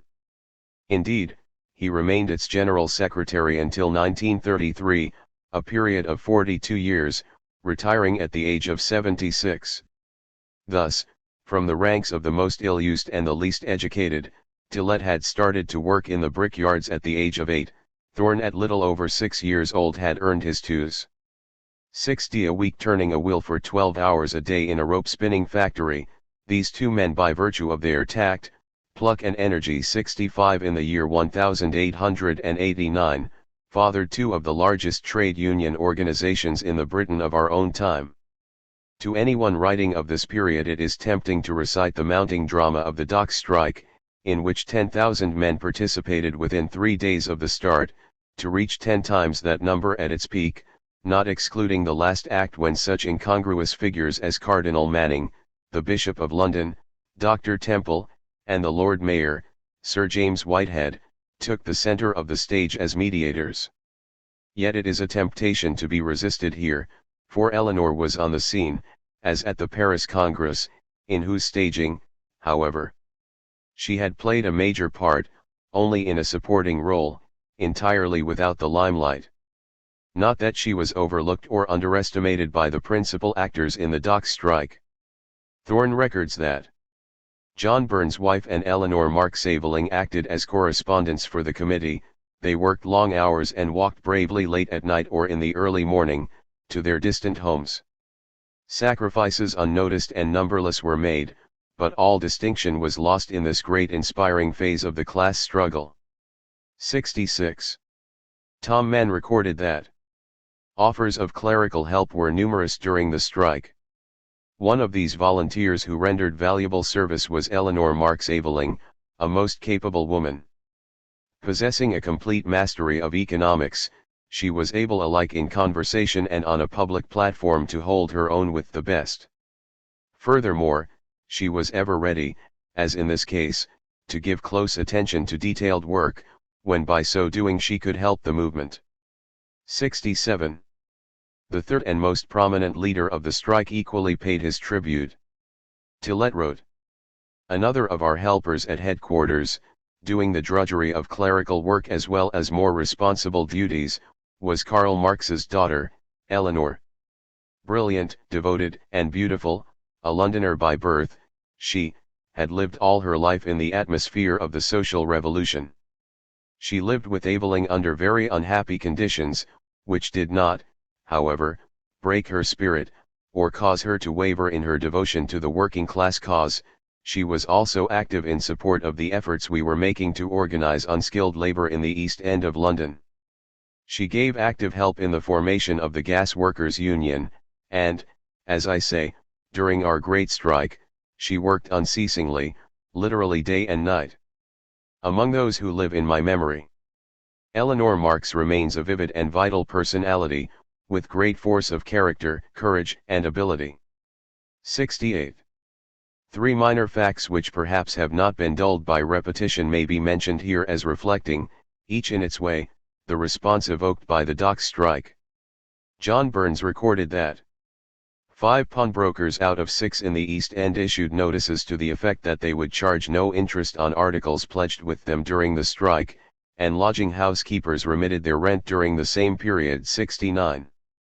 The second small incident concerns Tom Mann who, though employed south of the river, was on the strike committee with headquarters at the Wade's Arms in Jeremiah Street, Poplar, where he often stayed to work as late as 1 a.m., having taken part in the daily marches which were a regular feature of the strike. When this had gone on for 3 weeks his boots were worn out. Passing a boot shop on the route, he dropped out of the column, hastily bought a new pair and caught up with his fellows. A few days later, passing the shop, there were his dilapidated boots on proud display in the window, as might be the Van Gogh, with a placard bearing the words, "The boots worn by Tom Mann during the long marches of the dock strike 70. The third and as eloquent an item, arid though it may sound, is the statement of accounts from August 14 to November 16, 1889 issued by the members of the newly founded Dockers Union Council. 71 The general public had contributed £11,732.12.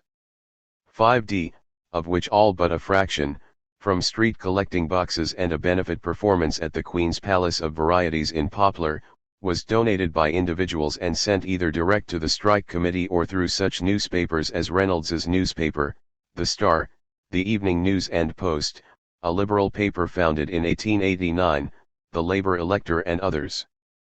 The British trade unions added £4,234.10. 2d to the funds, according to their size and means, while from France, Belgium, Germany and America came £108.14. 7d. But from what was entered as the colonies came £30,423.15s, of which £30,000 was from Australia, making a total of £48,736.3s. 1d. This money did not flow in overnight and, indeed, at one stage towards the end of the second week, there was serious alarm that the 250,000 stomachs to feed 72 would go empty and that the men would be forced to their knees. The daily allowance of Is. 6d was reduced to Is.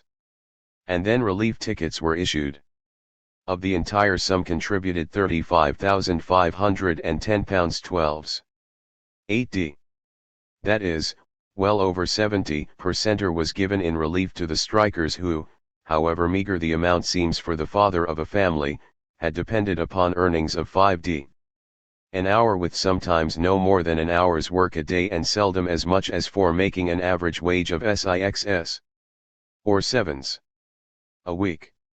The only other two items not absolutely negligible were some £1,250 for pickets and banner bearers and £936 for bands. There is, however, another outlay that tells its own story. Payments to blacklegs and expenses incurred in sending men back to Liverpool, Glasgow and elsewhere amounted to £1,107, while another tale must lie behind the sum of £52 odd incurred for rent of halls for meetings, hire of rooms and compensation for damage of same. It is droll to note that in this situation, which drew thousands of pounds out of the pockets of workers and the general public, the legal profession did not hesitate to take fees of £350 fives. For counsel and solicitors to defend pickets and others charged with intimidation. Against this, probably heroic, sacrifice should be set the £107 claimed by Ben Tillett to cover his outlay over a period of more than 12 weeks on fares, telegrams and postage, John Burns £65.11. For 5.5 weeks' expenses and Tom Mann's £28 for the same period. They were not paid for their services. The last word on the dock strike, as on so many events of his time, may be left with Engels. From Eastbourne he wrote to Laura on August 27 when the dock labourers had been out for 13 days. They are, as you know, the most miserable of all the miserable of the East End, the broken down ones of all trades, the lowest stratum above the lumpen proletariat. That these poor famished broken down creatures who bodily fight amongst each other every morning for admission to work, should organize for resistance, turn out 40 to 50,000 strong, draw after them into the strike all and every trade of the East End in any way connected with shipping, hold out above a week, and terrify the wealthy and powerful dock companies, that is a revival I am proud to have lived to see. He added, and all this strike is worked and led by our people, the Hindmanites are nowhere in it. 75. Nowhere indeed. On August 5, 1889, close upon the victory of the gasworkers and but a few days before the dock strike was to shake the country, the SDF had held its annual conference in Birmingham where the program and rules were revised. This document might have been drawn up by God in his heaven, or on another planet, so remote was it from the actual struggles of the working class led though they were by members of this supernal body. Its 9-point program does not so much as mention trade unionism. Only in an addendum of measures called for to palliate the evils of our existing society does it stoop to refer in a single line to 8 hours or less to be the normal working day in all trades. Among the 27 revised rules, the General Council was to appoint 6 executive committees responsible for every aspect of the SDF's activities, omitting industry altogether. 76 It is a pitiful comment upon the character of the most important of the socialist organizations in existence at this juncture. No sooner was the dock strike at an end than Eleanor was faced by other imperative claims. First, there were her nephews who remained at 65 Chancery Lane from mid-September until their father came from France to take them home on October 11. The boys made demands upon her time to which she responded with all her heart, but she was not to be allowed to indulge herself. She and Eveling now helped Thorne to draw up the formal rules of the Gasworkers' Union and his first half-yearly report and balance sheet, March to September 1889, to be submitted to the 30,000 members. At this point a fresh strike broke out in West Ham, lasting for 12 weeks. It failed to gain its objects, but not before Eleanor had found herself involved in it heart and soul, speaking daily at the factory and forming the first women's branch of the National Union of Gasworkers and General Labourers of Great Britain and Ireland, of which, at its annual conference, held on May 19, 1890 at the Jai Street Workmen's Club, she was the only nominee to be unanimously elected to the Executive Council, a position she was to hold until she retired in June 1895.77. 3. This new struggle in the East End, unlike that of the gasworkers and the dockers upon whose heels it closely followed, did not make history but, in a particular sense, is of historical interest. The gas companies, it is clear, were great monopolies, their areas of operation, their allocation of profits governed by Acts of Parliament. At the time the gasworkers formed their union and met the representatives of faceless boards or courts of governors, the 4 companies had a paid-up capital of some £10m, a very large sum for those days. The dock employers, though they might combine to form a joint committee and appoint a spokesman to negotiate with recalcitrant labour, were, in reality, a mixed crew of wharfingers, granary keepers, ship owners, freighters, import merchants, rivercraft proprietors, and an assortment of contracting companies. Messrs. Silver's India Rubber, Gutta Percha, and Telegraph Works Limited was of a different order. In 1852 S.W. Silver & Co., the well-known outfitter of Cornhill, bought 1 acre of land between Bow Road and Barking Creek, to which it removed its small waterproofing works from Greenwich. It was the oldest factory on the river front. 7 more acres were added in the next few years and, by 1860, the premises were so extensive that the name of Silvertown was given to the district of which they formed the centre. 78 In 1864 there was an amalgamation with another small firm, a trusted employee who had risen from the bench, Matthew Gray, was made managing director and Silver's Rubber Works and Telegraph Cable Co. Limited was registered. In 1878 it was reorganized and by 1889 it had 6 main departments in Silvertown: rubber, ebonite, gutta percha, electrical, submarine and chemical, offices throughout the United Kingdom and a second factory in France. It was a typical private enterprise of its time, what might be called the extended family business, no longer paternalist, not yet a monopoly. There were many competitors in the field, and thus more representative of a flourishing late 19th century industrial establishment than such amorphous undertakings as the docks or such public utilities as gas. It had a paid-up capital of £416,000 and 72 shareholders, a high proportion of whom were the directors and their relatives, drawing for many years past an annual dividend of 15%. In 1889 the factory employed some 2,000 manual workers, most of them laborers with a majority of men and boys, though there were well over 100 women and girls. Some of the workers were semi-skilled and there was a small proportion of fitters and turners, maintenance engineers, and carpenters. These last, of course, were in their appropriate trade unions. The laborers were not organized at all. It is a matter worth more than passing comment that the cradle of new unionism, though it grew sturdily throughout the country, was this district not 5 miles east of Aldgate Pump, where a starveling population, the match girls of Bow, the gasmen of Beckton, the casual workers of Dockland, lived and laboured on the doorstep, as it were, of the august city of London, its sanitary conditions so unwholesome that in the last cholera outbreak of 1866 in the metropolis the overwhelming majority of deaths occurred in West Ham. It was not what is called a pleasant residential district, yet for a variety of reasons it was more densely inhabited than any other on the outskirts of London. According to the first report of an Outer London Inquiry Committee, published in 1907, the growth and needs of the district, such as roads, drainage, and lighting, were not adequately recognized until 1888-79.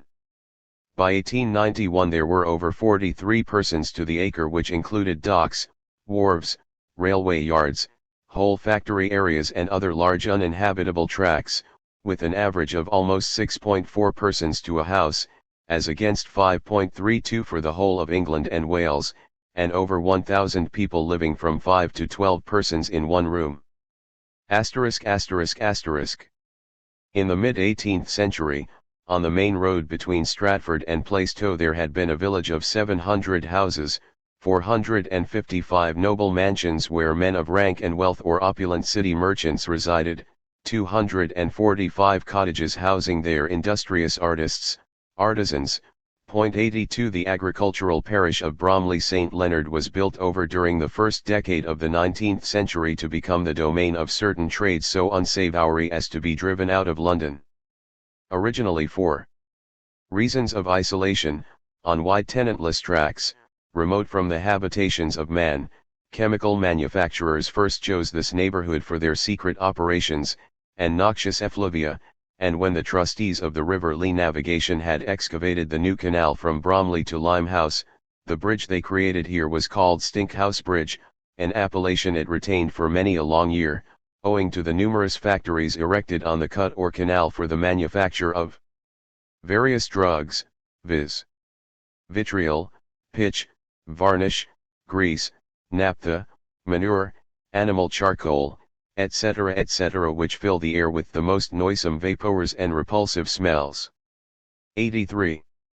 The easterly part of the parish was transformed by the opening of the East India Dock in 1806. Even greater changes came with the Royal Victoria Dock, constructed in 1855 on the Plaistow marshes, to be enlarged and renamed the Victoria and Albert in 1880. In this one parish of Bromley St. Leonard the population rose from 4,000 in 1830 to 24,000 in 1860, while that of West Ham as a whole was 18,817 in 1851, 99,142 in 1871 and 204,903 in 1891.84. The first volume of the Survey of London, 1900, was devoted to this parish, then called St. Leonard by Bow, on the accompanying map of which were shown, in addition to the disgusting substances cited by the historian of a generation earlier, works producing soap, tallow, candles, matches, patent leather, oakum, coconut fiber, felt, jute, rope, paint, nitrates, phosphates and distilleries of tar, benzene and resin. Manufactories whose raw materials came by sea were built in ever-increasing numbers on the quaysides.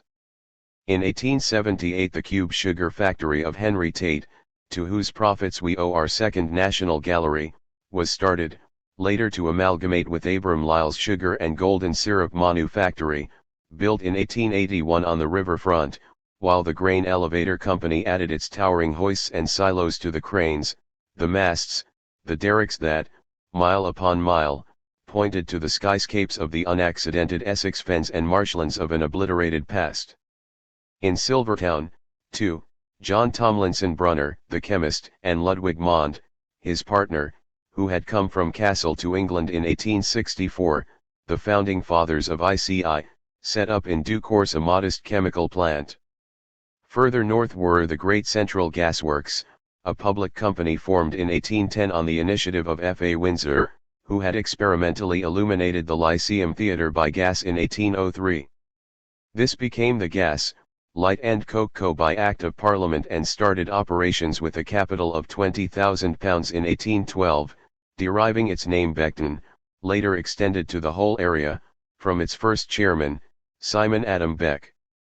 The gasworks were built upon the 6-acre site of a field which, too coarse for cultivation, had been turned into gravel pits.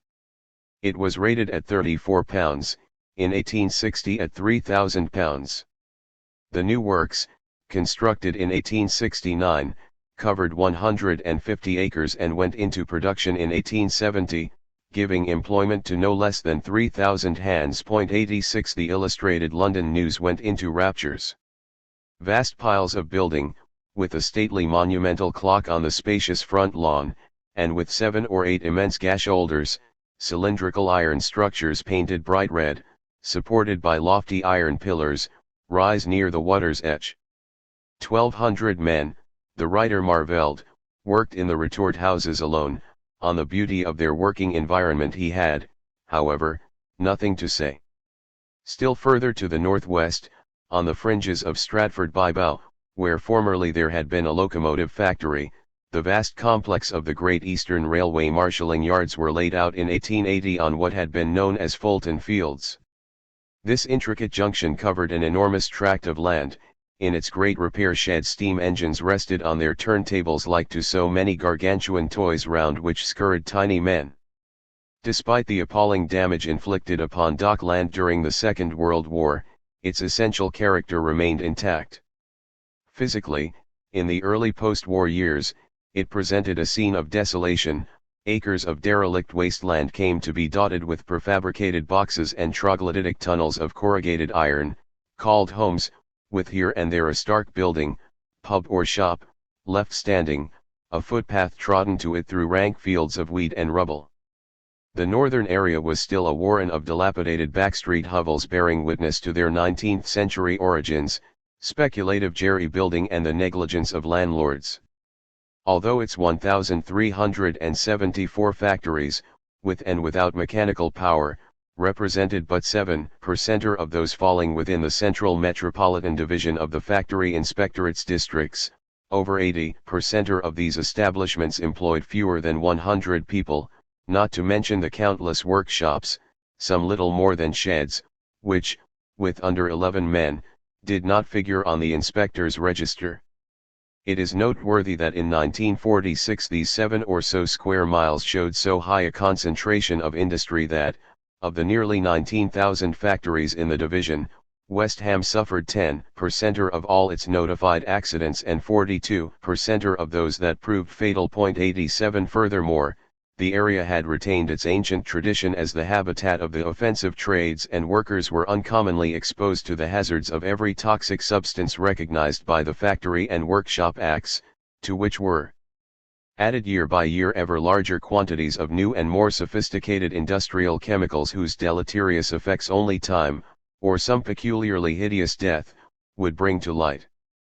To the south, in the Custom House and Silvertown ward, there still huddled dingy rows of little terraced houses whose dead ends were overshadowed in gigantic disproportion by the spick and span gunnels, bulwarks, superstructure, masts, and funnels of great ships in dock.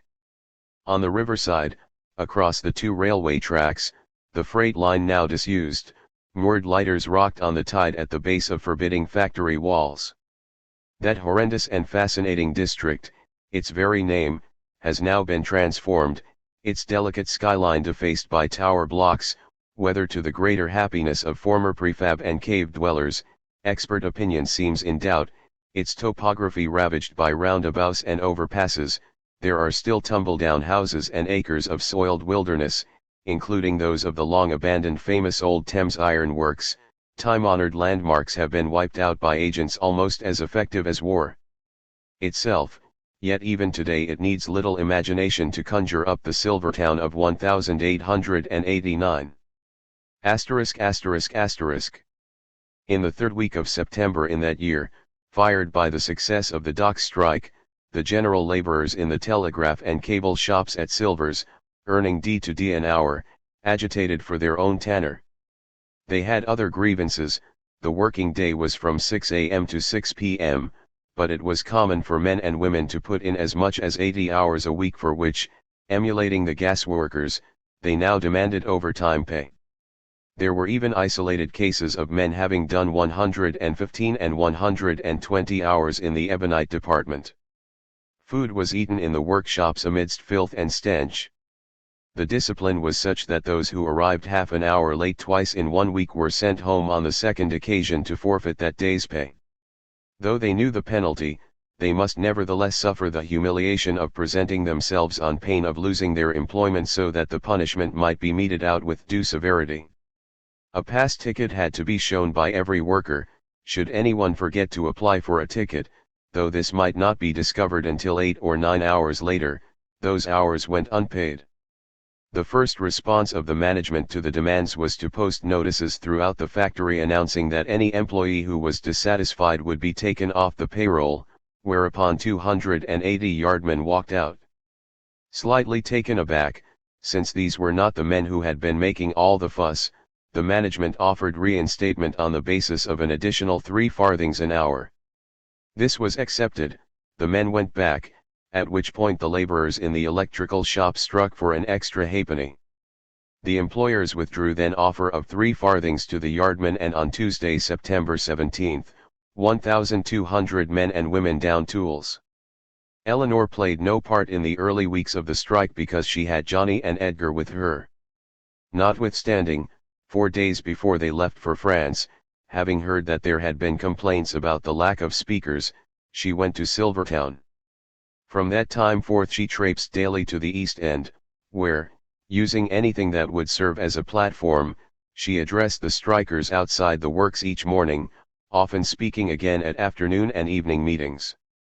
By the time Eleanor appears upon the scene it is the 22nd day of the strike and much has happened. A strike committee of some 30-odd men, with headquarters at the railway tavern, known as Cundy's, on the corner of Constance Street, facing Silvertown Station, has been set up under the elected leadership of a semi-skilled worker named Ling who, earning D an hour, is among the better paid. He has organized regular meetings in front of the factory every morning, mobilized local brass bands and led processions with collecting boxes through the streets. More important, he has gained the support not only of the gasworkers' union but that of the dockers, the stevedores, the sailors and firemen and the coal porters, all of whom contribute to a strike fund and send speakers who urge the men to stand firm but, above all, to organize. The great stumbling block is that the skilled engineers and carpenters refuse to strike in solidarity. There are also 400 laborers still at work. They say, however, that they will come out as soon as the piece work they are doing is finished. A great meeting is held in Hyde Park by the gasworkers on Sunday, September 29, the 13th day of the strike, when Thorne announces that his union has voted £250 to the Silvertown Fund. Relief money is distributed at the end of the second week, 5s to each man and 2s. 60 to every woman, boy, and girl. Day by day ever larger crowds assemble outside the factory. The strikers are joined by other workers in the neighborhood attracted by the street parades with their bands and banners. The next Sunday, October 6, despite the bitter cold and damp, 10,000 people assemble in Victoria Park, Hackney, where among other speakers Burns castigates his own ASE members for failing to come out, and he exposes the huge profits of the company and the large dividends plundered by the most respectable members of society from Silver's sweated labor. In the meantime the management has not been idle. The engineers have been instructed to dismantle some of the machines for transfer, with raw material, to the French branch at Persan-Beaumont near Nogent-sur-Marne. A few Manchester girls are brought in as blacklegs. When they learn the facts, they refuse to go into the factory. The next day the strikers pay their return fares and see them off at the station. The managing director, Gray, behaves, according to a trade union speaker, as though he were the emperor of all the Russias. He has told the workers to get out until they come to their proper senses. The sympathy and enthusiasm drummed up for the strike, which has now lasted 18 days, call for countermeasures. The company's secretary writes a letter to the press.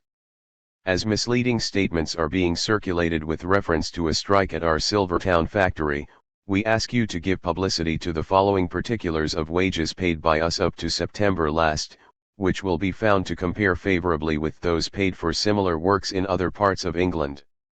Hours. Pay. Labourers, including yardmen and stokers. 63. 20 SIXS. 1D.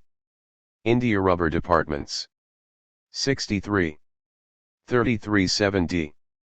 Cable, wire covering, battery, gutta percha, electric light and general departments. 60. 28. 1D. No able-bodied laborer employed by us receives less than D per hour. The above payments do not include those made to foremen, clerks, and skilled mechanics of various classes, who, of course, draw much higher wages. We employ a considerable number of women and boys, who are not included in the above statement, but who are paid on a scale proportionate to that of the men. The work people were practically in permanent employment, their weekly number not varying much during the years, and our workshops are large and well ventilated, and our appliances of the best. Our factory is in the neighborhood of the docks, and the recent strike there appears to have unsettled the minds of some of the work people. The majority of them, however, have been intimidated into leaving their work, having when going to their meals to pass through a crowd who hissed at and groaned at them, and used violent language. In some cases they have been hurt, but will not give evidence lest worse shall befall them. Yesterday about 115 women who were satisfied with their pay left the work under intimidation, and there are now about 1,600 work people thrown out of employment, leaving only 250 still at work. Though the figures given are demonstrably untrue, this letter receives wide publicity, which is hardly surprising, as Eleanor points out, since in the main the press is under capitalist control and, until labor has an organ of its own, its voice will not be heard nor its case fairly represented. Nevertheless, the local paper, the Stratford Express, publishes an editorial on October 12, the 26th day of the strike, saying that the Silvertown workers are gaining public sympathy. Partly through their own admirable behavior, and partly by the fact that their statements remain practically unanswered. We pay as high as any firm for similar work in England, says the secretary of the company. That may be perfectly true, but if it be, it is no answer. If wages are too low everywhere, that may be a reason for keeping them down at Messrs. Silver's. The majority of our work people were satisfied, but have been intimidated into leaving their work.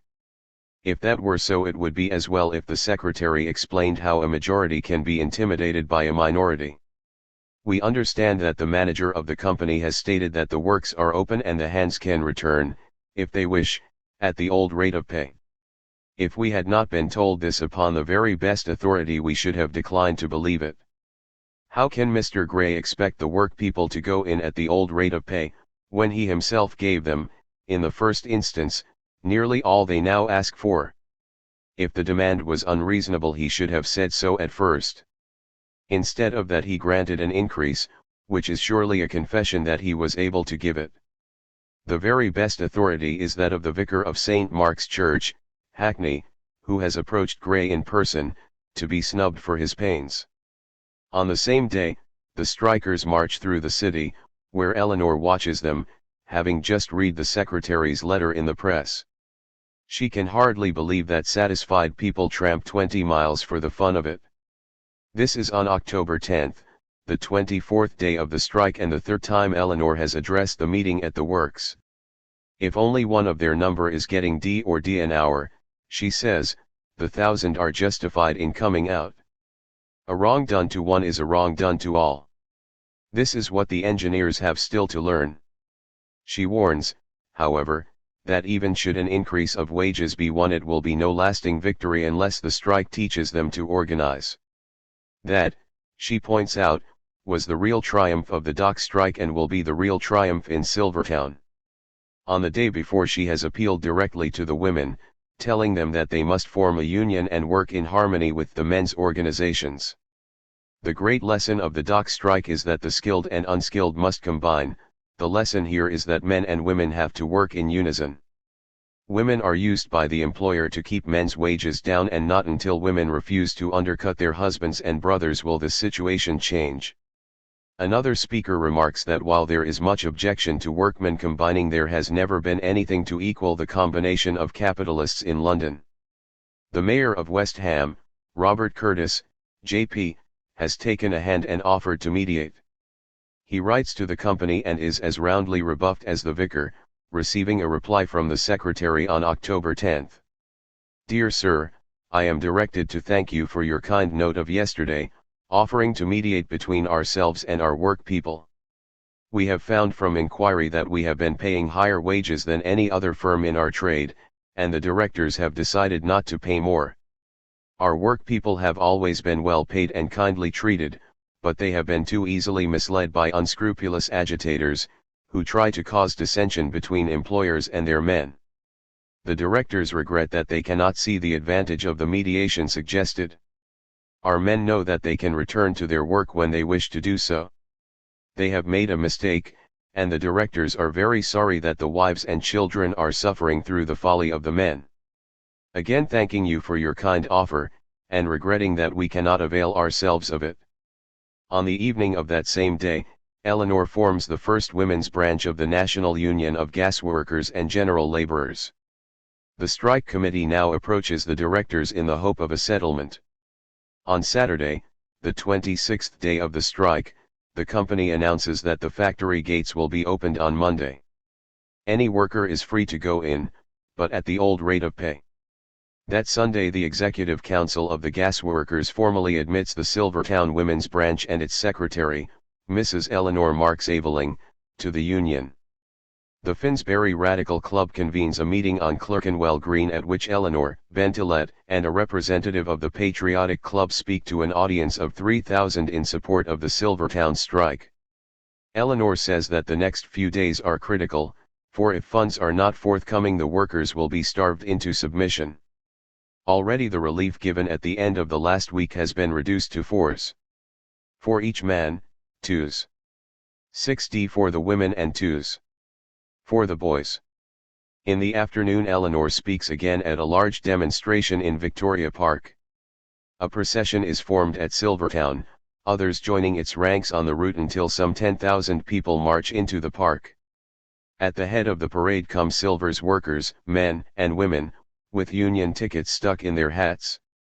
They are followed by contingents of stevedores, coal porters, dockers, lightermen, painters, sailors, and workers from other Silvertown factories, with bands and banners all the way. Amongst the crowd, Eleanor encounters a sympathetic onlooker who turns out to be one of Silver's shareholders.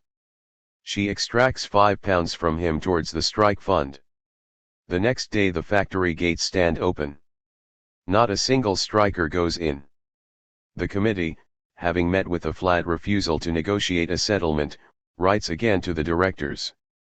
Eleanor tells the morning meeting that the women from the local jam factory, Keeler's, first started in 1879, have asked to meet the newly formed branch of Silver's workers to learn more about the union.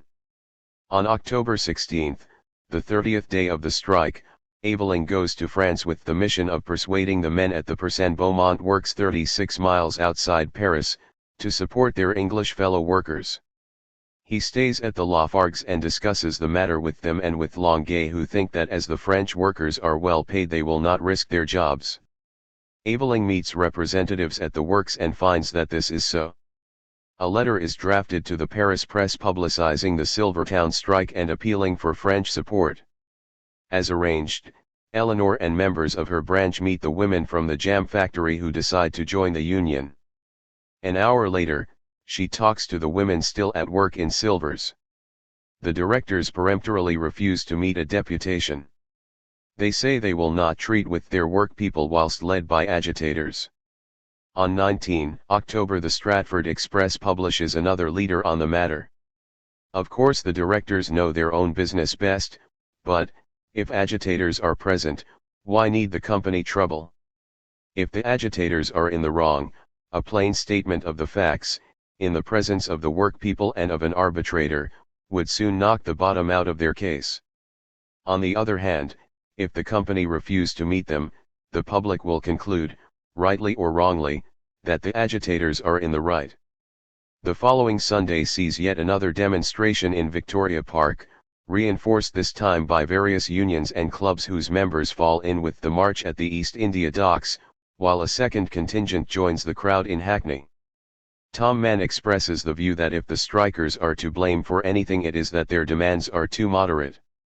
On the 36th day of the strike, October 22, another letter goes to the directors asking them to meet the strikers' spokesman without a mediator.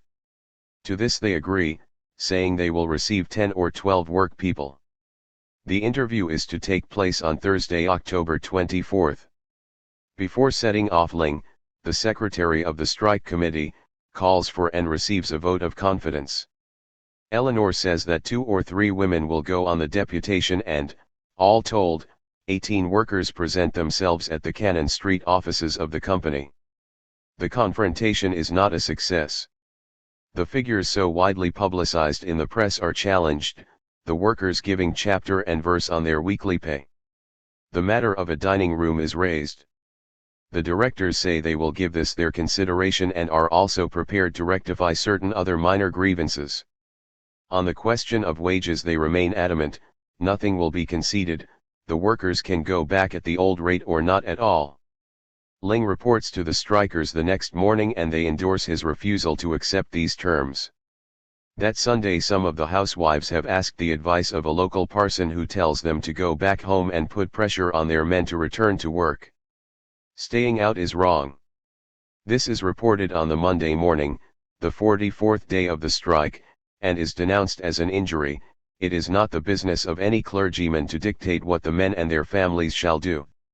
Aveling, back from France, reports to the strike committee. He reads out the letter sent to the Paris press. The delegates think it too mealy-mouthed and recommend that a stronger letter be written. Aveling agrees to this and then addresses the outdoor meeting. He expresses the optimistic view that, since the directors have shown themselves willing to meet the workers on certain small points, it is a sign that sooner or later they will cave in. By now the girls who have been tramping about with collecting boxes are in need of new boots and they are given vouchers for this purpose.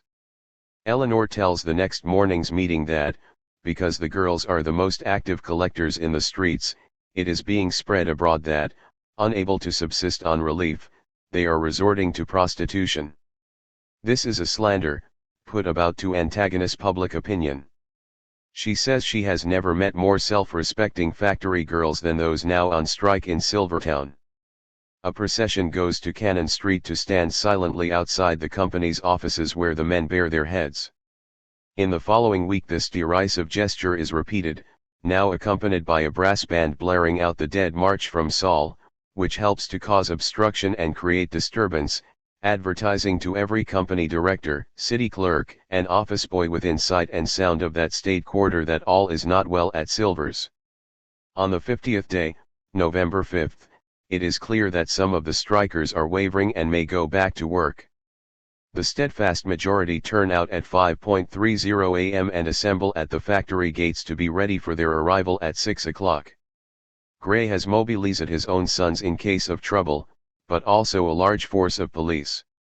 The scabs go into the factory.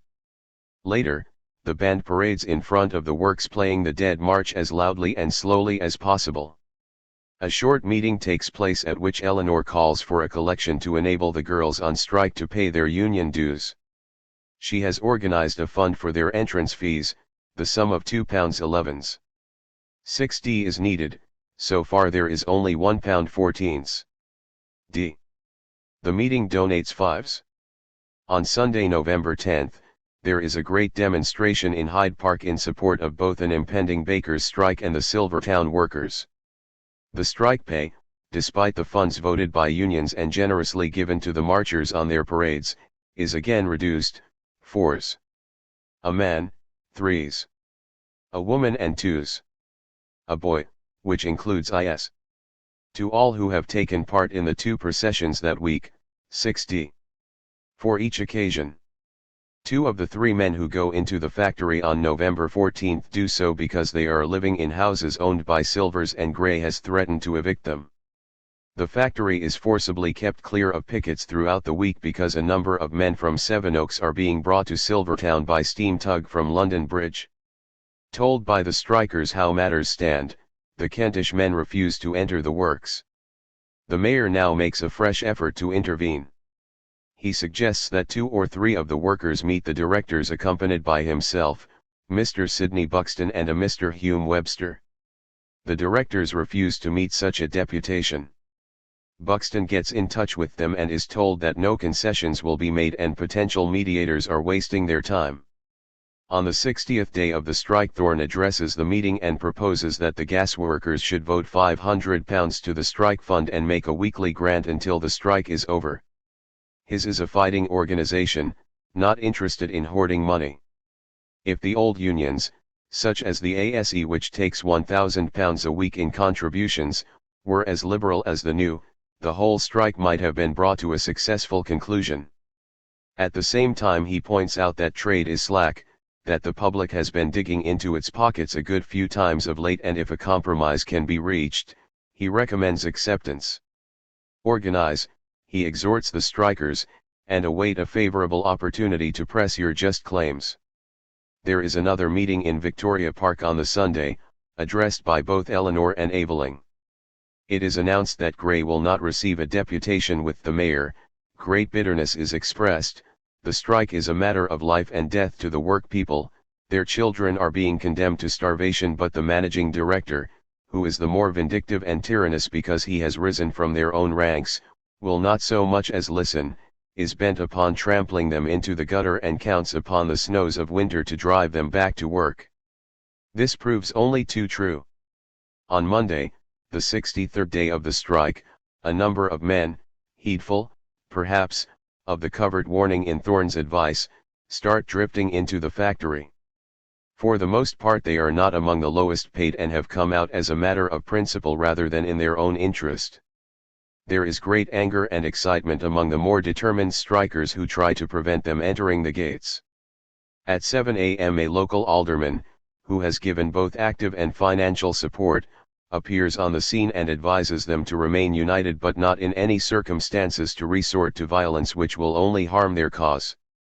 He proposes that delegates should go to every India rubber works in the country, find out what help, if any, they will give and then hold a general meeting to vote on whether the strike should continue.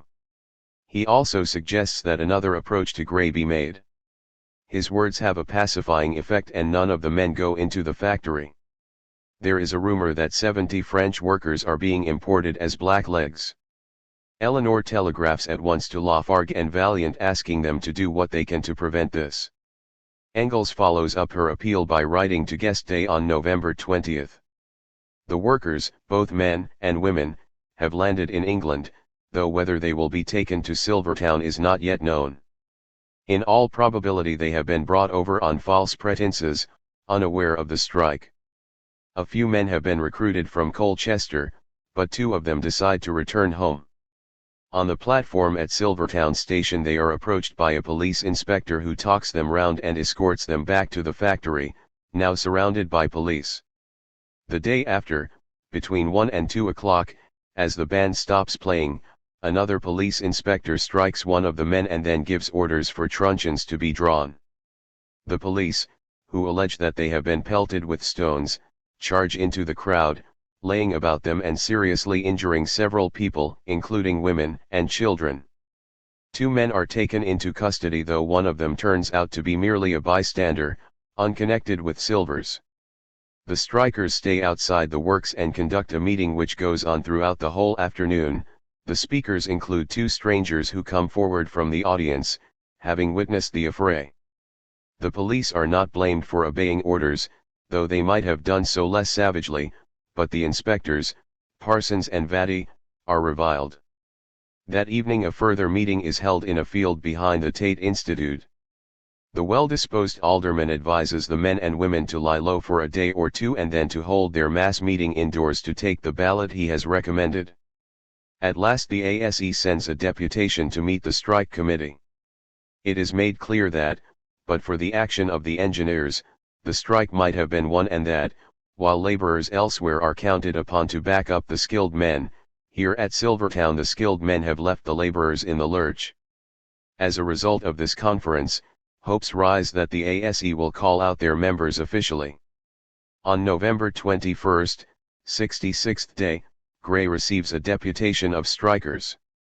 It is an informal interview, but he says he has nothing to add to his former uncompromising answer. That evening members of the strike committee put their case to a full delegate meeting of the London Trades Council. Tom Mann, as a member of the ASE, is convinced that if his members are withdrawn the works will come to a stop and that this demand should be put to his executive.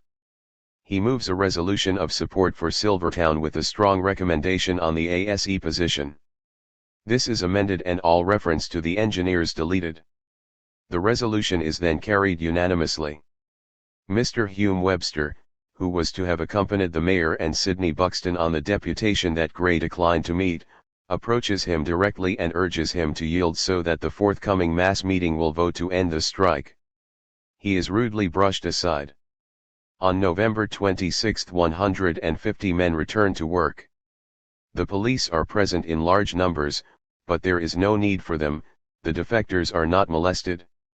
Some 1,000 strikers declare that they will stand firm. The next day more workers go back, though a few decide to come out again. The London Trades Council issues a circular dated November 27, 1889 to the trades of the metropolis. Fellow workers. At a general delegate meeting of the societies connected with the London Trades Council, which represented 27,000 organised workmen, the dispute of the Silvertown workers with their employers was fully investigated, and found to be worthy of your prompt and generous pecuniary and moral support. It is of the utmost importance not only to the workers engaged in this struggle, but also to the whole industrial population of the metropolis, that the contest should be honorably terminated on a basis of mutual justice to all interests involved. To accomplish this, it is imperative that the workers should be placed in a position of dignified independence by your immediate financial assistance. Whilst making this appeal to you, the Trades Council is also making an earnest effort to effect a just and satisfactory settlement by a conciliatory approach to the employers to secure this object at the earliest possible moment. On the 28th the stampede back to the factory ceases. Many of those who went in 2 days before are now resolved to stay out. Eleanor tells the meeting that others, too, will think better of it and change their minds. She is indignant at the seizure of a banner, forcibly confiscated by the police during an injudicious visit to Silvertown by Princess Beatrice of Battenberg. Eleanor reports that several radical and liberal M.P.s have written to the Home Office complaining of the conduct of the police in Silvertown and that other representations will be made. The strike committee issues a manifesto to those who have gone back to work acknowledging the generous sacrifices they have made in the interests of their lower-paid brothers and sisters, but reminding them that the strikers' case is unchanged. It assures them that if they will rejoin their fellows, no unkind word on their temporary desertion will be spoken. On the 74th day of the strike, November 29, there is a biting wind, yet the morning meeting in the open air, with many of the female workers in the crowd, is as well attended as ever, and 2 other women besides Eleanor are among the speakers. The London Trades Council has fulfilled its promise to intercede with Gray, who replies, "As you seem to hope that the strikers at Silvertown will resume work, you will be pleased to learn that the total number we now have at work amounts to 961. Many of those still out have agreed to return, and we are now getting the work prepared for them as quickly as we can.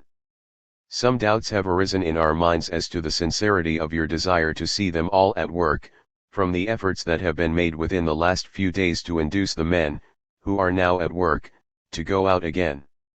We understand our business, and our men perfectly understand the pay they have been receiving, and you do not, and therefore cannot help us or them. The agitators are entirely responsible for the loss of £20,000 in wages to our workpeople, and we are very sorry that they were led away by the misstatements and misleading promises of these agitators.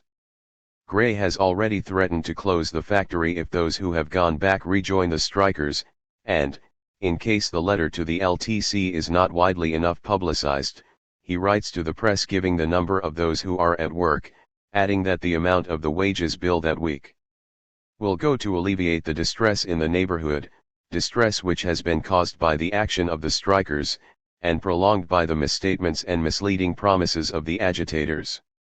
Tom Mann and 4 other members of the LTC go to Silvertown to investigate the situation. They ask the strike committee what is the lowest rate the workers will accept and are told not less than D an hour. The president of the East Finsbury Radical Association addresses the Victoria Park meeting on Sunday, December 1, praising the manful battle, the suffering and struggle of the past many weeks as an example to all labour.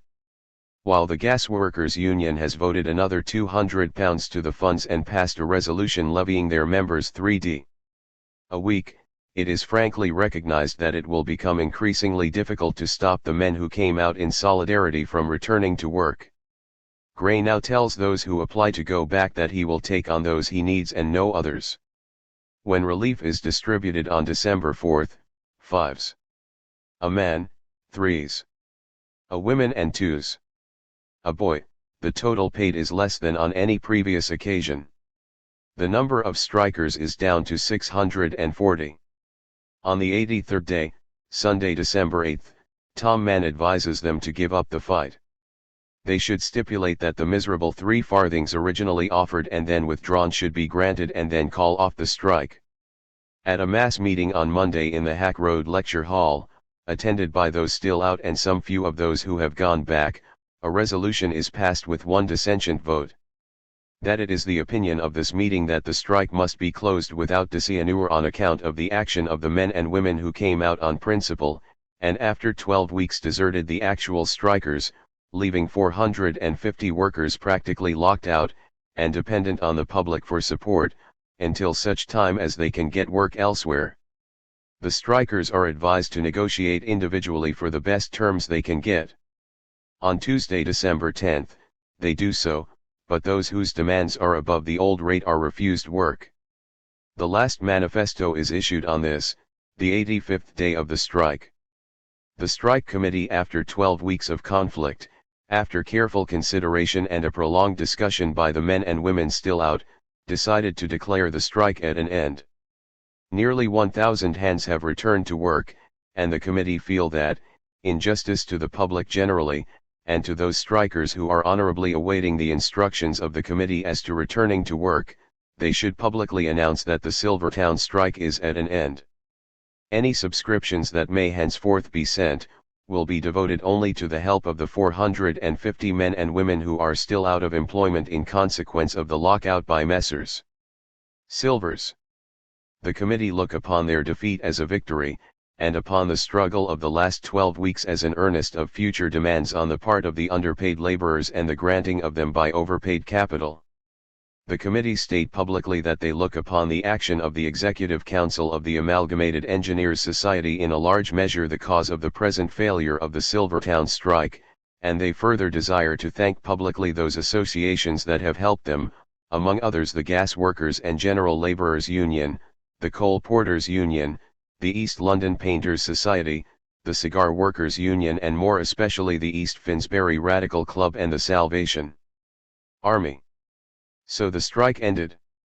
On Saturday, December 14, the last relief funds were distributed among the 450 locked out workers, 8s. To the men, 5s. To the women and 3s. To the boys. Asterisk asterisk asterisk. Naturally, some people are not much interested in strikes, their cause, their course, or their outcome, unless they are either a blazing success or an ignominious failure. The reason why this particular strike, which was neither, has been followed in detail is threefold. Firstly, It is a classic example of private industry in the late 19th century prospering on the sweated labor of unorganized men and women in an area where, until the gasworkers and the dockers rebelled against their conditions, this was accepted as in the natural order of things. It also shows the emergence of the new managerial type.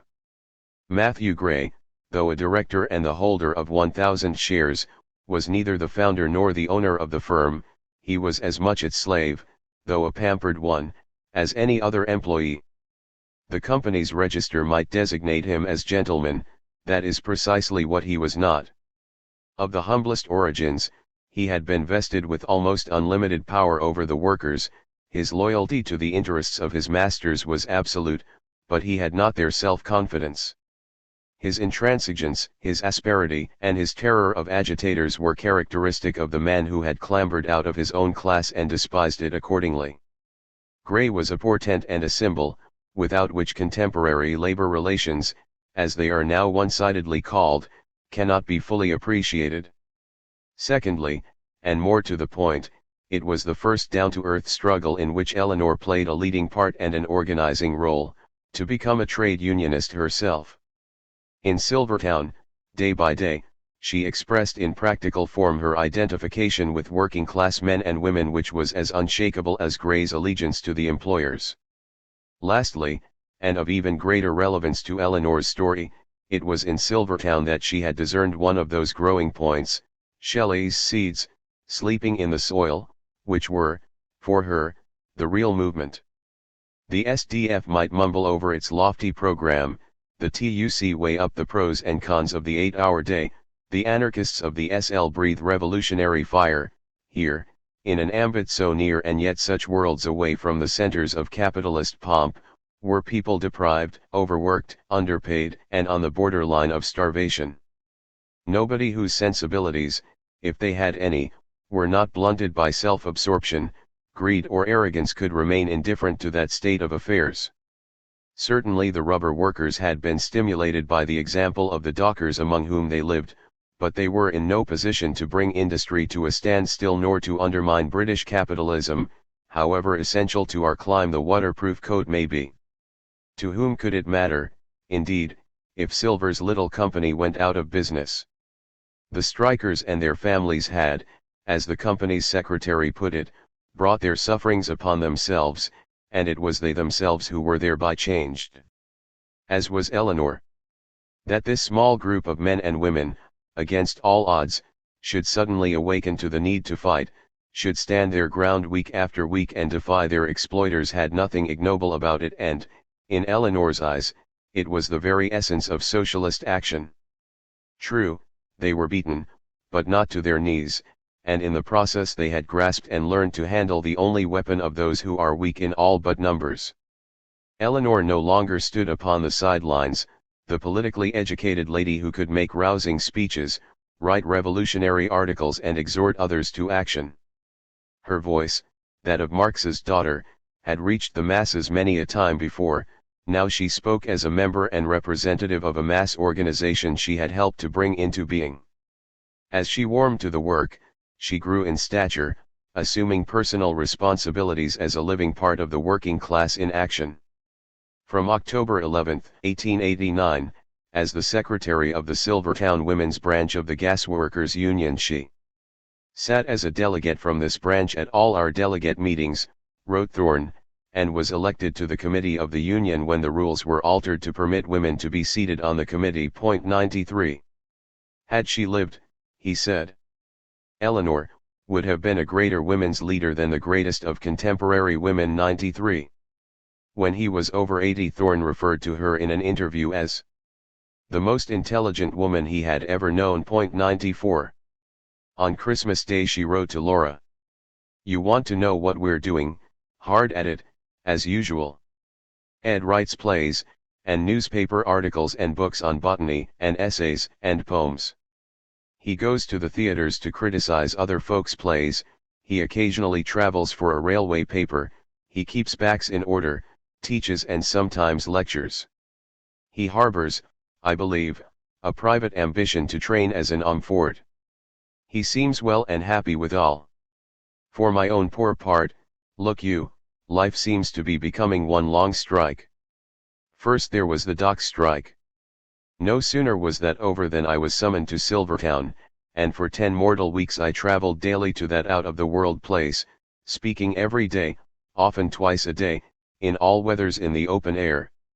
I began to hope for peace, when lo! The gas strike begins. For this, I have, so far, not had much to do. We both spouted in Hyde Park o' Sunday, but I go down now and again to the committee and I may be called at any moment to help with the committee work. I am a member of the Gas Workers and General Laborers Union, and secretary of a woman's branch WH. I started at Silvertown, and that takes up no end of time. How this strike will go it is difficult to say. I am doubtful of victory, though, I need hardly tell you, you must not take what the newspapers say for gospel. The blacklegs in the works are getting unmanageable. 132 were seriously burnt, through lack of skill. In 1 week, they had had a fight yesterday and one blackleg had stabbed another.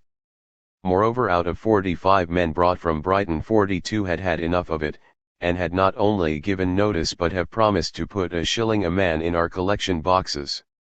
In many ways this fight is the most interesting we have had. It is distinctly on a question of principle.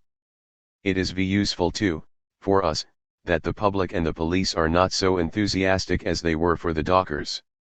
The great danger here in England is the spirit of compromise.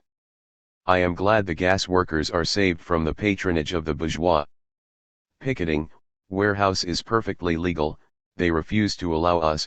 Blacklegs are dragged by main force into the works by policemen. Government vans have driven food into the works, where all the blacklegs sleep, which shopkeepers would not or dared not supply. The irritation is naturally intense. All this makes for us. The other night I was up at the tea rooms talking to the men, and one and all declared themselves socialists. Things are moving here at last, and though the methods differ from those on the continent, the movement is none the less certain. When there is another Congress, England will not again be represented by the Socialist League, I promise you. Presently we shall set out for the generals to join in the annual festivity, 95. It was indeed a festivity. Engels had invited as many friends as he could seat at his table, the Avelings, Pumps and her family, the Bernsteins, the Motellers, Richard Fisher, the compositor on the Social Democrat, and his wife, with Schorlemmer who was staying in the house. On the day before he had written to Mrs. Liebknecht to say that Nem was at her cooking and baking, the plum puddings made ready a week ago. It's a fearful effort, and all for the sake of incurring indigestion. But that's what custom dictates, and so one goes through with it. After all, it will be jolly, even if the second festive day is followed by crapula. He went on to give a glowing account of Tussie's activities in Silvertown, and, only 2 days ago, on Sunday, she had spoken to a mass meeting in Hyde Park on behalf of the South Metropolitan Gas Workers, but that, said Engels, is certainly less arduous and leaves her time. 96 In the new year she and Aveling were to be assistant editors to Bax, who had bought the paper Time. The truth was that Eleanor had been plunged in this work almost from the moment that Silver's strike ended.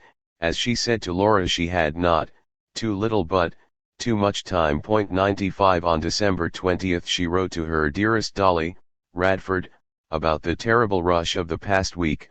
Bax had taken over the Shilling Monthly Journal only a fortnight ago.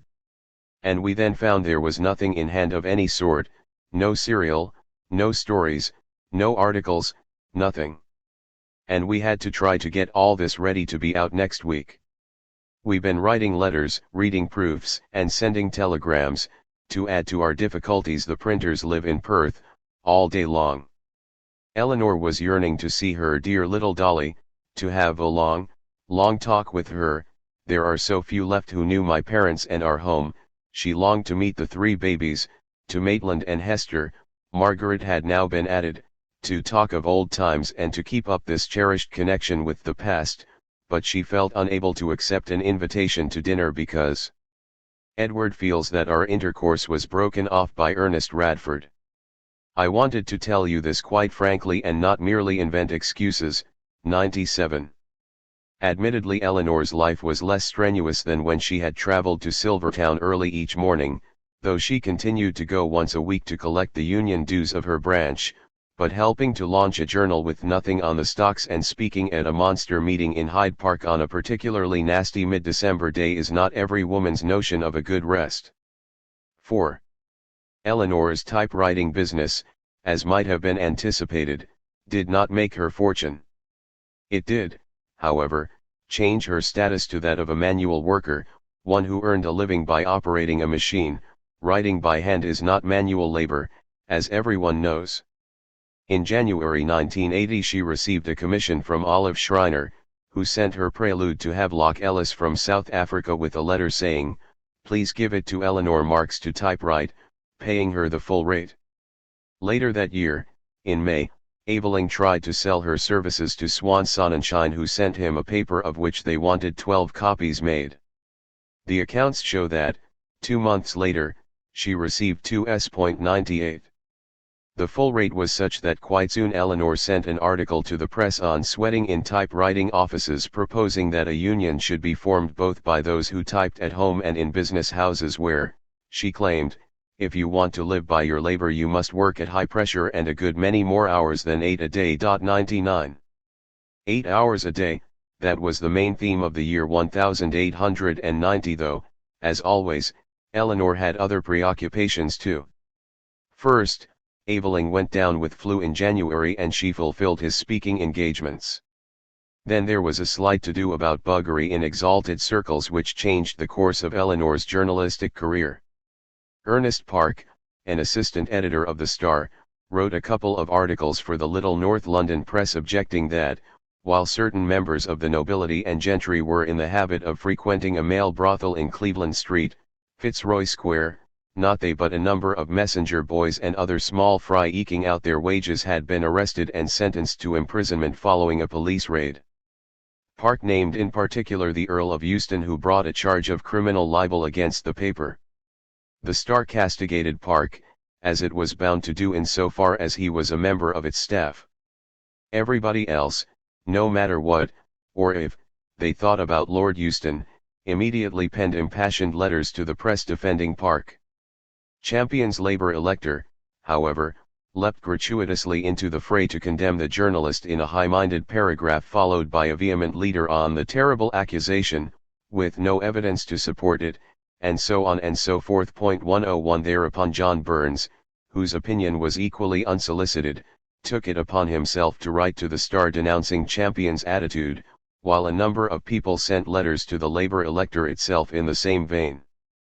Among these was Tom Mann, who wrote, "It is with extreme regret that I find myself compelled to protest against the paragraph in the current issue of the paper re Mr. Park. In my opinion, it is not only wrong in judgment but heartless in the extreme. I must ask you to publish this statement, as I cannot have it thought that I could be party to such statements." To which Champion appended the editorial comment, "We are very sorry that our friend Tom Mann differs from us in our judgment on this matter." Mr. Park's accusation against Lord Euston was indeed atrocious, and if Lord Euston had gone to the Star office and there and then physically twisted the little wretch's neck, nobody would have blamed him. 101. Even those who did not for one moment disbelieve Park's story admitted that he had displayed a marvelous incapacity for weighing the value of evidence and an almost inexcusable rashness in a responsible journalist, but were outraged by Champion's cowardly attack and regretted that the Labour elector, of all papers in the world, should have made so bitter an onslaught upon him. This little pother, this storm in a teacup, as Engels described it, had only one consequence that concerns us here.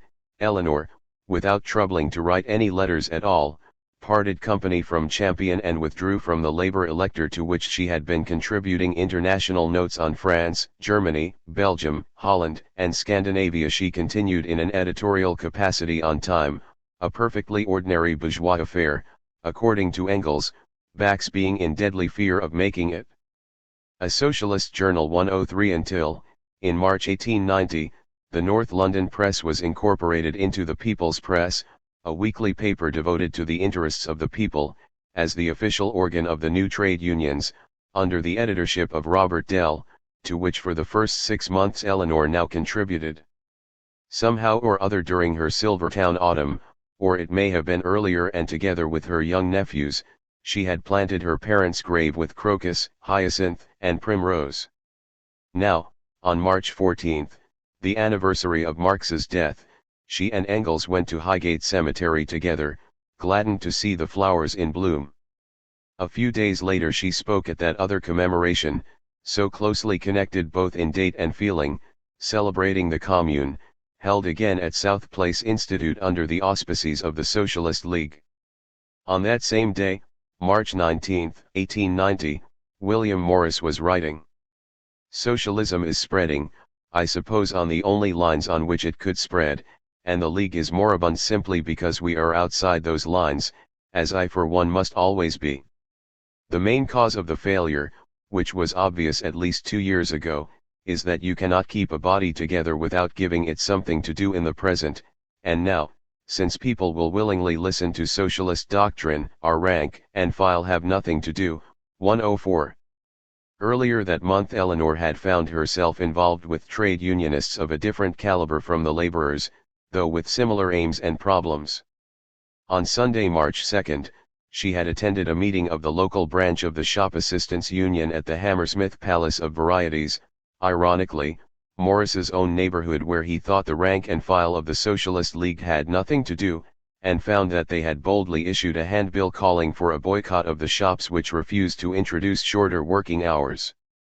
Cunninghame Graham took the chair and several clergymen were on the platform. Eleanor, who was received with loud cheering, 107, seconded the resolution urging shop assistants to join their union and support the 8-hour day in all trades. She admired the audacity of naming the shopkeepers to be blacklisted, but suggested that, while perfectly willing to sign the petition herself and take the consequences, it might perhaps be wiser to avoid the word boycott, an indictable offense, and substitute the parliamentary expression, "We will go in for exclusive dealing." The following Sunday a procession with bands and banners marched from Hammersmith Broadway to Turnham Green, where the Allied Trade Unions of Hammersmith held a mass meeting and heard Eleanor and representatives of the organized shop assistants put the case against those employers who had not only refused to limit the hours of work but had now threatened to take legal action against the branch secretary for boycott. On April 3 there was a further meeting at the West End Chapel, King Street, Hammersmith, where Eleanor again spoke, but this time to celebrate the victory over the shopkeepers, all of whom had capitulated. It was in this small section of the full orchestra that Eleanor sounded the 8-hour motif. A fortnight later she was bidden by the Gasworkers' Union to go to Northampton at the weekend, where, on Saturday, she attended a closed session of the local branch and, on Sunday, spoke at 2 magnificent meetings, one in the morning, the other at 6:30, in the Market Square. On this experience she wrote an article in the April 19 issue of the People's Press, reporting that her attack upon Mr. Bradlaugha's attitude with regard to the working class called forth no opposition whatever. What roused more enthusiasm than anything else was the legal 8-hour working day, and there were loud expressions of hearty approval when, quoting Mr. Bradlaugha's statement that the well-organized unions could enforce an 8-hour day if they chose, I referred him to the Miners' Union, which is demanding a legal limitation of the working day, and which has just declared, like the Labor Electoral Association, that Mr. Ches. Bradlaugh does not represent the workers either on the question of the working day or the liability of employers. As is well known, the greater part of the Northampton operatives are small masters. They work at home, and employ, i.e. sweat, boys. I referred to the system and denounced it, and was pleased to find the men agreed that the whole thing was iniquitous. Up to the present time the Trades Council and old trades unions have been not merely indifferent, but actually hostile to the union of the unskilled workers. But there are hopes that, this suicidal opposition will cease and the skilled and unskilled will row together. The latter sorely need organizing. They work terribly long hours for wretched wages. Our union, however, has started work and is being cordially helped by the socialists. 108. Both mass meetings unanimously approved the 8-hour day and the May Day demonstration, towards which they contributed the sum of £1.13. d. Up to the very last, Eleanor was rallying support for May Day. On the Sunday before, April 27, she was engaged to lecture at the Prince of Denmark Public House in Portland Road to the South Norwood Labour Union on a labour program. While such a program was an excellent subject for discussion, its realization, she said, depended upon the immediate step of supporting the International Congress resolution on 8 hours of work and the May Day demonstration, for which she collected 1d. She also spoke in Bristol from the No. 1 platform at the Rope Walk on Saturday, May 3, when an 8-hour demonstration was held. The date had been changed in fact so that Cunningham Graham and Eleanor could be present. Mrs. Aveling, a daughter of Karl Marx, wrote she would gladly come and speak, but was so poor that only if her railway fare was sent in advance was it possible. The committee sent 30 shillings, and after the meeting she handed 10 back to the treasurer, a beautiful expression of enthusiasm and comradeship. Mrs. Aveling, a charming personality, made a stirring appeal. 109. In the meantime, the plans to organize the great London event had been gathering momentum, and also running into difficulties. Always the objective had been May 1st, a day of international action to be simultaneously observed wherever workers were not under any prohibitive law. While the Americans had inaugurated May Day to demand 8 hours of work in 1886, Tom Mann in England had in that year published a pamphlet, his first, on the subject, 110, making out a well-documented case in lucid, even masterly language. He also formed small agitational 8 hours committees. But this made little impact at the time. The question had been debated for years and, as already described, at the TUC of 1889, 3 months after Mann's second pamphlet, the 8 hours movement, had appeared. The craftsmen rejected any form of legislation for all but the miners, and with precisely the arguments Mann had contested. Not only the craftsman, an unskilled worker wrote. It is a common occurrence for the laborer to be out of work 2, 3, 4, and even 5 months during the year, and during that period he gets behind with the rent. He gets credit where he can from the shopkeepers, everything that is pawnable is pawned, and in many instances the home or what constitutes the home is sold through no fault of his own, for the laborer gets no out-of-work pay from his union, and it is impossible for him while in work to put anything by for a rainy day. Then, when he gets work, where there is an extra shilling or two to be earned by working a little overtime, the law is to step in and prevent him earning it. I am speaking on authority when I tell you that the unskilled laborer depends entirely on a little overtime, to pay debts etc., and to get a little clothing for himself, wife and children. The maximum wage of the unskilled laborer is 4s per day, and should he have a family of 5 or 6 children to support, and even in constant employment, he will have to live a bare hand-to-mouth existence, and no chance whatever of earning a little extra for any little comforts or necessaries he may require, but he will have plenty of time to sit at home and bemoan his fate, and condemn the cruel law that prevents him from earning. It seems to me that the legal 8 hours day has emanated from the mechanical class. It will, I think, suit them well. Their wages average from 38s to £2.10 per week. They would save in 1 week as much as some unskilled laborers earn. Our expenses are as great as theirs, the same amount of food and clothing are required for us. There are hundreds of very intelligent men among the unskilled laborers who would not be slow to avail themselves of anything that would tend to better their condition, and it would not be necessary to be continually trying to knock the legal 8 hours into their heads.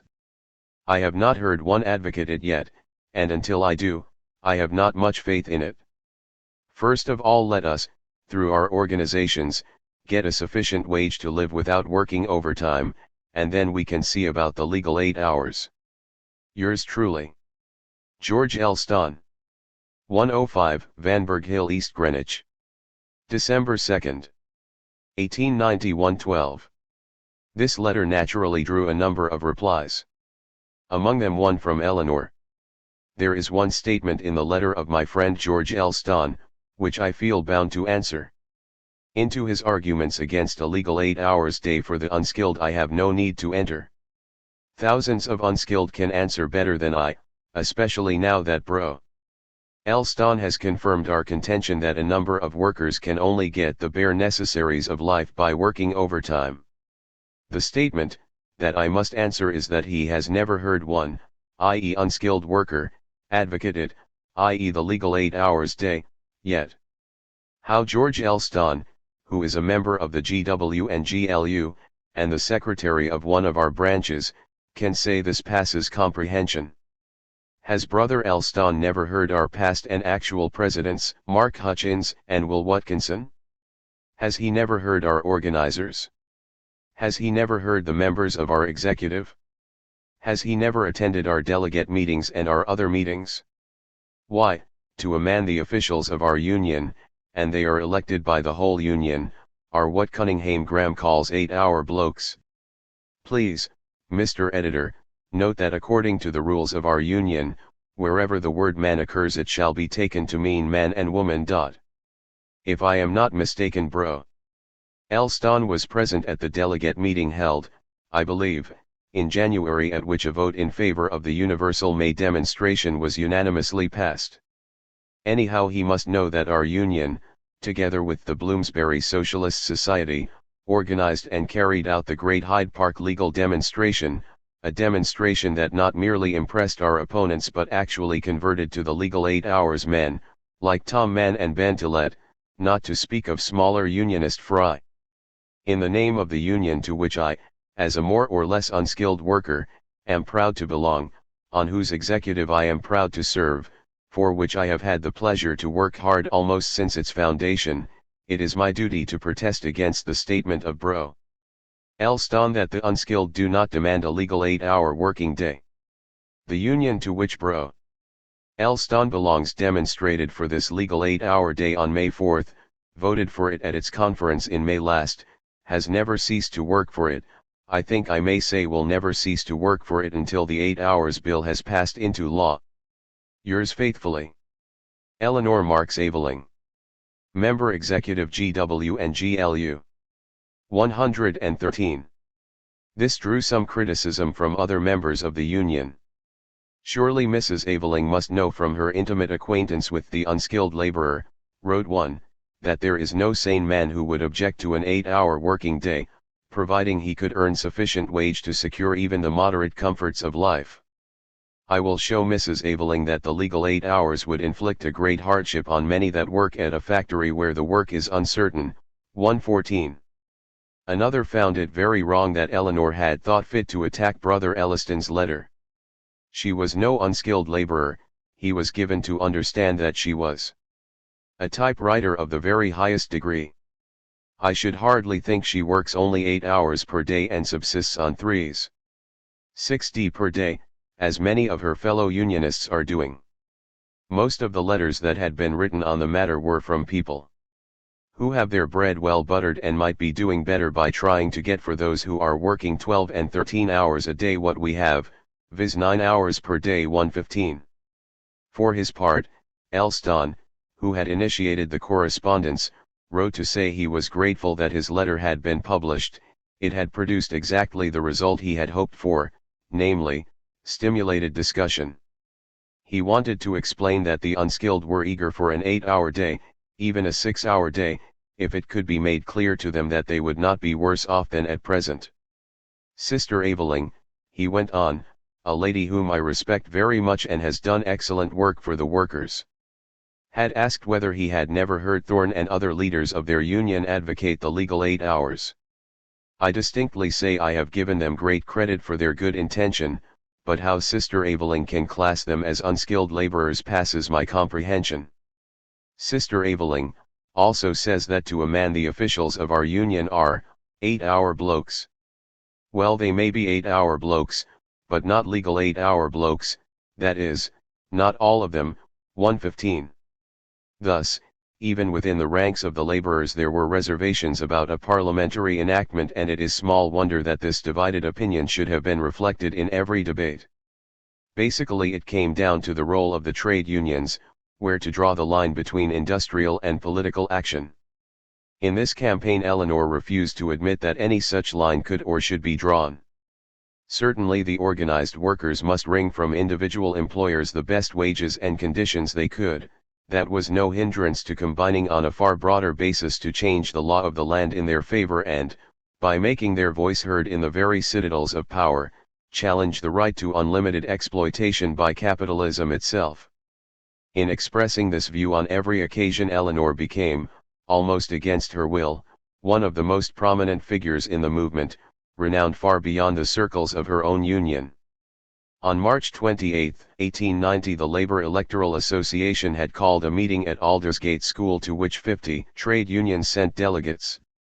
The chairman explained that members of the Bloomsbury Socialist Society, of whom some 4 or 5 were present, in conjunction with the Gasworkers' Union had begun to take steps to organize a demonstration at about the same time as the association, and had, in fact, got out its first circular earlier.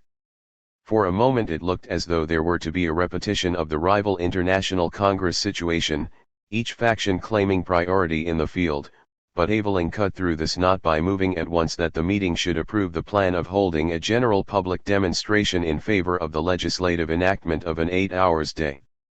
George Barnes of the ASE seconded this and Thorne vigorously supported it on the grounds that, though his union had won the concession, he thought it unlikely to be maintained without the backing of the law. A great argument then raged about the merits and demerits of a statutory measure, until some sensible gasworker said it seemed very odd to him that at a meeting expressly called for those in favor of legislation there should be people who did not seem to know whether they were or not. This rational view prevailed, a vote was taken and passed unanimously. A Dockers delegate then moved that the demonstration should take place on April 13, a proposition so inconsequential that it found no seconder, neither did an amendment that it should be on May 24, because that was the Queen's birthday and an enforced holiday anyway for all docks and customs houses, without pay. Finally a cabinet maker moved for May 1, the date to be observed in America and on the continent.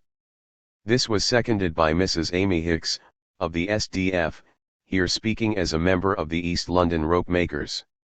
Eleanor, representing the women trade unionists of Keeler's and other Silvertown factories, told the delegates that in Germany, where the anti-socialist law had been debated in January, was repealed, but would not lapse until September 30, 1890, it had been resolved that, where the workmen's organizations were strong enough, all men should leave work, except such as were certain of being dismissed altogether if they did so, and that where they were not strong enough, there should be a meeting in the evening and a petition should be signed. 116. Tailors, dockers, joiners, and carpenters delegates spoke in favor of May 1, the motion was put and carried. That, however, was not the end of the affair. On April 6 the Bloomsbury Socialist Society organized 3 open-air meetings, in Hyde Park, Regent's Park, and on Clerkenwell Green, to appeal for funds towards the great May 1 demonstration.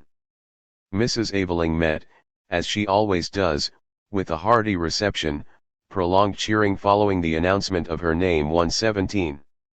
It was all a huge success. But it then emerged that the Labor Electoral Association, the big trade unions and the radical clubs, having been approached by the May Day organizers, had convened their own delegate meeting on March 16 when only a small majority voted for the May 1 proposal, many of those present declaring that they had no mandate. Thus a recalled meeting at the Working Men's Club, in Jai Street, Vauxhall, on the evening of that tremendously lively day of outdoor rallies, reversed the decision taken 9 days earlier and 94 delegates, a large majority this time, voted for the first Sunday in May, namely, May 4, the demonstration to take place in Hyde Park at 3:30. There was no going against this clear expression of opinion. A representative Central Committee was formed, with Aveling from the Bloomsbury Socialist Society as chairman and Will Thorne as organizing secretary, with a subcommittee of 7, including Aveling and Thorne, told off to do the detail work. 118 Thus, while it remained in the hands of those who had most staunchly campaigned for May 1, they were in honor bound to carry out arrangement for the nearest Sunday. The People's Press expressed the editorial view. It is unfortunate that this year the English workers could not see their way clearly to falling in line with their continental brethren on May 1, for which the apathy and abstention of the older and richer unions were held responsible. 117. The London Trades Council had still to be approached, and a delegation of 8 members from the May Day Central Committee was elected to meet the council, to emphasize that nothing less than the legal 8-hour day was at issue. With some condescension, after having left all the work to others, as the People's Press commented, the LTC agreed in writing to admit 2 representatives to its delegate meeting on April 23 and hear their case. The committee replied that there would have to be 3, since it represented the radical clubs, the trades unions and the socialist societies. It proposed that Pete Curran, Harwood, and Eleanor should go. To this the secretary, George Shipton, replied that the first 2 would be accepted, but Mrs. Aveling, not being a manual worker, would not. His objection was that the person referred to never has been and never can be a manual worker. Curran complimented him upon his powers of negative prophecy. The committee retorted that it did not know by what authority admission was to be denied to Mrs. Aveling, who did earn her living as a manual worker, i.e. as a typewriter, that she would attend with the other committee members and the question of her admission would be referred to the delegate meeting itself. 119. Eleanor went along, of course. The delegates, possibly because they did not wish to have an invidious argument about someone who was held in general respect, moved the previous question, whereby she was excluded.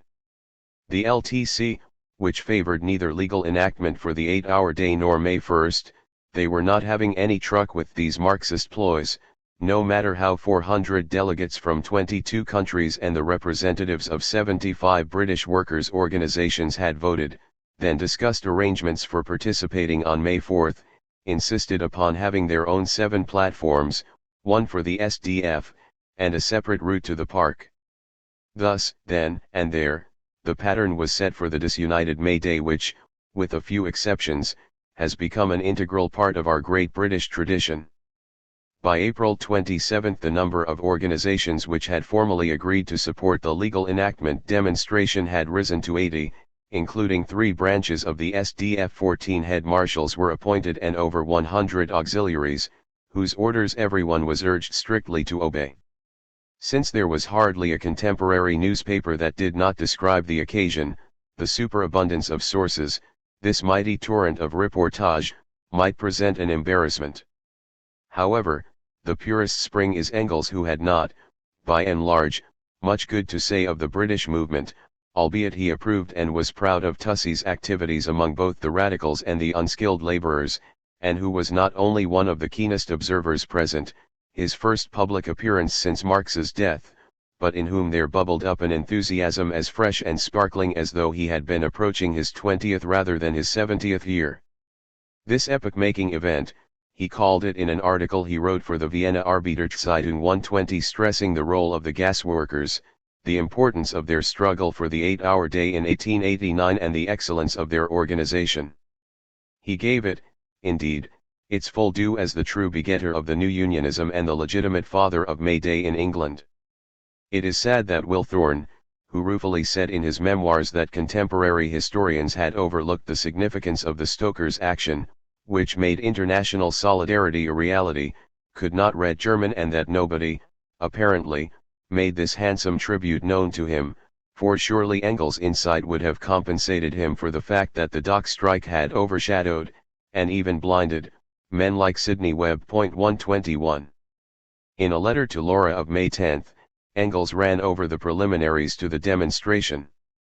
It was a great victory for us, specially for Tussie and Aveling, who with the help of the gas workers, by far the best union out amongst the new ones, have done it all. In their naivete they had called in the Trades Council without ensuring to themselves the possession of the park first.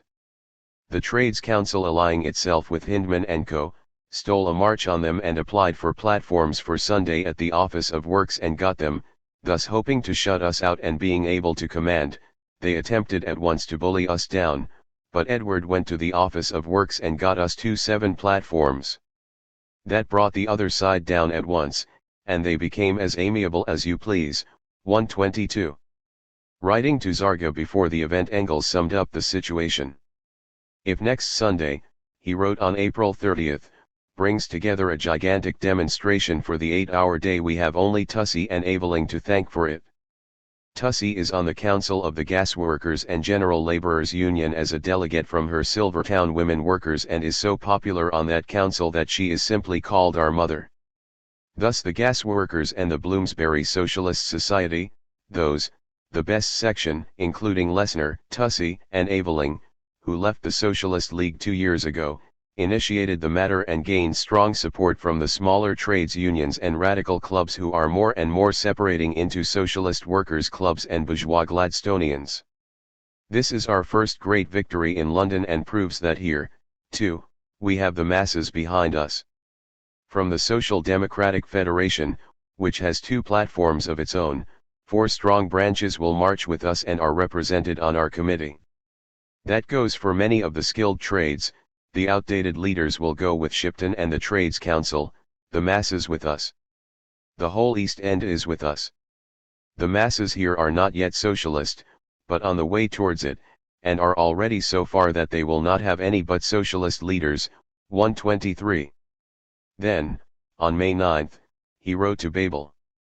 The demonstration here on May 4 was nothing short of overwhelming, and even the entire bourgeois press had to admit it. I was on platform 4, a huge dray cart, and could catch sight of only a part, a fifth or an eighth, of the throng, but it was head upon head, as far as the eye could reach. 250 to 300,000 people, of whom over 3/4 were workers demonstrating.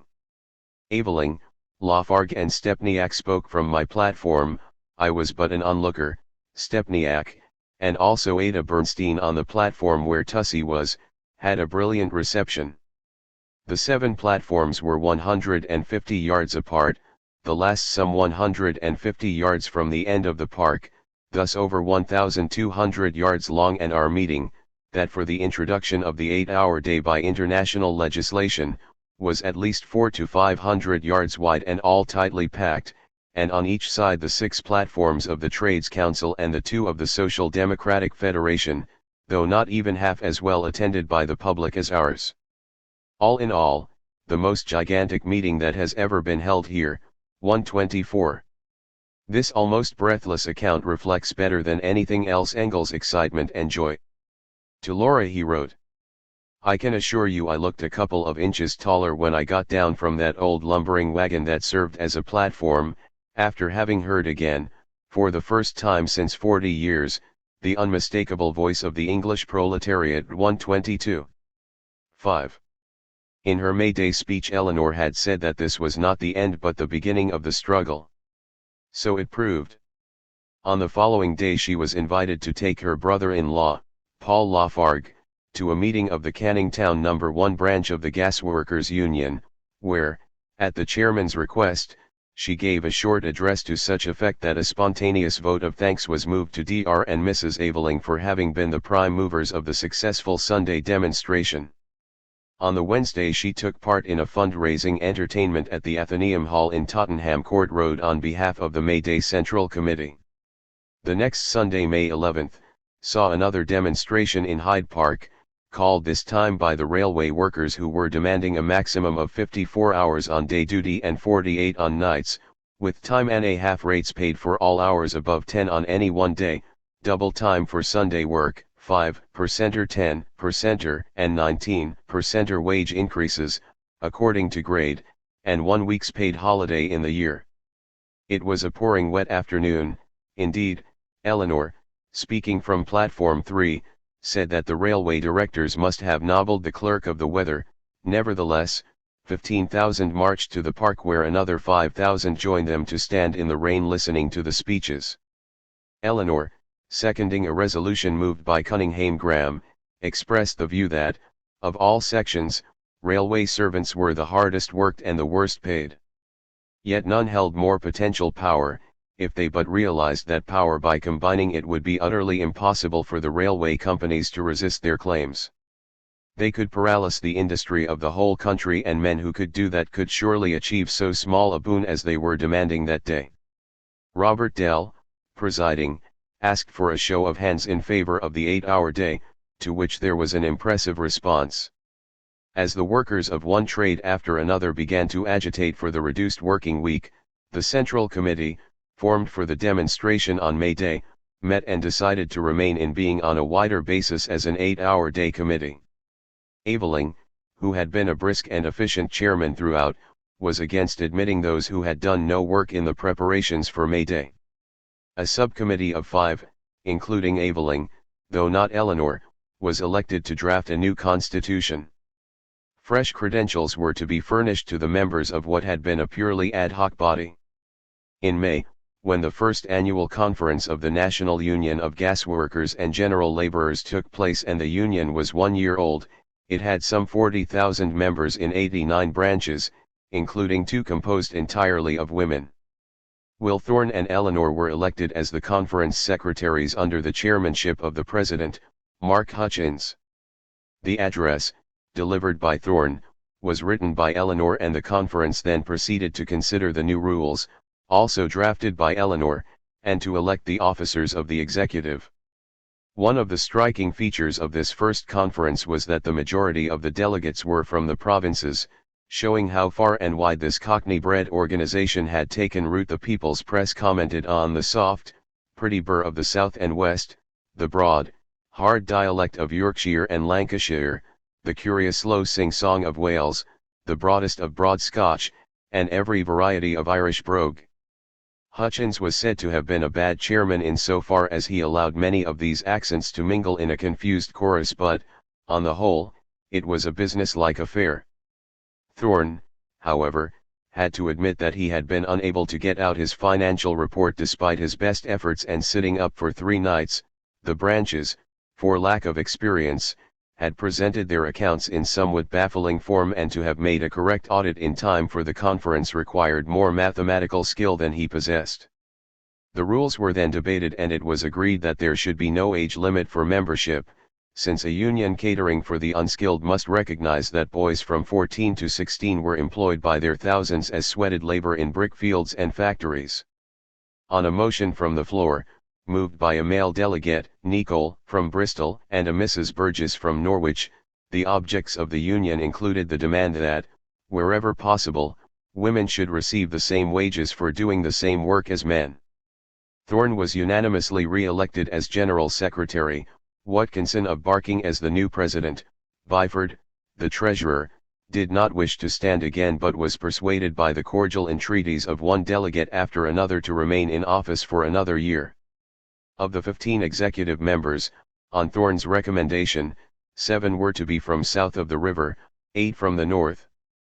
Eleanor was elected by general acclaim without a vote being taken, so unanimous was the welcome, so full-throat the response to her nomination. The conference then pledged itself to use every effort to place upon the statutes of the country a legal 8 hours day, and that the workers should do their utmost to obtain direct representation on all governing bodies, parliamentary and local. 127 Eleanor was included among those elected to represent the Union at the forthcoming TUC. The day after the conference closed, the Bloomsbury Socialist Society held its usual weekly meeting at the Communist Club with Lessner in the chair. Aveling reported on the decision of the May Day Central Committee to perpetuate itself with the primary aim of achieving the legal 8-hour day, which made it in effect a new Labour Party. The Bloomsbury Society, which, he said, had had the honor of initiating the most successful demonstration of all time in any place, should elect delegates to the committee, thus carrying forward the work it had started. It was agreed that a manifesto should be drafted setting out the past activities and the aims of the Bloomsbury Socialist Society, with an invitation to all Social Democrats to join in working for the same end. This was issued in the following terms. Comrades, the organization which bears the above title dates its existence as a distinct and separate body from August, 1888. Its aims were set forth in the following words. We aim at realizing socialism, i.e., a condition of society in which wealth will be enjoyed by those who produce it, also, at removing all conditions whatever that render it possible for an idle class to exist. The economic change that would bring about this condition we believe to be the nationalization of land and industrial capital. We will work along any lines that tend in this direction, and will devote ourselves to the education of the people in social and political matters, also to the getting of all political power into the hands of the whole people. The work of the Society, therefore, has been principally of an educational and political character. So far as educational work is concerned, the Society can boast of having provided one of the most complete series of lectures on economic subjects of any society in the metropolis. In its meeting place at the Communist Club, 49, Tottenham St. W., almost every accepted leader of advanced thought has lectured before its members. In its political work much has been accomplished. The registration of its members as voters has been regularly carried out, many of them having been also placed upon the liberal associations of Holborn, South St. Pancras, East Marylebone, and West Islington, where they keep the social question well to the front. At the London County Council election the Society put forward its secretary as a socialist candidate for South St. Pancras, who, despite the determined opposition of both the Tory and Whig parties, made a very good fight. Later on the Bloomsbury Socialist Society earned the distinction of being the first to make any subscription towards supporting the London dock labourers in their historic struggle against the capitalists. Last January the Society set to work to organize for the demonstration in favor of an 8-hour legal working day, in accordance with the resolution passed by the International Socialist Working Men's Congress, held in Paris last July. The demonstration was held on the 4th INST, and was a complete success. The work of the organization was shared in towards the last by others, though the members of the Society which commenced the work continued their efforts to the end. Having, therefore, as we think, established some claim upon the workers, we now ask them to join our ranks and work with us towards the bettering of the conditions of our fellow men and women, and to the ultimate establishment of socialism. Our cause, in a word, is the cause of all those who labor. We, in conclusion, repeat the words of the old Communist Manifesto. Workers of the world, unite. W. W. Bartlett. Hahn. Seconds. Bloomsbury Socialist Society. 127. It was also proposed that, if the directors of the paper agreed, regular reports of the Society should be sent to the People's Press which the members would undertake to sell and would look upon as their official organ. From that time forward until 1895 Eleanor was perpetually involved in organizing, speaking, writing for and representing her union. On June 7 she contributed an article to the People's Press on the Beckton Gas Works where, it had been widely reported, there was a strike impending because machinery had been introduced. Eleanor called this a persistent misrepresentation. It is time, she wrote, that the workers, at least, should know the actual facts.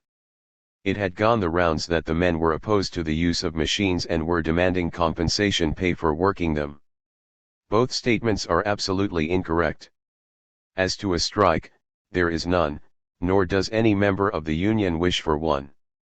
Though the matter had been put quite clearly in Thorne's address to the conference, Eleanor now publicly explained that machinery had been introduced in November 1889 and that all had gone well, a wage of 5s. a day having been agreed. Then, suddenly, a Mr. West turned up, the patentee of a machine not unlike that already in use but which, he guaranteed, as he had done at other gas-making stations, would do more work at less expense. The Gas, Light, and Coke Co. welcomed him with open arms, gave him carte blanche to take on or discharge men at his own sweet will and run his celebrated machine as he pleased, but to fulfill his promise of savings to the company and ensure his own profits, Mr. West naturally reduced the men's wages to 5s. a day, to which they as naturally objected. So much for the Luddite attitude to machinery and a compensation wage. The second difficulty concerned a new agreement. So preposterous that the men are convinced it is the work of some youngster with a little too much zeal. The old agreement had laid down that 28 days' notice must be given on either side. It was now proposed to introduce a clause whereby the company could dismiss any workman forthwith and without any notice if he did, or failed to do, a number of things so ill-defined and all-embracing that it only needed a foreman to bear a personal grudge against an individual worker for him to be sacked on the spot and, what was more, to forfeit the whole of the wages he had earned during the week. This Eleanor claimed to be on good authority an infringement of the Truck Act and absolutely illegal. The men refused to sign this agreement and drew up another which, among other changes, inserted, that a shift shall be understood to be one of 8 hours. This article not only elucidated a complicated situation, clearly separating its several strands and thus showing why it had been open to misinterpretation, but also Eleanor's firm grasp of the minutiae of industrial problems and how seriously she took her union responsibilities. Throughout that month of June she was involved with the gas workers, the Bloomsbury Socialist Society and the Central Committee for the 8 Hours, which last, totting up its accounts for the May Day demonstration, found listed among the donations £1 from F. Engels and 2s. from H. de Muth. Eleanor spoke on Clapham Common to the Labour League, to gas workers' branches in Northampton and to women workers in Kent. She successfully organised a branch in Chatham where, having at her first meeting on June 8 expounded the union's aims and purposes, 30 women joined at once and recruited 12 others in the following week. Indeed, her invitations to speak, and the announcements that she would do so, with the certainty of drawing record attendances, were so numerous that she was compelled to write a letter to the editor of the People's Press, published on June 21 under the heading Hard on Mrs. Aveling.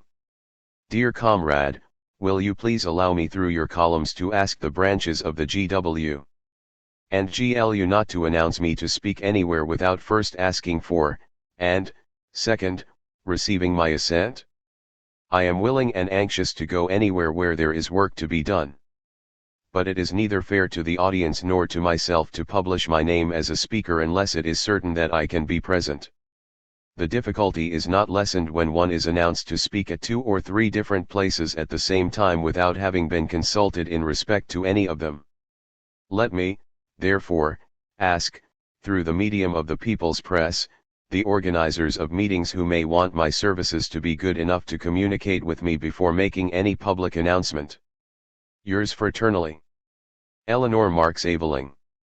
The day after this letter appeared in the press, a demonstration planned by the Northampton gas workers was prohibited by the authorities, causing deep resentment and some stir, in consequence of which, despite her plea that arrangements should be agreed beforehand, Eleanor, and also Aveling, went to Northampton the following Sunday, June 29, where their presence added zest to an enormous meeting. Such prohibitions were not rare and a special open-air meetings committee was formed to organize a procession from Clerkenwell Green to Hyde Park on July 6, Cunningham Graham saying that he would carry any rag of a banner and did not care if his head were broken again. They would march along Theobald's Road, Holborn, and Oxford Street to Marble Arch where those who had not been arrested, disabled or killed en route would hold a meeting in the park. This demonstration was, as usual, frowned upon by the elements and at 4 o'clock in appalling weather, the leaders, including Hindman, William Sanders, Graham Wallace, and the Avelings, left the shelter of the Patriotic Club to deliver speeches on Clerkenwell Green to an undaunted crowd. The procession then formed up to reach Marble Arch, soaked to the skin, singing the Marseillaise. The police did not attempt to interfere and 2 platforms were set up for the speakers at a large, though short, and exceedingly wet meeting. A grand concert was announced for the evening of July 15, under the auspices of the Nine Elms branch of the Gas Workers and the Vauxhall Working Men's Club in aid of that institution, whose president, the Reverend W. A. Morris, had so generously and often given his services and lent his premises.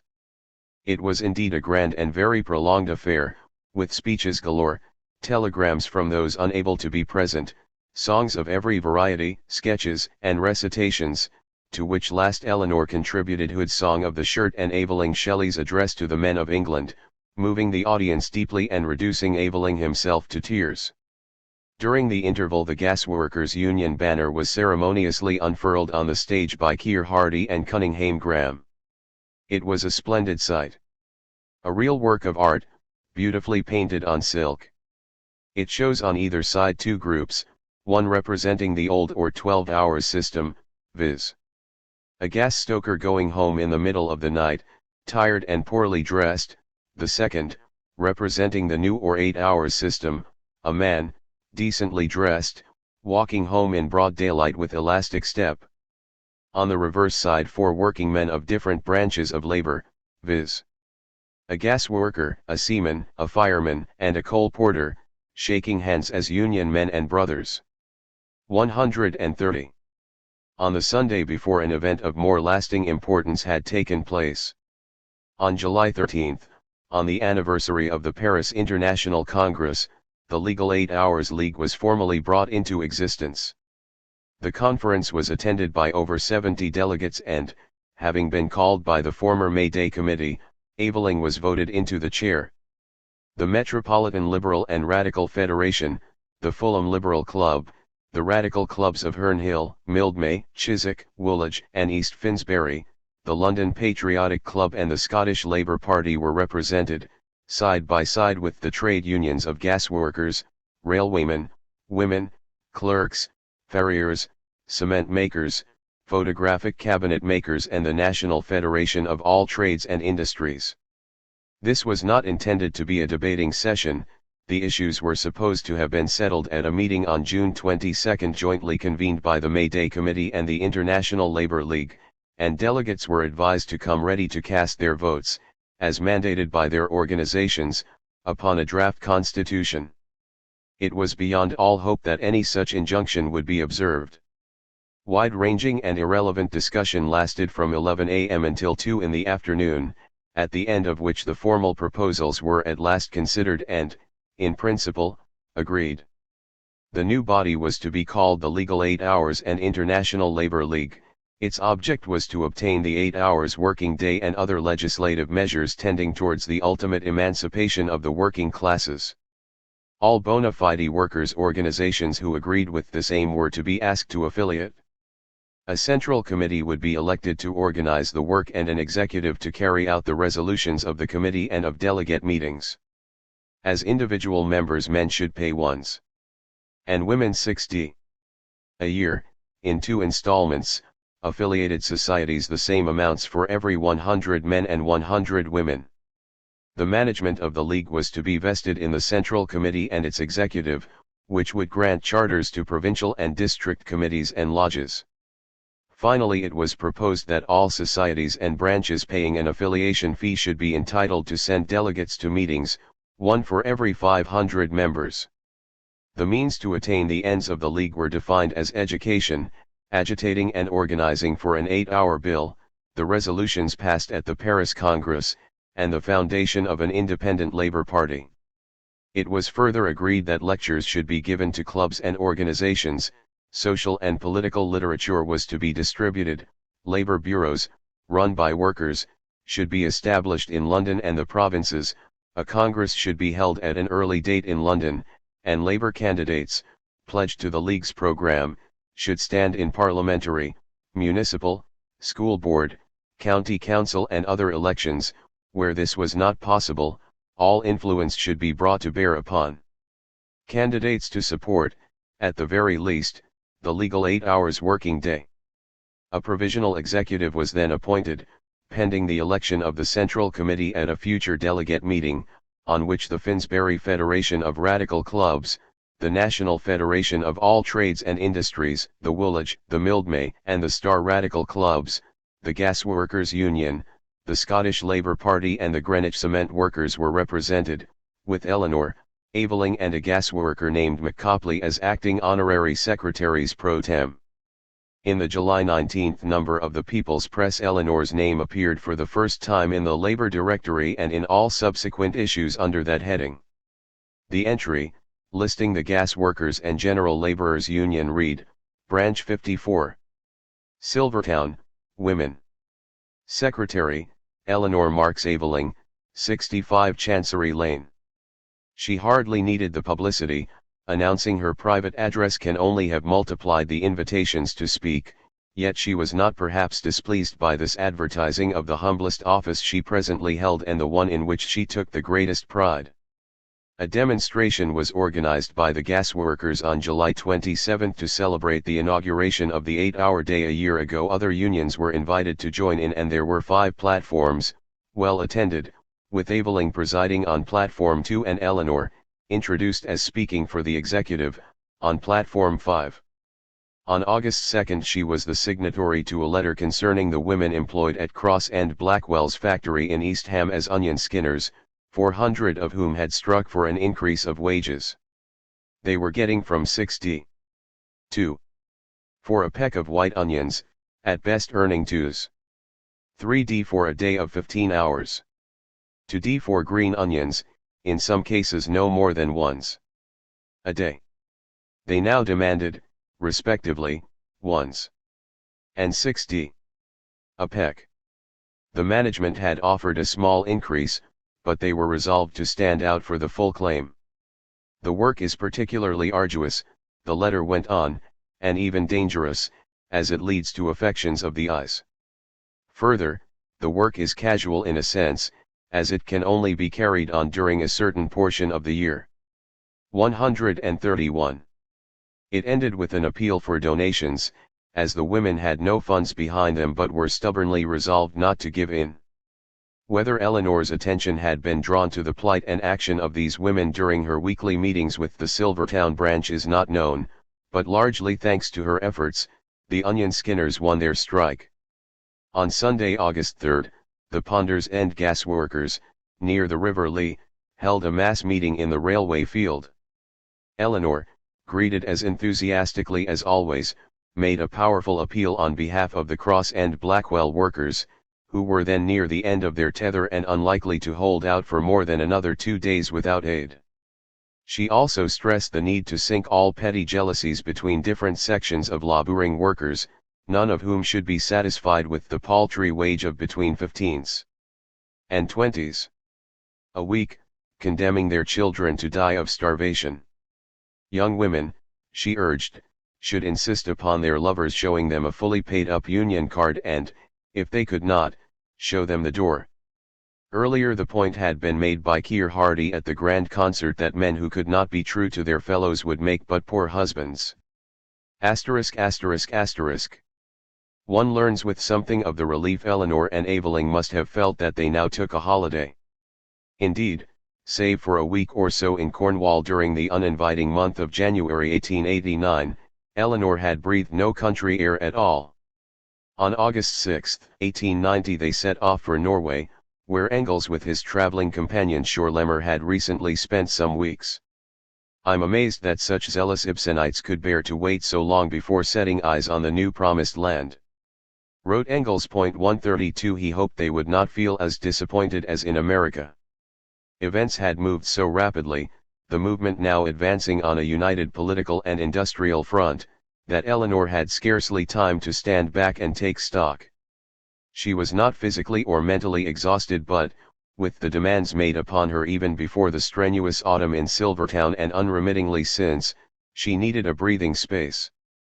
Eveling, too, had shouldered no light burden as the chairman of the May Day Committee and its scion, the 8 Hours League, while he had also taken part in an ugly strike of gasworkers at the Wortley Works in Leeds during July, when there had been pitched battles with the police and troops protecting scabs who, for their part, wisely took to their heels.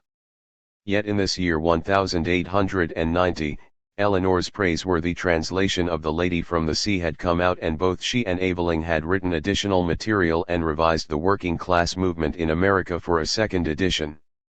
Moreover, during this year of 1890 they were each contributing dramatic notes to Time, while, at Engels' request, Eleanor typed out copies of all Marx's letters to Danielson which he had sent back on loan from Russia for this purpose.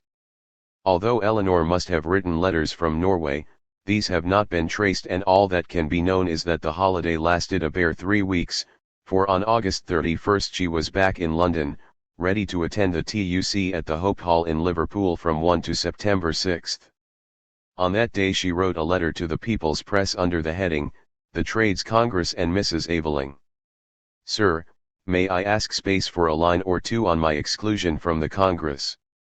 I was, as you perhaps know, elected to represent the Gas Workers and General Laborers Union at the conference of the Union last May. Although Miss Clementina Black and Lady Dilke are admitted, my mandate, conferred upon me by representatives of the whole Union, is rejected on the ground that I am not a working woman. Now, to begin with, I am a working woman, I work a typewriter, and secondly it is surely preposterous for anyone except the Congress itself to declare who shall sit and who shall not. As the friends who elected me may not know why I am not at Liverpool as their delegate, they may think I am shirking the work. Miss Black, who has never done a day's manual labor, is admitted. I am boycotted. Thorne did all he could, but to no good. The other delegates have been instructed to bring the matter before the Congress. Yours faithfully, Eleanor Marx Aveling. 65 Chancery Lane WC. August 31, 1890. 133. Nonetheless, in Liverpool she was, and on September 1 she wrote to Koskai, who by now had divorced Louise I and married Louise II, on time letter-headed paper from Trades Union Congress. Liverpool. Dear Carl, as you will see, we are at Liverpool for the Trades Union Congress which, as you no doubt know, is the largest, and will be one of the most important yet held in England. Would you like an article for the Newsite about it? Of course the great struggle will be upon the 8-hour question, but the whole of the Congress will practically resolve itself into a struggle between the old and new Unionists. I was elected at the annual conference of the Gas Workers and General Laborers Union, i.e. by the whole Union, to be one of the 9 delegates to the Congress. But Shipton and Co. have refused to accept my mandate, on the ground I am not a working woman. We are here chiefly to push the legal 8 Hours League, and because many very important meetings are to be held and much important work has to be done. My only chance of securing a seat was as press, and so I figure as correspondent of the SAS. Democrat, Newsite, Time, and Volksblatt. Of course I asked Ada's permission. There was no time to write to you. Yours, Tussie. 134. Clementina Black replied to Eleanor's letter in the People's Press explaining that she was not and had not asked to be a delegate. I do not at the present time hold any position that would entitle me to have done so. Coming late to the meeting and finding literally no space at the press table, I was allowed by the special kindness of the President and Vice President to sit in a vacant place at one of the delegates' tables, 135. Eleanor was not having that. I find, she wrote, that the newspapers were in error in announcing that Miss Black and Lady Dilke were to be present as delegates at the Liverpool Congress. But this fact in no way affects the principle of Labour representation at the Labour Parliament. Passing over the fact that I am a worker, the important points are, 1. That according to the standing orders any legal member of a trade union duly elected is eligible. This condition I fulfilled, having been elected not even, as most of the delegates, by a small executive, but by a conference representing the whole union. 2. A union of men and women has a right to decide by whom it shall be represented, a principle recognized in parliamentary representation. 3. And this principle was recognized at the London Trades Union Congress of 1888, when the old Unionists were for keeping out Mrs. Besant and Miss Simcox, and the progressive Unionists, like John Burns and Tom Mann, together with the foreigners outvoted them on the question. Lastly, the refusal of any delegate or any society should be vested in the Congress alone, and not in any permanent official or officials. 135. There, at the press table, Cunningham Graham espied Mrs. Marx Aveling, thoughtful, short-sighted, eloquent of speech and pen, listening to one of the most tremendous debates ever to take place at a TUC. There had been a significant change in the composition of Congress.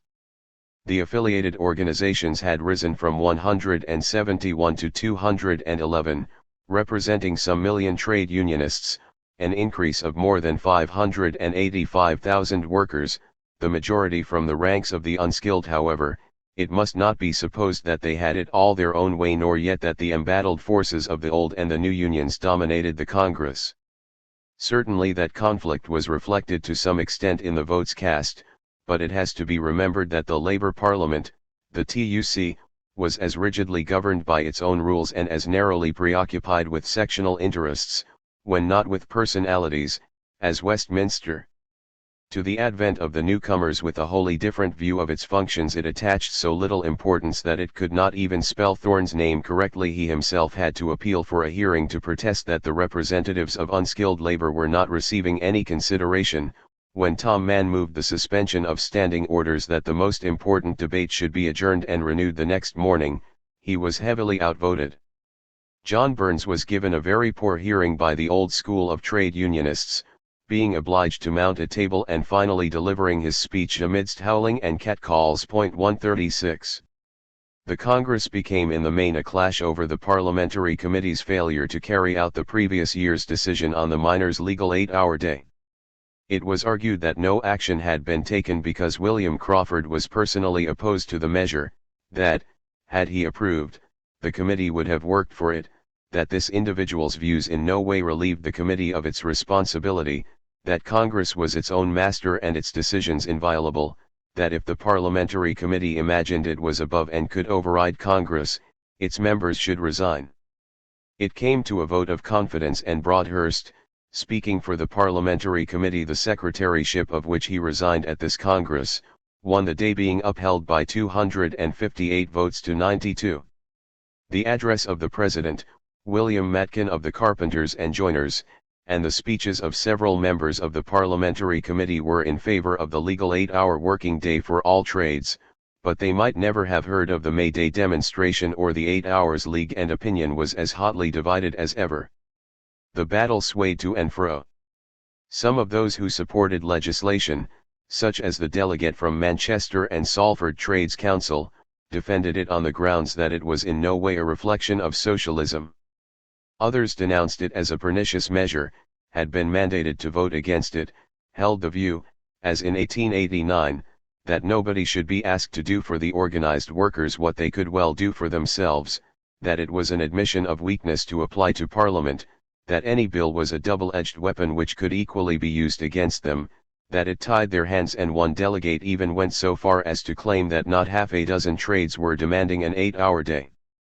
Against this it was contended that the question was one of the workers' health and well-being, that it came down to the alternatives of a legal enactment or widespread strikes, that there was practical unanimity in favor of the measure, and that while the trade unions could do much, were the 1.5 million represented at the Congress expected to wait until the 7 million workers in the country were organized and then call a universal strike. The amendment which, in its roundabout way, rejected the legal 8 hours was lost by 173 votes to 181, a very near thing, and the substantive motion was won by 193 to 155, not a landslide victory either. Studying these recorded votes, one cannot but ask what were all the 246 new boys up to. Their proportionate numbers are not reflected in any of these results. 137. One important resolution was passed, and this at the instance of the new Unionists, the acceptance of the Belgian Workers' Party invitation to send delegates to an international congress in Brussels in 1891. This produced an exceedingly awkward situation. In 1889 the Belgians had been officially delegated to the Possibilists' Congress in Paris, but had also attended that of the Marxists, where it was decided to hold the next international meeting in Switzerland. Now they had jumped the gun. Engels, much put out by the TUC's response, wrote to Lafargue. Naturally, we were not there to invite them instead. Why are we always so conspicuous by our absence whenever there is something decisive to be done? Tussey and Aveling tell me that the English will certainly go to the Belgians' Congress, that is, the Possibilists, and that there is not the slightest hope of making them understand that there is another Congress which will be of greater importance. The English will go en masse, and with the fervour of neophytes, to the first international Congress which has invited them. He proposed that, this time, there should be an agreed merger beforehand, and added, if the French approve this in principle, I would suggest taking advantage of the Halle Congress, to settle the preliminaries. Tussey would come to explain the position in England to you. It's a case of the decisive opportunity, possibly the last for 5 or 10 years, for the French, Germans and English to form an alliance. If we let it slip, don't be surprised if the movement here sinks once and for all into the rut of the SDF and the possibilists. Our rivals are active and astute. They have always been superior to you in this respect. We have indulged in the right to be lazy too freely in our international affairs. Let's put an end to that. Let's be up and doing. 140. First, however, Eleanor, Aveling and Cunningham Graham were invited in the name of the executive of the French Workers' Party to attend their Congress in Lille on 11 and October 12. The invitation was issued by Louis de Lavigere, an enigmatic figure since he was described in the press as Secretary of the French Trade Labour Intelligence Office in London, a body of which nobody had ever heard, while he was characterized by Lafargue as a self-appointed busybody, an intriguer with no official mandate from the French party and of whom no account should be taken. 141 Lavigere claimed to be fully furnished with documents from Guesde and other executive members, but these were alleged to be forgeries. Aveling was asked to find out precisely what they were and how they had been obtained, but nothing came of his efforts. However, Lafargue eventually sent an official invitation to the Avelings on September 29, which gave them very short notice, so perhaps it was just as well that, whether by fair means or foul, they had been alerted in advance. In the event, Aveling must have been invited as a visitor or a press reporter, for Eleanor was the only recognized delegate from a foreign country and the sole woman, citoyenne, officially listed together with the 67 delegates representing 98 communes and 231 French workers' groups and trade unions. She was described as mandated by the International 8 Hours League, but more probably represented the 8 Hours League and International Labour League. 142. The German Social Democratic Congress was to take place from 12 to October 18 at Halle, the first to be held in Germany since May 1877, and to this Eleanor was also invited as one of 17 foreign guests. Engels hoped that her presence would prevent things going wrong over the preparations for the 1891 International Congress, which, it was now generally agreed and endorsed at Lille, should be held in Brussels, since the British TUC, too important a body to be ignored, had already received and accepted the invitation. At this stage of political and industrial development, the danger was not that reformists, amongst whom were numbered many of the most active trade unionists, should combine with revolutionary socialists to debate issues of concern to the working class in all countries, but, precisely, that they should fail to do so. Meanwhile, Eleanor's regular work went on. One day, September 14, it was to address a mass meeting of some 5,000 in the Tottenham area, where 250 of the 600 girls employed at Barrett's sweet-making factory had struck in protest against the fines imposed. Some 800 marched from South Tottenham and Woodbury down to the Jolly Butcher's Hill, where Eleanor plainly told the crowd that the girls should have joined the union before the fining system had driven them to it, that they had done nothing to support the union and would have to put that right if they hoped to win their struggle. It appeared that the firm, to placate their angry employees, had offered them what Eleanor called a bean feast, and she hoped they would give Messrs. Barrett's beans. She cited the example of the onion skinners, whose employers had resorted to every form of bribery, from increased wages for the few to beer all round, but had failed to move the strikers because not a single one had betrayed her workmates by accepting. At a meeting in the same place during the next week, Aveling gravely sermonized, taking as his text "Thou shalt not steal," and drawing the lesson that the masters could not exist without thieving morning, noon, and night. He said it was necessary to preach the gospel of the union, or another kind of union, that is, the workhouse, would be their fate.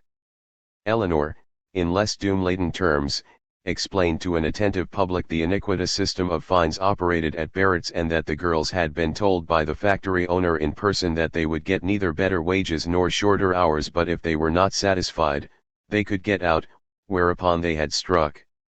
Thus another active women's branch of the Gasworkers' Union was formed. Next it was the turn of the brickmakers of West Drayton, who, unfurling their own branch banner of silk, marched to the green. It was a special occasion, not only in that the ceremony was attended by executive members of the Union, including the President, the General Secretary and Eleanor, but it was also the first time a woman had ever spoken on West Drayton Green, a wide open space, used from time immemorial for local meetings. She was therefore greeted with exceptional interest and enthusiasm. This was at the end of September, and on October 10 Eleanor set out on her travels, to return on the 19th. 6. Two of the very few letters from Eleanor to Engels that have come down to us were written from Halle. The first letter, begun on Tuesday, October 14, 1890, the day after Eleanor's arrival in Halle, was addressed from the Hotel Golden Kugel. My dear General, I have just got back from the afternoon sitting, and have had what I may fairly call the first really quiet moment since we left London on Friday night. What with the travelling, the congresses, and the private talks, I am quite bewildered. We left London, as you know, on Friday, and reached Lille at 3 o'clock in the morning. At 9 we were at the Hall of the Congress. Our attending was, I think, good in many ways. It made, so all of them said, an excellent impression, and in private I fancy, we were of some use too. As to the Congress, I am bound to say it was really admirable, and never would I have believed, unless I had been present, that 64 Frenchmen cd. Be so quiet, talk so very well, whenever they did talk strictly to the point, in the most business-like fashion without even a hint of highfalutin, though such talking as there was excellent from even the rhetorical point of view, that they cd. Be so absolutely unanimous, and on the whole so very clear-headed, and theoretically, so free from anything like muddle. But I saw, and so I believed. In those 2 days an immense amount of work was got through, and that without a single hitch. The feeling was evidently one of perfect confidence all round. What a contrast to the Bruxelles Congresses! The two questions that I had rather dreaded were the one as to the Brussels Congress, and the universal strike. On the first question there was less difficulty than I fancied there'd be. Of course the bitterness against the possibilists is immense, but the facts were very well put by Guesde and Lafargue, so then, the decision to go to Brussels, with such provisos as you yourself suggested, was unanimously agreed to. The universal strike business called forth more discussion than any other question. Happily the revolution was not decreed, only 5 out of the 64 delegates voting for the resolution. But think of my horror, General, when huge placards on the Lille walls calling a meeting with a large white slip pasted across stared me in the face with the following announcement: sous la présidence de Eleanor Marx Aveling. I felt mightily inclined to clear out, but couldn't very well, and the meeting went off all right under my presidence. But it was a mean trick to play on me. After the meeting, where Edward spoke a few words in English, and where I saw once again what born speakers the Frenchmen are, we adjourned to a very charming and very jolly banquet at 1 franc a head. We tried to get off as early as we could, but it was past 12 before we were back at the hotel. As I was to leave at 3:5 I only lay down on the bed for a little rest. Then at 3:5 I met Guesde, Faroul, and a young man, rather a lad, whose name neither I nor Guesde, who is looking after him, know, and whom Guesde has brought here to find a situation. And after getting out our various belongings together started on our long journey. My dear General, the Frenchies were very nice and very charming on the whole, but if I ever travel in foreign parts with one, let alone 3, again, may I be damned. I would rather travel with 2 babies in arms and half a dozen others. They couldn't be more helpless and they wouldn't be nearly so troublesome. We were very jolly though, and laughed not a little, especially at our absolute inability to keep awake in Belgium. We all tried. Impossible. Not till we were out of Belgium did we manage to wake up. Of the details of our long journey I will tell you more when I get back. At about 12:30 we got to Cologne. I sat my 3 Frenchmen down to their déjeuner, warehouse they had been clamouring for, and I think they would have cried for if they had not got soon, and went off to get their luggage. I only, of course, carried my small bag and your portmanteau, to have it re-registered for Halle, and to get our tickets for Halle. Of course, this took some time, but there was plenty of time to catch the 12 train by Warehouse we had arranged to go on. I'd have been quite content to forego a big déjeuner and take a snack with me in the train. But my charges weren't nearly through, and the waiter had persuaded them that a 12.50 train would be far better. We still had 3 minutes after all this explaining, but I saw it was no good, and as a train really was to leave at 12.50 I resigned myself to my fate and my déjeuner. But lo! When we went to the train we were told that it was not the one and that our tickets were for another route. So after much running about, by me, neither of the other three dreamt of even going with me, I got the tickets changed and we started. For a time all was very jolly. We talked and laughed, and about every 5 minutes one of my three companions disappeared into the little lavatory attached to our carriage. They also got out at each station, and had the cheek to ask me to get out and show them where to go, till I wondered how on earth they managed it. But presently they began to get hungry. Now at one station where we stopped, at about 5.30, for 20 minutes all three were fast asleep, and I hadn't the heart to wake them. I regretted that later. They wanted something to eat. They nearly cried, or rather guessed they did, but Ferrol was much better, because they didn't stop long enough for me to get out and fetch the provisions for them. I comforted them and a conversation on hypnotism, which Ferrol uses largely in his practice, distracted them for a time. Then at Castle, at least I believe it was Castle, we stayed and a boy appeared with brochin and beer. I got all I could, but had to send a friendly guard for more and I felt relieved. But Guesde's protégé wasn't satisfied, railed at all and sundry and refused to eat. So the poor lad had to starve. But I couldn't help it. Well, on we went, and as the three had smoked all day and had shivered even when the sun was broiling hot if I kept open a window, and as, when the sun went down, they closed the ventilators, you can imagine what the air was like. I had a splitting headache and felt thankful when at 10 or 12 we reached Halle. I got my three out, and see their belongings out, and got their boxes. These had come by the 12 train, and then held council as to what should be done. I had telegraphed to Groth from Cologne that we should arrive at 11, thinking we should leave by the 12 train, and now it was midnight, and no Groth and no Genasi of any sort visible. Thinking rooms had probably been secured for us, I suggested taking a cab and going to Jakobstrasse 2, the address sent me by Fischer. We did get the cab and we started, but before very long our cabby, who was as drunk as Billy, turned round and requested me to tell him where the Jakobstrasse was. This was too much.